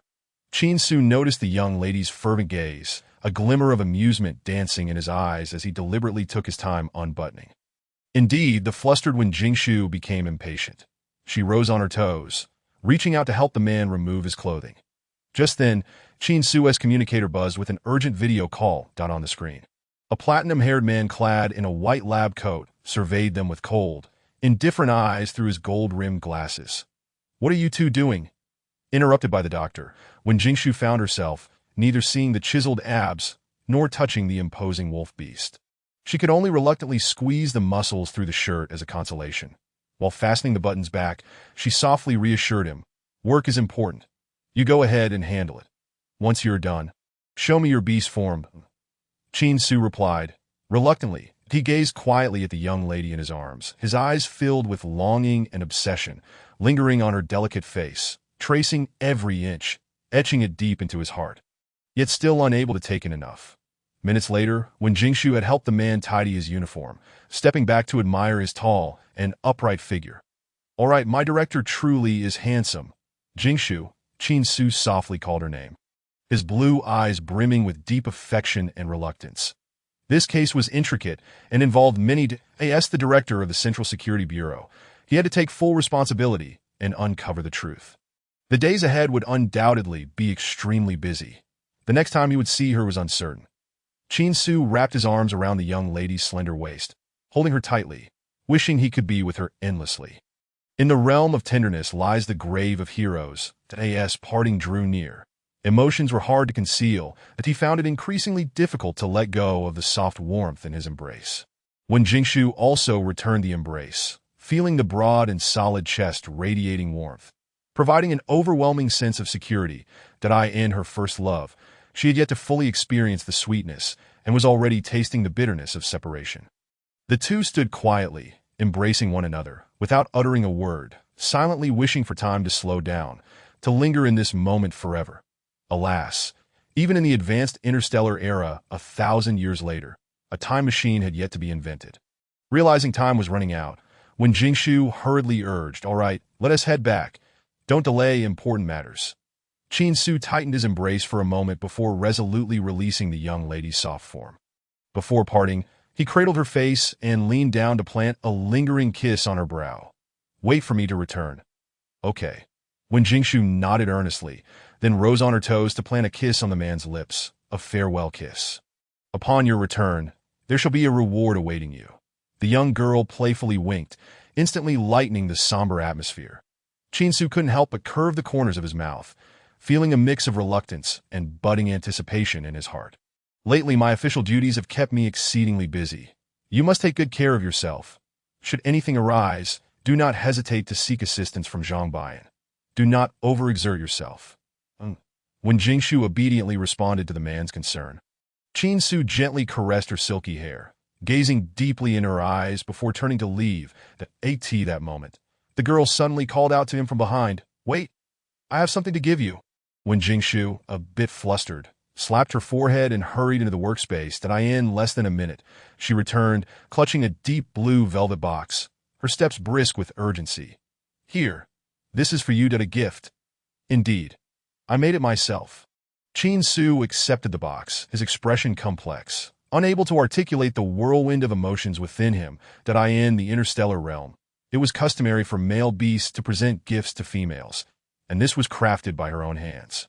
Regardless of the gift's nature, the weighty sentiment behind it was invaluable. Moreover, considering the time spent preparing it, it must have taken her several days. During that period, he had harbored doubts about her, even surveilling her. He cursed himself inwardly. In an instant, Chin-su was nearly overwhelmed by a tide of guilt. "What is it?" when Jingshu asked, tilting her head in confusion to gaze at him. "Open it and see. I wonder if you will like it," she urged. "I like it." Chin-su's voice was a touch hoarse and subdued, as if he were suppressing a tumultuous surge within. "Don't be dismissive. You haven't even opened it yet." When Jingshu playfully chided, noticing his evasiveness. Reluctantly, Chin-su composed himself and carefully opened the box, his face betraying a hint of eager anticipation. That moment, the sun shone brilliantly, revealing a stunning blue crystal flower brooch nestled upon the black velvet, radiating an enchanting icy blue glow. In that instant, Chin-su felt a profound ache in his heart, a sensation akin to a multitude of needle pricks. The blue crystal flower was a symbol of trust. "It is beautiful, I truly adore it." He admired it quietly, refraining from touching it, fearful of damaging such a meaningful gift. His affection and appreciation were evident. When Jingshu couldn't help but smile brightly, but then a hint of shyness crept in as she explained, "However, it's not a real blue crystal flower. It's made from blue crystal." "Yes, I know. But to me, it is the most beautiful, precious, and unique blue crystal flower." Chin-su spoke earnestly, his blue eyes fixed intently on the young girl, filled with fervent and profound affection that seemed almost capable of melting her. When Jingshu felt her ears flush under his unwavering gaze. "As long as you like it, Now, let me put it on you. All right. Chin-Su bent down slightly to allow the petite female to reach his chest. The somber elegance of his dark golden uniform was brightened by the blue crystal flower, adding a splash of vibrant color while maintaining an air of grace and mystery. When Jingshu nodded in satisfaction, then feigned haughtiness, lifting her chin. This is an honorary medal bestowed upon you by your queen. My most loyal knight, I await your triumphant return. At your command, my queen. Chin-Su replied, taking the young girl's hand gently, bowing slightly, and bestowing a kiss upon her fair hand, akin to a knight offering his most devout vow to his queen. The German shepherds were an exceptionally loyal breed of beastmen. Once they chose their master, they would remain steadfast for life, never departing. 2 minutes later, a sleek blue vehicle sped towards the capital hospital. Meanwhile, at the entrance of the special treatment room, Zhang Bian was craning his neck, peering down into the lobby as if awaiting someone. Recent cases had seen new developments, and the hounds had hardly caught their breath before becoming busy once again. As for him, the novice was being criticized for his clumsiness and sent to run errands for the director. This task was neither particularly difficult nor easy. After all, the director was his superior, and it was natural to feel a bit apprehensive, fearing he might inadvertently say something amiss or make a mistake. Before long, a tall, imposing figure entered the lobby, his nearly 2-meter tall, robust physique exuding an aura of pressure and standing out conspicuously. Zhang Bian's eyes brightened, and he hurried to the elevator entrance to greet him. Thus, as the elevator doors opened, Chin-Su encountered the somewhat foolish grin of his subordinate. What are you doing standing there? Dr. Pei, how did you know that Jingshu gifted me something? Director, I'm just here to welcome you. Zhang Bian's face was plastered with a sycophantic smile, while internally he marveled at his own brilliance. He was truly a genius. His talent for flattery required no formal training, that if this were ancient Huaxia, he would surely be at least of the grand eunuch rank, the most favored and trusted. However, what he did not anticipate was that his superior would not be pleased. Rather, his expression darkened. That am I that old? The man's cold, piercing gaze shot daggers at Zhang Bian. His deep, authoritative voice laced with an ominous chill, as if he were barely containing his teeth-gritting frustration. Zhang Bian couldn't help but shudder. Realizing he had misspoken, that he hurriedly denied, Not old, not old. They say male beasts are like flowers at 40. You're only 30 this year. You are in your prime, with the allure of a mature male. Just the type that young females adore. After hearing this flattery, Chin-Su's grim countenance softened slightly. Seizing the opportunity, Zhang Bian quickly shifted the topic. Director, have you used that secret manual? Did Miss One like it? Of course, Chin-Su replied nonchalantly, then handed a small booklet to him. However, it was not due to your manual's merit. She said she liked me just as I am, without needing to change anything.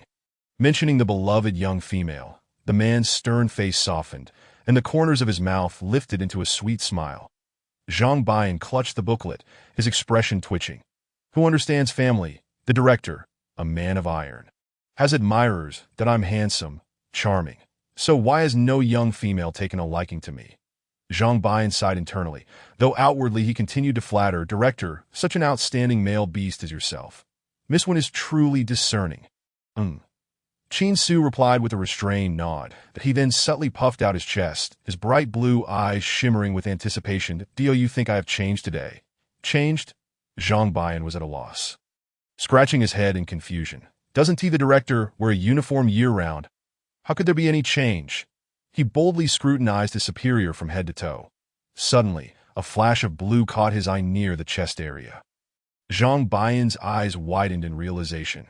Director, that brooch is truly exquisite. Did Miss One give it to you? Yes, she made it herself. She made it herself? Zhang Bian was instantly stunned. Disbelief etched across his face. Once he processed the information, he felt as if he were submerged in a tangy juice, bubbling with envy. Ugh!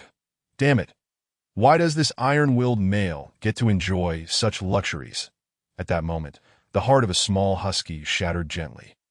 Meanwhile, the true culprit, having reveled in his triumph, sauntered away with a sense of satisfaction, leaving Zhang Bian wallowing in sorrow.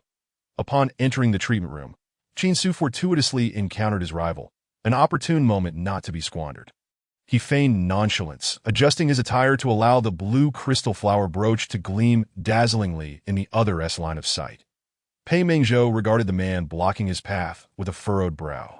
About to speak when Qin Su preempted him. Dr. Pei, how did you know that Jingshu sent me a gift? She mentioned it was handmade just for me. Although blue crystal flowers are exceedingly rare across the galaxy, none compared to this one-of-a-kind creation. Dr. Pei, wouldn't you agree? Pei Mingzhou, unable to endure the smugness of his rival any longer, shot a cold glare at him, his expression devoid of warmth. Director Qin is so idle that he is taken to jogging outside the hospital. I am quite busy. With that, Pei Mingzhou bypassed the man and exited the door. His steps remained steady and powerful, but each stride was somewhat off-kilter, revealing the turmoil beneath his composed exterior. Back in the lounge, Pei Mingzhou retrieved a necklace from his pocket, his long, pale fingers delicately caressing the emerald. Humph, just a brooch. He had a couple necklace set with Ionia as well, and she wore it around her neck every day. Undoubtedly cherishing his gift to S.O. Why did Ionia only give that wild dog a gift? Did he not deserve one? Or perhaps Ionia did not harbor affection for him. The man's thin lips were tightly pressed together. His eyelids lowered, and his pale, golden eyelashes trembled gently, resembling forsaken fallen feathers, exuding an indescribable sense of desolation. Inside the towering hotel, when Jingshu was oblivious to the fact that a seemingly trivial gift had ignited a tempestuous conflict. After finishing her lunch, she visited the site of her new home to inspect the construction progress, and the results were quite gratifying that in less than 10 days, nearly half of the work had been completed. Various models of construction robots swarmed like ants, efficiently and orderly erecting the structure. When Jingshu felt both astonished and eager, it seemed she would soon be able to move into her new abode. Moreover, the building materials from the Interstellar Corporation were eco-friendly and free from harmful substances, alleviating any concerns about formaldehyde. After surveying the construction progress, when Jingshu returned to the hotel with a sense of relief. That evening, after taking a shower, when Jingshu leaned against her bed, engaging with her holographic device, upon seeing the list of friends, she couldn't help but send a message to a certain individual. Yusun, how are you doing on Minji Star? An hour passed, yet the holographic device remained silent, devoid of any reply. When Jingshu, feeling disheartened, closed the chat window, a wave of worry surging within her. Previously, Yusun had publicly issued a statement of condemnation, indicating that he might not be aware of the Skeleton Star pirate incident, that it was highly likely that internal issues had arisen within the Xiao family, that a vast family embroiled in various interests. Factional struggles were hardly surprising. Although she was unaware of Xiao Yusun's standing within his family, given his position as the president of the Xiao Corporation, he undoubtedly held significant influence. Yet sometimes, being at the center of a vortex often signified peril. Sighing deeply, when Jingshu felt a wave of melancholy wash over her, losing interest in her device and opting to retire early for the night.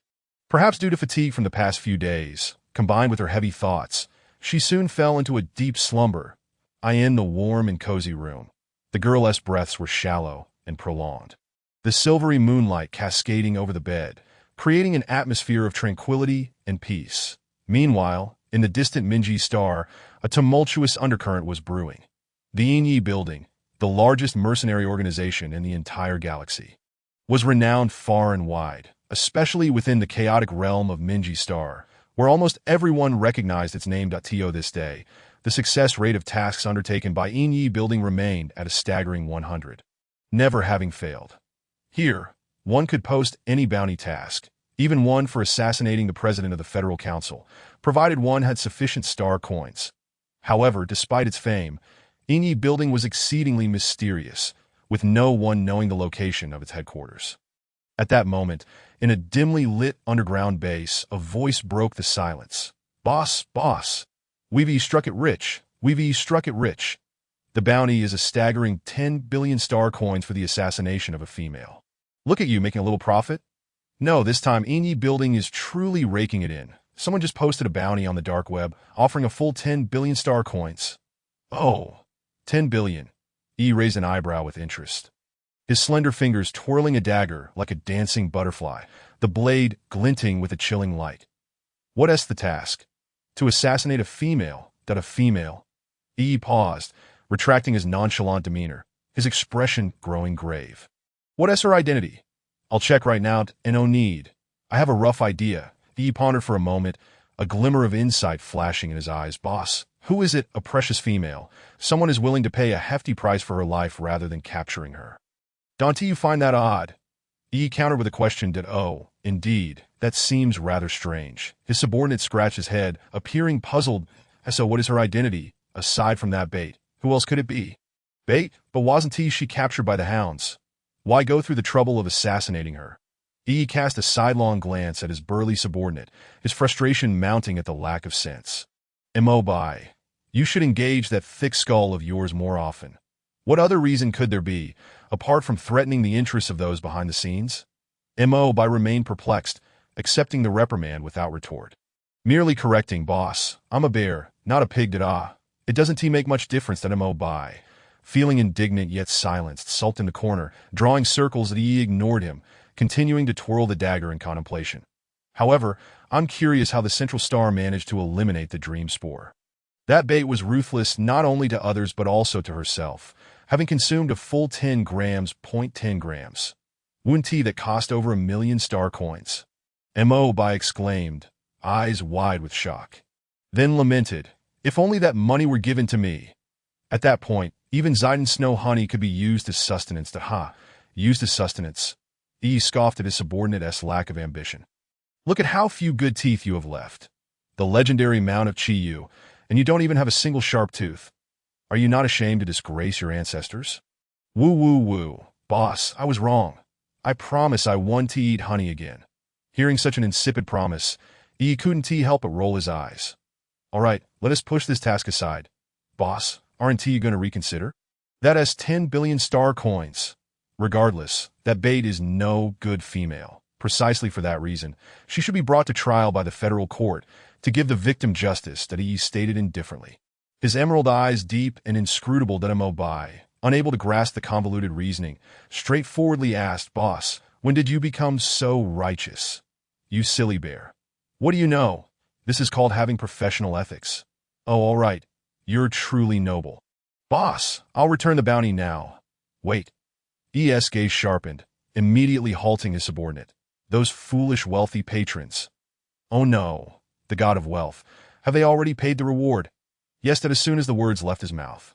A gleam resembling star coins sparkled in E.S. eyes. Ahem. Mobai, have you ever heard an ancient saying from Huaxia? What? To eliminate evil and uphold righteousness. Rob the rich to benefit the poor. Oh, I understand that the young can be taught. Boss, you're trying to take this money for yourself? Ahem. Can the business of mercenaries be called greed? All right, transfer the star coins to me. But boss, if we take the money without doing the job, what if it gets out? Not to worry. Those people won't last long, that if the employer dies, it counts as completing the task. Mobai was astonished and bewildered. By the way, send this information to the Central Security Bureau. Now, Director Chin owes me a favor. ASE commanded while counting the series of zeros in his holographic account. A hint of pleasure graced his face. Once Mobai departed, he opened his holographic device, kindly providing someone with a free piece of information. Unexpectedly, the old man from the Shao family had also gotten involved. Not surprising, really. These hypocritical old foxes all share the same character. On the surface, they appear respectable and well-dressed, yet behind the scenes, their deeds are even more sordid than those of the Yi building. However, a grand performance is about to unfold that I truly look forward to it. Let it stir. The bigger the commotion, the better. This world is far too dull. One must seek a bit of amusement. The youth laughed wickedly and madly, his emerald eyes shimmering with a beguiling and eerie light in the darkness. Simultaneously, in the old residence of the Shao family, a fierce argument erupted in the antiquated main hall. Why are you still meddling in this? I have already dealt with those parasitic branches, and they hadn't even had the chance to make a move that as long as our main branch remains steadfast, we won't be implicated. Why do you insist on wading through this murky water? Xiao Yusun was ablaze with fury, his voice nearly a roar, his golden eyes filled with bloodshot veins. In that moment, he had lost all semblance of his previous elegance and composure. Unfilial son, you ungrateful wretch. I am your father. How dare you speak to me like that? Where is your upbringing? A middle-aged man, dignified in appearance yet with hair streaked with gray, scolded in exasperation. upbringing. Xiao Yusun suppressed his rage, a mocking smile curling at the corners of his lips. I asked your son, have you ever taught me anything since I was young? Did I not hire the best etiquette teacher for you? What more do you want? Furthermore, I am not only your son, but also the patriarch of the Xiao family. That can't you consider the greater picture and empathize with your father? Zhao's father wielded both kindness and severity, bearing an expression of deep distress, utterly oblivious to his own faults. Upon hearing his words, Xiao Yueshuan, who held no great expectations, felt a chill seep into his heart, but he let out a self-deprecating smile, fixating his gaze on the obstinate and increasingly muddled patriarch of the Xiao family. Consider the greater good. Your current actions are dragging the Xiao family into an abyss. This is not a problem now, is it? Zhao's father retorted with a fade of bravado, though his eyes betrayed his inner turmoil, but he had been misled by other families, who warned that should certain unsavory matters regarding collateral branches be exposed, it would tarnish the entire Xiao clan's reputation and honor. Rather than risk it, he chose to silence the matter entirely. Upon his return, regret washed over him. Yet he felt it was not too late to halt the course of events. More than 20 years have passed, and you remain unchanged. Xiao Yueshuan inhaled deeply, disappointment heavy in his heart. Chapter 64. It turns out he is not just a young master, but the little prince of the castle. For the sake of familial interests, everything else can be disregarded. You are well aware that those families harbor unspeakable filth, yet still choose to entangle yourself with them. Have you forgotten the fate of your mother beast all those years ago? At this remark, the once arrogant Xiao father bent his back, his murky eyes clouded with guilt, the wrinkles at the corners of his eyes multiplying. Although still in his prime, he resembled a weary, aging beast. His lips quivered violently, and after many years, he finally voiced the long-buried apology. I am sorry for the wrongs done to your mother beast. Xiao Yueshuan listened quietly to his father's heartfelt confession. Yet his face remained impassive. Your apology comes too late, he uttered flatly, and then turned decisively to leave. Upon returning to the cold and desolate master bedroom, Xiao Yueshuan activated his light brain and revisited a particular message. Even through the screen, he could feel the overwhelming concern it conveyed in that moment. A warm current surged into his heart, dispelling the chilling sorrow that had enveloped him. Xiao Yueshuan extended his finger, yearning to reach through the ethereal light curtain to touch that warm moonlight. Yet, as if struck by a sudden realization, a flicker of anguish passed through his eyes, and his fingertip recoiled as if electrocuted. Ultimately, he shut off the light brain, collapsing onto the grand bed, shielding his eyes with his arm, sinking into a profound self-loathing. He had just disparaged those filthy individuals, yet how was he any different? How could a flower born of mud remain untainted?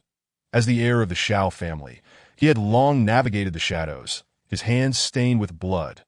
Moreover, the very essence of his being flowed with the self-serving, cold-blooded lineage of that person. Did someone like him deserve to love others? Did he warrant love in return? The man lay despondently on the bed, his inky black hair disheveled, obscuring his brows and eyes, while his taut jaw bore an icy pallor. Outside the window, the night enveloped the world like a thick, dark fog, silently seeping in and devouring the surrounding light and warmth. The night of the dark star was as it always was, devoid of stars, absent of the moon. Only boundless darkness and chilling solitude remained. 3 days later, since the news of the assassination broke, Mei Li had been in a state of constant anxiety. Chairman Jiang and Qin Su took advantage of the situation, playing their respective roles of the good cop and the bad cop, and eventually coaxed her into compliance. Mei Li was acutely aware of her predicament. Having turned against her accomplices, her only hope for survival lay in dragging them down with her. Thus, she leveraged the evidence against the other instigators as a bargaining chip to negotiate a reduced sentence. However, she had become the passive party, reliant on the protection of the Public Security Bureau, leaving her with no room for negotiation. Consequently, the stern Qin director remained unyielding, treating the matter with the utmost professionalism and informing her that the final decision would rest with the Federal Supreme Court. Mei Li found herself helpless in this situation, compelled to cooperate with the interrogation, hoping to earn merit for her past transgressions. As leads began to surface, a tremendous storm was brewing in an instant. The currents of darkness surged, and the winds of turmoil threatened to descend. Meanwhile, the principal architect of this chaos, when Jingshu remained unfazed, having distanced herself from the eye of the storm well in advance. At the Qingtian building, within a high-end soft furnishing showroom, the decor exuded luxury and elegance, showcasing an array of exquisite furniture in various styles, each piece commanding a hefty price. However, with her elite black card, when Jingshu was unperturbed, waving her hand with flamboyance as she made her purchases, she didn't merely select the most expensive items, but chose those that resonated with her personal taste. I will take them all. Have them delivered in a few days. Of course, Miss Wen, just let us know when, and we will arrange for immediate delivery and installation. Yes, that'll be all for now. When Jingshu, having completed her furniture order, cast a glance at the chat list on her luminous screen, noticing the silence of her four friends that as for Qin Su and Pei Mingzhou, it was needless to say. They were likely overwhelmed with busyness lately, and out of consideration, she refrained from disturbing them. However, there was still Xiao Yueshuan, who had yet to respond. In these tense times, despite her mounting concern, she felt powerless and could only silently pray for his safety. Then there was Mu Yunla. 4 days prior, he had sent her a message stating that he needed to focus on finishing his last painting, thus might not reply promptly. Yet, time had slipped away. And still, there was no word from him, which left Wen Jingshu feeling somewhat anxious. With nothing pressing on her agenda today, she resolved to pay him a visit. She hailed a driverless maglev car by the roadside, setting off towards the address Mu Yunla had provided. The vehicle sped along, traversing increasingly remote landscapes. Half an hour later, it arrived at the suburban outskirts, where the maglev halted on a rarely trodden, desolate mountain. Upon disembarking, Wen Jingshu was awestruck by the breathtaking scenery before her. The mountains were blanketed in verdant trees, lush and vibrant, interspersed with a riot of colorful, exotic flowers in the distance. A sapphire lake nestled among the woods, serene and mysterious, beckoning with its allure. Occasionally, the sweet, melodious chirping of birds added a touch of life to the tranquil spring-summer transition. In this idyllic paradise stood a grand, ornate European castle atop the hill. Reminiscent of Neuschwanstein Castle, its striking red and white facade comprised 6 stories, crowned by a delicately crafted circular dome that exuded the elegance of a medieval noble fortress. When Jingshu approached the castle's entrance, she mused inwardly that Mu Yunla was no mere young master, but rather the prince of this castle. Perhaps Mu Yunla had granted her access in advance, for she found it easy to enter the castle. However, the interior decor was not the opulent splendor she had anticipated. Instead, it bore a somber and eerie ambience. The wall sconces cast a dim, yellowish glow, creating an unsettling interplay of light and shadow. And the silence hung thick, almost foreboding that a shiver ran down her spine as she feared the emergence of a ghastly figure from the shadows. After a hurried glance at the first floor, she ascended the grand spiral staircase. The castle's layout was peculiar. Each floor's staircase opened into a corridor that seemed to lead into an infinite abyss of darkness. Adorning the corridor walls were various paintings, predominantly rendered in dark hues of black, gray, and purple, exuding a cold, oppressive atmosphere. Most depicted strange, mysterious landscapes, while a few featured bizarre, abstract color blocks and lines, invoking a sense of suffocating despair, as if a heavy gloom weighed upon her chest, stifling her breath. Particularly striking was one painting of a snow-capped mountain, where a solitary white peak loomed against a black canvas. Devoid of life, the it evoked a profound sense of desolation, as if abandoned by the world. With no glimmer of hope in sight, when Jingshu furrowed her brows, quickening her pace. Upon reaching the 5th floor, the tone of the paintings shifted dramatically. In warm, inviting colors, the depictions of beautiful maidens came alive, serene in slumber, radiant in joy, pensive in sorrow, and curious in spirit. Each expression, each nuance, each detail was rendered with exquisite precision and vitality. It was as if the artist had imbued the young woman with every pure and beautiful emotion known to mankind. With each finished painting, when Jingshu felt her heart flutter anew. When she finally stood before the last piece, she found herself frozen in place, overwhelmed by a profound sense of awe that made her forget everything around her. She was wholly immersed in the world within the painting, her memories drifting away as if she had returned to a distant original star.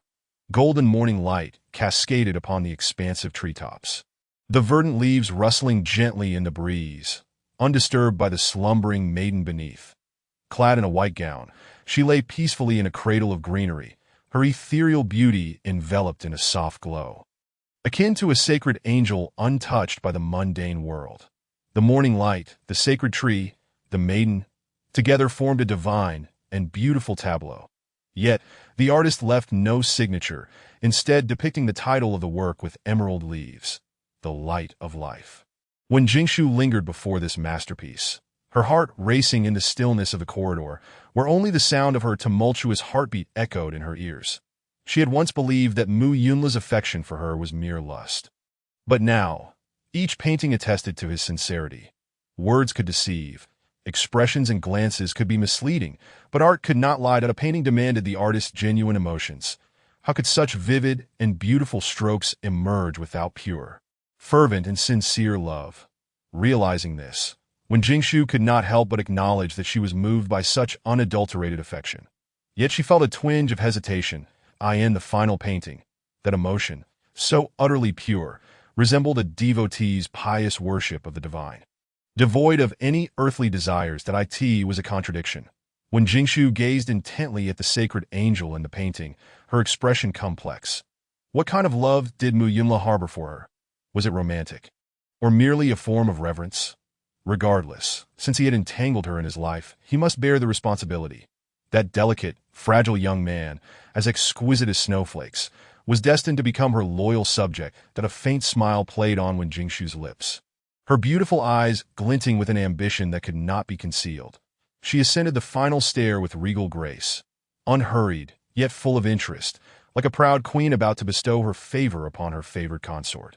Meanwhile, in the studio on the top floor, brilliant rays of sunlight poured through the vast crystal dome, bathing the air in a golden hue that transformed even the dust into shimmering gold. The resplendent light coalesced, creating an ethereal atmosphere akin to a sacred haven. Inviolable and divine, that in this empty studio, there stood a young man, pure as an angel, his soft, white hair glimmering under the sunlight. He wore a silk black robe, the collar slightly open, revealing his creamy, pale skin. Though his physique was not robust, it concealed a strength that should not be underestimated, with every graceful line perfectly crafted.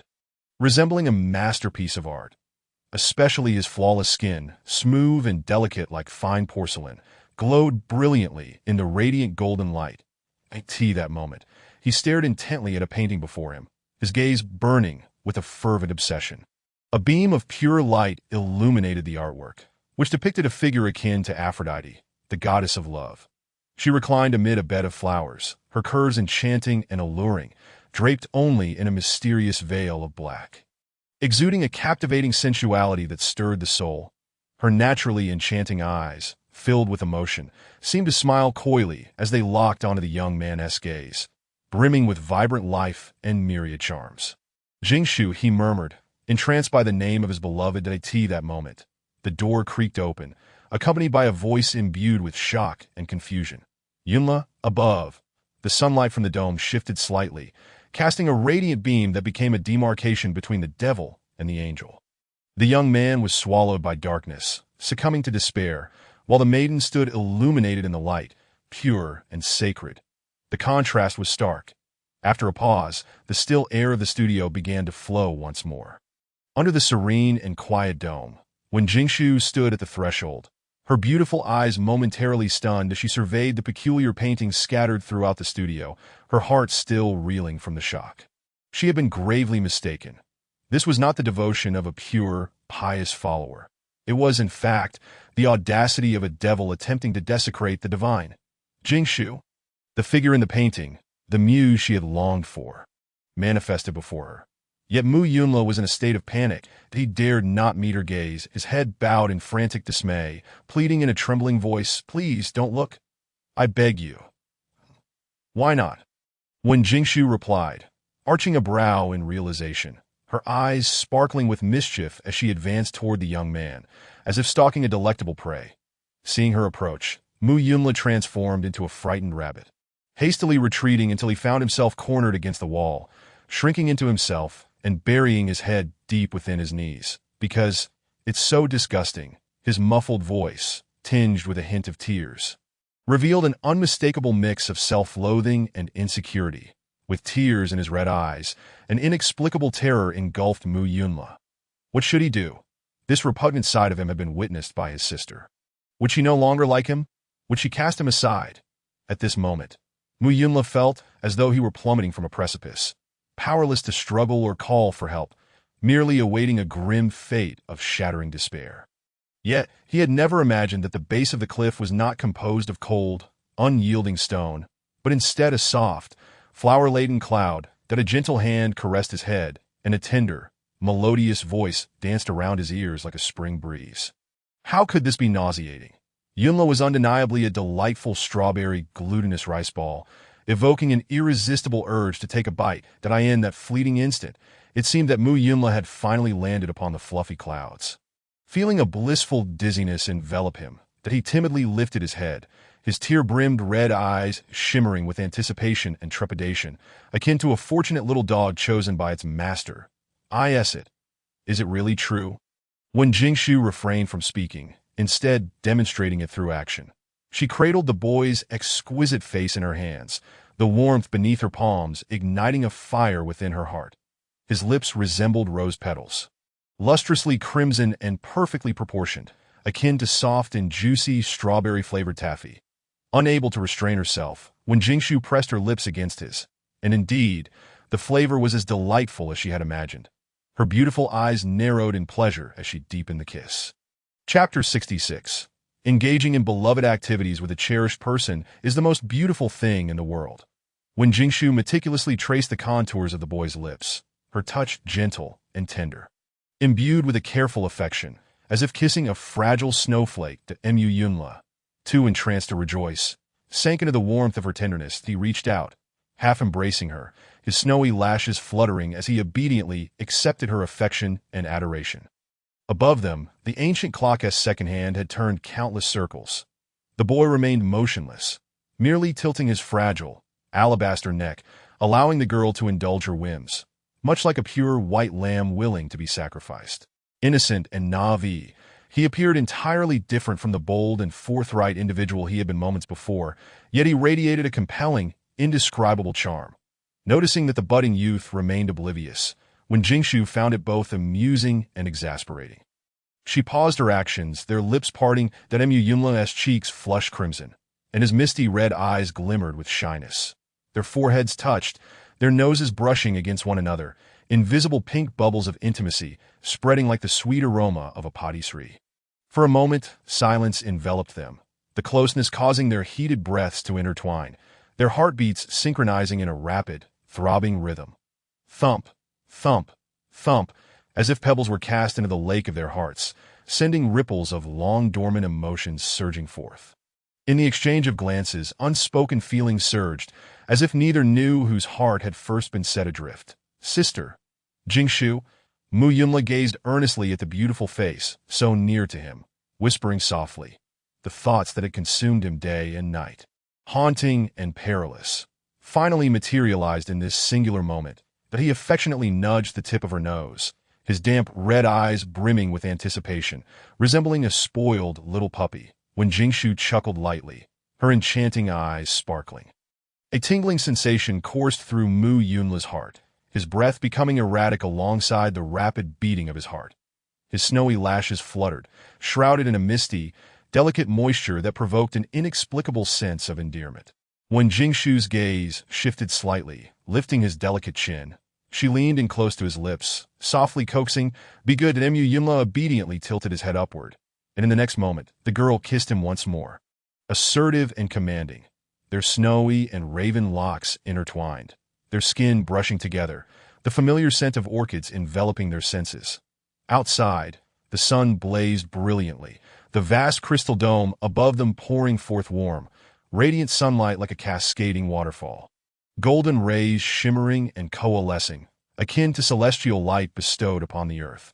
Within the tranquil and serene art studio, warmth flowed like a gentle current. The girl and boy nestled together, their strikingly beautiful faces closely aligned. Akin to lovers whispering sweet nothings, sharing an intimate bond, that was a beauty reminiscent of a stunning, captivating painting. After a long while, when Jingshu leaned against the boy, her chin lazily resting on his shoulder. Her luscious red lips glistening like a rose kissed by the morning dew, stunningly vibrant than Mu Yunla, brimming with vitality and radiance, nestled close to the side of the girl, a profound sense of satisfaction and happiness swelling within him. Jingshu, what is it? Do you wish to kiss again? When Jingshu's languid voice, slightly husky, stirred his heartstrings, then Mu Yunla's eyes brightened, filled with hope. Can I? No, came the girl's cool reply, causing his expression to pale instantly. His previously jubilant demeanor deflating into disappointment.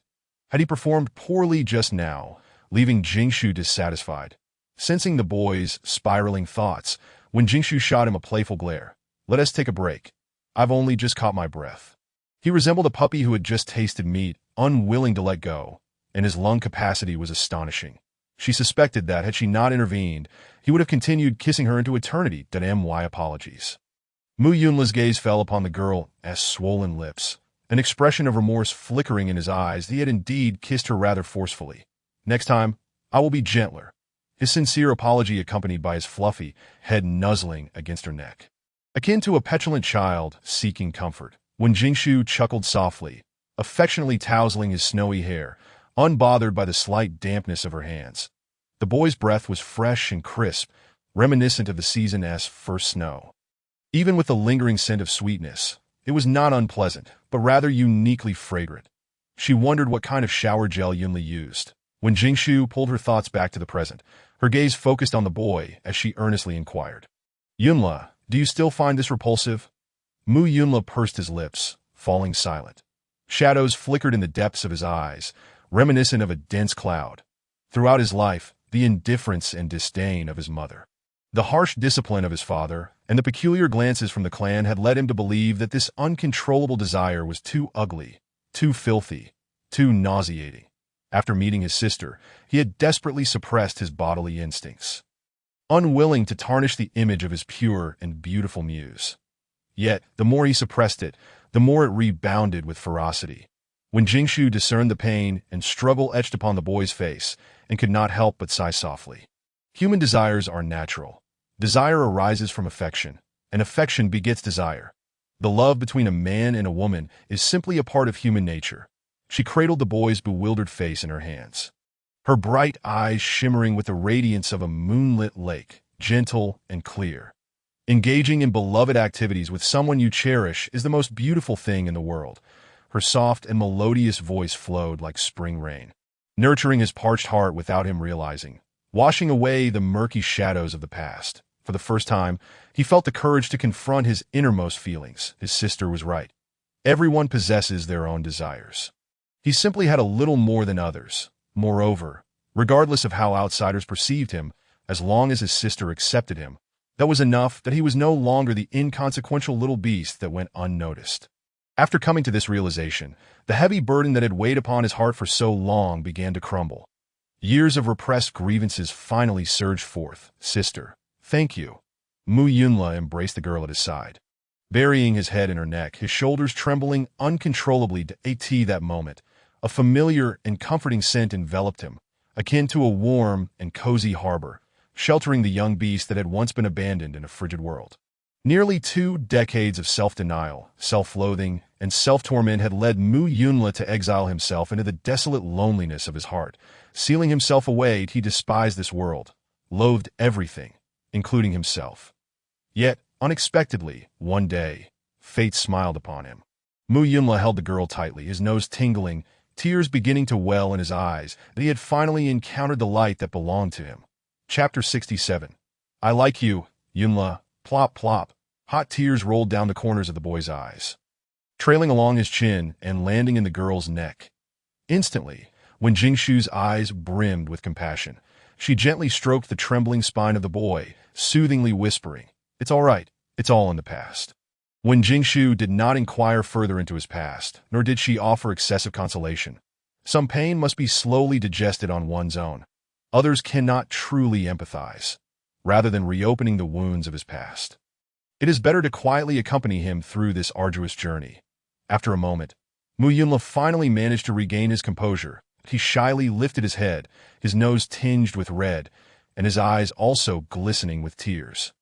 Resembling a small rabbit, delicate droplets of tears clung to his long eyelashes, and paired with his extraordinarily beautiful visage, he truly resembled a weeping pear blossom, evoking deep sympathy, when Jingshu's heart softened profoundly. In front of this fragile youth as delicate as snowflakes, her feelings of tenderness and compassion deepened. She gently brushed away the tears from his eyelashes, playfully yet tenderly teasing him.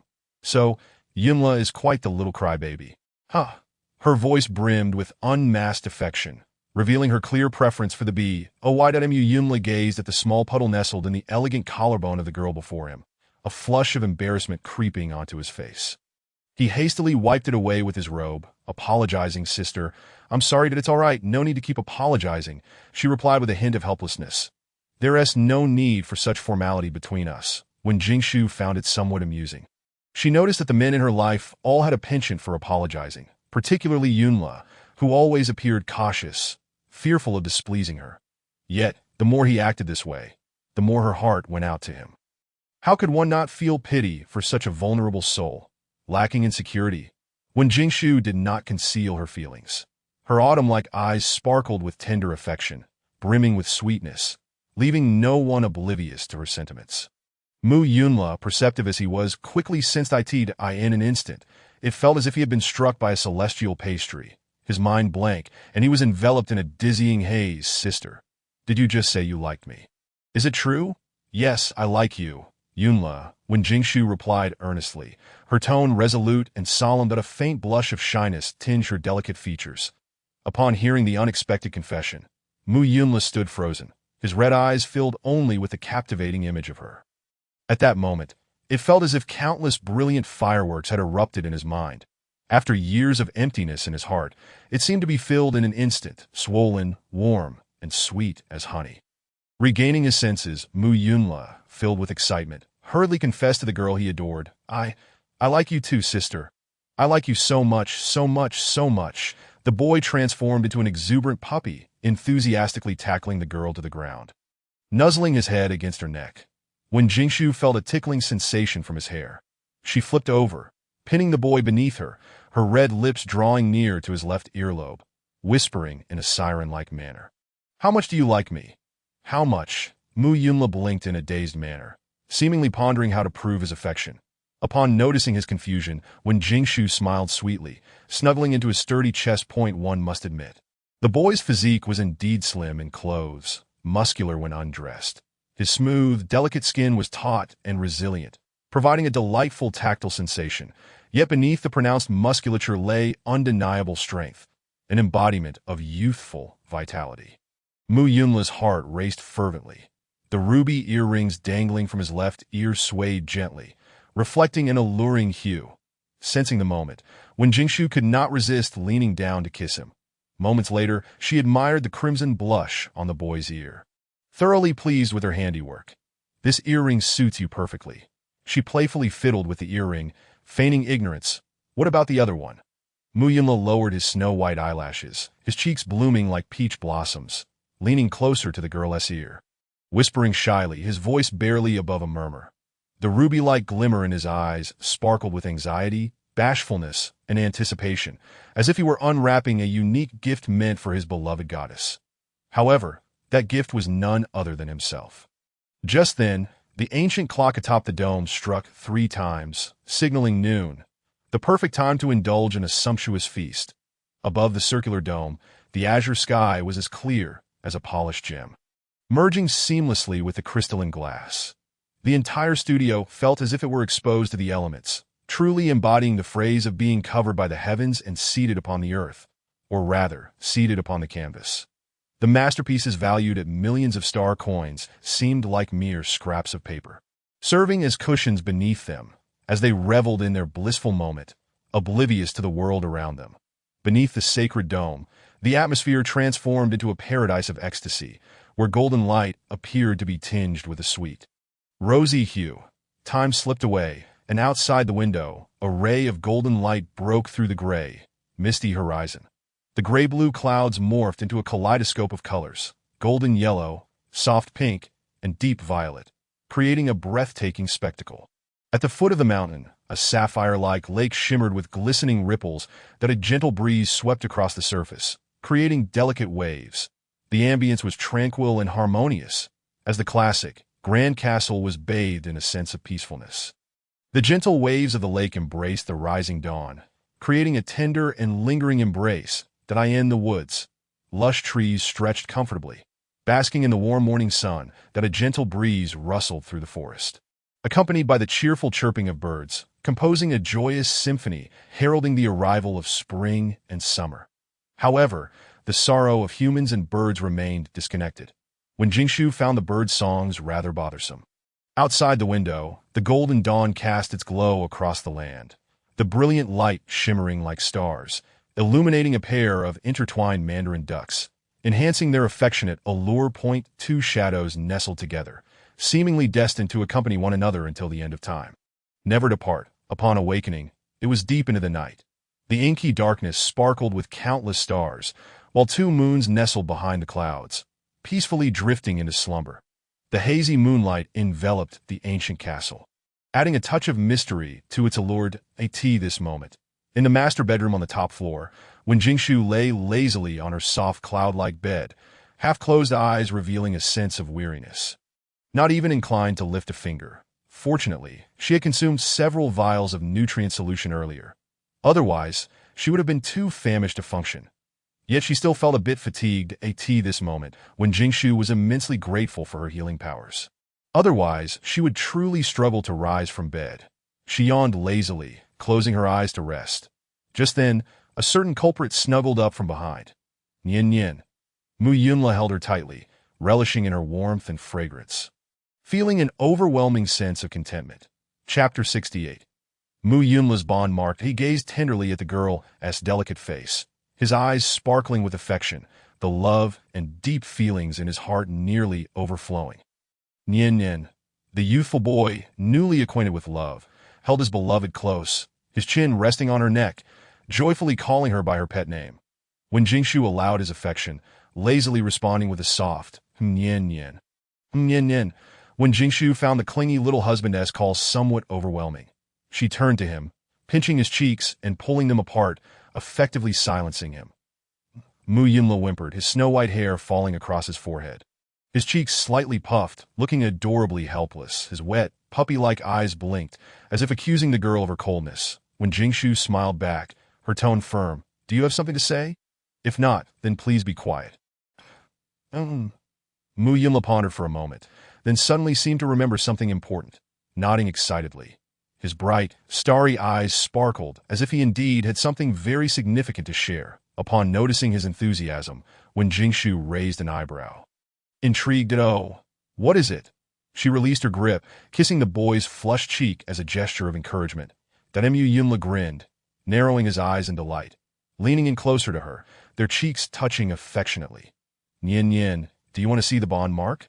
"Bond mark?" When Jingshu murmured in confusion, feeling a vague familiarity with the term, Mu Yunla succinctly explained.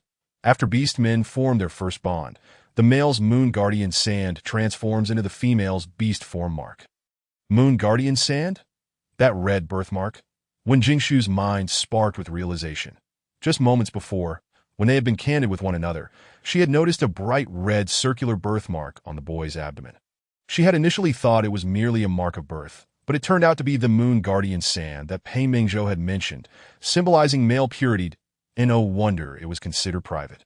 "Well, now it has transformed into the bond mark," Mu Yunla replied shyly, a rosy hue appearing on his cheeks that he had been branded with a mark exclusively belonging to her. From this day forward, she would be his female master, and he would be her male beast, and he would be the first.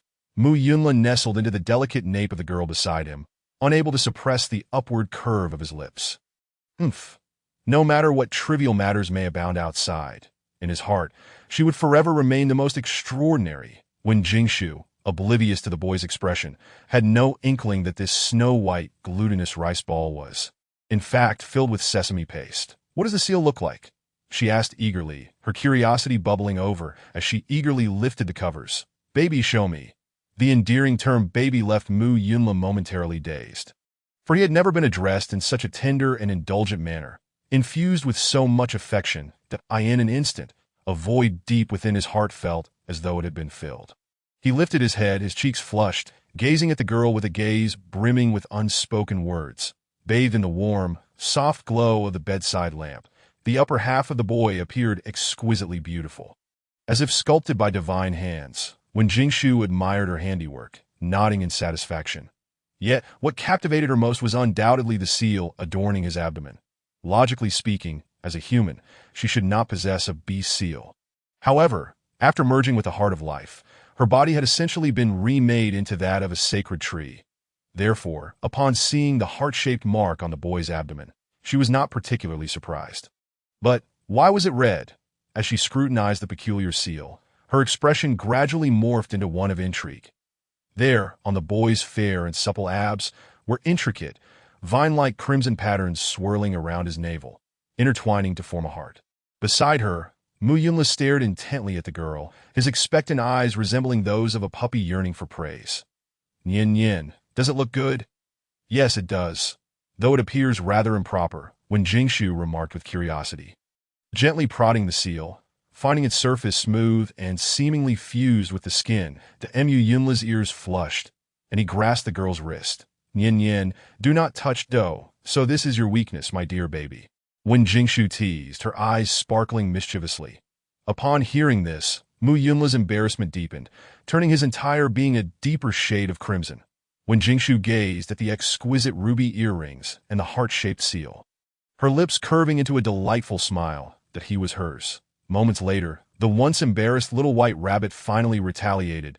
The Mu Yunla pressed the girl beneath him, planting gentle kisses along her neck while murmuring his grievances. "Nian Nian, that's not fair."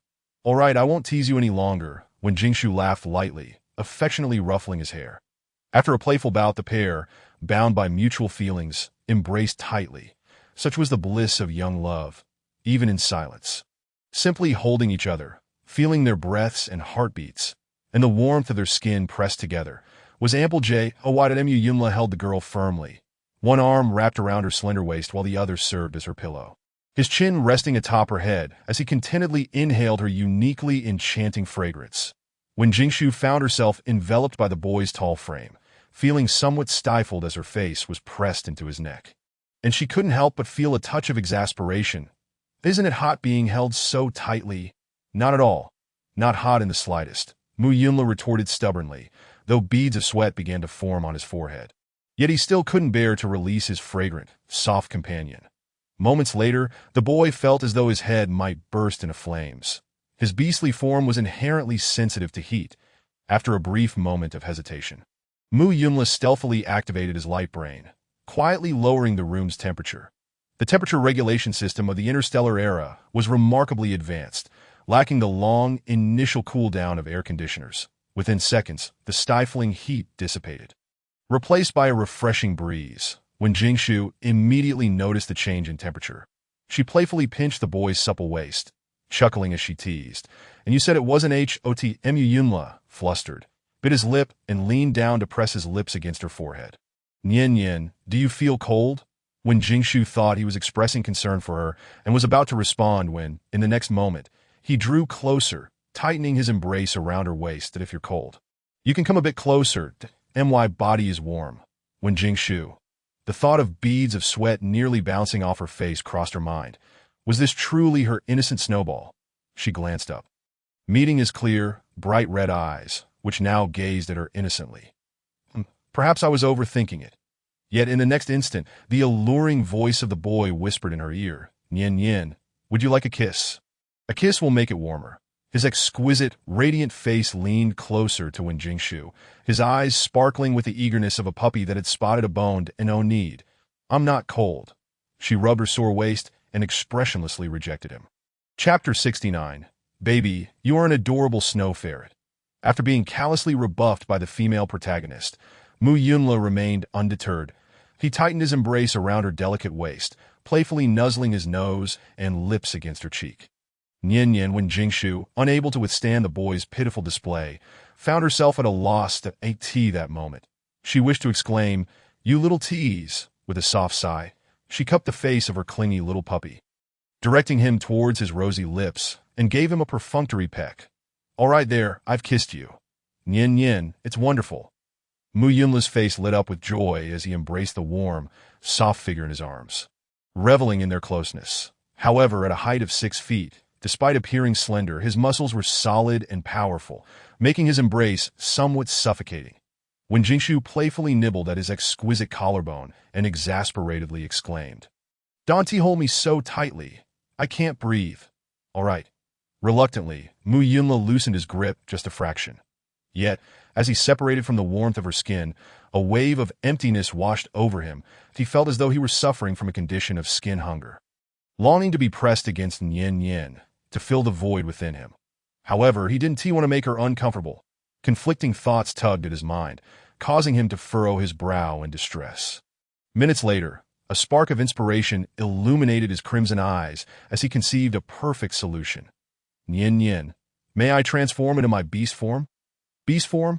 When Jingshu, who had been drowsily drifting off, instantly perked up.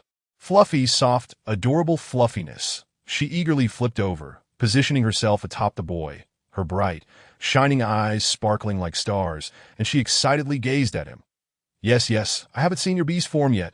"All right, please wait a moment," that Mu Yunla affectionately kissed the girl's cheek before preparing to transform. In the blink of an eye, the handsome boy with snow-white hair and red eyes vanished. She looked at the empty clothes on the bed, momentarily surprised, before hastily searching in worry. "Yunla, baby, where are you?" Inging, a soft, glutinous sound responded. In the next moment, a small creature emerged from the clothing. It was slender and delicate, its fur smooth and fluffy, a pure white color devoid of any blemish. Its ears, nose, and tiny paws were all a rosy hue, and its round, ruby-red eyes were adorably innocent. In that instant, when Jingshu felt as if Cupid's arrow had struck her, her eyes sparkling with hearts. Wow, what an adorable little snow ferret. She immediately scooped the snow ferret into her arms, rubbing its fluffy fur while nuzzling against it, occasionally planting kisses. Meanwhile, Mu Yunla, now transformed into a snow ferret, found himself momentarily bewildered by her affection. He had not anticipated that Nyen Nyen would be so enamored with his beast form. Though surprised, his heart swelled with happiness. Nestled in the warm, soft embrace of the girl, he felt as though he might faint from bliss. He entwined his fluffy tail around her wrist, his voice softening into a whimper. "Ing, baby, you are such a cute snow ferret." When Jingshu stroked his smooth, soft fur, her eyes crinkling with joy, her voice filled with delight. She kissed his tiny nose, petted his pink paws, ruffled his tail, and playfully nibbled at his little ears. Clearly, she was utterly captivated, unable to resist the allure of the adorable ferret. Mu Yunla squinted happily, lying back and allowing himself to be spoiled. He didn't feel that this soft, adorable image diminished his beastly grandeur, in his eyes. As long as Nyen Nyen was happy, that was all that truly mattered. Half an hour later, when Jingshu had thoroughly ruffled the little snow ferret countless times, her fingers unable to part from its fluffy, silky fur, realizing that she might soon make the little creature bald, she finally relented and stopped. She planted a kiss on his soft little belly and snuggled into the covers with him. "Baby, let's sleep first. We can play more tomorrow." With a gentle whimper, Mu Yunlin nestled the entire ferret around her neck, tenderly licking her chin in a display of affection. When Jingshu met his round, ruby-red eyes and smiled softly, then affectionately ruffled his fluffy little head. "Good night, my dear." With a contented wag of his tail, Mu Yunla cozily settled into the embrace of his beloved female companion, drifting into a realm of sweet dreams together. Soon enough, 2 gentle and steady breaths echoed through the room, as the man and ferret cuddled together, sharing an intimate bond. The warmth and softness exchanged between their skins brought a sense of peace and satisfaction. As dawn broke, the first golden rays of sunlight filtered through the window, illuminating the dimly lit room. The tranquil air suddenly stirred to life, casting a gentle glow upon the girl's delicate features, enveloping her in a soft, ethereal light that spoke of serene times. As she slept, she seemed disturbed, her brows furrowing slightly as she lazily turned over. The little ferret slipped from her neck, nearly becoming a snug little pancake beneath her. In a state of drowsy confusion, Mu Yunla suddenly awoke, feeling a cloud-like softness that made him question whether he was still dreaming. Upon opening his eyes, Happiness hit him like a wave. He blinked his adorably round eyes, his pink ears flushing crimson, while his tail wagged with excitement. Whimper, please, don't play around, when Jingshu gently restrained the squirming little creature in her arms. Her voice thick with sleepiness, Mu Yunla found himself enveloped in a delightful fragrance. Nearly fainting from bliss, that a rush of warmth surged through him, leaving him in a daze. The next moment, the soft and adorable little ferret transformed back into a strikingly handsome young man. With a flushed face, Mu Yunla embraced the fragrant, soft female in his arms, their cheeks brushing against each other. However, after indulging in such intimacy, he couldn't help but feel a sense of yearning. Unable to resist, he playfully nibbled on the girl's ear, cautiously testing the waters. Nien Nien, I want, when Jingshu, still lost in slumber, didn't catch his words, merely letting out an unconscious whimper. The young man took that as a sign of consent. His red eyes sparkling with joy. An hour later, the sun hung high in the sky, its golden light becoming increasingly radiant. When Jingshu finally awoke, her sleepy eyes filled with irritation at the lingering drowsiness. With a huff, she pinched the young man's waist. Mu Yunla, you're so annoying. It's early morning. Can't you let me sleep? The tingling sensation at his waist made Mu Yunla let out a soft groan. He nestled closer to her neck, feigning grievance. Nien Nien, you called me baby yesterday. Do you not like me anymore? Who told you to wake me up? I'm not done sleeping, when Jingshu scolded playfully, pinching the source of her annoyance once more. Mu Yunla, eager to please, kissed her ear and pulled her fragrant, soft form tightly into his embrace, contentedly narrowing his eyes. You go ahead and sleep. I won't disturb you anymore. In that moment, he shyly inquired. Nien Nien, do you wish to marry me? Do you think I can still sleep now? When Jingshu shot him an exasperated glance, stretching lazily, she wrapped her arms around his neck, commandingly instructing him. All right, carry me to the bath. Of course that Mu Yunla, more than willing to assist his beloved in her bath, scooped her up effortlessly in a princess carry, striding towards the bathroom. Half an hour later in the living room, when Jingshu languidly rested her head on her boyfriend's lap, relishing his attentive massage. Make sure to rub my lower back. It's so sore. Of course, Mu Yunla gently kneaded her smooth, delicate waist with tender care. His hands were remarkably beautiful, fair, slender, and elegant, with well-defined knuckles and perfectly manicured nails. The gentle touch brought her immense comfort, devoid of any roughness. When Jingshu closed her eyes in bliss, her hands wandering beneath the young man's shirt, caressing his supple abs, Mu Yunla's face flushed, shyly lowering his snowy lashes, allowing her to explore, while he continued his soothing ministrations, that he resembled a dutiful little spouse, eager to please. Baby, when Jingshu suddenly recalled something important, wrapping her arms around his waist, her affectionate eyes gazing into his. When do you want to register for our contract? In the interstellar world, a contract is akin to the marriage certificate on Blue Star, signifying the legal acknowledgement of their relationship. Typically, females would register at the security bureau after their first bonding with a male beast, publicly declaring him as their mate. Yet some females would abandon their partners post-bonding. Those males without a registered contract could only be referred to as male attendants. When Jingshu was not the type to abandon her responsibilities. Of course, I'll take responsibility. Really? Nien Nien, do you wish to marry me? Mu Yunla's eyes widened in disbelief, filled with astonishment. Previously, he had only wished to be by her side, satisfied with her occasional affection. He never expected her to offer him a formal title. How could I refuse? When Jingshu sat up, leaning against his sturdy chest, gently cradling his adorable face in her hands, affectionately resting her forehead against his. You're such a cute baby. Of course, I want to take you home, in the future. I hope you'll help me hatch a few little ferret babies. They will surely be as adorable as you. When Jingshu playfully kissed his lips, her laughter brightening the moment. The thought of a future filled with fluffy little ferrets surrounding her, begging for affection, filled her with sheer joy. That moment. Mu Yunla's emotions were a whirlwind of surprise. Gratitude, astonishment, anticipation, confusion, and trepidation. Ultimately, all the words he wished to express condensed into a firm promise. Nien Nien, I will definitely take good care of our little ones. Yes, Yunla, you will make a wonderful father. When Jingshu caressed his soft, snowy hair, her eyes shimmering with warmth. Indeed, I will. Mu Yunla tightened his embrace around her waist, burying his face in her warm, fragrant embrace, responding earnestly that he would strive to be a good father, although he had never been one. He had experienced being a little one himself. He would nurture their offspring with abundant love, ensuring they always had a warm haven called home. When Jingshu allowed him to ponder quietly, softly stroking his white hair, the scars of the past could not be erased, but new hopes could cover them. That I in the serene room. The two held each other close, a silent intimacy enveloping them. After a while, Mu Yunla lifted his head. The gloom in his eyes dissipated, replaced by a brightness that sparkled like stars. He nuzzled against the crook of her neck, his eyes brimming with deep affection. Nian Nian, I'm so happy. Would this make you even happier? When Jingshu mischievously blinked, then planted a smacking kiss on his cheek, then Mu Yunla blushed at the kiss, his cheeks flushed. Even though they had shared the most intimate moments, this innocent kiss stirred his heart. Every action from her captivated him entirely. Mu Yunla cupped the back of her head, returning her affection with a deeper, more passionate kiss.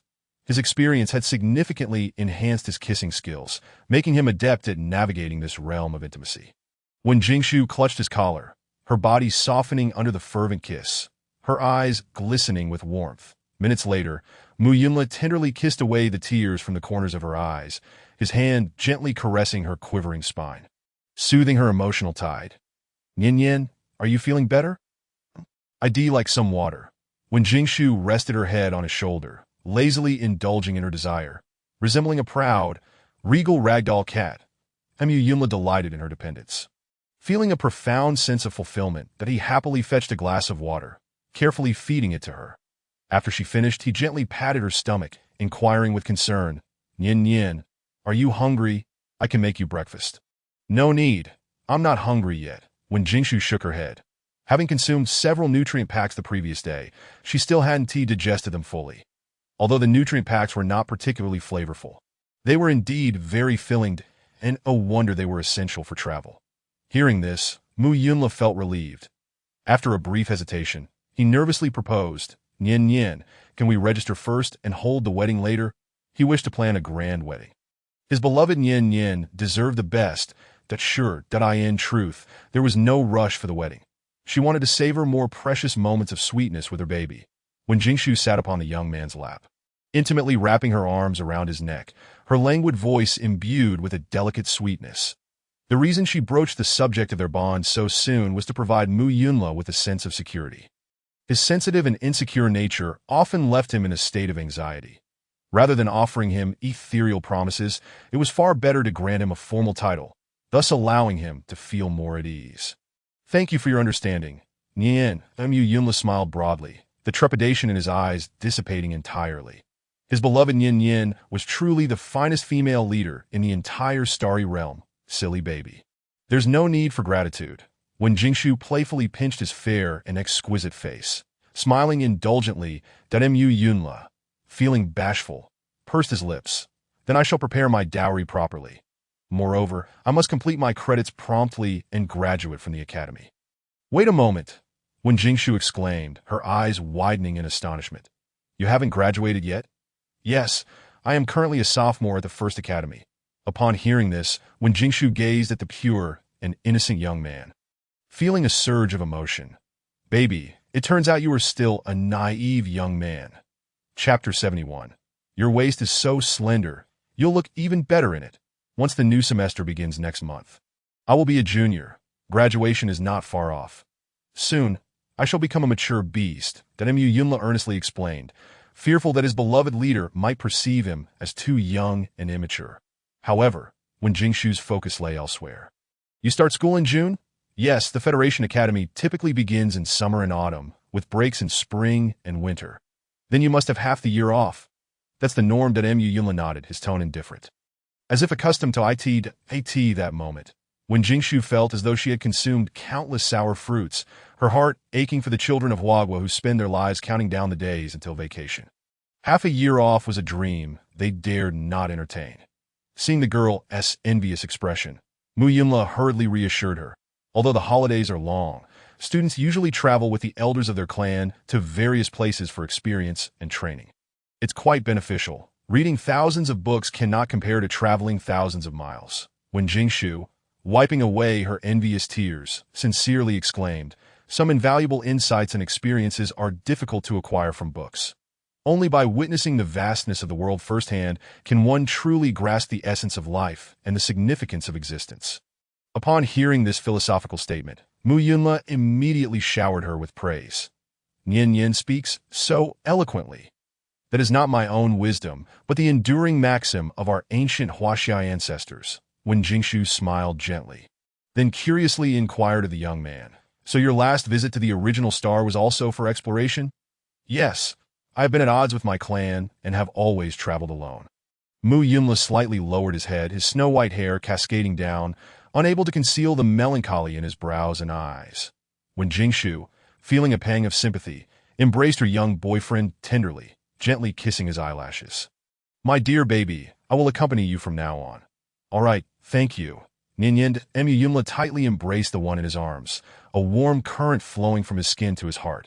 How wonderful it was. He would no longer be alone. As they nestled together, the heavy atmosphere of sorrow quickly dissipated. When Jingshu ruffled the boy's hair, her elegant brows lifting slightly, her smile captivating, and no need for thanks. "You have already pledged yourself to me. I, too, wish to explore the beauty of various planets." Mu Yunla's ears flushed with embarrassment from her teasing, but when he heard her final words, a glimmer of excitement ignited in his crimson eyes. "We can visit Dream Cloud Star. Yin, you will surely love it there. Baby, have you been to Dream Cloud Star?" "Yes, I've been there several times for inspiration." "Then tell me all about the customs and attractions there. Is it filled with delightful activities?" When Jingshu leaned eagerly against the young man's shoulder, listening intently, Mu Yunla gently caressed her silky hair, patiently recounting, "Dream Cloud Star is a truly magical planet. Its surface is covered in dense forests and poisonous mists, which is why most beastmen reside in the clouds." "Wow, that sounds like a fairy tale world." Indeed, the clouds of Dream Cloud Star are resplendent with colors, and each type of cloud serves a different purpose. Some can be used for building houses, others for fabric, and some are even edible. As Mu Yunla vividly described, when Jingshu listened enraptured, her heart racing with anticipation in the warm and harmonious atmosphere, time slowly slipped away.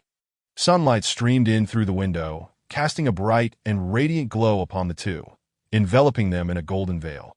Amidst their laughter and chatter, each expression was vibrant and alive. Everything felt so beautiful. At noon, Mu Yunla deftly styled his beloved leader's hair before thoughtfully inquiring about her lunch preferences. "Nian, what would you like for lunch? I love everything you make."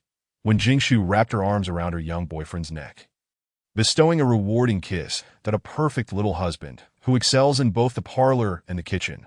What more could one desire? "I can simply wait to be pampered." Mu Yunla's brows arched in delight as he affectionately kissed the little face nestled in his embrace. "All right, I shall prepare a simple meal of 8 dishes and a soup." "Nian, would you like to eat downstairs or here?" "Downstairs, and I wish to be with my baby the entire time."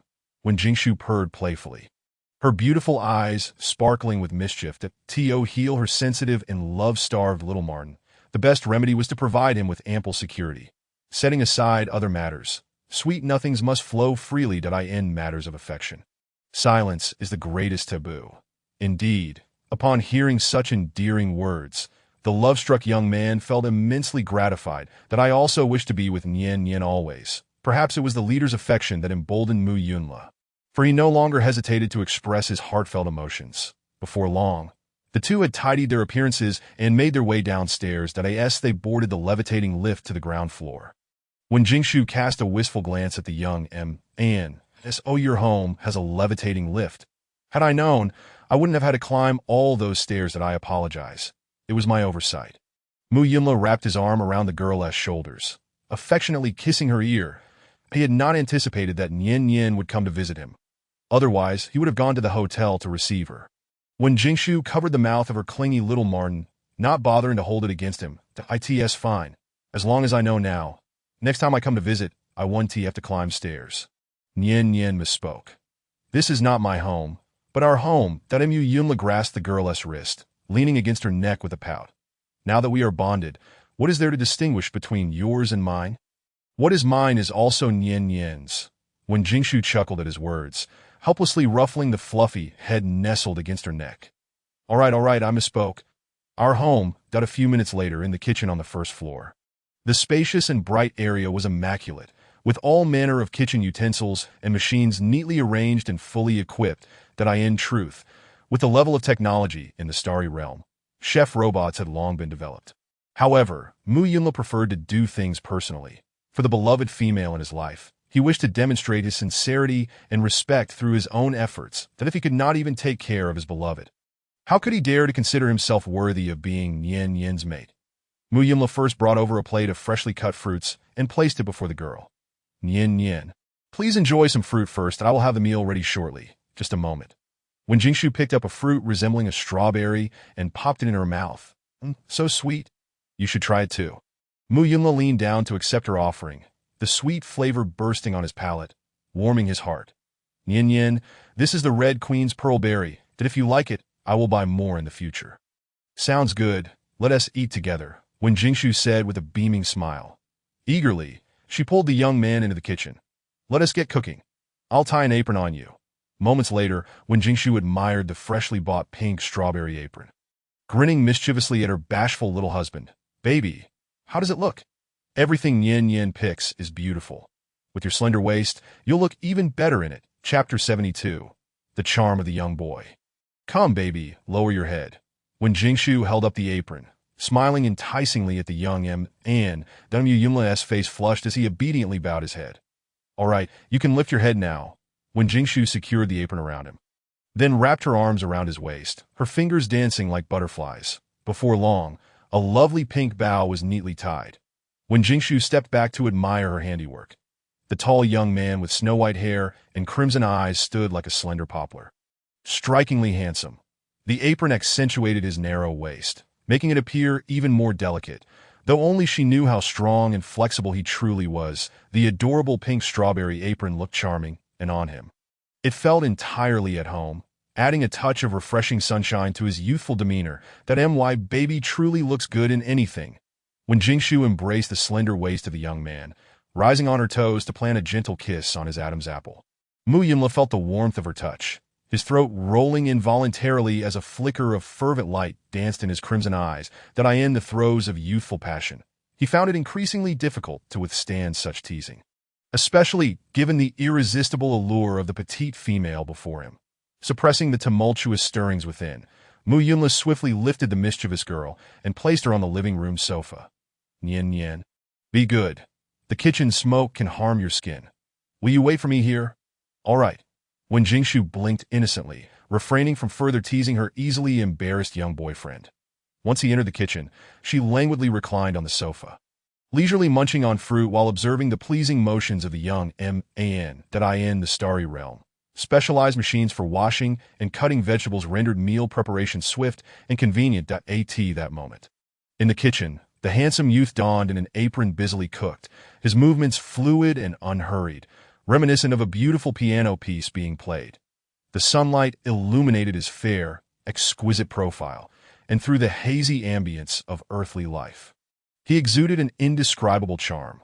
When Jingshu rested her chin on her hand, her eyes sparkling with a smile as she gazed at him, unbeknownst to her, a quiet sense of belonging began to blossom within her heart. Half an hour later, the dining table was adorned with an array of 8 exquisite dishes and a soup, each vibrant and fragrant, whetting the appetite. Thank you for your hard work, darling, when Jingshu said as she cupped the young man's handsome face and bestowed upon him a grand kiss. You're truly a wonderful husband, she teased, which instantly turned the naive little snow ferret into a blushing mess. No, it wasn't hard at all. Mu Yunla touched his cheek where she had kissed him, his gaze somewhat dreamy, as if he had received monumental praise. It is my honor to cook for Nian Yin. His words were not an exaggeration. In the starry realm, males longed to prepare meals for their female partners daily, seeking to win their affection and love. If a male's culinary skills gained the approval of his female counterpart, his status within the household would soar. Thus, cooking classes were an essential part of every male beast's education. Oh dear, darling, there's no need for such formalities. Come, sit down and eat. When Jingshu tugged at her dazed boyfriend, pulling him to her side, her bright eyes gleaming with anticipation, I can hardly wait to savor your culinary skills. Just a moment. Once Mu Yunla regained his senses, he hurriedly fetched a pristine napkin and carefully wrapped it around her, Wen Jingshu was taken aback, gazing at his approaching face in astonishment. His skin was fair and smooth, his features delicate, exuding a refreshing youthful charm. Yet, those striking red eyes were intensely focused, imbued with an unexpected maturity and intricacy, as if he were tending to something of utmost importance. That earnest gaze made her heart race. At that moment, Wen Jingshu suddenly grasped the allure of the youthful father figure. Just then, a gentle call snapped her back to reality. Nian Nian, it's ready. Mu Yunla, finding her in a daze, felt an overwhelming affection swell within him. He affectionately stroked her cheek before serving her a bowl of soup, placing it before her. Drink some soup first. It will warm your stomach. Darling, if you keep this up, you'll spoil me into a little waste.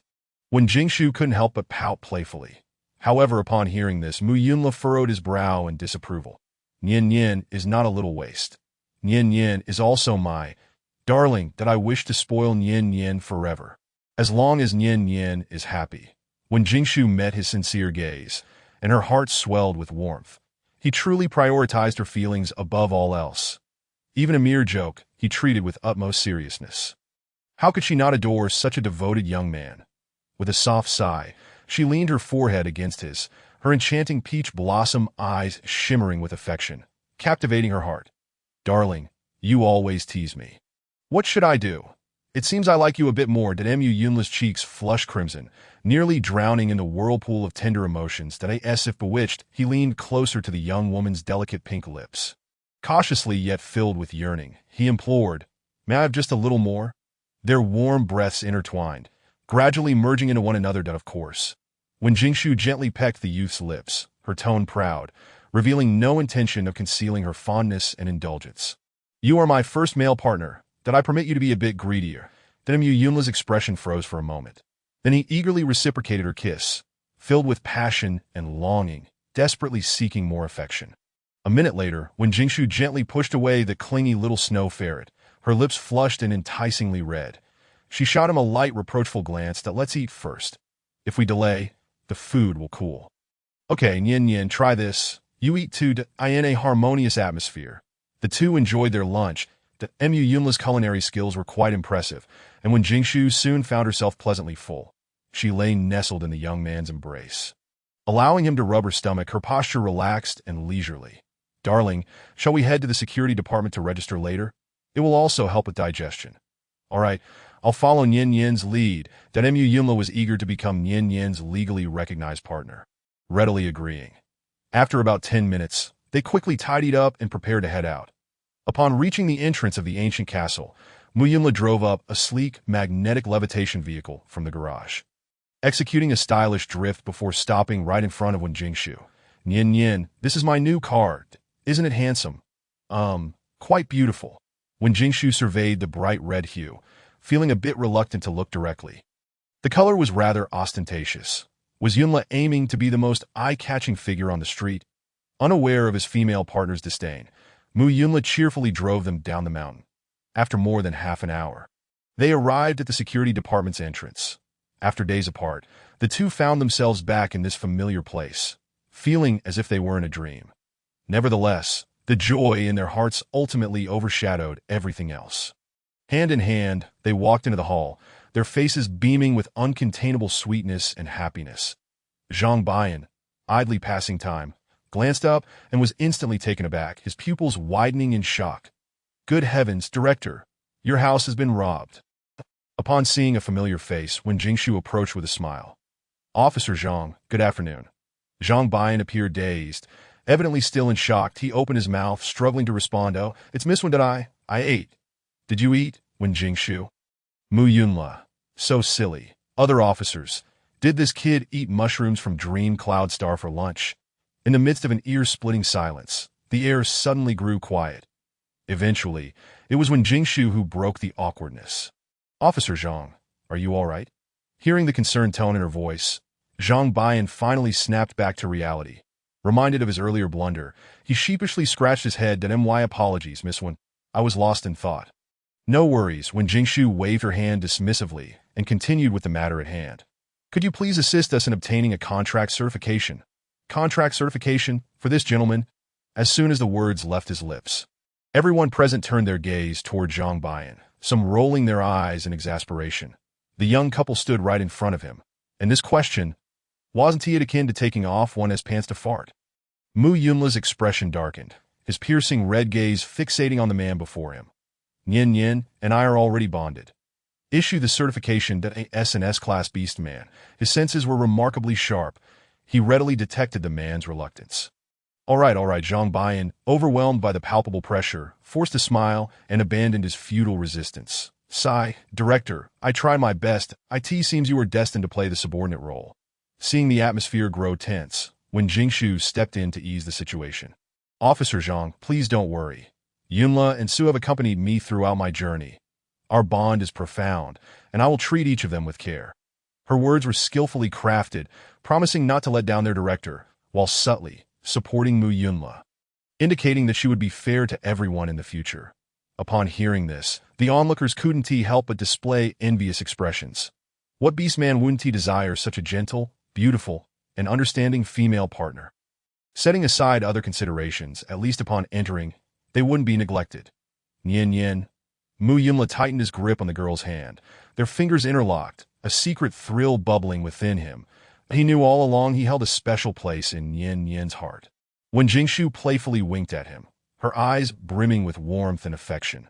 Seeing the couple's intimate display, Zhang Baiyan suddenly realized the truth of the matter, that if one were to assess the situation, it was indeed the director who had interfered. Moreover, the young man had now secured Miss Wen's promise, while he had yet to even catch a glimpse of his own female partner. Sigh, perhaps I should first show some compassion towards myself. Just 3 minutes later, with remarkable efficiency, the contract confirmation between Wen Jingshu and Mu Yunla emerged fresh from the press that in the photograph. The two appeared strikingly handsome, their smiles radiant, exuding a sense of perfect harmony. Prior to their arrival, Mu Yunla had made a special effort to present himself well, donning a meticulously tailored pure white suit, his shoulder-length snowy hair elegantly tied back, which lent him a mature and sophisticated allure, reminiscent of a dashing prince. Conversely, when Jingshu opted for a more natural look, merely applying a hint of lip gloss to enhance her complexion. Yet, even in such simplicity, she radiated an astonishing beauty in the photograph, her delicate brows, exquisite nose, and ruby lips framed by pearly teeth. Her skin glowed like polished jade, and her enchanting peach blossom eyes sparkled with innate emotion, curving into crescent moons when she smiled, captivating all who beheld her.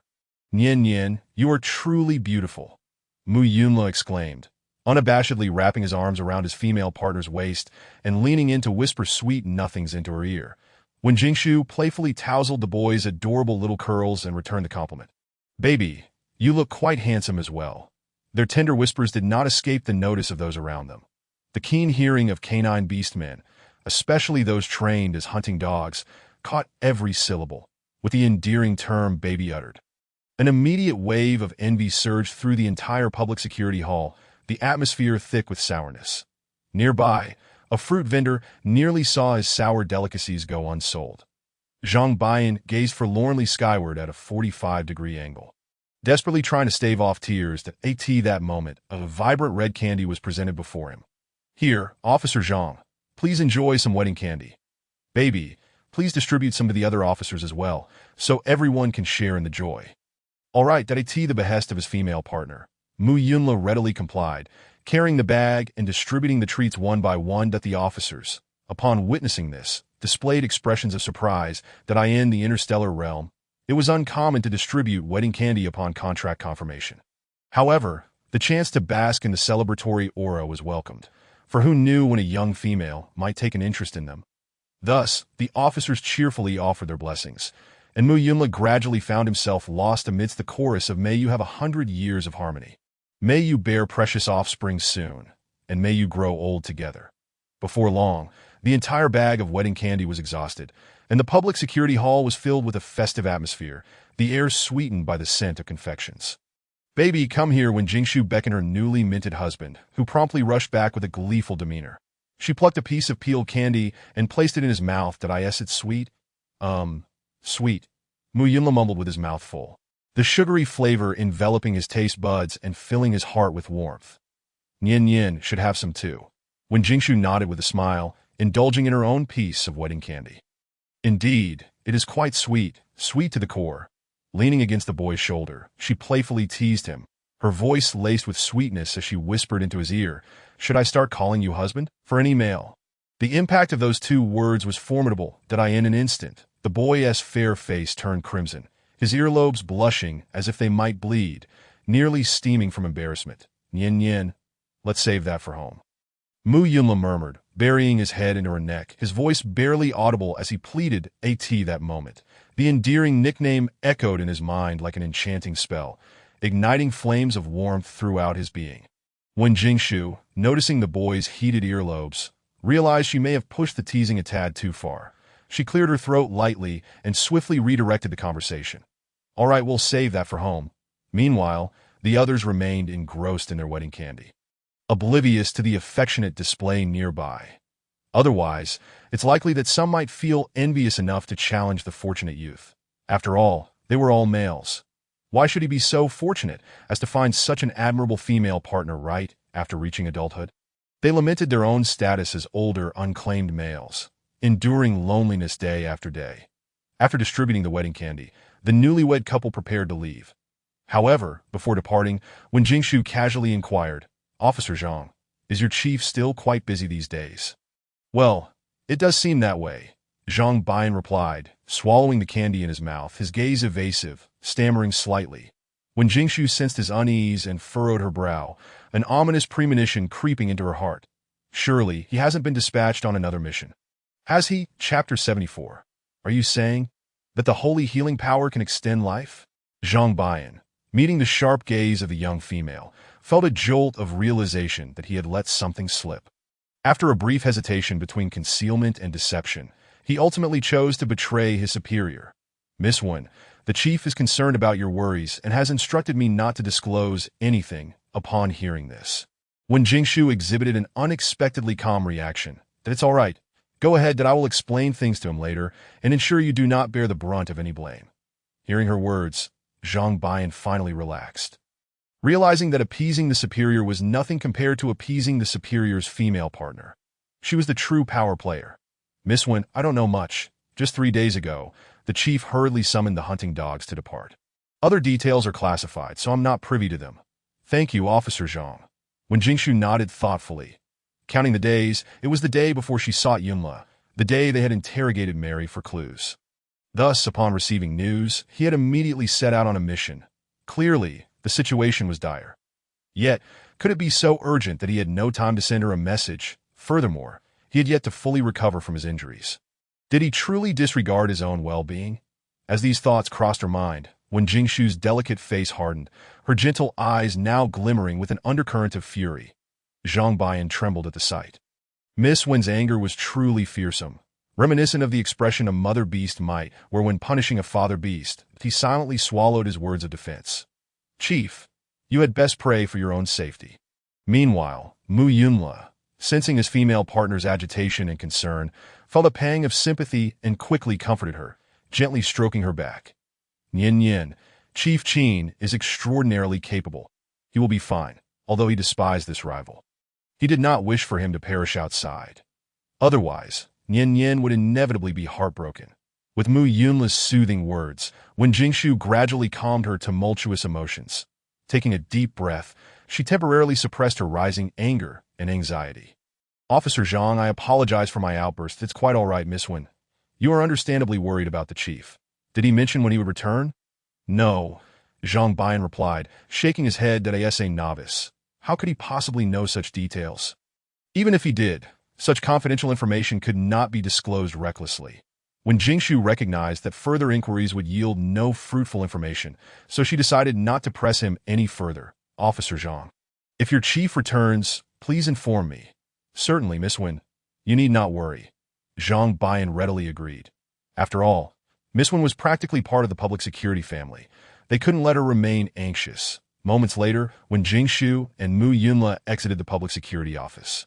Back in the car, when Jingshu wearily rubbed her temples. "Baby, hold on a moment. I need to make a call to Take your time."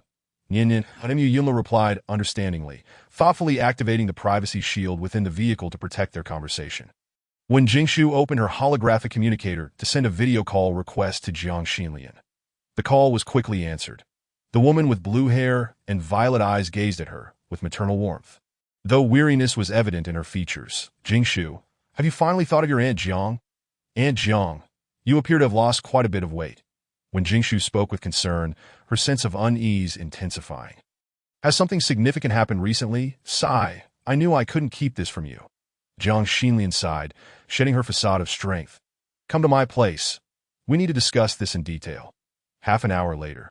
At the heart of Pluto, within the Demikidia Palace, a magnificent round tower stood tall, commanding respect as it loomed over a meticulously manicured expanse of green lawn. Its golden and platinum hues exuded authority and grandeur, with a gold-green flag fluttering atop the dome. This was the political epicenter of the entire Federation, the residence of the Speaker of the Federation's Supreme Council. Even from a distance, the sight inspired awe. Although when Jingshu had mentally prepared herself, she could not help but marvel at the majestic edifice before her, and Mu Yunla, however, remained relatively unfazed. Soon, under the guidance of a servant, the duo entered a beautifully adorned garden, where Jiang Xinlian awaited them, clad in a dark blue European-style palace gown. Her blue hair elegantly styled, she exuded an air of regal grace and poise, embodying the exceptional demeanor of a speaker's wife. Upon seeing them, her face broke into a radiant smile as she warmly welcomed. Jingshu, you've arrived. Please have a seat. Aunt Jiang, I apologize for the intrusion, but oh dear, you mustn't be so formal. Jiang Xinlian took the young woman's hand and ushered her to sit. Then she turned her attention to the snowy-haired youth behind her. And who might this be? Aunt Jiang, this is my esteemed husband, Mu Yunla. When Jingshu introduced gracefully, facing her elder, Mu Yunla appeared somewhat anxious, yet he maintained his courtesy. Greetings, Madame Jiang, I am Nian Yan's husband. I would appreciate your care for her. Jiang Xinlian scrutinized the young man and discerned that he was a pure-hearted child, which prompted a satisfied smile to grace her lips. Oh dear, little Mu, come. Take a seat, we are all family here. Just call me Aunt Jiang. No need for formality. Thank you, Aunt Jiang. Mu Yunla quietly exhaled, sitting beside the lady with a certain restraint. His character was shy and reserved. He refrained from excessive pleasantries and silently took on the tasks of serving tea and bringing pastries, attending to the lady with great care and thoughtfulness. This behavior further pleased Jiang Xinlian, who wore a look of contentment and praised. Jingshu, this child Mu, is quite remarkable. He knows how to care for others. With him looking after you, Aunt Jiang can rest easy. Yunla is indeed wonderful. When Jingshu cast a gentle gaze at the blushing youth, her eyes warm like water, tinged with a hint of guilt. Today was the day of their bond. They should have celebrated it properly. Alas, they could only make it up to him later. When Jingshu shifted her gaze, her expression turning serious. Aunt Jiang, what has transpired with Meili's case? Well, this case involves more than just the trafficking of females, Jiang Xinlian replied, her smile fading as her expression grew complex. It also pertains to an illicit experiment from 20 years ago. When Jingshu's heart skipped a beat, a shadow of unease flickering in her eyes. What experiment? The experiment of activating and manifesting healing power. Upon hearing these words, when Jingshu furrowed her brows. Activating. Manifesting. Could it be that the orchestrators wished to control the healing power? A flurry of conjectures flashed through her mind, connecting like a thread, the truth seemingly just a veil away. Aunt Jiang, besides reducing the risk of loss of control, does the healing power have other effects? Jingshu, do you know why females live longer than males? Jiang Xinlian countered with a question, her gaze heavy. When Jingshu immediately grasped the implication, her shock rendering her momentarily dazed. Are you suggesting the healing power can extend life? Chapter 75. The true mastermind, to be precise.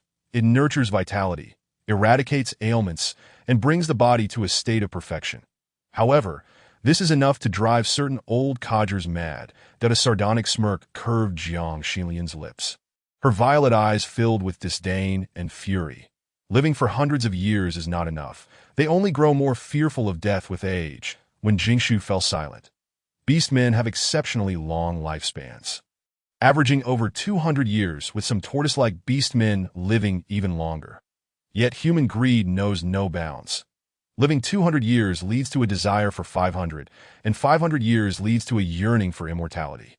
If Tang Sung were to stroll down the street, who wouldn't want to chase after him for a bite? However, what distinguishes humans from beasts is the fundamental conscience and boundaries they possess. Once those boundaries are crossed, greed will inevitably turn against them. The bloody lesson of the rebellion 500 years ago stands as a testament. After a moment of silence, when Jingshu sighed softly. Returning to the topic, this experiment must pose significant harm to females. Naturally, forced activation will damage the female body. Moreover, nurturing vitality requires a continuous supply of healing power. The feeble energy from mere experiments is utterly insufficient. Unless one possesses a level akin to yours, a saint female. Jiang Xinlian stared intently at the girl, as if marveling at an incredible miracle. To describe it as saint female is an understatement. Such rich life energy she had only felt from the tree of life. Mu Yunla sensed her fervent gaze and, shedding his previous indifference, became alert. He could disregard others, but he could not tolerate any potential danger to his beloved lady. Jiang Xinlian, noticing the boy's guarded expression, felt a genuine joy for the little female. It is indeed rare to have such a devoted husband who thinks only of her well-being. Jingshu, you must never disclose your healing power. I, along with Xiao Su, have concealed the previous traces for you. Thank you, Aunt Jiang. When Jingshu expressed her gratitude sincerely, momentarily surprised. Reflecting on it now, she realized that her previous actions had indeed lacked thoroughness. Fortunately, the kindness she had shown had received positive feedback. Whether it be Yunla, a Su, or Meng Zhou and Aunt Jiang, they all considered her sincerely. What thanks? It is only right. Jiang Xinlian affectionately ruffled the young female's hair. By the way, Aunt Jiang still feels a sense of guilt. This matter should not have involved you. You need not worry. When Jingshu shook her head, her tone calm. In ancient Huaxia, a sage once said, every drink and every bite is surely preordained. Since I have received the gift of the Mother of Life, I am destined to repay this karma. Merely a question of when. Jiang Xinlian was taken aback by the girl's open-mindedness and composure. After a moment, she bitterly smiled. I have lived half a lifetime. Yet I have not seen as clearly as you. Every drink and every bite is surely preordained. Indeed, had it not been for that incident 20 years ago, I would not have encountered Lao Zhou and her. Nor would I have become the president of the Female Protection Association. The woman murmured, her violet eyes gradually revealing a sense of relief. When Jingshu, seizing a crucial piece of information from her words, recalled the faint healing power from before, that a truth was about to surface, her expression wavered as she pondered, ultimately choosing not to unearth Jiang Xinlian's scars. However, the latter had already come to terms with it. I once thought the nightmare from 20 years ago had long dissipated. Yet I never anticipated that after all these years, those individuals would once again extend their claws towards other females. It should be said that this war, devoid of gunpowder, has never ceased since 500 years ago. Jiang Xinlian's gaze was profound and distant, yet her eyes seemed to harbor something unspoken. She quietly regarded the girl, her voice taking on an unprecedented solemnity, akin to conducting a grand ceremony of inheritance. Jingshu, would you care to hear a story? When Jingshu did not answer immediately, but fell into contemplation, she understood that this was no simple story.